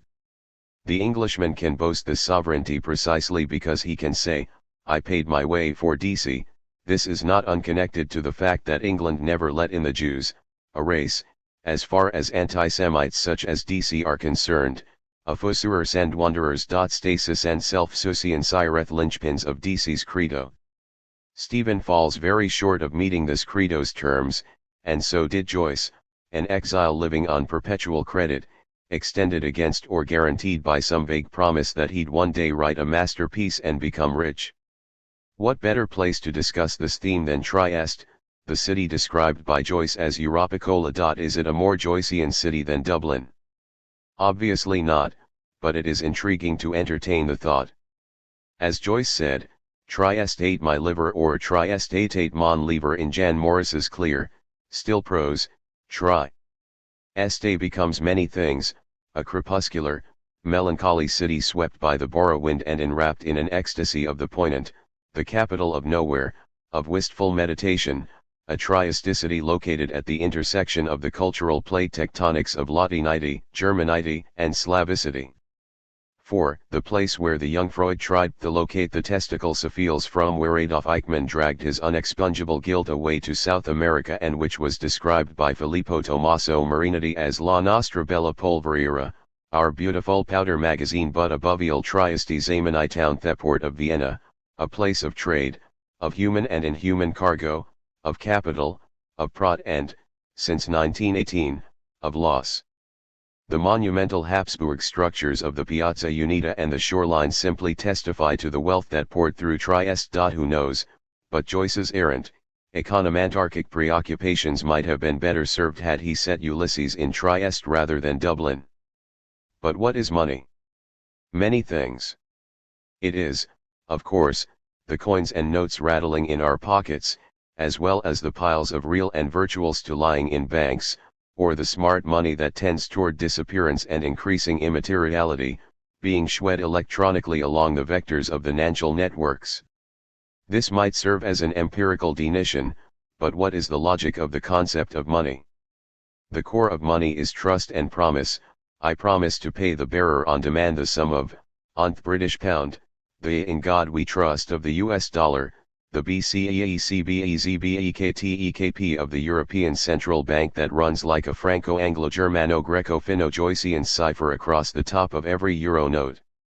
In other words, the legitimacy of money is based on a sovereign act, or a sovereign guarantee that the money is good, that it is not counterfeit. Money has a promissory structure, with an entirely self-referential logic. The money promises that the money is good. The acceptance of the promise is the acceptance of a specific monetary ethos, a specific, yet often exhibible monetary geography. This ethos, this circular money promising that the money is good, is underwritten by sovereign power as its transcendent guarantee. It is essential that we believe in this power, that the sovereign power of the bank inspires belief, that the Fed has cred, as it were. Credit can operate only on the basis of credence and credibility, of an act of delity and faith, of condience. The transcendent core of money is an act of faith, of belief. The legitimacy of money is based on the shin of sovereign power, and in this connection one can speak of a sort of monetary patriotism, which is particularly evident in attitudes in the United States to the dollar, particularly to the sheer materiality of the bill, and in the United Kingdom's opposition to the euro and to the strange cultural need for money marked with the Queen's head. In a deep sense, money is not. It exists empirically, but it is not essentially there at all. All money is what the French call escroquerie, swindling. It is a virtual or at best conceptual object. It is, in the strictest Platonic definitional sense, forget Baudrillard, a simulacrum, something that materializes an absence, an image for something that doesn't exist.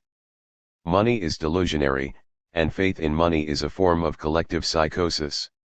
In the godless wasteland of global capitalism, money is our only metaphysics, our only ontotheology, the only transcendent substance in which we truly must have faith. It is this faith that we celebrate, venerate, in commodity fetishism. Adorno makes the point powerfully. Marx deems the fetish character of the commodity as the veneration of the thing made by oneself which, as exchange value, simultaneously alienates itself from producer to consumer. This is the real secret of success. It is the mere reaction of what one pays in the market for the product. The consumer is really worshipping the money that he himself has paid for the ticket to the Toscanini concert. He has literally made the success which he rise and accepts as an objective criterion, without recognizing himself in it. But he has not made it by liking the concert, but rather by buying the ticket. 5 Marx describes money as the universal form of equivalence by virtue of which capitalism can exist, that goods can be exchanged. In the imperial space of what Hart and Negri describe as network sovereignty, money becomes the general form of life. It constitutes the fact of empire and money's absence. Dean's empire's opposite, the multitude are poor. 6 For us, here and now, money has no outside, there is no pure form of economy, no barter system, somehow unsullied by money's circulation. You are always already locked into a monetary ethos, part of a contour line upon a financial cartography. There is only the sully of money. All money is dirty. From a Freudian perspective, money is deeply anal, it is shit rather than bread, you can use it to buy shit, and a general obsession with money is why people talk so much shit. For the infant, the little Freudian child, shit is money, which is why it is so proud of its soft, smelly currency. In the proto-Lockean world of anal sadism, shit is the RST form of property ownership. The labor theory of value begins in your diapers. Let's not forget, Freud is a kind of anti-Midas, where, for Midas, everything natural was transformed into gold. For Freud, all that glitters is transformed into shit. Freud touches a familiar object and suddenly you wonder where the smell is coming from. Our favorite Freudian neurotic, the rat man, is obsessed with money, with repaying a misconceived debt. He is also highly aware of money's dirtiness, and anally obsessed, his fears of rat torture, in which a rat eats into one's anus, verbally linked to shame about his spoil rat, his father's gambling debts. His very neurosis is described in economic terms by Freud, who writes, in his obsessional deliria he had coined himself a regular rat currency. Little by little, he translated into this language the whole complex of money interests which centered around his father's legacy to him. 7 Of course money is also desire and theory a strong association between money and the depends of jouissance sexual, and not only when you have it pay for it. Money is power sexy's power seek science was money. And let's not forget the profound link between psychoanalysis and payment. With the exception of Karl Marx, were there ever creatures on earth more obsessed with money than psychoanalysts? Of course, they are right, and the core of the analytic pact is a monetary union, a monetary act of trust. One has to pay, whatever it is that you can afford, otherwise the analysis begins to lose credibility. One cannot do analysis for free. The faith and trust of the transference, which is the key to the analytic relationship, is guaranteed by money. The promissory trust of therapy is secured through monetary exchange. Jouissance brings us back commodious vicus of recirculation to Joyce. Lacan, who was unnaturally obsessed by Finnegan's Wake throughout the 1970s, writes, Joyce is in relation to joy, that is, jouissance, written in Lolling, that is English, this enjoicing, this jouissance is the only thing one can get from the text. This is the symptom aid for Lacan. It is the joy in Joyce that enjoys, just as it is the Freude in Freud that freut sich. This is what one feels in reading Joyce. Read Finnegan's Wake without trying to understand. One usually reads it because one can feel the presence of the writer's jouissance. It is the sheer pressure of this presence that suffocates and oppresses the reader of Finnegan's Wake because, as is well known, Lacanian jouissance is not pleasure but swearing, an excitation or excess that is too much for the organism to bear. Enjoyment, or what Joyce calls joyosity, 414, is not enjoyable. Perhaps this is why many people think that the Wake is unreadable. Is it not rather simply unbearable? Its seeming tries are traces of psychic pain. One might go a little further with Lacan and say that jouissance is the kernel of psychotic swearing, a kernel that is non-analyzable and which cannot be symbolized. For Lacan, it is this writing of psychotic jouissance that Joyce enacts. Joyce manages to bring the symptom to the power of language, yet without rendering it analyzable. A very common behavior of psychotics is the forging of neologisms or fresh linguistic coinages, and to this extent the writing of Finnegan's Wake might be viewed as some vast psychotic case history. Of course, the psychotic swearing here is not just that of Joyce, although Lacan asks, when does one start to be mad? Was Joyce mad, but also that of his daughter Lucia, whose psychotic sayings and diagrams litter the literature of Finnegan's Wake, 260-308. In a wonderful formulation, Lacan remarks that Joyce was disabon à l'inconscient, namely that he abandoned or gave up his subscription to the symbolic order. In ugly Lacanese, this means that Joyce armed the lack in the big other and experienced the jouissance of the real. In more everyday parlance, we might say that Joyce progressively shed the legitimating narrative conventions and expectations of the 19th century realist novel. For some, literature might be understood as the draining of the excitation of jouissance, the Zuiderzee of the unconscious in Freud, or the Dionysian womb of being in Nietzsche. Literature symbolizes or gives beautiful Apollinian form to the chaos of desire.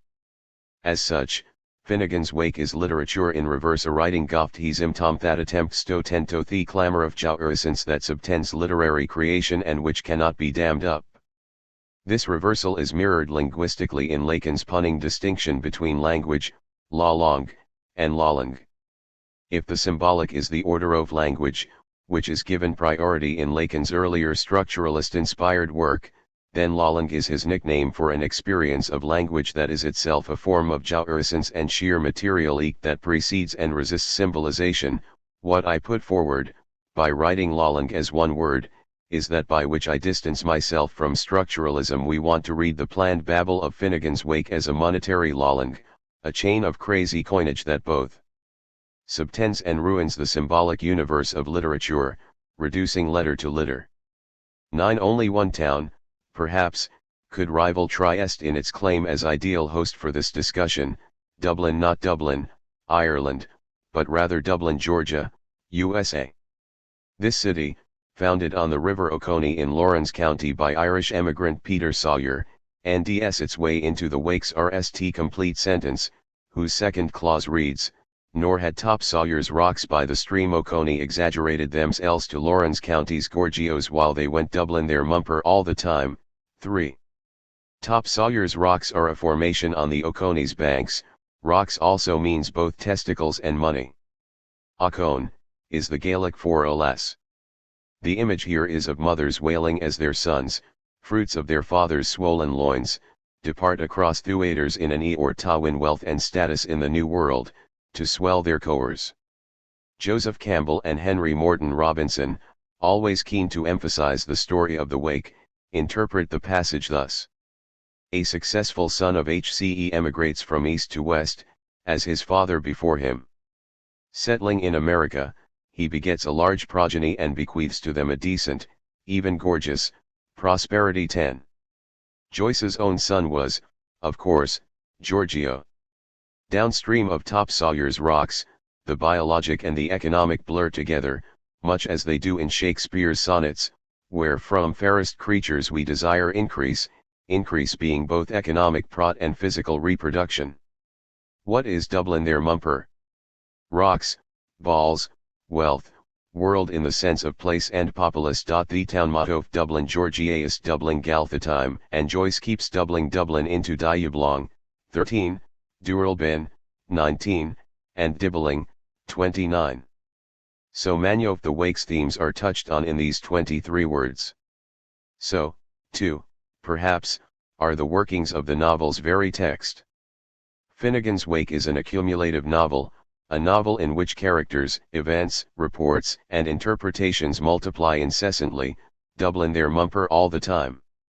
Mudd, discussing the relation between printed papier and the significations generated by it, tells Jude, you need hardly spell me how every word is bound to carry over 310 top typsical readings throughout the book of Dublin's Jind, 20.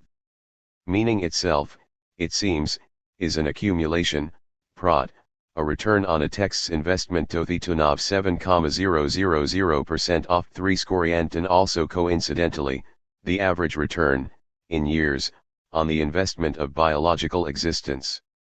What we have here, then, is a glowing annual report, a multileveled tale of prod.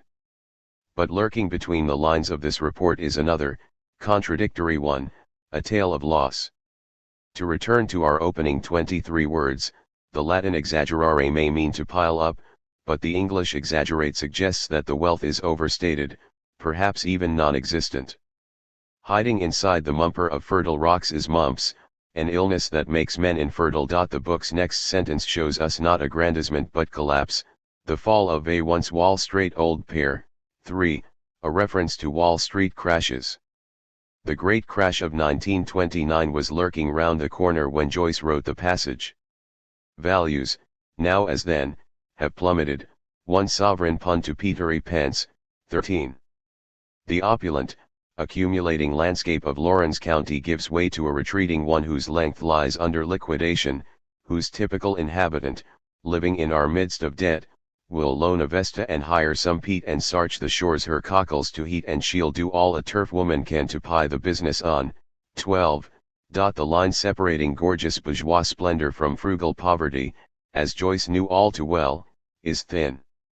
Finnegan's Wake, then, is a tale of two economies, two coexisting ones, one characterized by surplus, prod, wealth, and another characterized by bankruptcy and debt. This is true semantically as well. Alongside a great glut of meanings runs a continual failure to establish any, the unfacts, did we possess them, are too imprecisely few to warrant our incertitude, the evidence givers by legpole too untrustworthily irreparable, our notional gull. Airy is now completely complacent, an exegesis monument, aerily perennius, 57. In the Wake's negational language, sense becomes since, 83, without, sin, sense, sensa, inquiring becomes unquiring, 3, fiat, it was thus, becomes foot, it eluded us, escaped, 128, and, eventually, fui, 125. Rubbish. In this scherzarade of 1090nesses, we are told, that sort of certainty which would indentide the body never falls, 51. The book fails to return its reader's investment with XED dividends of meaning, instead borrowing a word and begging the question and stealing tinder and slipping like soap, 93, sliding further and further into the red of indeterminacy. Finnegan's Wake is a tale of two economies in more ways than one. Not only do the economy of surplus and that of loss tussle with one another for supremacy, so, too, do two daring versions of economy itself. We will call these versions economics and chrematistics, respectively. The distinction is borrowed from Aristotle, where, crudely stated, it is the difference between the good, natural economy of the oikos and the bad, artificial economy that arises when money, to chrema, appears on the scene. Derrida, in a fascinating passage from Donner le Temps, La Fausse Monnaie, summarizes Aristotle's distinction between economics and chrematistics thus: for Aristotle, it is a matter of an ideal and desirable limit, a limit between the limit and the unlimited, between the true and night good, the economic, and the illusory and indinite good, the chrematistic. 11 Economics comes from oikos, home, hearth, seat of the family, the household, indeed of all those things that Derrida lists under the proper, the sovereign, and chrematistic from to chrema, money, the unlimited exchangeability of goods that occurs when money appears on the scene. The distinction between economy and chrematistics is wreaked not only in that between the limited and the unlimited, but also in that between, continuing the above quote, the supposed nightness of need and the presumed inity of desire. Once money, to chrema, has appeared on the scene, the inity of desire will always transcend the nitude of need. Money is the desire of desire itself, a priori unsatisfied by any object one might actually need. Behold, the logic of shopping.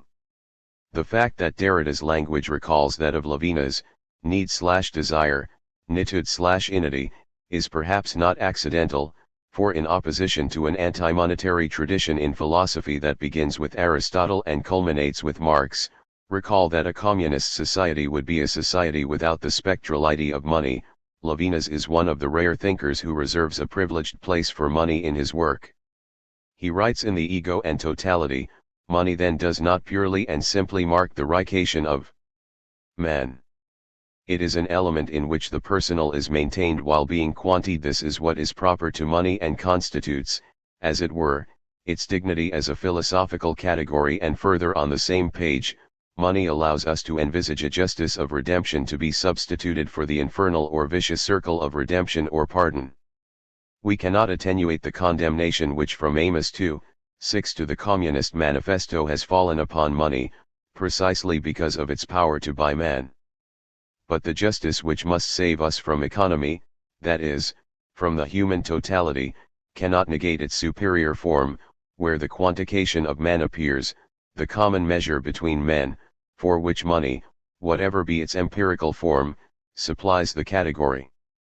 It is indeed shocking to see in the quantification of man one of the essential conditions for justice.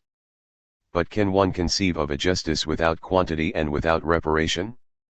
12 Connecting this line of thought with Derrida, he continues the passage with a gesture that will be familiar to readers of his work: as soon as there is the monetary sign and rst of all the sign, that is, dirance and credit, the oikos is opened and cannot operate its limit. Money, in ect, is deconstruction, opening the closure of the oikos, what Levinas calls totality, to the unrestricted economy of desire where money circulates and where wealth is accumulated or squandered.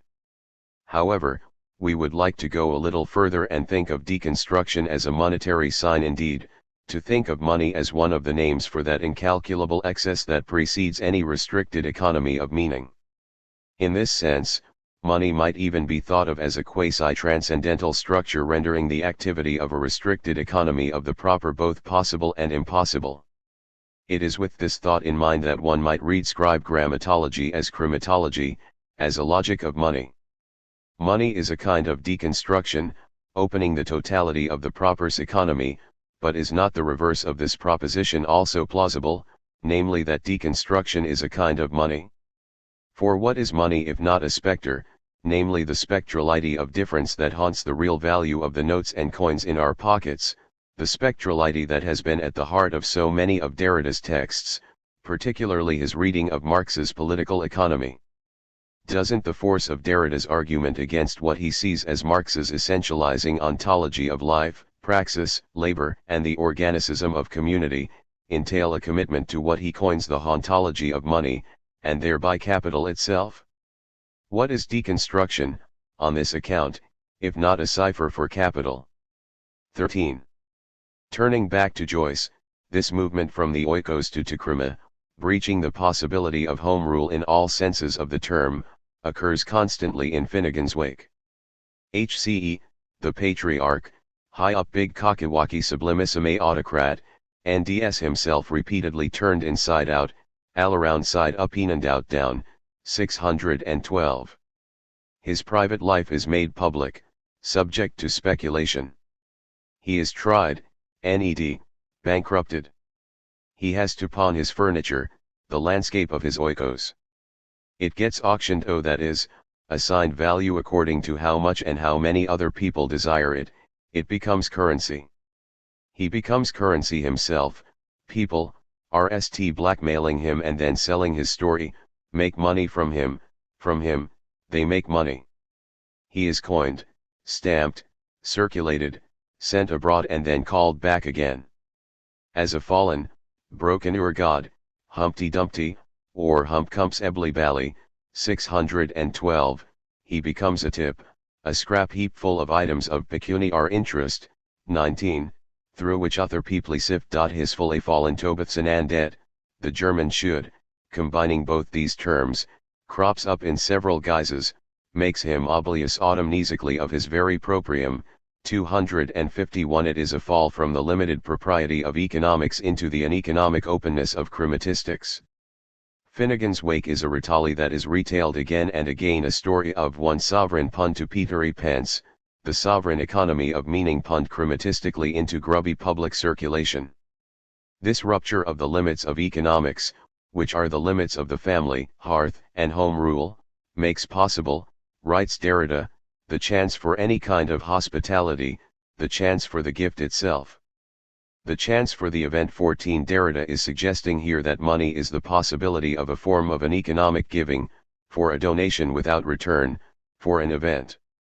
As a long and intriguing footnote to Donner Le Temps makes clear, the word event is to be understood in its Heideggerian sense as das Ereignis.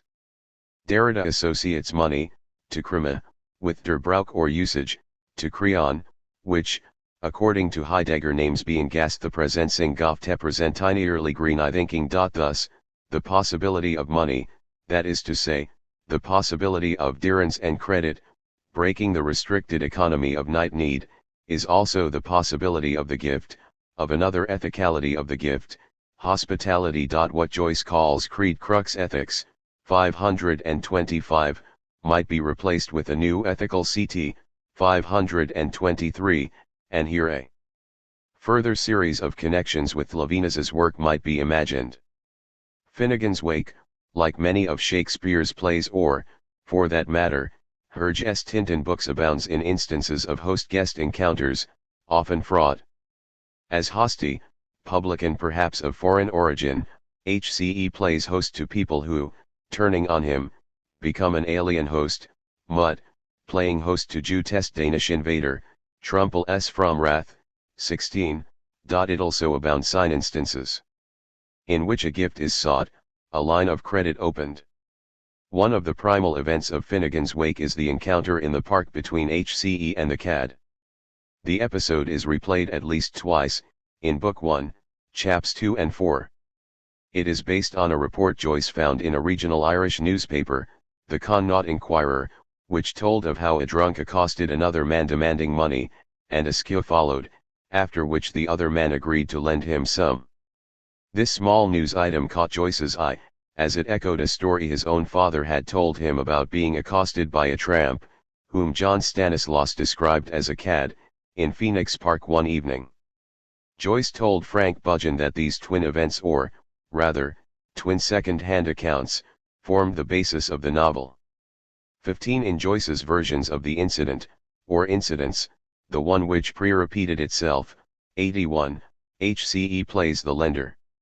In the second, the accoster is described thus, whereupon became friendly and, saying not, his shirt to tear, to no wanted, joking, and knob carries all aside laying, if his change companion who stuck still the invention of his strong box, with the tenacity corroborating their mutual territorial right, happened to have the lute's change of a 10-pound crickler about him at the moment, addling that hap so, he would pay him back the 6 vix odd, 82.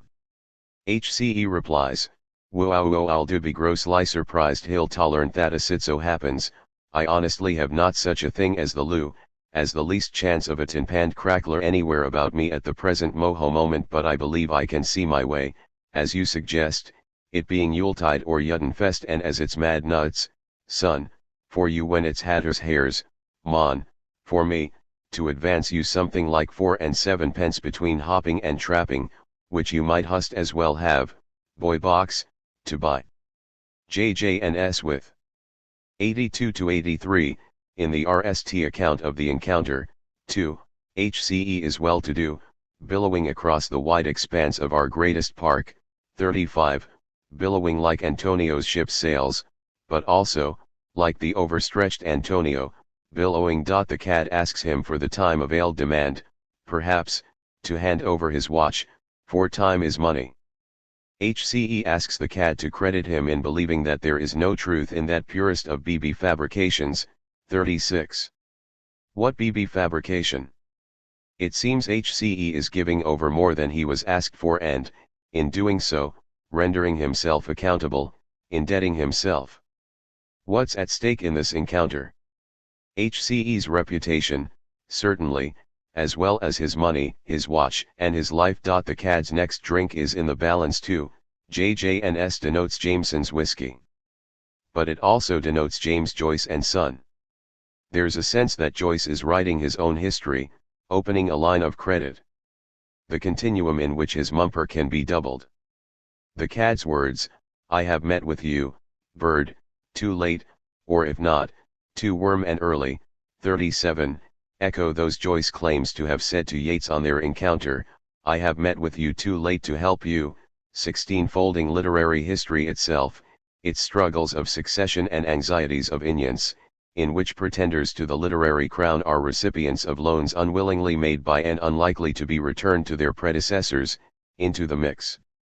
The cad asks for £10 and is eared 4 and 7 pence. The encounter involves not just indebtedness and impropriety, but also bartering, like the bartering Heidegger describes when discussing the Anaximander fragment. Beings come, then go back whence they came, thus rendering justice and paying penalty to one another for their injustice, according to the ordinance of time, the fragment tells us.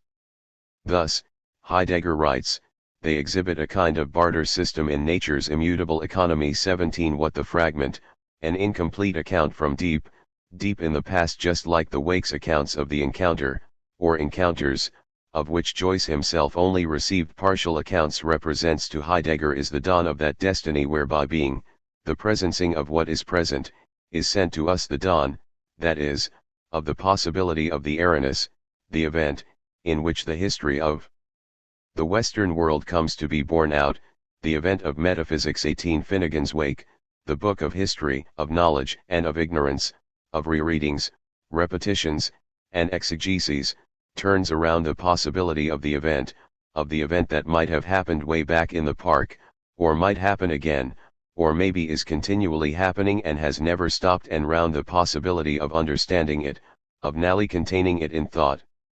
In Joyce's text, the event unfolds as possibility, as destiny. It comes round again and again, it is retold. But what it brings round is not being, presencing and presence rather, it reopens all lines of diarence and credit around a monetary sign, an event of economic exchange. It is a tale that is retold, again and again. Joyce's Aranis is not that of presence, but rather of dirence. In it, es gibt sen becomes es gibt Geld. Joyce believed that Finnegan's Wake would be the last book, the one in which the destiny of literature realized itself. We would argue that he was exactly wrong. Finnegan's Wake is the RST book, the very possibility of literature become visible as letter and as litter.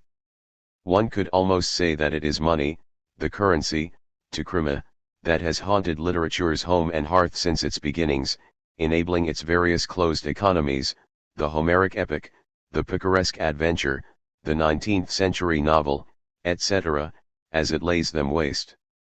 The way in which Finnegan's Wake is aired to us is economic, it is not just retailed but also entailed. The second sentence of the novel's second paragraph tells us this, with a further allusion to Wall Street crashes, the great fall of the owl entailed at such short notice the J-shoot of Finnegan, solid man. 3. What is the meaning of this word entailed? The Oxford English Dictionary deans entail as the settlement of the succession of a landed estate, so that it cannot be bequeathed at pleasure by any one possessor, the securing, enos, dignity, privilege, to a predetermined order of succession, to carve, sculpt, engrave. It seems we are being treated, right from the outset, to a drama of inheritance engraved in writing. This drama, acted out around the struggles between Shem and Sean, is alluded to as soon as the RST paragraph, in which we are told that not yet, but veiny soon after, had a kidskad but ended a bland old Isaac. 3. The reference is to Jacob. Shem is as short for Shemus as Jem is jokey for Jacob. 169, robbing Esau of his inheritance by bringing a lamb to his blind father Isaac while dressed in a hairy sheepskin. Isaac felt the hair, thought Jacob was Esau, and gave him his estate. While trickery and subterfuge will make themselves felt throughout the struggle. Let's take a closer look at Shem and Sean, these twin representatives of economic poles. Sean is dubbed the post, the one controlling the economy of messages, of signs, of currency. He is wealthy. Shem, by contrast, is poor, and constantly in debt. He lives alone. 173. He is prodigal, a spendthrift, social and business success. 156, making an cost of income out of the last of his lathings and riding a blue streak over his borsada shirt. 27, as Burris Shaun inherits bread and honey, Asthond Hesmokes Hosanna Sigils. 417. Shem, as Cassius, inherits shit, as the gripes, he relies on the forte third of Elisabed. 156, the poor relief law or, as it was known, the 43rd statute of Elizabeth. Biographically, Shem corresponds to James, Sean to Stanislaus Joyce. Shem is a penman, a writer. He is also a forger. For Joyce, the two are synonymous. Ever since portrait it has been axiomatic for him that art is forgery. Shem's literary apprenticeship is one and the same as his development as a forger. Perusing other writers' work, he decides to study with stolen fruit how cutely to copy all their various styles of signature so as one day to utter an epical forged check on the public for his own private prod. 181. The epical check denotes Joyce's own novel, the shady trading zone in which all literature becomes crimatized currency. Identity and diarence, twin principles of money. That money, every single penny, zloty, dinar, lira, and shekel must be exactly the same as another and yet diarent. Money's sameness is constituted through a repetition that makes it distinct, again and again. And Shem and Sean are almost twins. It is suggested that what occurred in the womb was not a splitting of the egg but rather superfetation, the fertilization of a second egg while the RST was already gestating, doubling mum. Superfetation also means accumulation. As children, they are twin-like. Jimenez, 23. Why do I am alloca like two paws of porter peas, The prank queen asks Jarl van Huther/HCE as she swaps them for one another under his very nose. 22. This problem of identity versus Sterenskomsto ahead in Book 1, Chapter 6, as Sean/Jones answers his 11th question, would you give money to an exiled, wandering beggar to save his soul? No, replies Sean/Jones, before launching into an elaborate explanation in which time and space are discussed in terms both economic and concerned with principles of equivalence and likeness. In his cash dime speech, Sean/Jones starts by belittling Bergson, the sophology of bitch son, Einstein, the who and where's hairs theorics of Wittgenstein, and Proust, who the lost time we had the pleasure we have had our little recherche brush with. 149. They are all temporalists and all Jews, and hence, by Dijon association, wanderers, exiles, as is Professor Levi Bruhl, Professor Loie Bruller, Professor Levi Brullo, FD of Sexy Wymanitelniki, whose work on lay mentalites primitives and the experience of the mystical is dispatched on the next pages, by what I have now resolved to call the dime and cash diamond fallacy. 150. This preoccupation with time, Sean/Jones argues, is solipsistic and sentimental, in another swipe that makes Proust's Madeline crumble. When Malachi won the couple of colds, when we were stripping in number 3, I would like the neat drop that would malt in my mouth, but I fail to see when. I am purposely refraining from expounding the obvious fallacy as to the specific gravitates of the two deglutables implied, nor to the lapses liqui associated with the royal gorge through students of mixed hydrostatics and pneumatopsics will after some difficulties grapple away with my main ungs. Merdin allower. As old Marcellus Cambrianus puts his. But, on Professor Luella's A.P. Brillers, F.D., Ph. D.R.'s showings, the plea, if he pleads, is all posh and robbage on a melodiontic scale, since his man's when is no other man's quander, mine, dank you, while, for aught I care for the contrary, that all is where in love as war. 151-52, which is to say the following: an intense memory of eating a madeleine does not entitle its author to claim insight into all of human experience. The fact that Proust can hold up his 2 bits, his tiny dime, does not mean that he owns all the world's time, its thought wealth, for dime is money. In arguing this, Sean/Jones claims, Shem is a mere cash dime. To this graded intellectual's dime is cash and the cash system. You must not be allowed to forget that this is all contained, I mean the system, in the dogmarks of Origen on spurious dogmas of spurious origin, Deutschmarks of dodgy origin, dogmarks, i.e., shit, and Darwin's origin of species means that I cannot no wavy or no thave a piece of cheaps in your pocket at the same time and with the same manners as you can now not half or half the cheek a piece I've in mind, unless Burrus and Cassius have not simultaneously disentangled themselves, sell dear to sold there, once in the dairy days of by and by. 161.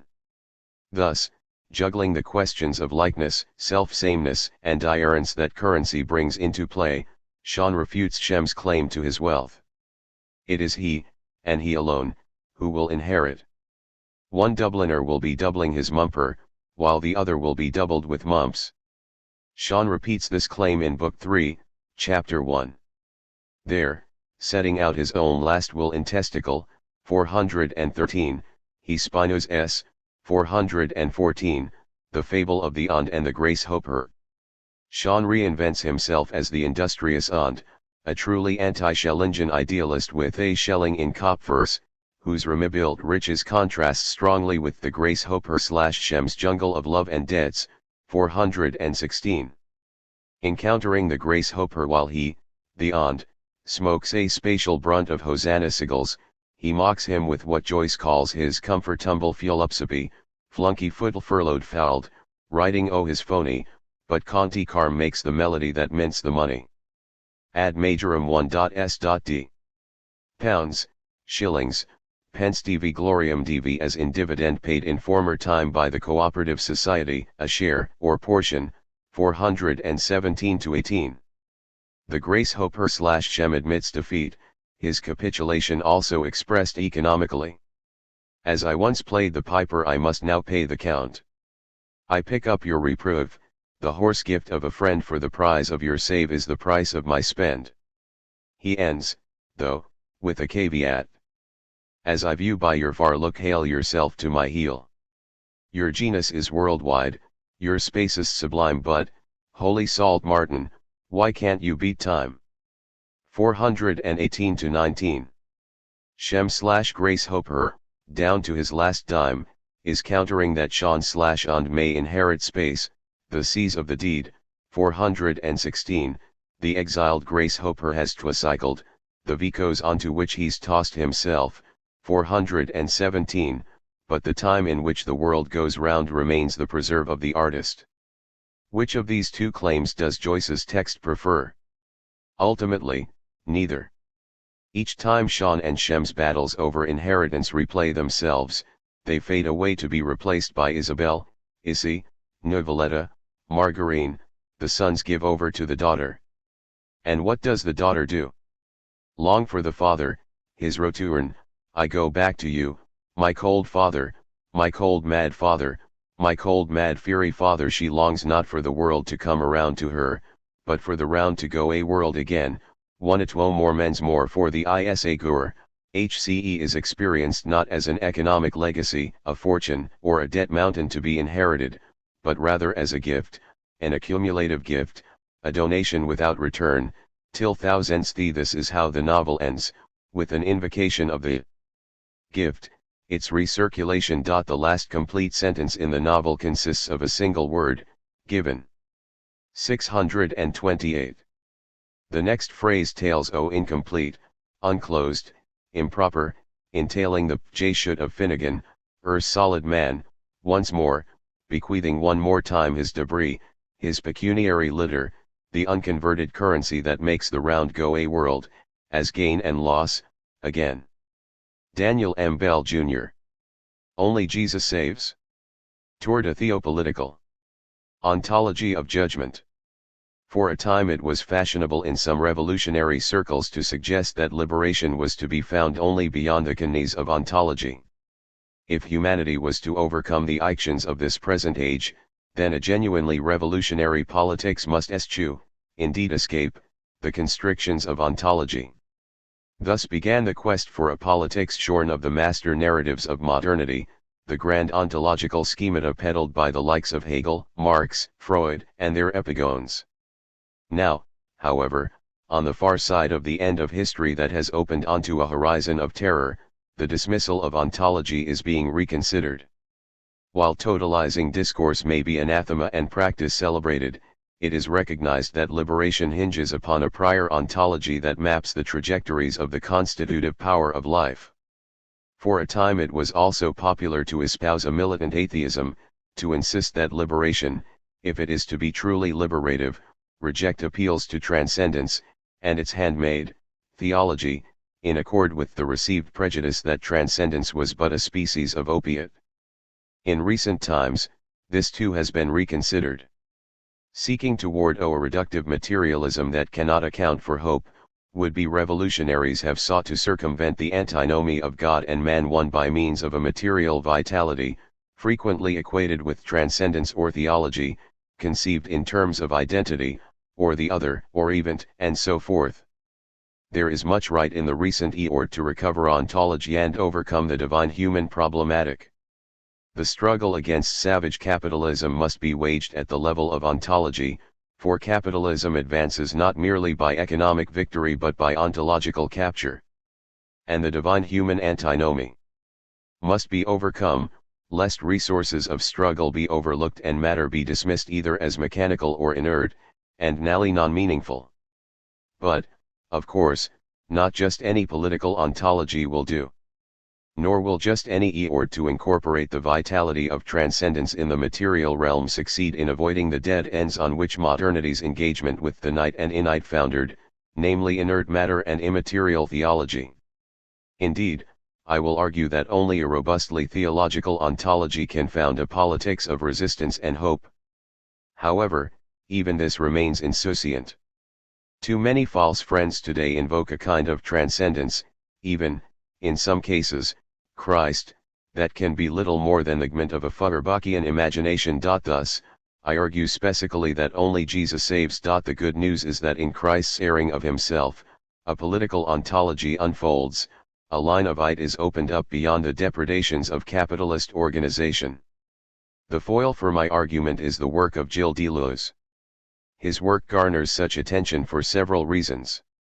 First, to Deleuze's substantial credit, he was never taken in by the ill-fated Eorts to shed ontology. The death of metaphysics or the overcoming of philosophy, he wrought with Felix Guattari, has never been a problem for us. It is just tiresome, idle chatter. This is to say, he was among the earliest to recognize that the struggle against capitalism had to be waged at the level of ontology. Second, in a similar vein, before the futility of the modern episteme was widely acknowledged, he was laboring to articulate a hylozoism, an ontology that ascribed creative power to matter itself, which he called pure immanence. While Deleuze's political ontology of pure immanence merits attention in its own right, there is yet a third reason for engaging his work. In a lesser-known essay, To Have Done with Judgment, Deleuze cuts to the heart of the matter. Resistance and liberation turn on the judgment of God. A corollary of the assertion that Jesus saves is that redemption is a gift that exceeds, although it does not arrive simply from outside, humanum, even the uber or para-human. 3. As the venerable fathers of Chalcedon rightly noted, redemption appears in the truly human, the true human, Jesus Christ. In the aforementioned essay, Deleuze recognizes that salvation hinges upon Christ as the instantiation of divine judgment on the world. Of course, Deleuze holds that salvation is contingent upon refusing Christ and the judgment he embodies and enacts. Liberation entails turning on God and God's judgment. And so the gauntlet has been thrown down. In what follows I will suggest that only in Christ are we nally done with judgment, and that Deleuze's vision of pure immanence, far from being judgment, can only subject us to the harshest judgment, one that may exceed even that of capital. Accompanying this Eort will be an outline of how the practice of the end of judgment that Christ inaugurates opens a space of liberation from the bondage of savage capitalism. The metaphysics of madness and cruelty. Deleuze, Capitalism and Desire. Because it sets the stage for the constructive argument Saul, we begin with a brief consideration of Deleuze's political ontology of pure immanence. Precisely because it is a forthrightly political ontology, perhaps the best way into it is at the point of political struggle, so this survey begins with Deleuze's account of capitalism and desire. Capitalism and desire as revolutionary currents crested and then were turned back in the late 1960s and 1970s, Deleuze devoted his intellectual acumen to re-envisioning revolutionary politics. Perceiving the inadequacy of both social democracy and actually existing socialisms as means of generating and sustaining resistance to and liberation from the advancing capitalist order, he began to explore new ways of conceiving human relations and revolutionary practice. The result of this Eort was a history of capitalism and desire, for a history that suggested contemporary capitalism's dominion was not merely an economic affair concerning modes of production, the efficient manipulation of labor, and the creation of wealth, but was ontological. This is to say, Deleuze develops an account of capitalism and its advent that displays its triumph as a matter of the successful capture and disciplining of desire, the constitutive human power. Capitalism, Deleuze asserts, extends its dominion at the level of ontology, disciplining desire in accord with the golden rule of production for the market. The recognition that capitalism advances in the ontological and not merely economic register threatens to undo much revolutionary practice. Indeed, Deleuze's history of capitalism is intended in part as a critique of visions of resistance to the capitalist order that amass their resources on the political economic front while ignoring the greater horizon on which the ontological struggle was waged, which Deleuze called the state form and which I unpack in more detail elsewhere as technologies of desire. 5. In particular, it was intended as a critique of then current revolutionary politics that were circumscribed and hence crippled by the social unconscious. 6. That ensemble of ideas, institutions, and social arrangements erected and propagated by state, party, and class but attributed a certain unquestioned status as a given. Specifically, Deleuze's account of capitalism and desire was meant to dislodge the unquestioned assumption that politics and therefore revolutionary struggle against capitalism is a matter of statecraft, that social and political power rests in the state and therefore the key to change is seizing the state and wielding its power for revolutionary ends. Of course, the suggestion that capitalism's victory is much more insidious and pervasive than mere control of things economic is not necessarily good news to those who seek to throw its yoke. For it threatens to undo not only much but all revolutionary practice, as the realization that by forming and shaping desire, capital binds us ontologically, tempts us to a pessimism that severs the nerve of liberative practice. That capitalism is indeed total, as its advocates proclaim, it is not welcome news to those who would resist its advance. Yet Deleuze certainly intends this analysis of capitalism and desire to aid revolutionary practice. An explanation entails turning more directly to his political ontology of pure immanence. Pure immanence, a helpful approach to Deleuze's political ontology, passes through the archaeology of knowledge he borrows from Foucault. 7. In the order of things, Foucault maps three epistemes: the classical, the modern, and what was for him a yet-to-be-disclosed future formation. According to Deleuze, the classical formation was characterized by inity, perfection, the God form. Everything, including humanity, was cast on a continuum of development that strove to transcend the night toward the innate. With the advent of the modern episteme, humanity undergoes a mutation as transcendence is eschewed, and God talk is subjected to suspicion, in favor of nitude. Now humanity is shaped by wrestling with the forces of nitude, life/biology, labor/political economy, and language/linguistics. Under the sign of modernity, the God form gives way to the man form. The passing of the modern episteme delivers us to the site/time of Deleuze's work.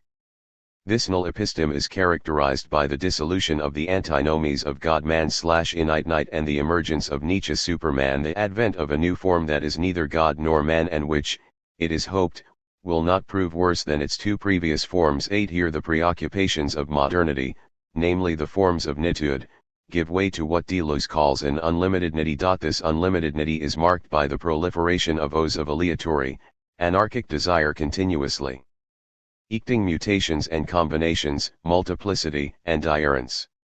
It is the realization of a non-reductive materialism, an ontology of pure immanence that attributes to matter an inherent, intrinsic vitality or power.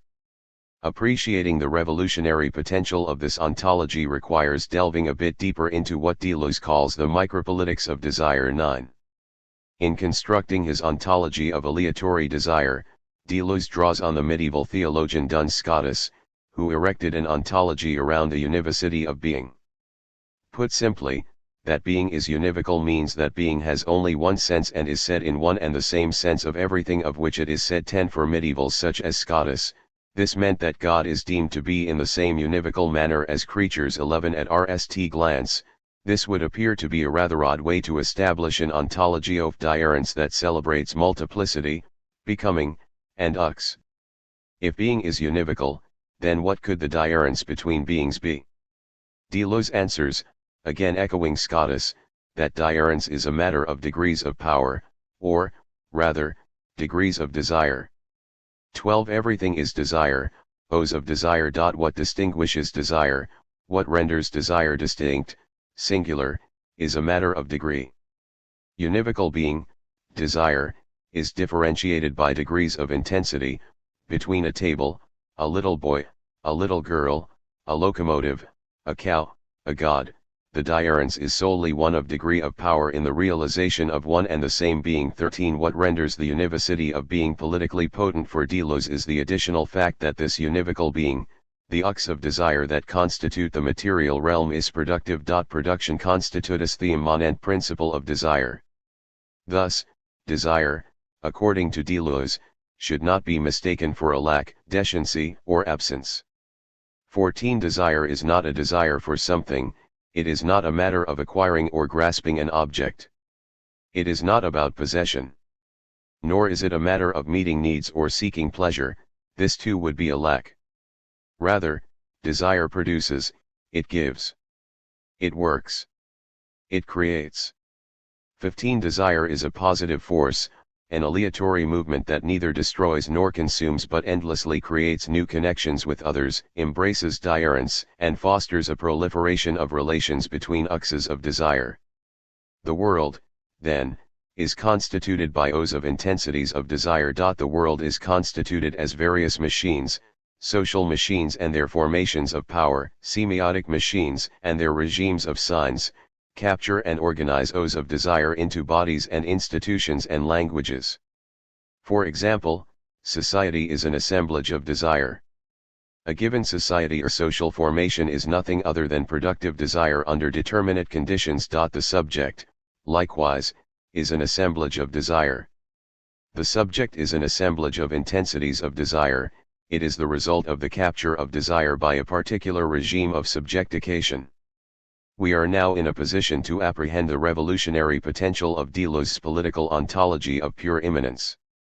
Every society, every social formation, every subject is constituted by O's of desire, diurentials of intensity, that render every assemblage of desire inherently tenuous and every capture congenitally uncertain. Simply by virtue of its being the intrinsically productive, creative, anarchic force that it is, desire is antagonistic to every attempt to capture and assemble it. Univocal, productive desire, reveling in the ceaseless proliferation of new connections and relations, resists any and every end or telos, any and every organization and assembly. Resistance and revolution, therefore, are always possible. At any moment desire may discover a line of light, a crack in a given order, and explode it. Every organization, every social formation, every subjectivity is thereby rendered a contingent, unstable assemblage, whose duration is uncertain, lasting a day, a season, a year, a life, and order is nothing but a temporary check on disorder, stability nothing but variation within tenuous limits. 16. Accordingly, the recognition that capitalism's dominion is extended by ontological capture is not grounds for despair. To the contrary, Deleuze's analysis discloses capitalism's inescapable vulnerability. That capitalism is an always unstable assemblage of O's of anarchic, aleatory desire should reassure all who seek the end of capitalism's reign. Likewise, that power is not nala contained in a center such as the state but is dispersed across the socius is reason for hope insofar as it means that resistance can begin at any place and may erupt at any moment. In other words, that capitalism is an ontological and not merely economic discipline does not mean that its victory is in fact total, rather the ontological nature of the struggle broadens opportunities for resistance insofar as it opens up a plethora of fronts on which capitalism may be contested. Deleuze's political ontology opens a horizon of micropolitics, of micro-revolutions. How such politics may usher in the end of capitalism is our next concern. Madness and cruelty desire is restless. As the anarchic, creative force that it is, it resists every capture, it eludes every end. And this applies to all desire, not merely to some specifically revolutionary desire or privileged subject, generals, workers, academics, the poor. Desire, writes Deleuze, is revolutionary in its own right. 17. Even now, in the midst of the triumph of global capital, desire continues to resist, thereby constituting a war machine, eluding capture, thus called fugitive, seeking cracks in the system and creating lines of light, hence, named the nomad. Thus, revolution, as Deleuze envisions it, is a matter nurturing these O's of desire, encouraging desires becoming a war machine, fugitive, nomad.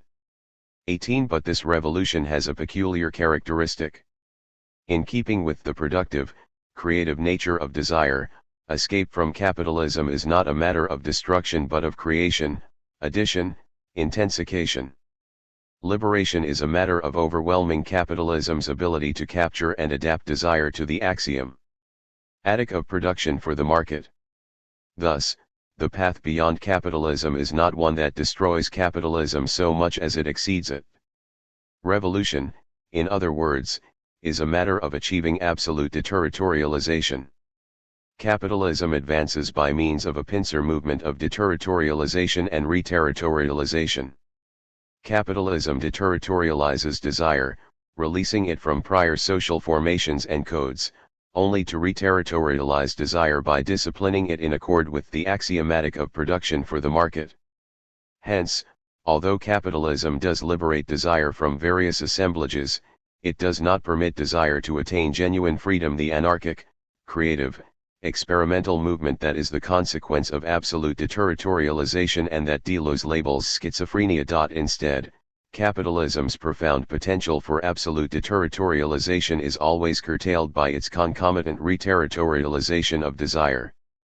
In its voracious deterritorializing, observes Deleuze, capitalism is a form of madness, and as a way beyond the madness of capitalism, he proposes intensifying the madness, continuing the process of deterritorialization, intensifying the proliferation of aleatory O's of desire, until every order and organization is simply overwhelmed and implodes.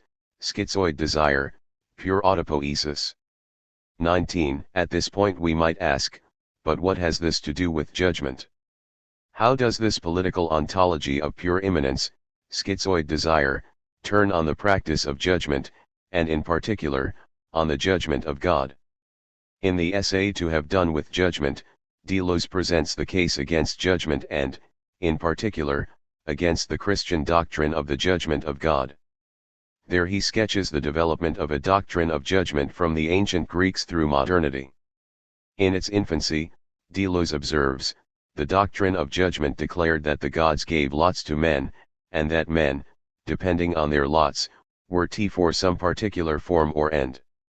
20. Under this early regime, judgment connects one to one's appointed lot or form, and punishment fall swiftly in deviancy or transgression. Christianitas overtook the Greek doctrine and intensified its act. Under Christianity, we are no longer debtors to the gods through forms or ends, but have become in our entire being the innate debtors of a single God. 129. By this Deleuze means that with the arrival of Christianity, judgment becomes total, innate, eternal. It is total and innate in the sense that the debt under which we night beings toil is now raised to the level of innity, thereby rendering us totally and innately in debt. With the Christian transformation of judgment, there is no longer any sanctuary from judgment, even the restricted space of a lot or form that previously eared some shelter is foreclosed as judgment becomes our lot. Christ's appearance announces nothing is left but judgment, and even the apparent acquittal that is eked through him is in actuality but an unlimited postponement that ironically extends judgment to the innate degree. 129, 127. What renders such judgment problematic, according to Deleuze, is that it is synonymous with the capture and conment of desire. The judgment of God, in particular, has served the West as one of the principal paradigms for and instigators of the organization of desire. Judgment implies a veritable organization of the bodies through which it acts, and judgment of God is nothing other than the power to organize to innity. 130. Judgment restrains and restricts desire, blocking the proliferation of new connections and relations between O's of desire by subjecting it to transcendent norms or values. In the end, Deleuze declares, judgment prevents the emergence of any new modes of existence. 135. As an alternative to judgment, Deleuze develops a system of cruelty. What distinguishes this system from judgment is not that whereas the latter hinges on debt, the former is founded on the forgiveness of debt or debt relief. To the contrary, the system of cruelty also functions according to a logic of debt. Indeed, Deleuze praises Nietzsche for having recognized that exchange between bodies is necessarily a creditor-debtor relation. 128. Rather, what differentiates the system of cruelty is that its debt cycle is strictly innate in scope.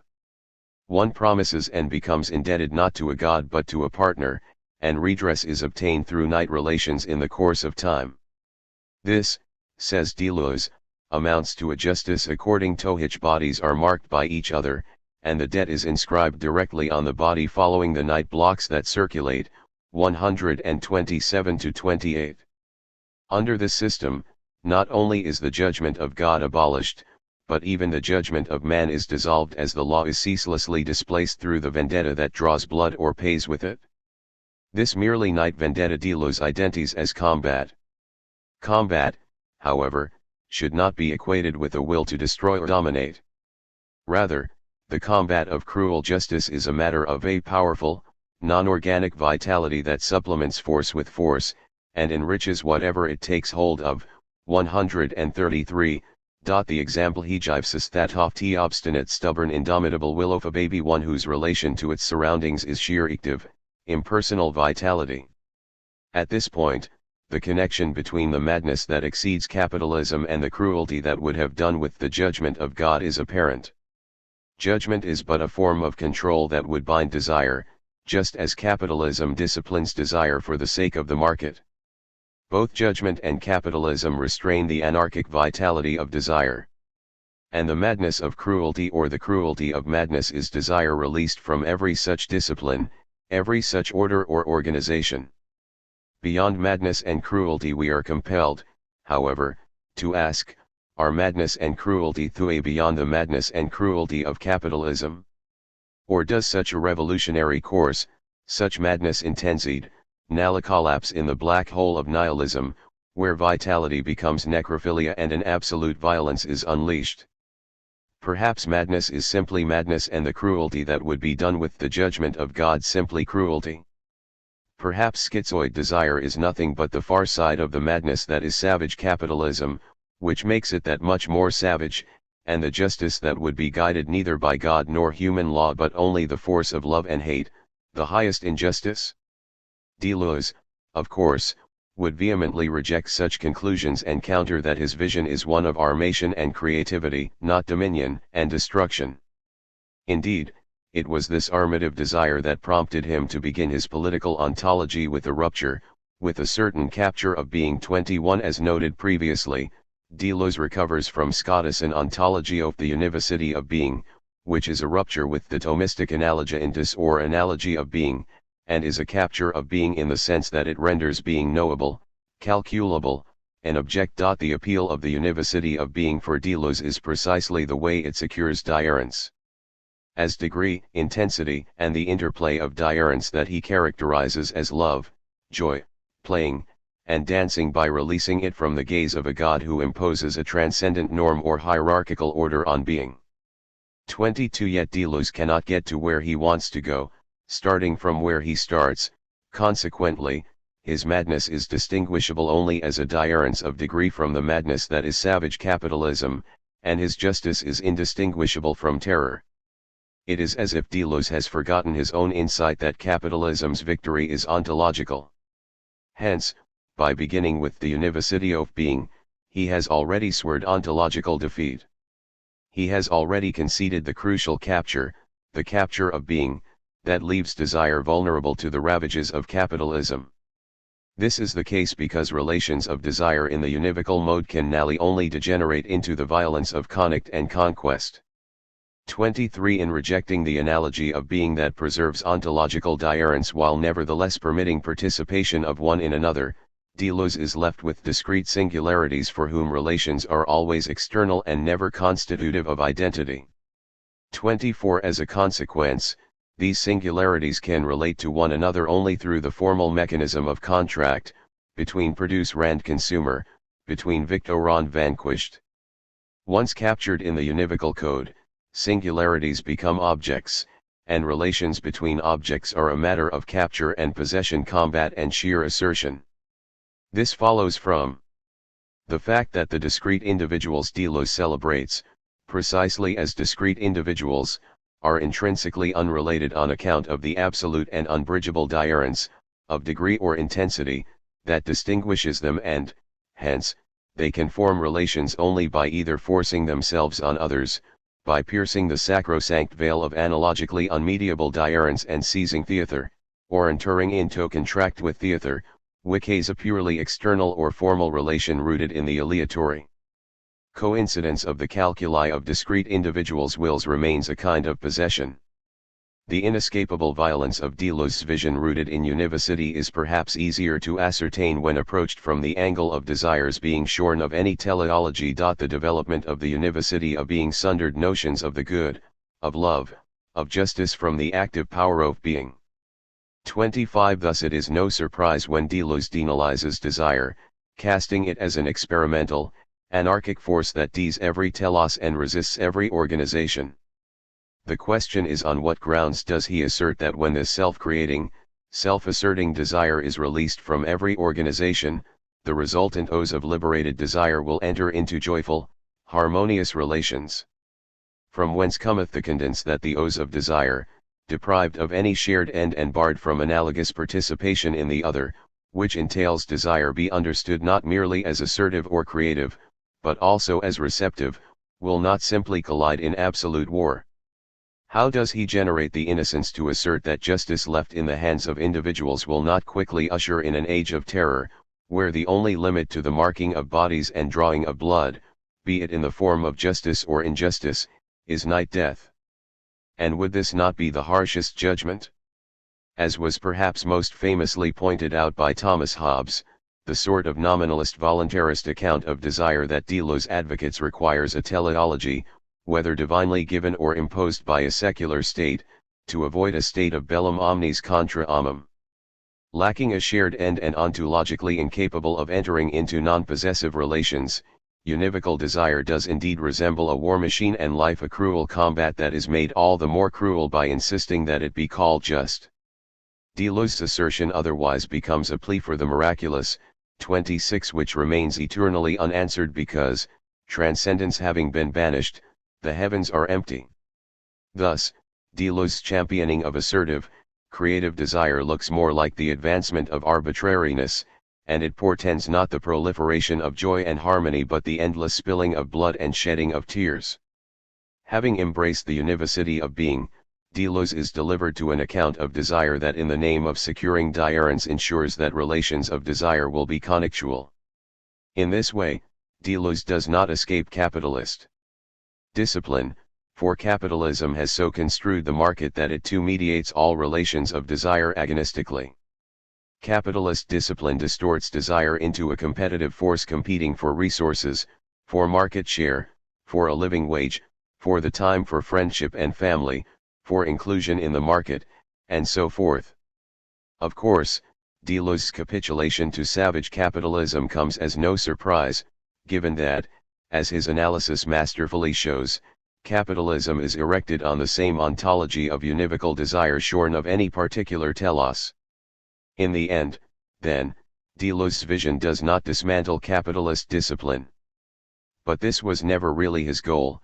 His objective was to envision a way beyond capitalism, and there is a sense in which he has accomplished this. The revolution of schizoid desire, of absolute deterritorialization, promises to surpass capitalism in the sense that were it to succeed, we would be delivered to a world that exceeds even the savagery of savage capitalism. Bellum omnis contra amum. Absolute war. After all, there is some truth to the long-standing claim that capitalism has a pacifying effect. Deleuze's revolution would leave us without even this, and as terrifying as capitalism is, this is a truly hideous prospect. If Deleuze nally does not free us from madness, neither does he succeed in being done with the judgment of God. Far from being done with it, he only sets it aside, leaving us to our own deadly devices, to the justice of our loves and hates. But there is a judgment of God, and we are not left to our own devices. And there is a way to be done with that judgment, although that occurs not by setting it aside but only by passing through it.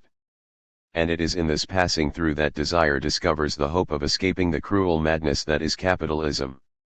To the hope that is ours by having done with the judgment of God we now turn. Christ and the judgment of God.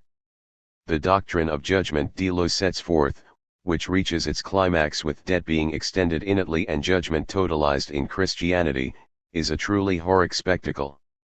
In this, Foucault errs, it is of a piece with the exposition of the Christian practice of judgment, confession, which reveals a logic of torture, death, and self-destruction. 27. Confronted with such an account, the temptation is to dismiss it out of hand as a caricature of Christian theology.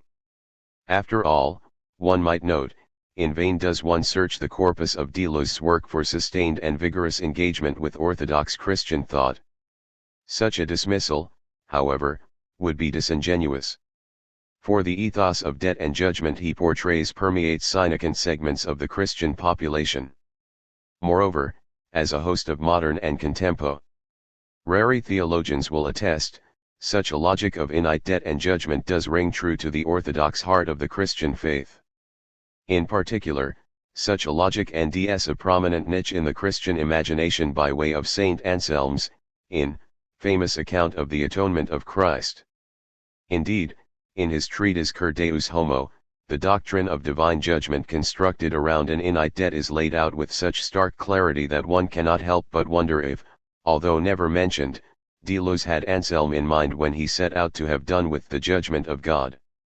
Cur Deus Homo revisited in his treatise, Anselm sets forth how the judgment of God is brought to bear on the world through Christ.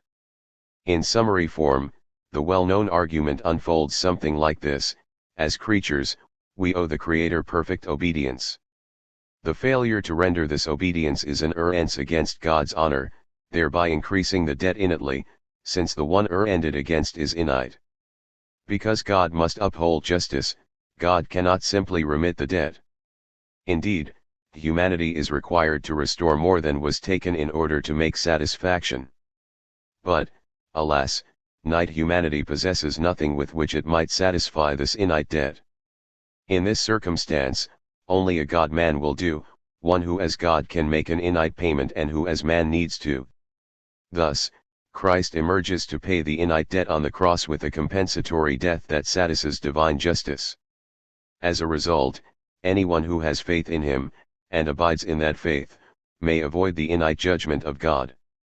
Here we have all the components of the doctrine of judgment that Delos set forth: totalized judgment, creatures subjected to a regime of perfect obedience, a debt raised to innity, and an acquittal become unlimited postponement in the sense that a loss of faith entails the reinstatement of the regime of judgment.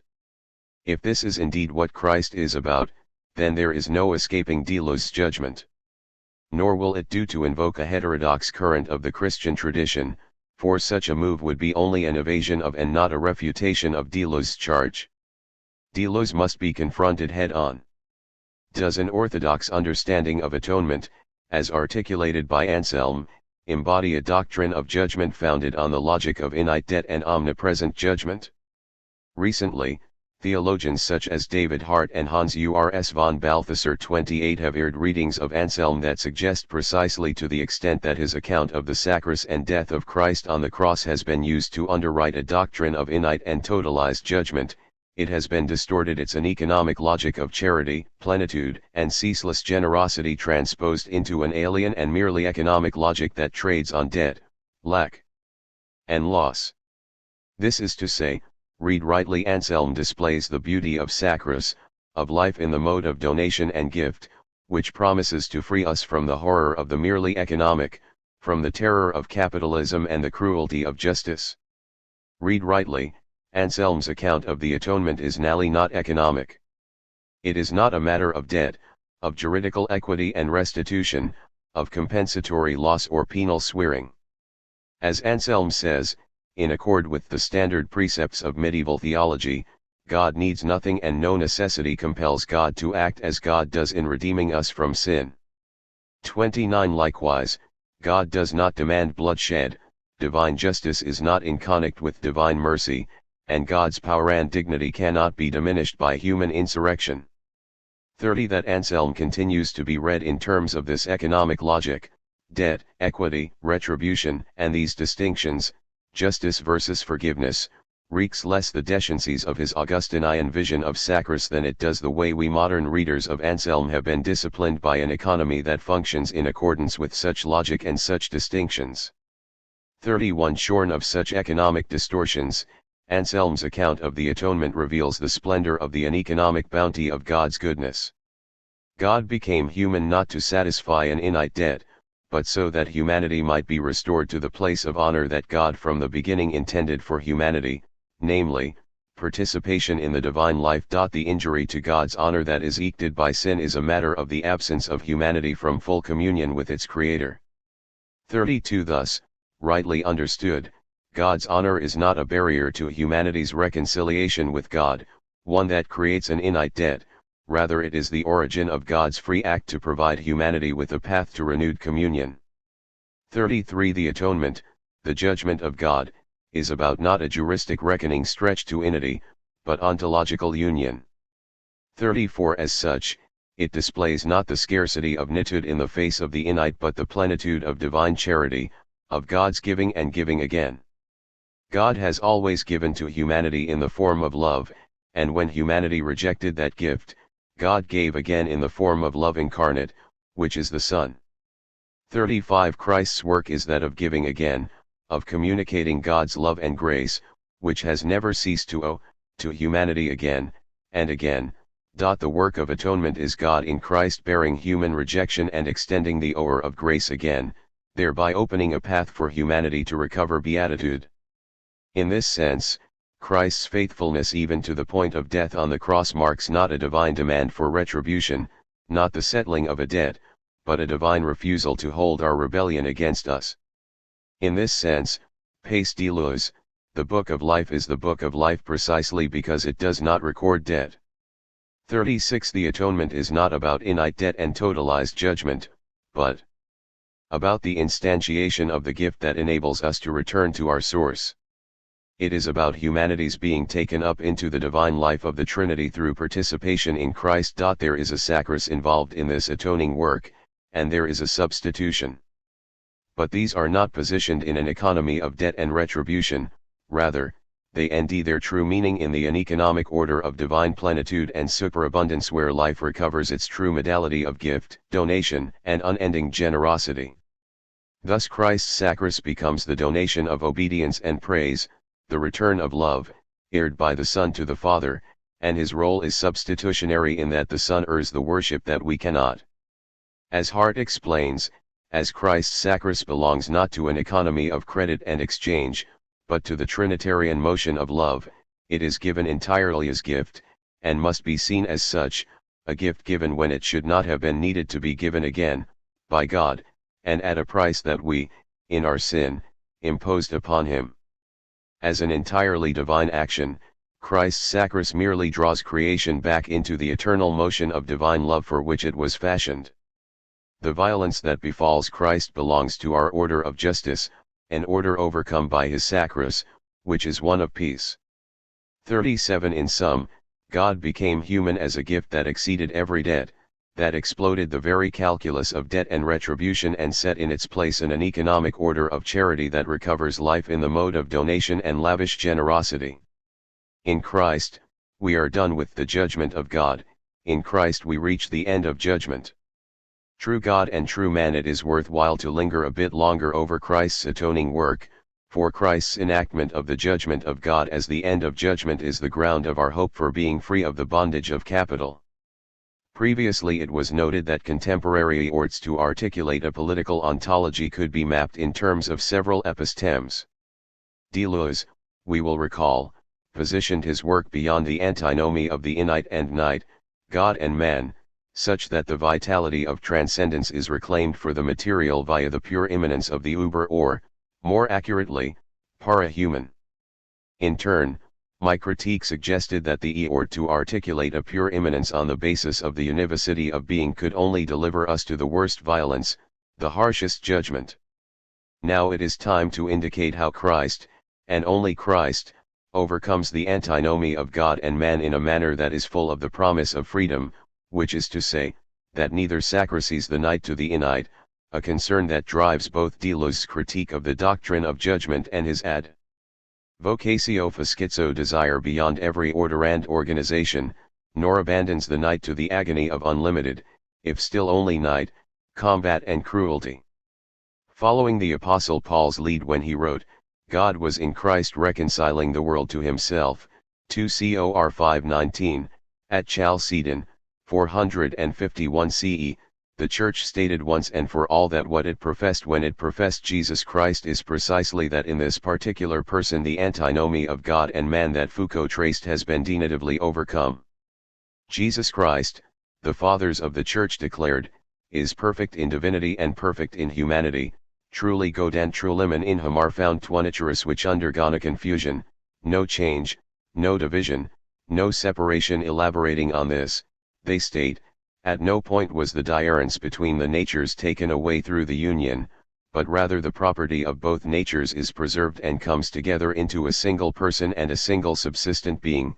He is not parted or divided into two persons, but is one and the same only begotten Son, God, Word, Lord Jesus Christ. Here the antinomy of God and man is overcome, not by a defeat of one at the hand of the other nor by means of a synthesis that creates a hybrid, although in the long argument anteceding and preceding the council, such victories were attempted and such mutants proposed. God and humanity, two osias, come together in one person, hypostasis, Jesus. Moreover, here God and humanity are joined in the unsurpassable closeness and intimacy, no division, no separation, of a single life. He is not parted or divided.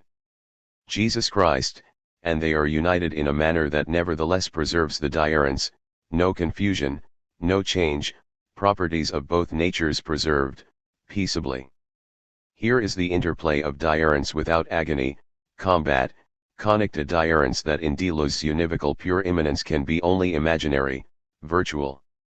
38 More needs to be said, however, about Jesus's overcoming of the divine-human antinomy, if it is to surmount the inevitable rejoinder, one that Delos would surely issue, that this orthodoxy is but another form of organization, another transcendental theory that descends from on high to enclose all of reality in its grasp by means of a divine discipline.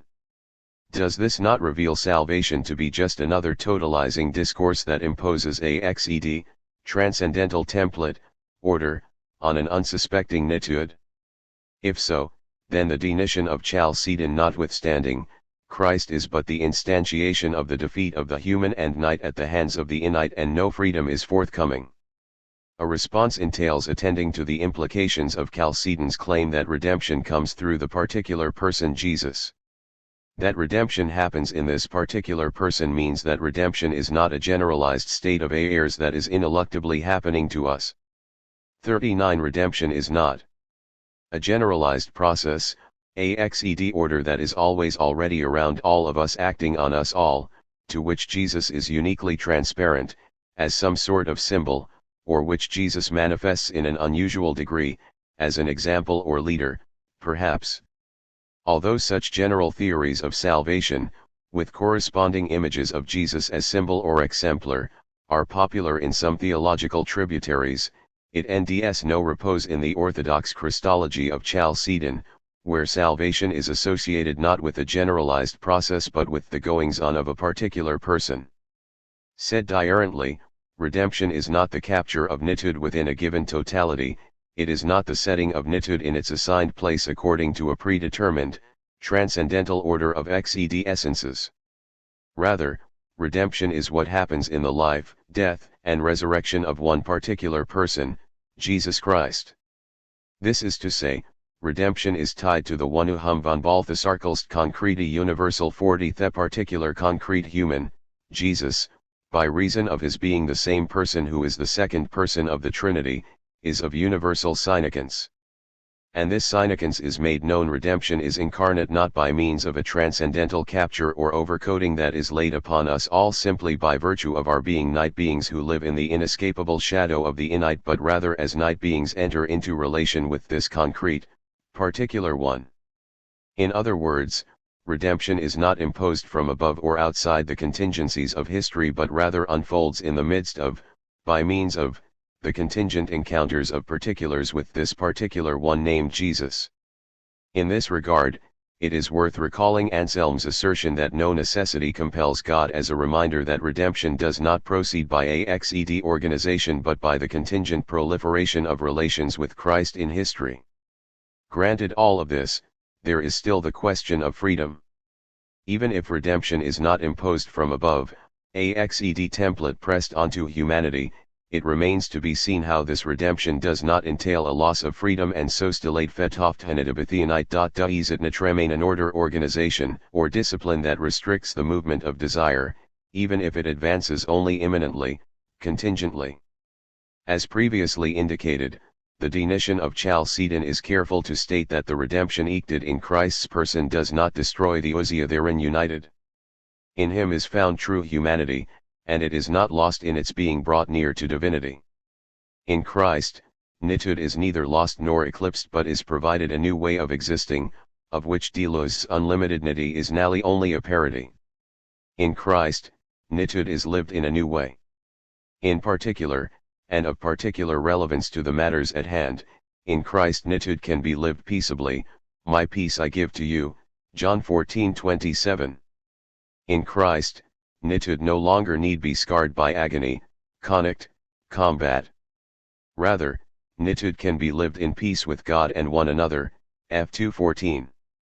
At this point, in order to spell out how this new way of living nitude does not eclipse freedom but instantiates it, Galen 5:1, it is necessary to supplement Chalcedon with Thomas Aquinas on the analogia intis, the analogy of being.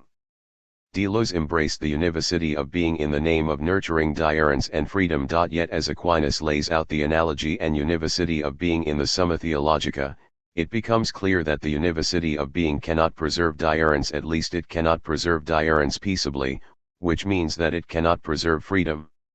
Either univocal being does not bring beings closer, insofar as diurences can be maintained only by the distance of differing degrees of intensity, or it dissolves diurence altogether. As univocal beings meet they melt together, thus easing diurence. The only mediating position for univocal being is conflict, competition, combat. Univocal being can maintain diurence in relation only by means of a friction, agony, created between diurent degrees of intensity that necessarily mediates the encounter and clash of otherwise univocal beings. In contrast, the analogy of being maintains diurence in a way that allows diurences to be drawn into a relation while preserving, and in the case of the human, enhancing, the freedom of both.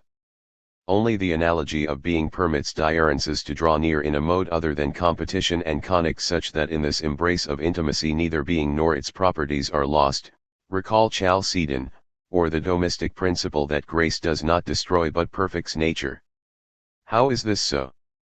Aquinas's account of the analogy of being begins with what at first glance would appear to be a univocal claim, namely that all created beings participate in God, who is the first and universal principle of all being.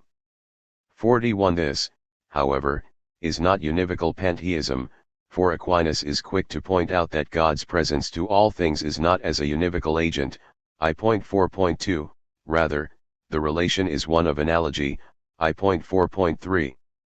What Aquinas accomplishes by positing a qualitative, analogy, and not quantitative, univocal, difference of being is the drawing near of God and humanity without competition. This is the case because the analogy of being does not posit God and humanity on a single plane, with the result that they are locked in a sort of zero-sum competition as the act or will of one delimits the freedom of act or will of the other. Instead, the analogy of being permits God an immediate intimacy unavailable to univocal being. 42. It enables God to draw nearer to all things that they are to themselves, to paraphrase Augustine, thus, God is in all things, and innermostly, no action of an agent, however powerful it may be, acts at a distance, except through a medium. But it belongs to the great power of God that he acts immediately on all things. Hence nothing is distant from him, I.8.1. Moreover, this immediate intimacy does not compromise night freedom. If it did, this would mark a fall to univocity. 43. For God is present to things according to their mode of being, I.8.1. Thus, God's drawing near does not overrule human freedom but enables it, just as by moving natural causes he does not prevent their acts being natural, so by moving voluntary causes he does not deprive their actions of being voluntary, but rather is he the cause of this very thing in them, for he operates in each thing according to its own nature, I.83.1, 44. Under the influence of this immanent and immediate power that Aquinas calls charity, love desire moves out beyond itself to embrace others. In an ever-broadening expanse of friendship, a dance of conviviality that takes place in the very heart of the triune God. 45. Here, nally, is desire, not disciplined and defeated but healed and set free, beatitude. The true sacrifice. Aquinas' account of the analogy of being provides a way of envisioning the interplay of diurence that maintains diurence and freedom yet is full of the promise of peace, of the genuine communion that eludes the madness and cruelty of Delos' pure immanence. But Aquinas' account of the analogy of being is no general theory of salvation. For Aquinas, no less than for Anselm and the Fathers of Chalcedon, the possibility of the free and peaceable communion of diurence is anchored in the concrete universal, Jesus Christ. So we are compelled to inquire, how do we join this dance? Where do we enter into the uneconomic fold of plenitude opened up by Christ's sacrifice? When do we encounter the particular one who is of universal significance, yet who died some 2 millennia ago? The orthodox claim is that the one who died on the cross as an atonement for sin was raised from the dead and through the spirited re of Pentecost gathered unto himself a community, the Church, that Eucharistically becomes his body and as such continues his atoning work in the world. This is to say, we meet the one who redeems in the particular, contingent event of the Eucharist. Augustine describes this encounter, and the union thereby effected, in a profound passage from Book 10 of the City of God.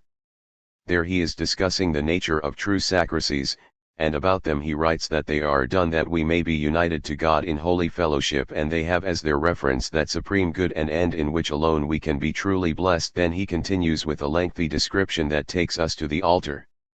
Since, therefore, true sacrifices are works of mercy to ourselves or others, done with a reference to God, and since works of mercy have no other object than the relief of distress or the conferring of happiness, and since there is no happiness apart from that good of which it is said, it is good for me to be very near to God, it follows that the whole redeemed city, that is to say, the congregation or community of the saints, is heired to God as our sacrifice through the great high priest, who heired himself to God in his passion for us, that we might be members of this glorious head, according to the form of a servant. For it was this form he heired, in this he was heired, because it is according to it he is mediator, in this he is our priest, in this the sacrifice. This is the sacrifice of Christians, we, being many, are one body in Christ.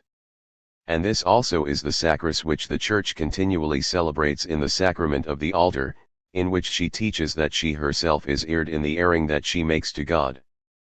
46. Here the strands of my argument come together in a manner that gestures toward a conclusion. Christ's work of atonement is the true sacrifice, which did not pay a debt but rather draws us unto God. As the true sacrifice, Christ is the mediator, the one who overcomes the antinomy of God and man in a way that delivers beatitude. Moreover, this beatific communion is realized through the contingent encounter with one person, Christ, whom we do meet and with whom we are intimately joined, but not lost, in the Church's celebration at the altar. Yet there is something odd about Augustine's account. Christ, the true sacrifice, does not stand alone, in stark solitude, a transcendent totality that has no room for mere night sacrifices. To the contrary, the one true sacrifice unleashes a multitude of sacrifices, not only in the proliferation of Eucharistic enactments, but also, Augustine notes, as the body receives the form of a servant who enacts other true sacrifices. To the sacrifices of this servant, and how such sacrifices, non-identical repetitions of the one true sacrifice, extend the ect of this sacrifice like a rhizome of redemption across the rough terrain of sin we turn. For herein lies the promise of freedom from capital. Practicing the end of judgment, sacrifice and the end of capitalism, Christ enacts the judgment of God as the end of judgment, overturning the economy of debt, loss, and death, healing the breach between the innite and night, opening a horizon of harmonic concord. In the celebration of the Eucharist we are joined to Christ and consequently released from judgment for communion. But this release takes a peculiar form. Insofar as we are set free, we become a servant who extends the ect of the one true sacrifice by making true sacrifices. But is this not a contradiction? By Christ's null and sufficient sacrifice, Hebrews 7:27, 10:10, 12, we are done with judgment, and yet now we go forth to sacrifice? Are we then truly done with judgment? And has not the innate debt reappeared?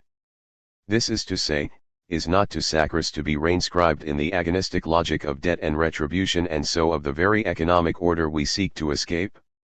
How, then, is it that such sacrises portend the fall of capital? Practicing the end of judgment for the beginning of an answer, we return to Anselm's An Economic Reading of Christ's Work of Atonement. His account of the atonement revealed that Christ bears God's judgment, but he does so in such a way that God's judgment marks the end of judgment. Christ, in other words, is God's judgment of judgment. If judgment is, as Delos holds, a matter of debt, loss, and compensatory agony, then Christ's sacris is God's refusal of every such a judgment. God's judgment then is paradoxically revealed to be a non-judgment precisely because it refuses to record debts or exact compensation. 47 In non-paradoxical terms, echoing Augustine's suggestion that true sacrises are ultimately about mercy, we might call this a judgment of mercy or grace, which contravenes the logic of innate as well as merely nite debt and retribution. 48 In more traditional theological language, this judgment of mercy, which is the end of judgment ected by Christ's sacris, is named forgiveness. How does this forgiveness that is the end of innate judgment come to bear on the nite agony of capital? How does the end of judgment that is forgiveness contravene both the logic of innate as well as merely nite debt and retribution? Recall that even as Delos rejects innate judgment, whether rendered by a god or human law, he embraces a purely nite justice. Yet because he cannot unthink the economic logic of debt and retribution, he can think only of a diurent economy, which is to say, the diurence between innate judgment and nite justice can be only a diurence of degree or intensity, the only kind of diurence his univocal ontology permits. Thus, his alternative to innate judgment is nite cruelty, the vendetta. And in the end, this is no escape from judgment, it is only judgment of a diurent degree or intensity. And, as argued previously, it is no escape from the economic logic of capital. If Delos' univocal ontology nally traps him in a logic of judgment, albeit the nite judgment of a cruel justice, Christ sets us free from innate judgment and nite justice insofar as his true sacris inaugurates ao of forgiveness in the form of the nite sacrises of those pneumatologically.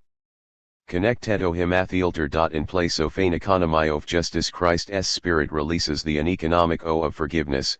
Thus, contra Foucault, confession and penance are not an embodiment of judgment, but its end. At first glance, this appears an absurd claim. After all, Christianity has not forsaken justice, indeed, it is one of the cardinal virtues. This objection is deceptively true. It is such because what Christianity calls justice is a justice that has been transformed or redeemed by its being relocated from the univocal order of combat to an economic order of charity.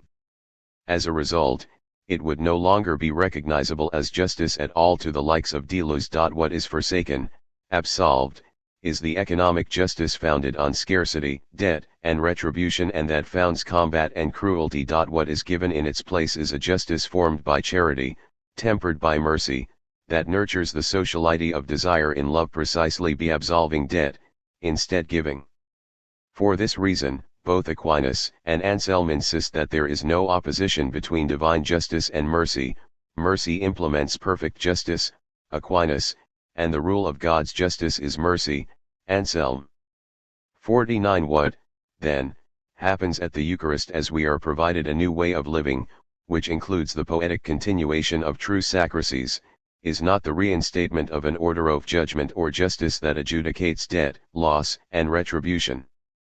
Rather, insofar as these sacrises arish as a consequence of a pneumatological connection with the one true sacris of Christ, they repeat, although non-identically, because the particular, contingent nite matters, which is to say, because the nite is a diurence that is not obliterated by this connection but preserved in accord with the analogy of being, or extend the line of it from the economic logic of both judgment and justice that was initiated by Christ and is sustained across time and space by his Spirit.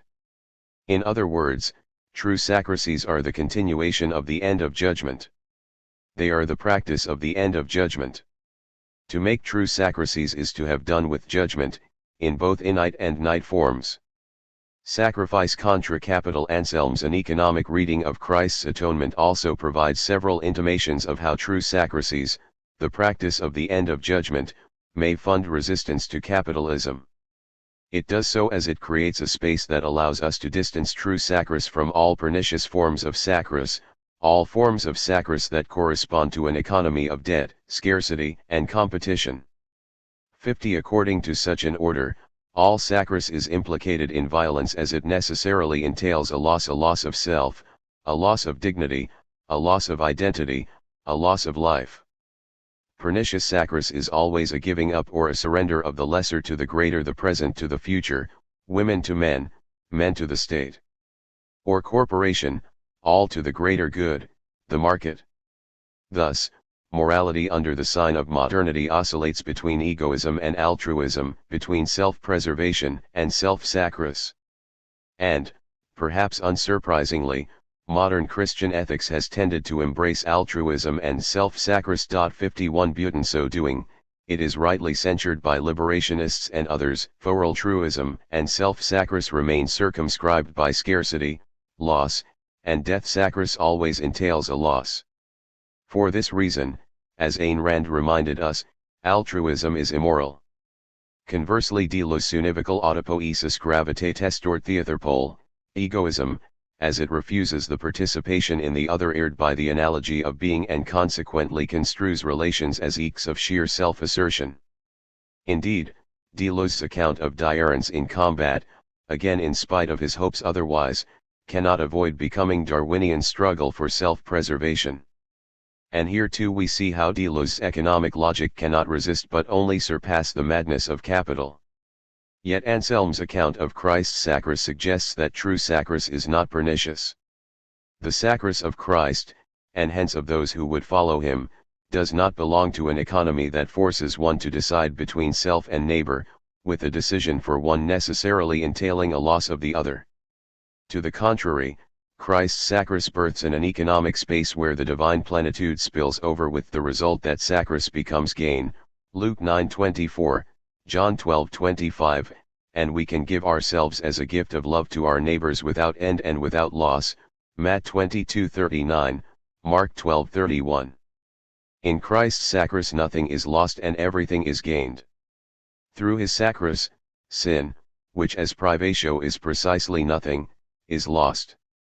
The nothing that is lost is the modern illusion of the isolated, alienated self, or postmodern dissolute self, that has the eyes to see and ears to hear the sacris of love only as loss. The nothing that is overcome is the masculine fantasy of an absolute self-possession that can only be lost in giving, sharing, participating in and receiving from others. What is gained in Christ's sacris is abundant life, 52 life lived as donation, as the ceaseless giving, and receiving, of the gift of love, life as participation in the dance of charity that is the Trinity. Moreover, to cling to the economic vision of pernicious sacris is to refuse the uneconomic gift of Christ's sacris. Said ethically, it is to renounce the gift of the theological virtues of faith, hope, and love that animate Christian sacris. For it is precisely the theological virtues that save us from the futility of pernicious sacris. It is faith in Christ's resurrection, 1 Cor 15:17, and the hope that we shall share in it, Rom 6:5, and the love that casts out all fear, 1 John 4:18, that sustains us in the conviction that innate self-giving is truly an expression of the fullness of love and is not gratuitous self-annihilation or masochistic self-renunciation. 53.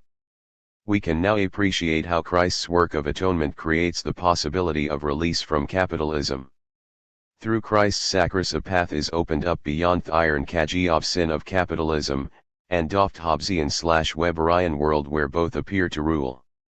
In Christ we are liberated from all that would prevent us from giving, that would interrupt the O of divine plenitude that continues through our enactment of love. We are freed from captivity to an economic order that would subject us to scarcity, competition, dominion, and debt, that would distort human desire into a proprietary and acquisitive power.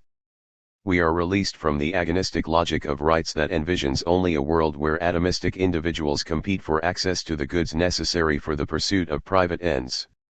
This is to say, The only way to defeat capitalism is to embrace the gift given in Christ, which is nothing less than the superabundance of grace that repositions our lives within the uneconomic order of love.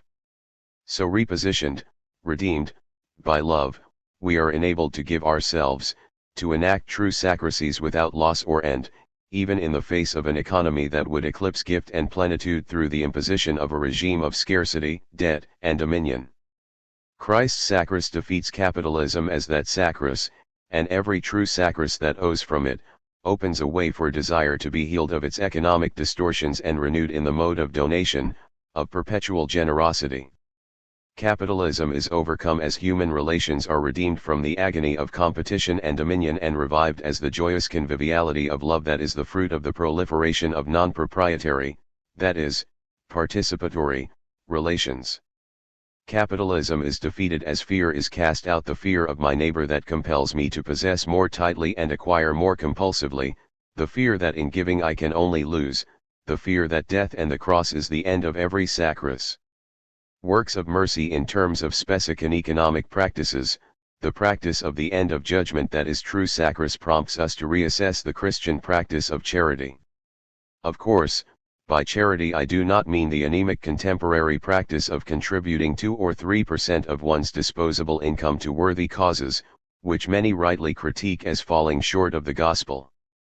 Likewise, charity as the concretion of life lived as an outpouring of the divine donation has but the faintest resemblance to tech millionaires pledging the earnings they accumulate from a day's play on the stock market, Mark 12:41, 44.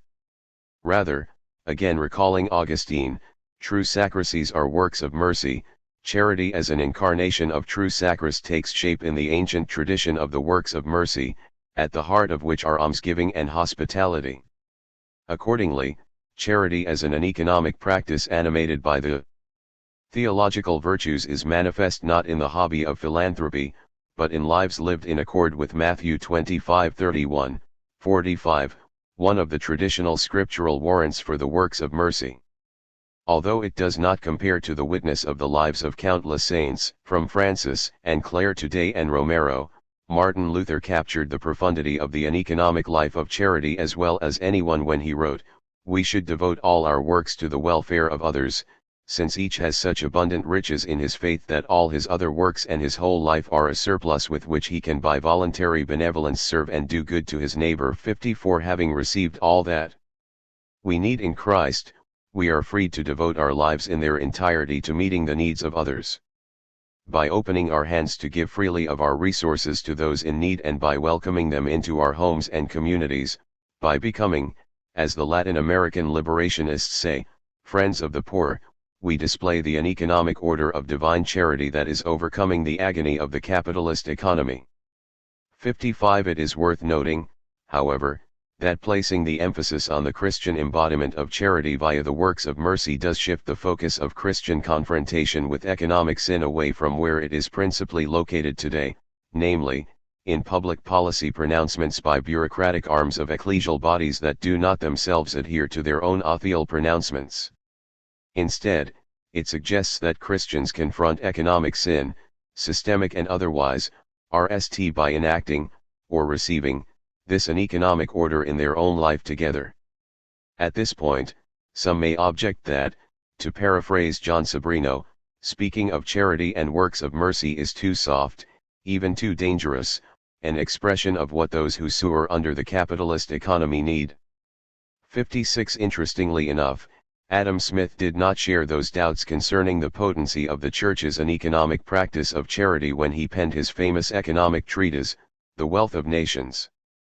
57 There he noted that the hospitality and charity of the Church were very great, maintaining the poor of every kingdom, and he laments that those practices not only gave the Church the command of a great temporal force, but increased very much the weight of their spiritual weapons. Indeed, he goes on to observe that the Church constituted the most formidable obstacle to the civil order, liberty and happiness that the free market could provide. But, alas, he is glad to report that eventually improvements in arts, manufactures, and commerce not only conquered the great barons but undercut the Church as well, weakening both its spiritual and temporal authority by rendering its charity merely economic, that is, more sparing and restrained. Beyond capital there is plenitude. Beyond madness there is hope. Beyond cruelty, joy. Beyond judgment, peace. At that altar of God we approach this. Beyond. There we behold the true Sacris, the Lamb of God who takes away the sin of the world, and beholding, we are beholden. But this implies no debt, for this Sacris is a pure erring, defying every necessity, exceeding every economic calculus. This mutual beholding is the gaze of love beatitude that rests a multitude of other true Sacrises. And as this conflagration spreads, blowing where it will, we are set free. A fading, Ickering neon sign interrupts an urban moonscape announcing a rescue mission to the nomad, the fugitive, the veteran, to the homeless and destitute. Jesus saves?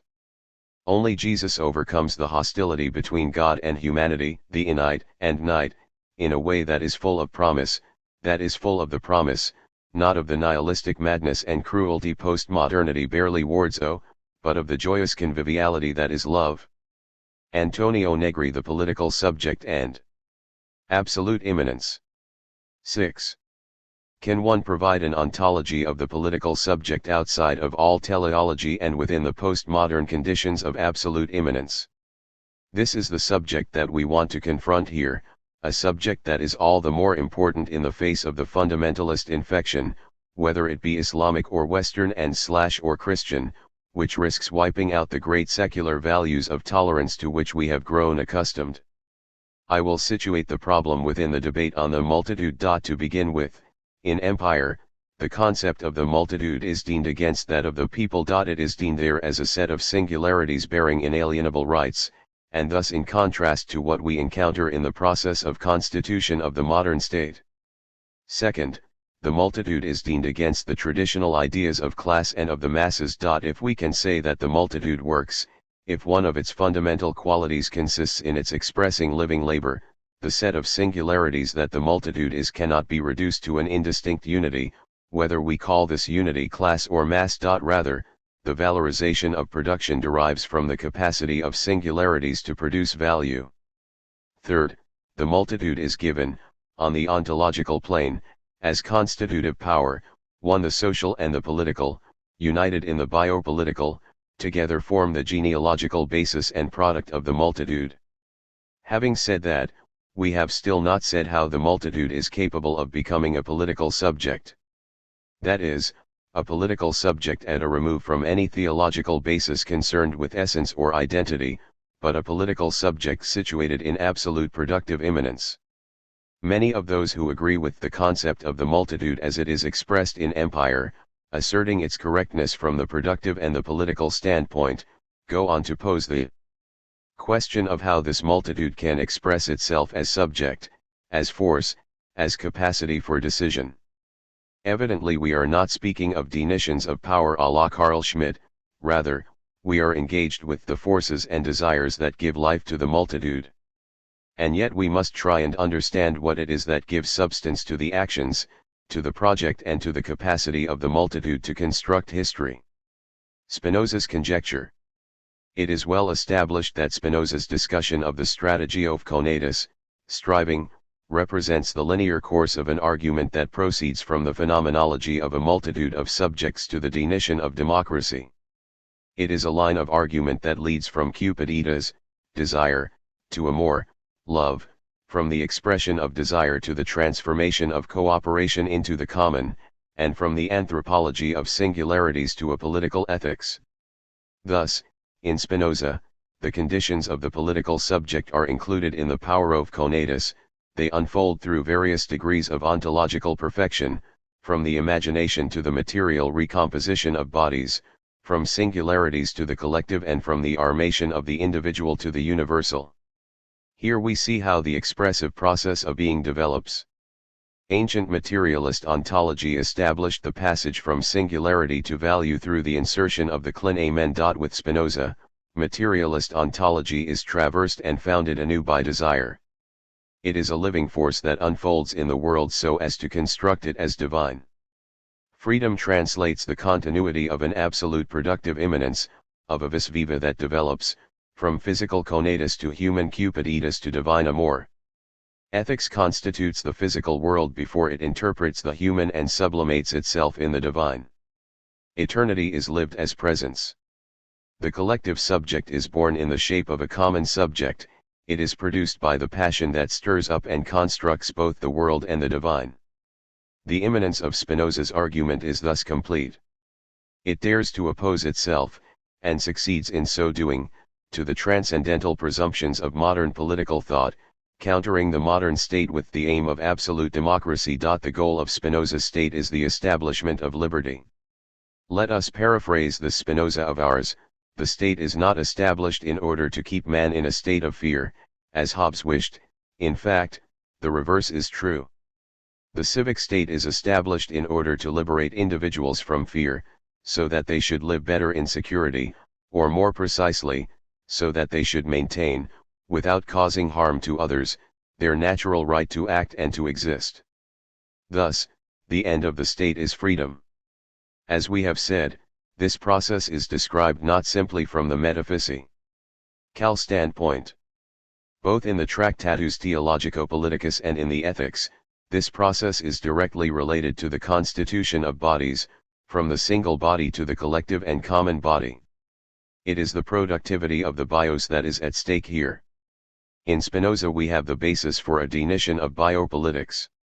Spinoza's insight and the blockage of the investigation, the shift in the problematic of materialism, and of immanence, from its classical form, the Lukathian materialism of the Klein Amen, to the Spinozian one, a materialism of the passions, is a powerful one.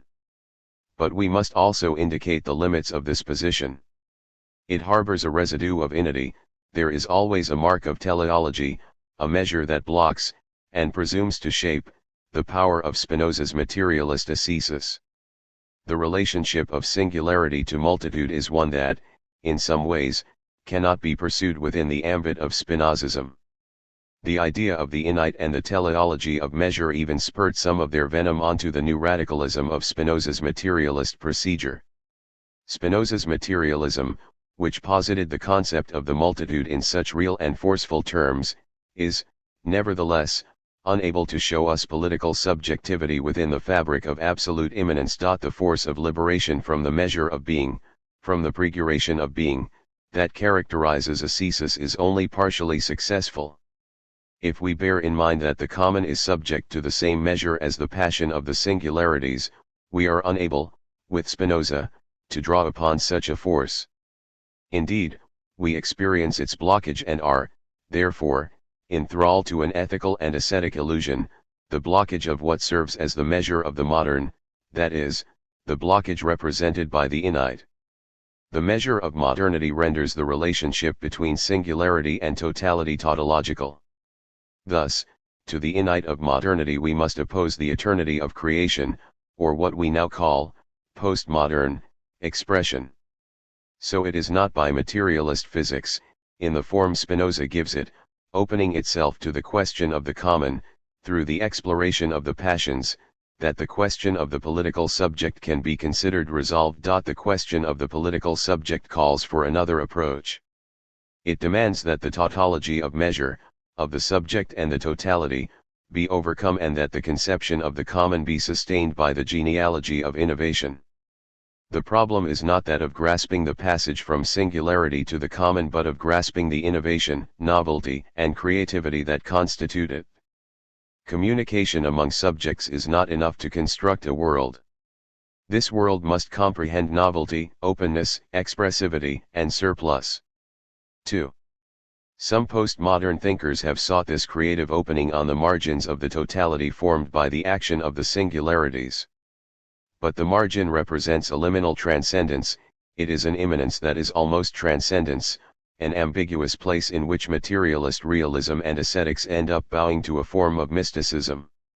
Jacques Derrida endlessly peruses the margin of being, Giorgio Agamben, the artist of paradoxes, xes upon it as though it were a power of the negative.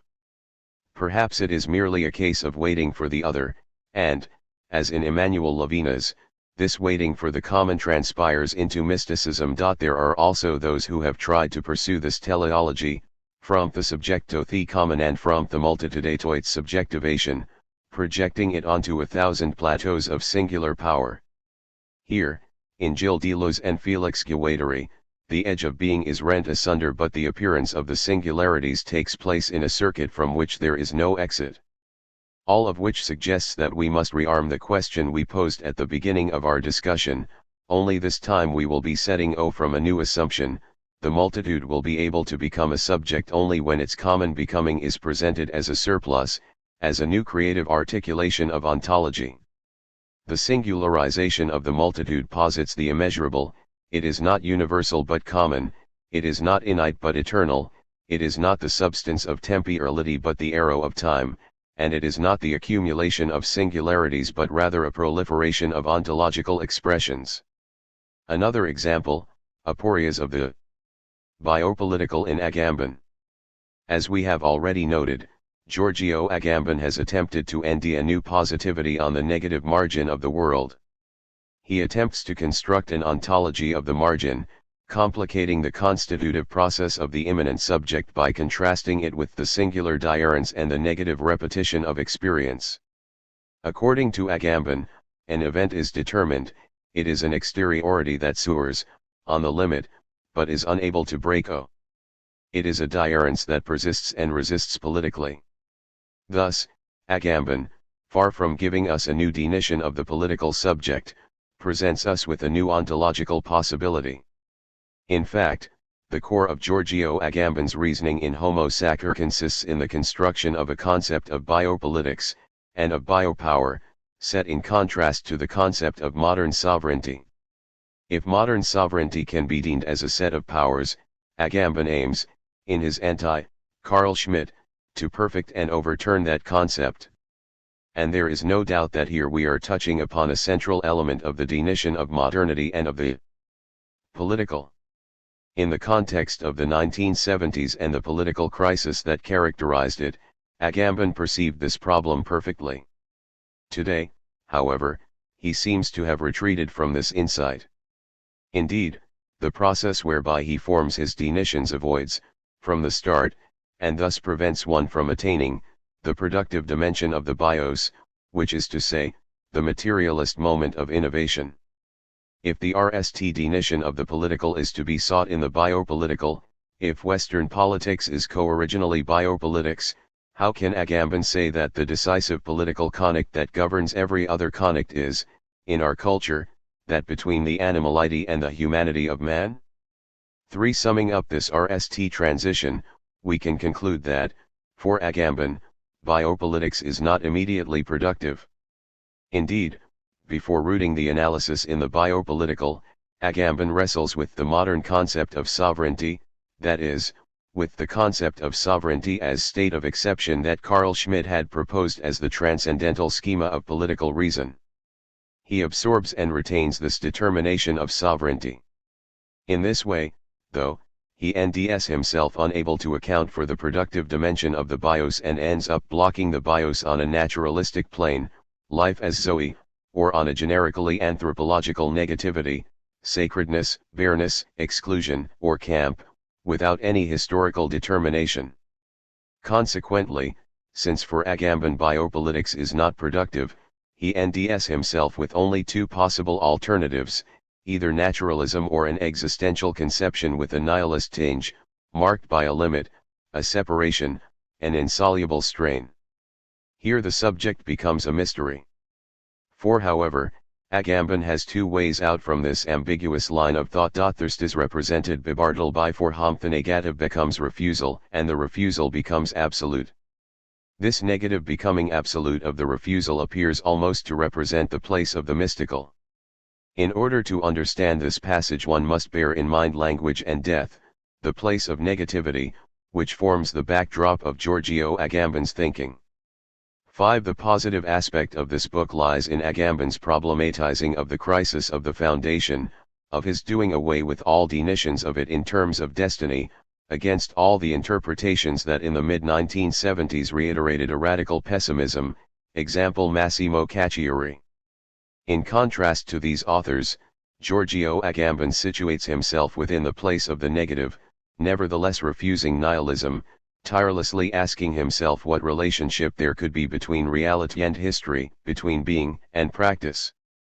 If Agamben will never cross the threshold of the positive construction of being, he is, nevertheless, able to propose, through ontological critique, an aspect of existentialist pessimism, and of the nihilism of the school of thought, that had, until now, been interpreted in entirely superficial terms. But there is nothing to say that Agamben must come to a halt on this funereal conception of being that we have described so far.